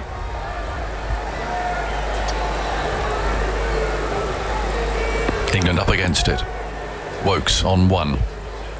Cummins comes in, bowls to him, short of a length, dabs it away, looks for a single, it's not there. Picked up at backward point. 182 for 6. Lights burning down, not the floodlight variety, but that ring of fire I talk about, all the lights there.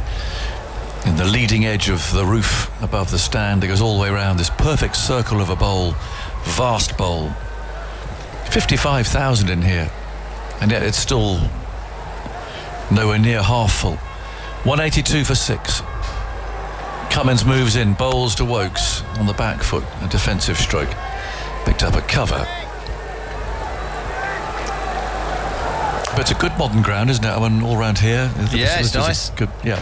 Yeah, it's easy to get into. Yeah. Have you been to Pune yet? Yes. Yeah, that's lively. Yeah, I find it quite bizarre. They've built the most amazing cricket ground, but they have dirt tracks. That's the excitement. Yes. I see the tuk-tuks going through there. Yeah. It's amazing. Not good on the tyres. 182 for 6. 2 balls to go in the over. Cummins bowls and Woakes wants a single, but he's not going to get it again. He's playing it down to mid-on. 182 for 6. 105 needed. The rate nearly 9.5. Another prodded defensive stroke. I think we'll be up to 9.5 and over required. Began at just over 5.5. Bairstow is out to the first ball of the innings. Root out fairly soon after. Cummins wheels round to complete this over, which is his 8th. In he comes again, bowls a nasty short ball. He's got it away, almost for 6. A sort of a fending shot with a little bit of the up and under about it. The ball flew away through the slips and down to third man. So, a boundary prevents it from going up to 10 and over. 186 for 6. 39 overs. I love the competition there is up here. Who's the nice lad that you were talking to and was sitting here who works with you at Fox? Mark Howard. Mark Howard. Well, he announced to me as he went into the television box, I'm going to get Stokes out. He said, did. No, not you. I'm going to get him out. So when he went there, the young lad from Melbourne, he's got him out, and I saw him through the glass and he was waving at me. Proper competition. He's got a fantastic podcast, Howie Games. Oh, is he? Yeah, it's really good. He interviews all sorts of sporting people and a few musicians. They've changed the ball. It must be a bit damp. I like that box though. That's a nice. Is that a wooden box that they bring? It looks more like the box that you have snooker balls in rather than. We could go to our snooker club just down the road. Probably where it came from. Yes, it's not like the attaché case that we have back at home, but are they choosing a ball for each end? I'm not too sure. I think so. They seemed to choose one, didn't they? And then the box got halfway off, and yes, umpire Gaffney said, "Well, I want one as well." Yeah. The umpires are wandering around all over the place. Beret's off to the left. Chris Gaffney's coming up here for Zampa's 9th over. 2 for 19 he's taken. Yeah, this is a big over because Moeen's going to have to try and strike him. he's going to have to hit him to deep mid-wicket, and they've got someone absolutely there. I think that's where he's going to try and hit him with the spin, drag it across. Is it Warner there? I think it is. Just absolutely in the prime Moeen hitting position, I'd suggest. 186 for 6. Crowded offside circle. In goes Zampa, tossing it up. There he goes. And who's underneath it? David Warner. Well, I'm sorry. Couldn't really call that anymore, could you? No, it was obvious that Australia had set the plan. Fine leg was in the circle, and they had 4 fielders on the offside, so they had a kind of short third, a backward point, a cover point, and an extra cover. And I think the Aussies got it and said, tell you what, we'll toss him. He'll take it on because he's got to.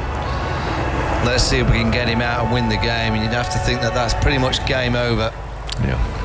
Zampa's figures are ridiculous. Well, they are, really. 3 for 19 from 8.1. I have to say, the dew's not affected him too adversely, has it? No. And with that, he becomes the leading wicket taker in this World Cup.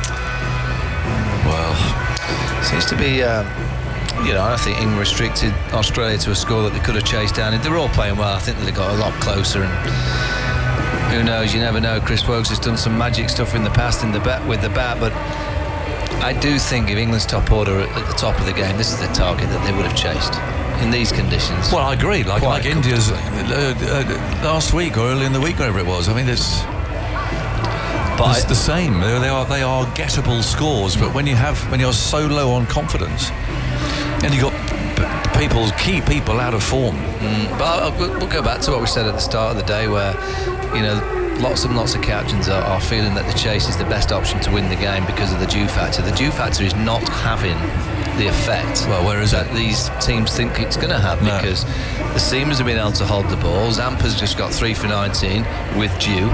They've just swapped the ball because the balls are a little bit slippery, but it's not affecting the game as much as these teams are thinking it's affecting the game. Get the runs on the board, put the teams under pressure. It's not a massive score, 286, but it's enough when you bowl nicely, feel well, take your catches. So I've been on every ground. The only one that was affected was Lucknow.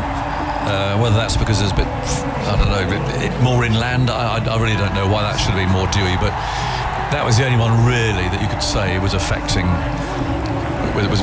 the bowlers. Anyway, David Willey's arrived. He's marking his guard, he's having a look, and having taken his catch, David Warner's got back to that position there, he's waiting. It might be that Warner clumps one there as well, Willey clumps one there as well, but that was just so predictable, I'm afraid. It sounds a bit ridiculous listening back to that.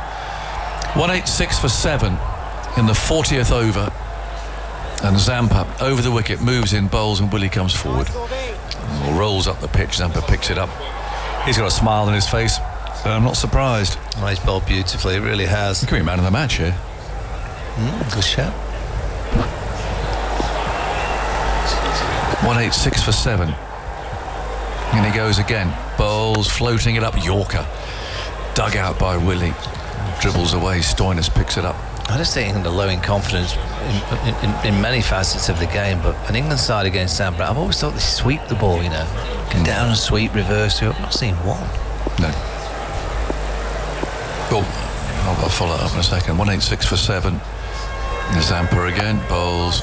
Just played away down to long off. What got me about the India game particularly, was just the lack of energy about running. And I do go on about it a bit, but I think that's because I was a bowler and I know how frustrating it is, how effective it is if you're just busy, push run, and it doesn't take much of that scoreboard to get ticking along, does it? You're pushing 3 and over, 4 and over, and then a boundary comes along. You're being busy and you're thinking in a busy way and you're just energetic. And then we haven't, that's not been visible when Stokes is, blocking those balls, all those balls to try and get in. There's plenty of gaps there to block it into gaps. 187 for 7, and Woakes forward, defends it. Zampa picks it up. 3 for 20. The only team that's actually won really in the last few days, trying to chase a big target, is our friends from Pakistan today. Yes. Stokes and Malan. Well, there's a bit of a one-off, isn't he? 187 for 7 with a ball to go in the 40th over. Woakes has 5 runs to his name. Zampa goes in, bowls to him, and he just defends it. So, 40 overs gone, 10 remain. And that required rate, exactly 10. It's 100 from 60. And Zampa's figures, wow. 9 overs, 3 for 20. He has to be man of the match. He's bowled brilliantly. He's taken key wickets. Well, he has, because he got the key wicket at Ben Stokes, who was just starting to flourish, and obviously Josh Butler's always a massive wicket, and then Moeen Ali, who was playing nicely. It's not just his bowling, it's his tactics. I think his tactical manoeuvres of his feet, just to that Moeen Ali, it was so obvious. Yeah. That they pat the offside, he was going to toss it up and he was going to try and get him here. It's a big hit down to that cow corner, and I think he was going to give Moeen Ali the chance. Go on then, try and do it. He knew that Moeen had to try and take it on. He didn't move, Warner. He didn't move an inch. 187 for 7, then 10 overs to go. Mitchell Starc is back again. This is his 4th spell. I think Cummins uses bowlers very well too. He's 1 down. And we've got Starc from the far end on his way now, and he bowls to the left-handed Willie, clips it in the air. He's got it actually in the gap as well, and Hazelwood's chasing that and can't get to the ball. So nice shot from Willie. Goes to 5. Under 100 now, I guess. 96. Well, count them down. Yep. There is only Wood and Rashid to come, but Woody's in nick, it tells me. Well, he is. He's whacking it. Played great in the summer. Is it? Yeah. Proud of the tournament. Got a first baller in the last game, but but that won't matter. Won't affect him. Don't think it will. 191 for 7 in the 41st. Willie on 5. In comes Starc. There now, bowls to him outside the off stump. A massive swipe. Fresh air taken by the wicket keeper. You just look back at Adam Zampa's innings. That little cameo knot. What did he get, Phil? Lovely Unlikely knock towards 20 odd. Yeah, they were looking like getting 265, 270. Yeah, 29 off 19. Yeah, that was nailed on, man of the match. Yep. You're right. He had a really good Finchy game. up representing it, wasn't he? Finchy way down. We're going to the far end. You'd have laughed at it. I mean, I hope he gets any joker home, but poor old Aaron Finch is everywhere at the moment. That kept a bit low, and Willie plays it back. I mean, he's new to the job. And he's absolutely, I mean, his agent's committed himself to everything, hasn't he? And one moment out there, Adam was saying, Finchy, you're due in on BBC Radio. Oh, mate, I've just, then the Indian producer from next door, you're on portrait television, or called vertical. TV. So muttering loudly, Finch is led away out to go and do vertical television. He'll be back soon. Well, he will. He's everywhere. He even took the trophy out this afternoon. 191 for 7. Here's Starc. That's a good shot from Willie. Really cracking that off the back foot. Long chase for Warner. Can't get it. Really good shot. Oh, that's a tremendous shot. Length ball. He just kind of rocks back and then comes forward. Times it perfectly. Yeah, that was one of the shots of the day, to be honest. That Meli in blue shirts. That was a fantastic shot. Balanced. Hitting hard. Bit of intent in that, I think. 195 for 7. Starc. On his way again. He's got those dark skins down his arms. Moves in, bowls down the leg side. It'll be a wide. Murray will let him off with that one. Josh Inglis is a tardy keeper. Yes. Moves his feet really, really well. I mean, just the first ball of the innings where Johnny Bairstow clip went down the leg side, he made that catch look very simple because his foot movement was excellent. Yeah. Well, that's trendy. Look at that coming down the side. He's got a, what do you reckon that is? Ice creams. He's got an ice cream box that he's balancing it on his head. He's swivelling it round on his head too, which is actually quite amazing. Yeah, that's skill. Yep. 196 for 7. 2 balls to go in the 41st. Starc cruises in, bowls to Willie, and it's hit on the pad. Ball runs away into the offside. Goes out square. We got some ice creams thrown up from the stand in Mumbai for all the team. Thrown up? Yeah. The vendor with his big white box. Really? And yeah, the cornetto's been thrown up. Because you'll know that next to the box in Mumbai, there's the little glass bit where you can look out. The open bit. Yes. That was Varney's ice cream came spot. in there, was it? My ice cream parlour. Lobbing them up. Well, it's not bad. It reminds you how hot it is when you sit on there, doesn't it? Yeah, it's loud because the DJ is local. Yeah, he's only about not even 100, probably 50 yards away. Oh, it's like Jumbo throwing his nuts up at Trinidad. Terrific. Oh, yeah. Let's go around and throw him right up. In comes Stark, round the wicket, moves in bowls now, and Wokes drives. Who's Jumbo? Drives, it dribbles down to mid-off. Jumbo was a nut salesman in Trinidad. Yeah. Honestly, and it'd be, well, it's not as big as this, but there'd be like 2 tiers. And he'd get his nuts up into the top. Would he? Yeah. What, throwing them? Yeah. Bags of nuts. What was the guy in Antigua called? Gravy, was it? Gravy, yeah. Gravy up in the stands, the DJ. He just, well, that was Chicky was the DJ. Yeah. Gravy was the transvestite dancer. That's right. They were happy days, and there's a lot of people I know who love that recreation ground in Antigua. And go to Trinidad. We haven't been to Trinidad for years, and Guyana used to love going there as well. Totally different, but it seems that it's Barbados, Antigua, and well, St Lucia or Grenada now, isn't it? The tourist places. Yeah, I think Gravy was there for Brian Lara's 375. And, he was, and the 400. Was he there for the 375? He probably would have been there for 400. Yeah, absolutely. I'm sure he would have been. 198 for 7, 9 overs to go. Wokes on 6. What's he going to do? Zampa's starting his last over. Wokes just blocks the first ball.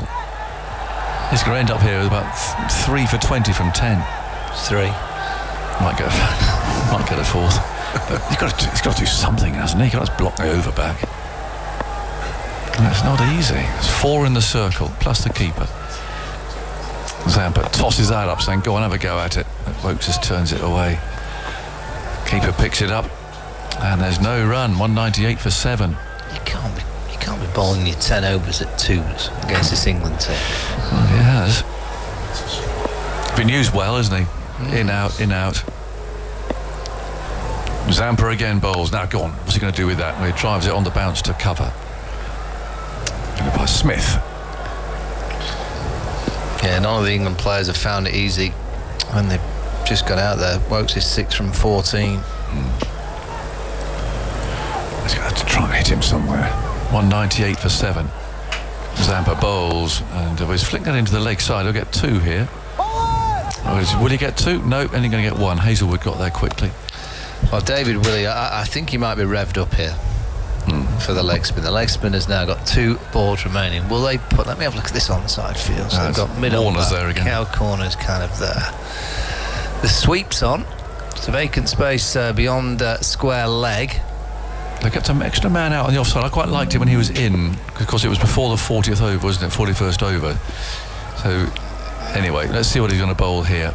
There's 2 balls left in his last over, and he bowls, and Willie just defends it, pushing out to cover. Well, there's no point in risking for the last ball now. Just see out Zampa and just try and get him off the rest.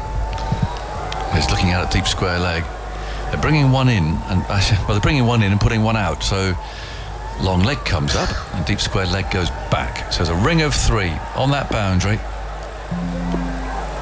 Is he going to toss it up, or is he going to bowl a little dart? And he goes bowls. Well, it was a darted one, and English had the bails off. And what a terrific spell that is by the wrist spinner Adam Zampa.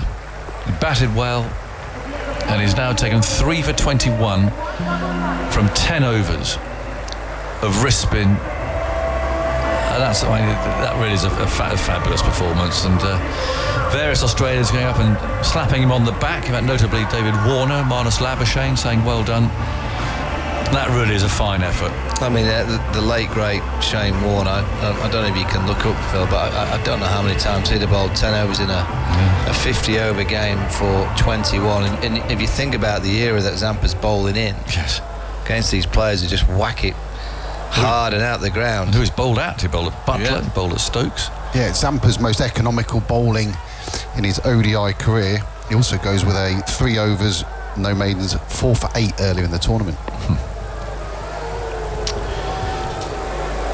Now Stark is starting his final over. Comes in round the wicket, bowls down the leg side. It'll be wide, surely. Yes, it is. Murray Erasmus thought about it, but really there's no leeway at all down there. England are 200 for 7. Need 87 more runs. They've only got 48 balls left. The required rate nearly 11.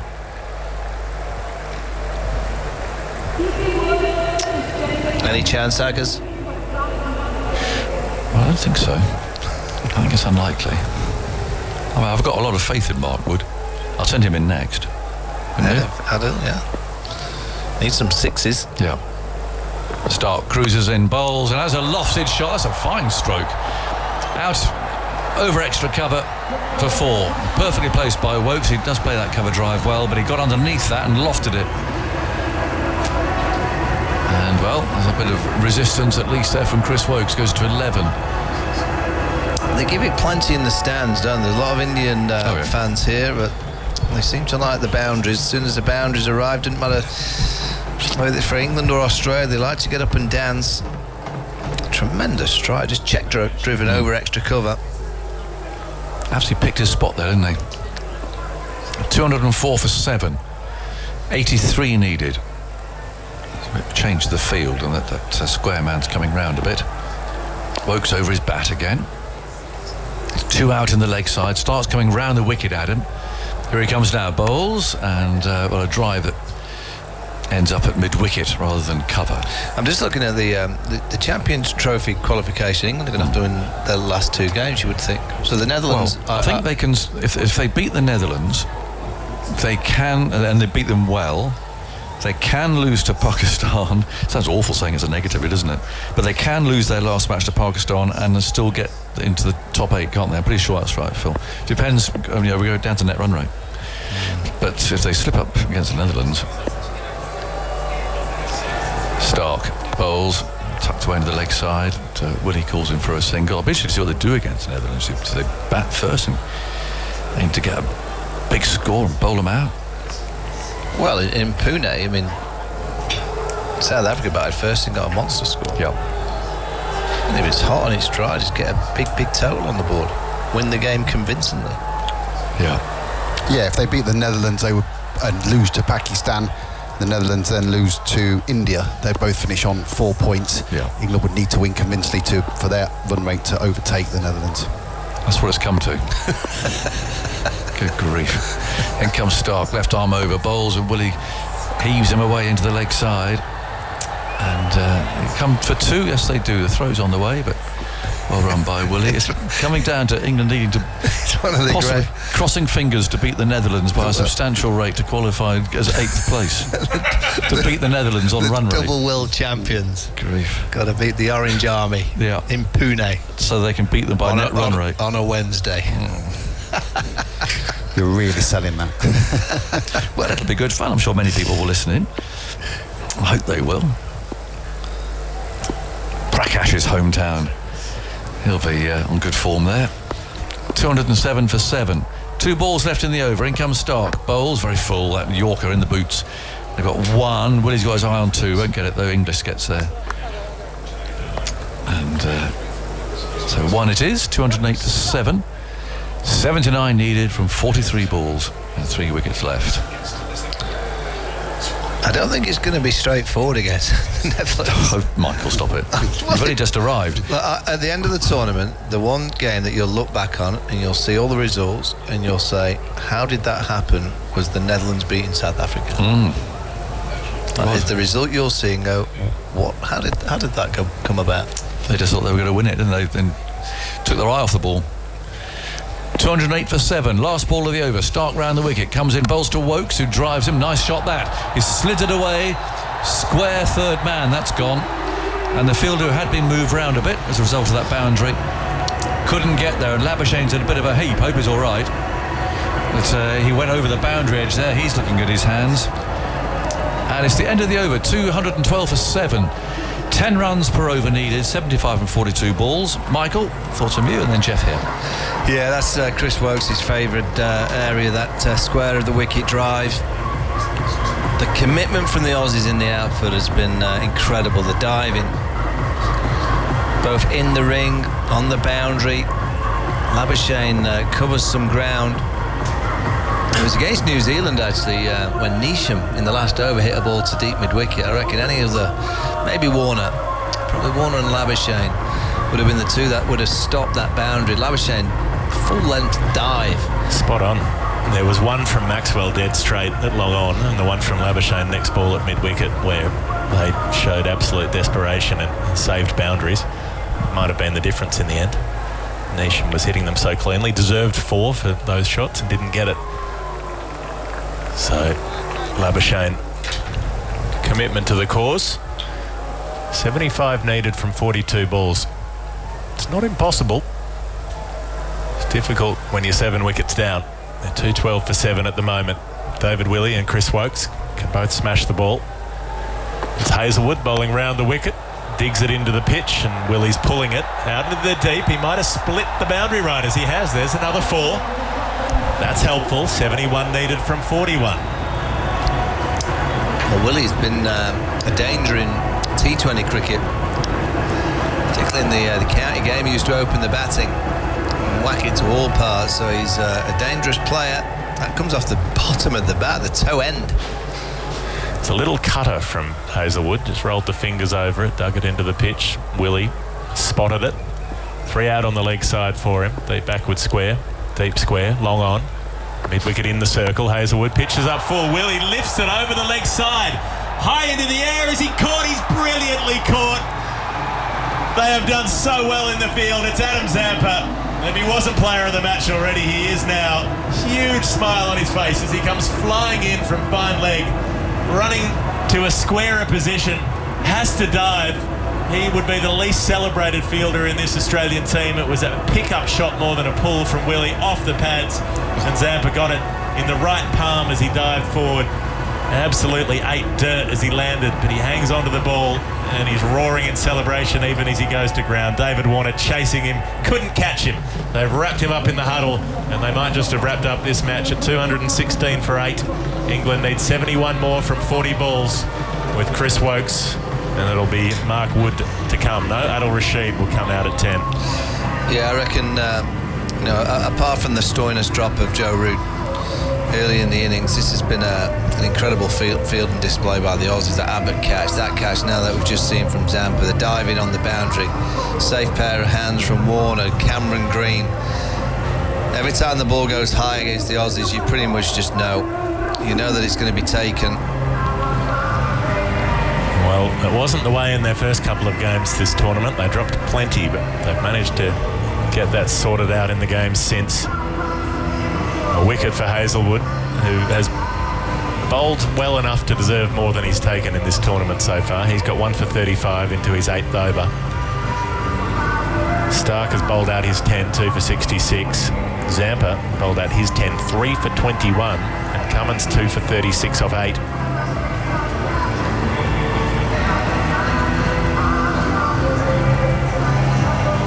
So, 2 wickets away, Australia, from wrapping up this win. Just about wrapping up a semi-final spot. Hazelwood in to bowl to Rashid, who defends. Ball ends up at backward point. No run there. Yeah, a semi-final spot and probably a 2nd or 3rd place finish. You would think. Looks to me like India's going to finish top of the tree.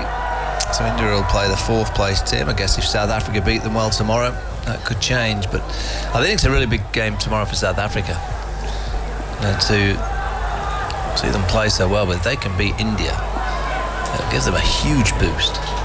Hazelwood bowls to Rashid, who plays a wristy cut shot out behind point. There you go. Very well timed, and David Warner ends up lying on his side, a la Rose in Titanic, as he slides across the turf, stops the ball, and ends up staying down on the ground because he's got some help out there with the fielding. There will be some data available to how many runs off. I reckon it's 10 or 15, maybe more. The diving at the point, and it was diving in the inner ring. Ben Stokes did some good shots early, timed it nicely. Kept on finding the fielder. 2 runs for Rashid. Hazelwood bowls to him again, and he jumps up in the air and plays the ball out through square leg while airborne. A little bit of a spacewalk for Adil Rashid. 219 for 8. He's got 3. Wokes on 15 has strike. 1 ball left in this over.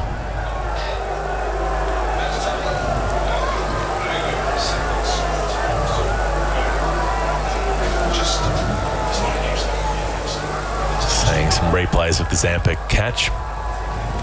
He does drop a few, Adam Zampa, or has in his career. They usually put him down at fine leg, deep 3rd. Oh, I like this graphic. So he's run 27 metres to take that catch. That's a fair bit of work. Hazelwood bowls to Wokes, short ball pulled away, out through mid-wicket. He picks up 4. So there's still a pulse. They need 64 from 36 balls. We've seen more outrageous things happen. Chris Wokes is up to 19.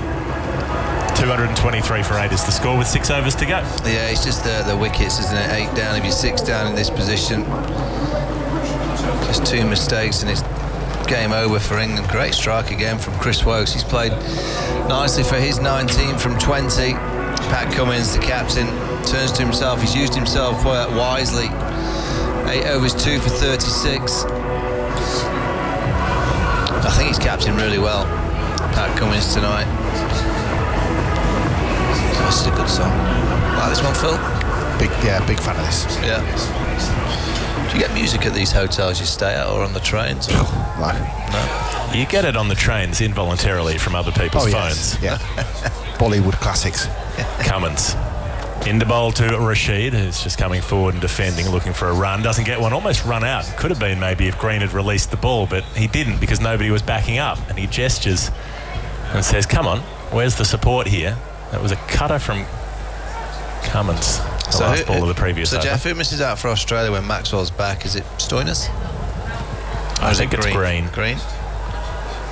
Although he did bat well today, but he's had a problem with strike rotation.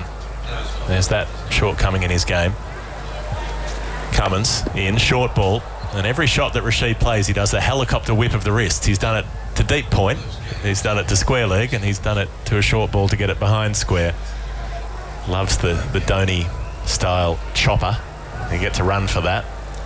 Behind square leg, he goes to 4, 224 for 8. So if India beat South Africa tomorrow, they guaranteed top spot. Yeah, they're already ahead on net run rate of India, so they would go top and they would stay top unless India could beat Afghanistan harder than South Africa beat the Netherlands in their respective final games.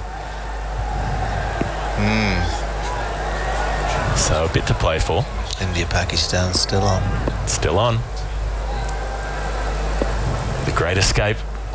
Cummins, short ball, slower ball, and it's almost edged through to Inglis. It lands short of him as there's a little wafting cut shot from Wokes that meets fresh air. England need almost 12 and over from this point, 63 from 33 balls. There's still 2 overs of the 5th bowler though, Michael, that need to be bowled. Heads bowled 5, Stoinis 3. So if they do push this into the 49th and 50th, it has to come from somewhere. Cummins only has 1 left after this. Now he's bowling. He's being driven and stopped at cover, not quite stopped. Quarter stopped, but they're able to scramble through for a single. Wokes goes to 20. 225 for 8. England needs 62 from 32 balls. But 12 of those 32 will have to be bowled by someone who's not Mitchell Starc, Adam Zampa, Josh Hazlewood or Patrick Cummins. Yeah, so maybe a bit of Stoinis. Can't think Travis Head will be bowling.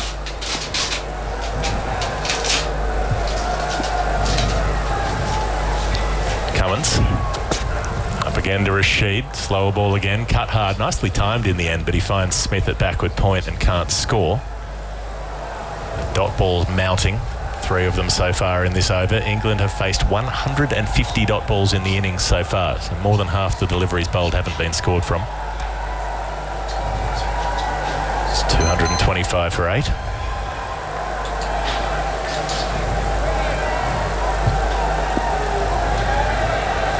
Cummins with the field well spread, deep third, deep point, deep mid-wicket, deep backward square, long leg.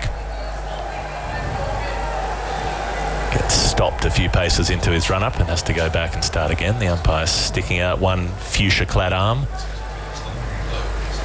And Cummins now will bowl to Rashid, short ball, and he's pulling it fine for a single. Adil Rashid will keep the strike. Adam Zampa throws the ball back in from the boundary, 226 for 8. England needs 61 from the last 5 overs. Well, you sometimes see a big over, an over that goes for 20, 18 or 20. Something like that could change the calculus. Yeah, well, they need 3 of those. And then they'll win with 3 overs to spare. Oh, it's a long shot from here. The Aussies have... and I think today I'll give the Aussies a big boost because there's no Mitchell Marsh, no Glenn Maxwell. They probably got a score that was a little bit short of what they would have expected. They've done it without that opening partnership working, which has been so fruitful for them. And I think they've had to dig deep in the field in terms of tactics and really being switched on in terms of a team collectively. So I think this will give the Australians a big boost, even though the England side aren't anywhere near their peak in terms of performance levels, to kind of scrap back and calm the situation down. The Aussies have done nicely. Hazelwood to Rashid, who backs away and slaps wide of mid-off. He'll get through for 1. He goes to 6, 227 for 8. And I guess, I think the World Cup's that long, but I do think you need games that aren't quite in your favour all the time, and you lose a couple of players and you've got to work without a couple just to see how your team and your squad cope with it. The only thing I'll say about India, that they haven't really been challenged yet. And then you get into the knockout stages, if you've not had that real tight test, it may come at the wrong time for India. I don't think it will, because they're too good, but you just never know. They've got a habit of recent times of losing the knockout games. Hazelwood pitches up, beats the top edge as an angled bat is thrown at that ball by Chris Wokes.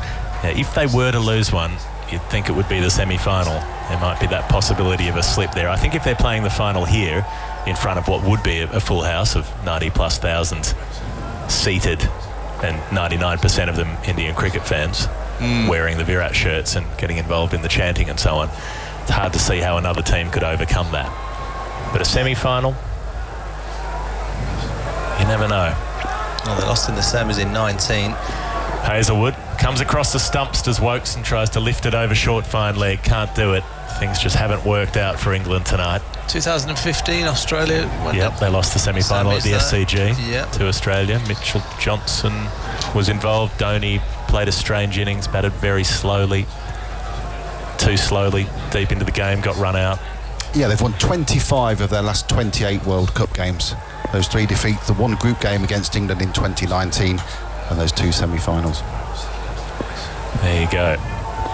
Hazelwood pitches up, and this time Wokes gets a decent bit of bat on it, but David Warner's out there at deep cover, so again it's only 1 run.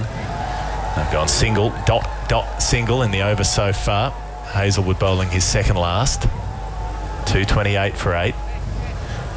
Australia with 1 over of Hazelwood and 1 over of Cummins to come, just hoping they get the 9th and 10th wickets in those overs.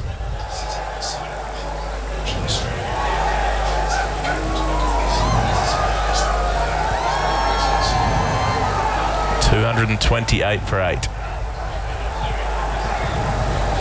It's Hazelwood. With Adil Rashid in his sights. Short ball pulled away by Rashid. He's got a good piece of this with the helicopter wrist. Green sprints around, dives out at deep mid-wicket, loses his strides. Luckily he's wearing the skins under those that go all the way down to the knee, so modesty is preserved. The ball goes for 4 though, so runs are not. 232 for 8. Rashid goes to 10. Oh, it always makes me chuckle. Let's watch this. It's a great effort, and then the strides come straight down. No, he's got a nice pair of skins underneath, fortunately. Sort of black leggings that Cameron Green is wearing under his bright yellow trousers. Just a report on Ben Stokes' bat. Marcus Trescothick has it.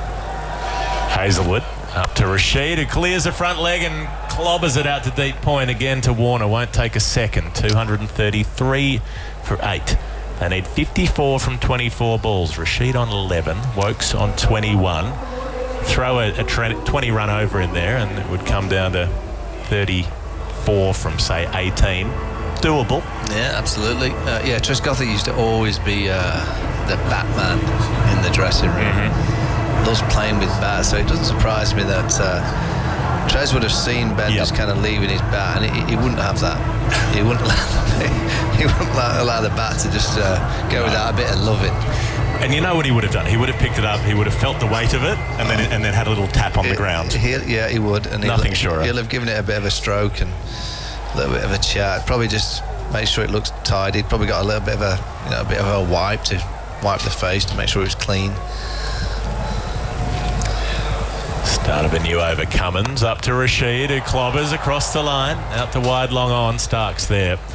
That was a cross-bat shot from Adil Rashid. They'll only get a single. 234 for 8. Of all England's losses, I think this has been the one that they've competed the most in. Just trying to give Afghanistan, they weren't really in it. No, ended up being a comfortable The Kiwis here chased them down easily. India weren't in it, 40 for 4. Sri Lanka, obliteration. Yeah. Cummins to Wokes, who tries to smash a slower ball bouncer through point and misses it, 234 for 8. Phil? Conceded 399 against South Africa. No, that's not a good day. In that one. He got bowled out for what, 170? Yeah, you're right. This has been sort of at the halfway mark. It seemed like a game that they very feasibly could win and maybe should win. Chasing 287. Gettable score. Cummins up to Wokes, who digs out a slower ball wide of the off stump to point. Green Fields, 235 for 8. And that big over isn't coming this time around. But what happens next? There'll be one more from Hazelwood, and then how many can they try to take? Because that's the thing, if Hazelwood bowls the next one, well, then Travis Head has to bowl an over. They'll have to bring Stoinis on to bowl the next one, then get Hazelwood, and then Stoinis again if they want to avoid Travis Head. So the next over critical. Cummins up, and again it's that slapping pull shot from Adil Rashid, and he goes square of the wicket and finds Warner in the deep. 236 for 8, Rashid 13. They need 51 more, 20 balls remaining. Boundary or two here would help a lot. Yeah, I'd say a couple of sixes is what's required. The rate's at 15.3. You just never know. You've seen teams do it from here.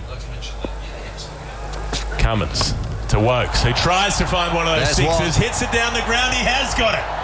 He gets it over long off and he throws his head back and says, thank goodness. It has been so frustrating. He picks up the length ball and slams it down the ground. Is there a flicker of life? He smashed it straight into the dugout. Watch this one, he's gone straight into the England dugout. They've all had to jump out of the way. They jump for cover. He was trying to get the ball on Ben Stokes' bat, perhaps. Cutter from Cummins, full slot in the end, outside off stump. It's 242 for 8. England 45 from victory. Cummins bowls a short ball, and it's a good slower bouncer again because Wokes can only tug it out to deep square leg for one. David Warner Fields. Chris Wokes keeps the strike. 47 overs have been bowled. England need 44 from 18 balls. Right, who's bowling this over? Let's have a look. Is it going to be Hazelwood? Just see, it's going to be Stoinis. Hazelwood's walking down to the field, to the boundary. Stoinis will bowl this over. 3 to go. 44 needed from 18. Wokes on 29. Rashid on 13. To take you through to a glorious England victory, it'll be Jonathan Agnew with Michael Vaughan. Marcus Stoinis to bowl the 48th over. England require 44. 3 overs to go. 14.67 required. Chris Wokes on 29. Rashid 33. The partnership's good. He's 27 from 22. Stoinis, what's he going to do here? He's got all the fielders on the onside boundary, so square leg, cow corner, mid-on back. Square leg's just gone behind square, which suggests he's going to bowl slow ball cutters into the pitch. 2/3 men in the circle, a fine leg that's going to stay on the circle line, mid-off back, cover point back. Can Chris Wokes just hit a couple of sixes this over? Well, it's going to be full, isn't it? Looking at this field, they are dropping third man back, actually. But what a terrific shot that was off Cummins, by the way. Absolutely out of the middle of the bat, straight into the dugout, 6. So, what can Wokes do? 29 off 29. That was his only 6 so far. There's 3 overs to go.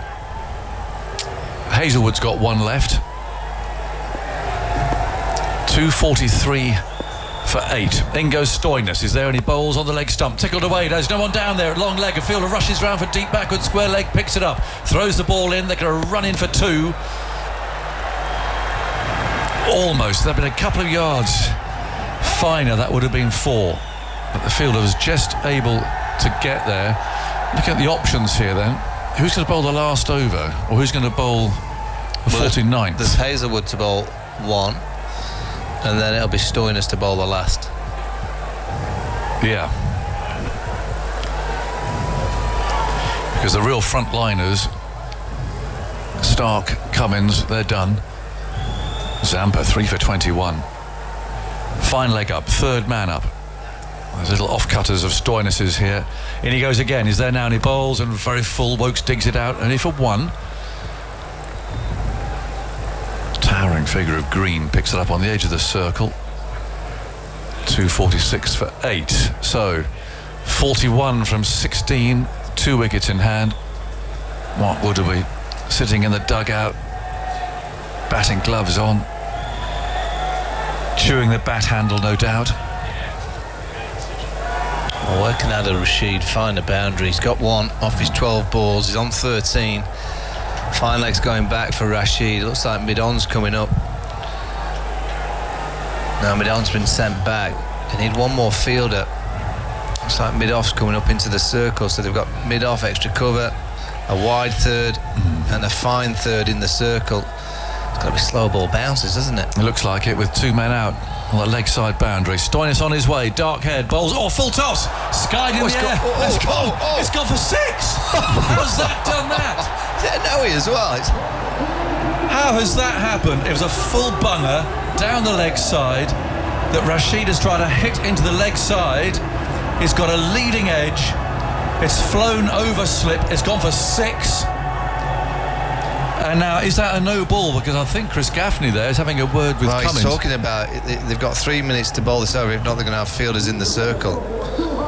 They're behind on their over rate. How did that go for 6? Did it come off the back of the bat? I think so. 252 for 8. What a ridiculous shot. Off the back of the bat. It's gone absolutely where he didn't intend. Was off the back of the bat. 252 for 8. Stoinis bowls, and he's got it the way into the leg side now. The fielder there on the boundary. Just for 1. Oh, another 6 now. How did that get out there for 6? It was an incredible Stoinis shot. is 3.4 overs, 0 for 34. So he's having a day where the ball's travelling. He's got the last over to bowl. Can Chris Wokes hit another 6 here? But I worry, that full toss from Stoinis' point of view too, whether it was damp. 253 for 8, 34 needed, 14 balls, 2 wickets. Wokes on 32.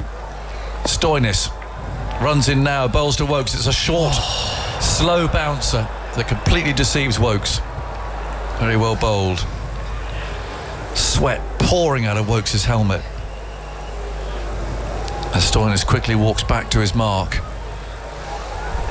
Good delivery, that dug in short, but all the pace taken off. 253 for 8, 1 ball to go in the 48th over.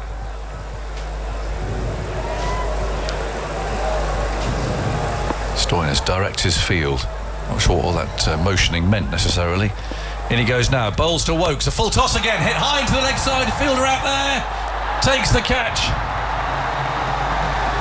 Another full toss. Not high enough to be ruled out though. And I reckon that Steve Smith out there has taken the catch on the boundary. 253 for 9, that's just Labuschagne. Running around, takes the catch. Took it on his knees actually.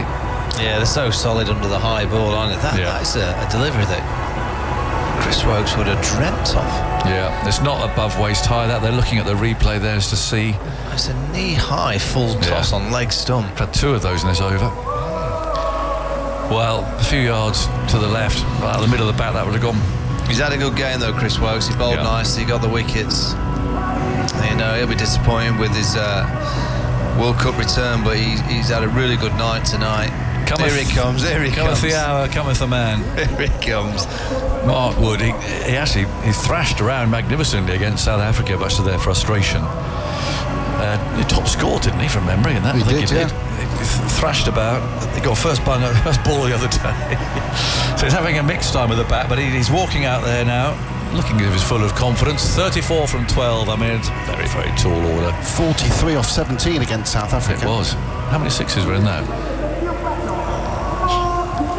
It was 4. I'm going 4. He's averaging 28 in the World Cup. But he's not on strike. That was the last ball of the over. Big over this, and that Hazelwood just looked to close it down. But calm, fine leg, 3rd man, both up on the edge of the circle. And England need 34 For the last 2 overs, they've only got 1 wicket in hand. Hazelwood bowls, and Rashid skied it. It's going to be caught by the keeper,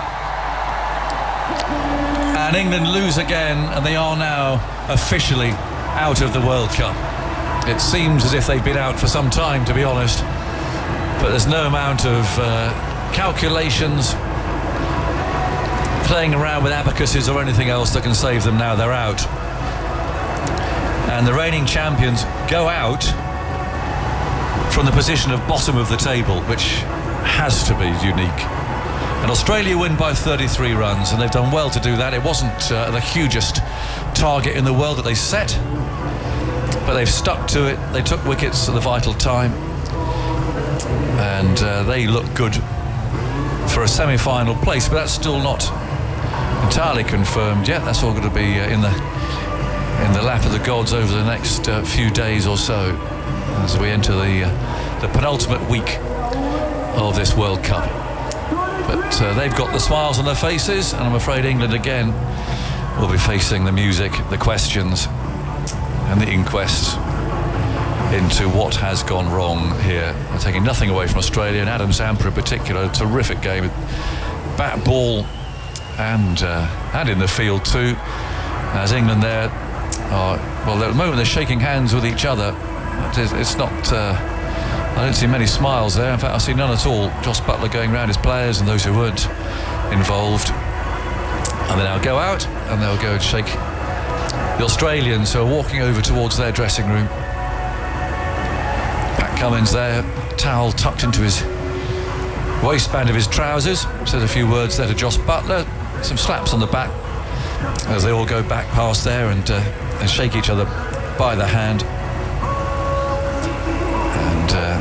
Well, it was a thoroughly sporting contest, but as well, all that build-up about all the nonsense from the Ashes. That was a game played in a very good, fair, clean, competitive spirit, and Australia deserved to win it.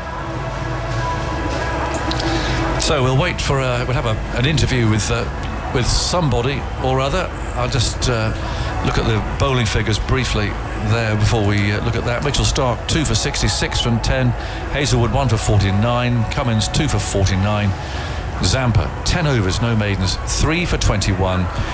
Travis Head and Marcus Stoinis between them had a bit of filling to do. They were quite expensive, but Head bowled 5 overs 28 and Marcus Stoinis 3.2 overs for 27. Was spared having to bowl the last over under pressure, and England were bowled out for 253 in 48.1 overs. Phil, do you want to add statistically to that? Very quickly, Agus, that's 5 consecutive defeats for England now. They've been bowled out on each occasion.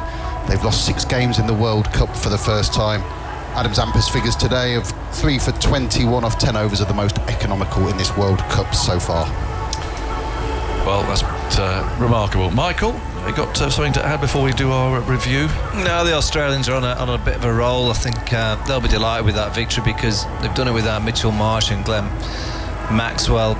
They've been challenged by England. This is the best England performance, I guess, after the Bangladesh display. So they've given themselves, I guess the inquest has started a few days ago of what's gone on, the culmination of many things. I thought England gave it everything tonight. They just got too many players out of form. An England team in form with, the likes of Johnny Bairstow playing well, Joe Root playing really well, the skipper playing well, Liam Livingstone striking well, Ben Stokes within better rhythm. England would chase down that target all day in the last few years. They've just got a group of players that they've just lost their mojo in terms of confidence and rhythm, and when you're in that kind of state you make poor decisions. You look at Joss Buttler's dismissal, that's just a poor decision. That happens when you're out of form, out of mind. The England side now have got 2 games. They have to beat the Netherlands on Wednesday. That is a real banana skin. I'd hope that they can not just beat the Netherlands, but beat them convincingly. That's probably what the England team need, a convincing win. And even if it's against the Netherlands, it's just worth doing it. Get back on the winning streak in a convincing fashion. Can you believe that table that we're looking at, though? England bottom. No, I don't know any pundit or any person at the start of the World Cup would say that England wouldn't have made the semi-finals. No. I think everyone had England in the top 4. I look at Sri Lanka. Sri Lanka have got 3 or 4 real quality players that are injured. The only person that I think would have added to this team would have been Jofra Archer. So England haven't got that many. This is the best group of England cricketers that they could have picked.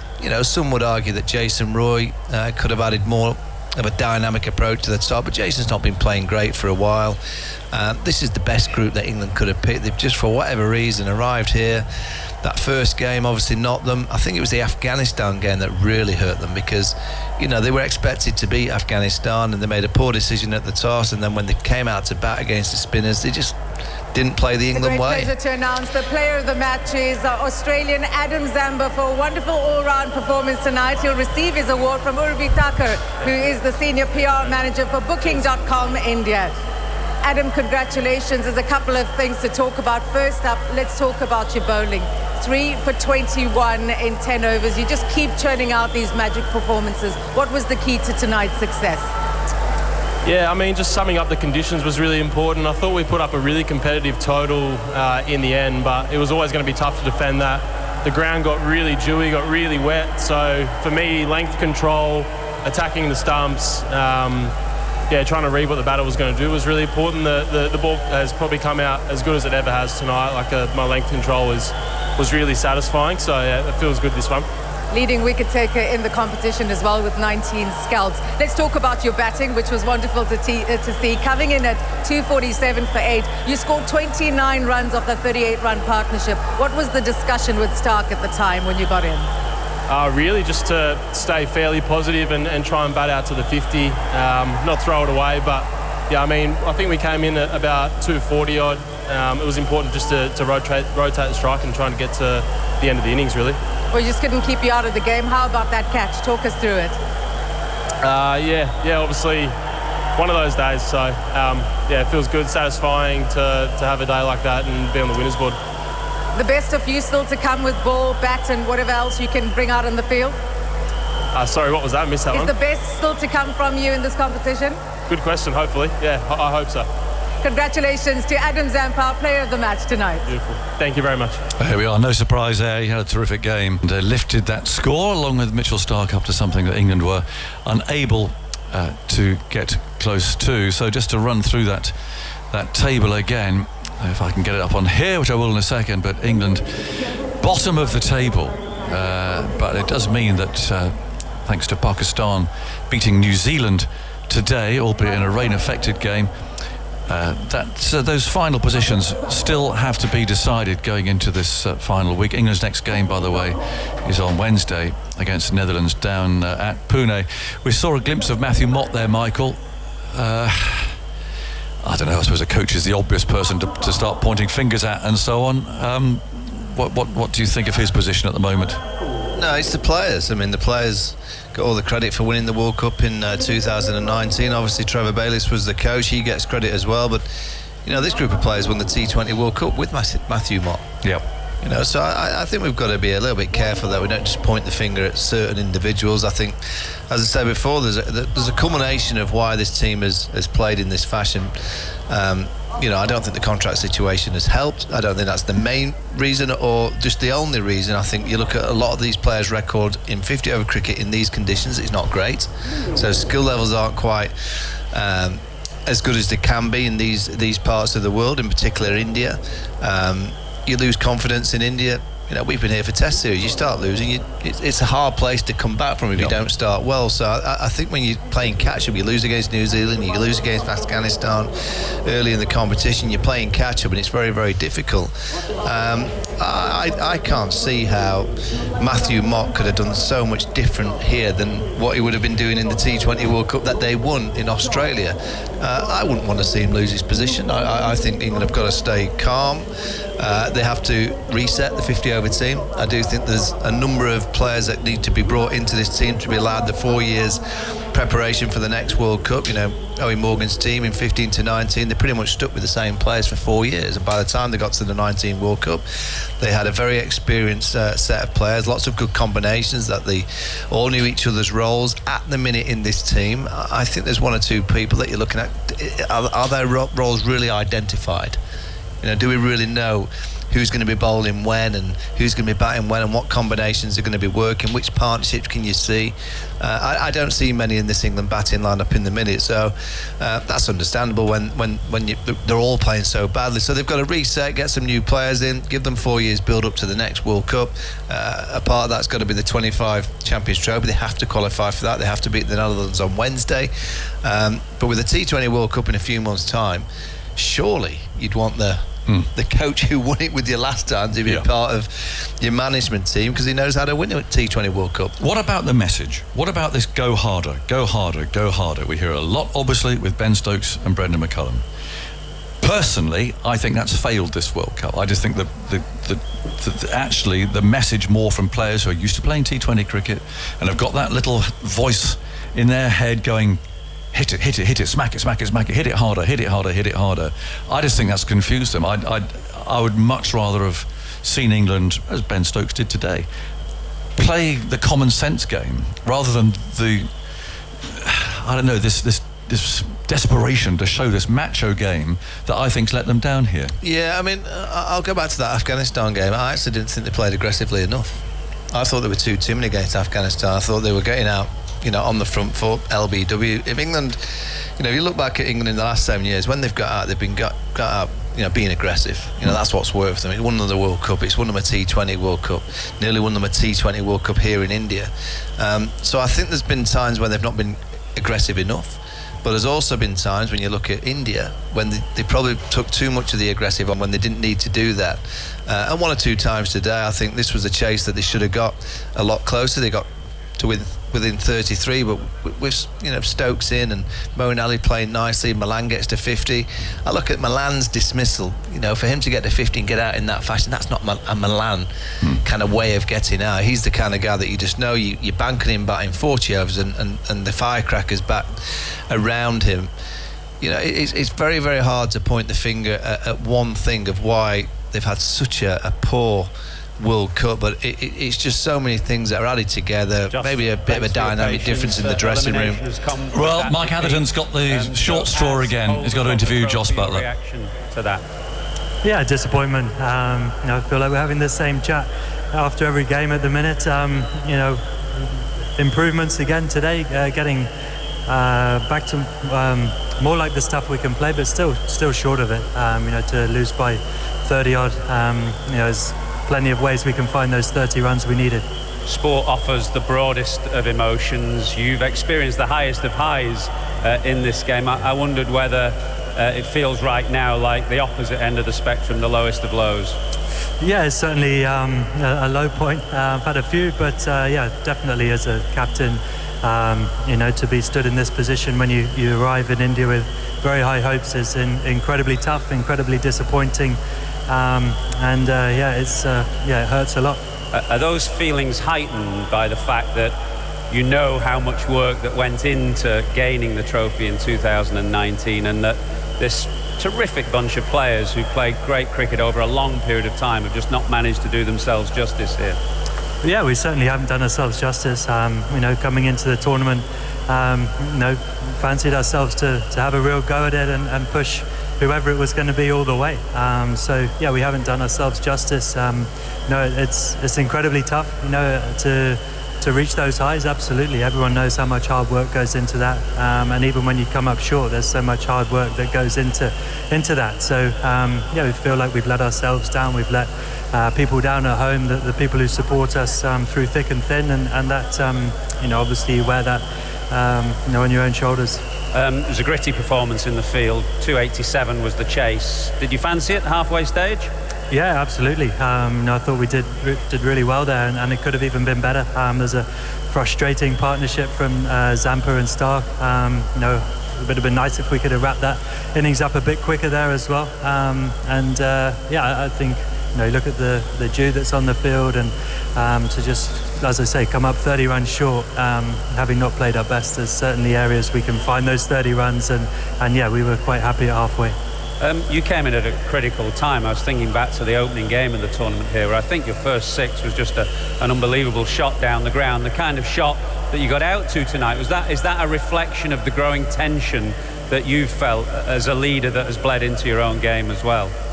Not really. I think it's the right shot to play. The execution obviously is off. I want to be positive and take the game on. I felt that was a time to try and throw something back at the opposition. But yeah, I think my own form has been the biggest concern. I think coming into the tournament felt in a great space. So to have not played as well as I can and in such a pivotal role that I play for the team, my own performance with the bat has really hurt us. It's very tough. We all accept that. You've got 2 games left now. It's a very important one actually against Netherlands, given the conversation around Champions Trophy qualification. Yeah, absolutely. The only way you can get back into form or start winning games again is to front up and go again. You just got to keep putting in the hard work as individuals, believing that it's not far away. The longer it goes on, the closer you are to coming out the other side of it. Thanks for your honesty. We'll see you on whenever it is against the Netherlands. Thank you. Well, he has always fronted up, to be fair, Joss Butler, and he's always been honest. Pat, 5 wins on the bounce. How proud Here's Pat Cummins. are you of your team, the way you've turned it round after the initial struggles? Yeah, it's been great. The boys have played brilliantly. Obviously off to a tough start, but every game found a way to win. It's been great. Do you feel you're getting better with each game as we get to the business stages of the tournament now? For sure. I feel like every game's improved a little bit. I still don't think we've played the complete game or really closed out a game. But the good thing is every game there's different match winners, and it feels like it's all come together. One of the areas that's obviously a litmus test of a team is the fielding, and if you compare tonight's performance, for example, with the performance against South Africa, chalk and cheese. Yeah, that's right. It's something we have a lot of pride in, and we knew at the start of the tournament we weren't at our best. You've seen a marked improvement. Everyone's diving around. I'm all muddy, all the boys want to be in the hot spot, so it's great. And it's one of the facets we've really improved on.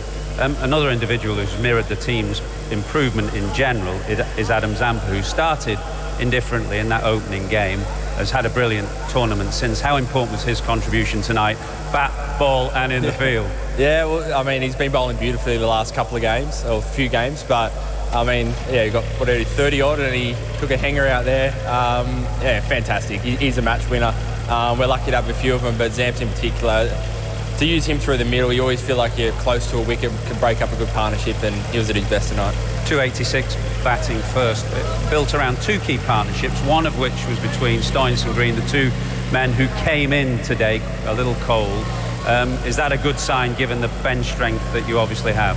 Yeah, for sure. Obviously got Maxi and Mitchie who are going to be back in at some stage, and they're both have had great tournaments so far. So we feel like we've got a whole squad who can walk out there and perform if we need to. And everyone's desperate to play, so we're going to be struggling to pick the 11 next week. You mentioned that Jude. Dare I ask how important the ball change was towards the end of the game when Adam Zampa got the wicket of Moeen Ali? A ball change in a game against England? Honestly, it wasn't too bad tonight. We dried it a fair bit, so it actually wasn't too bad. Sometimes in T20s in particular it can slide around and it gets slippery. Tonight was okay. Well played tonight, well done. Thanks very much. Cheers. Cheeky one from Mike Atherton about the ball change. There we go, just to keep Pat Cummins on his toes. I don't know what he was getting to, actually. Anyway, there you go. There's the 2 captains. Let's just have a final talk about that dew, because I watched the World Cup final in these parts rather long ago than I care to think about now, which was badly affected by the dew. That was, of course, the match that Sri Lanka won against Australia. I mean, I know Adam Zampa said that it was very dewy, but then actually Pat Cummins, I think, reflected more of what we could see here. But it didn't seem too bad, actually. I mean, we're not going to have a final that's going to be really affected by the dew, you think, here in a couple of weeks? Well, I keep hearing these conversations about dew, and it's the best time to bat is at night when the dew comes down, and it's so easy to chase a total. There's not many totals getting chased. No. The 260s, 270s, yes.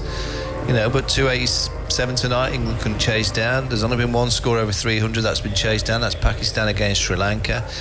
You look at this World Cup as a whole, it generally is a World Cup where if you get the chance to bat in the afternoon when it's hot, you allow the fielding unit to get out there and bake, and you make hay while the sun's shining, because the pitch is at its purest, and there's a great chance for you to go and get that 300 plus score, if not 350 plus, if one of your players gets 100 or 2. And I just think that a lot of this kind of data and this information about this chasing kind of aspect of this World Cup I don't think it's working. I really feel that it's only our friends in Pakistan, and that was only because of the rain in Bangalore today, that they managed to win that. Would they have chased over 400 to win today if it hadn't rained? I don't know. They were giving it a real good go. They've ended up winning on the Duckworth Lewis, but you know, only one team has chased over 300. That tells you everything. That you would always fancy in India in the afternoon batting first to get over 300. Yes, I'd agree with that. Michael, welcome to our live coverage of the World Cup. I hope you've enjoyed it. It's just another depressing same old, really, isn't it? Groundhog Day. Australia have won here by 33 runs. It's England's 6th defeat in this World Cup. They won one, which seems a million years ago, against Bangladesh. They have lost their last 5 games. They are bottom of the table. They are out of this World Cup.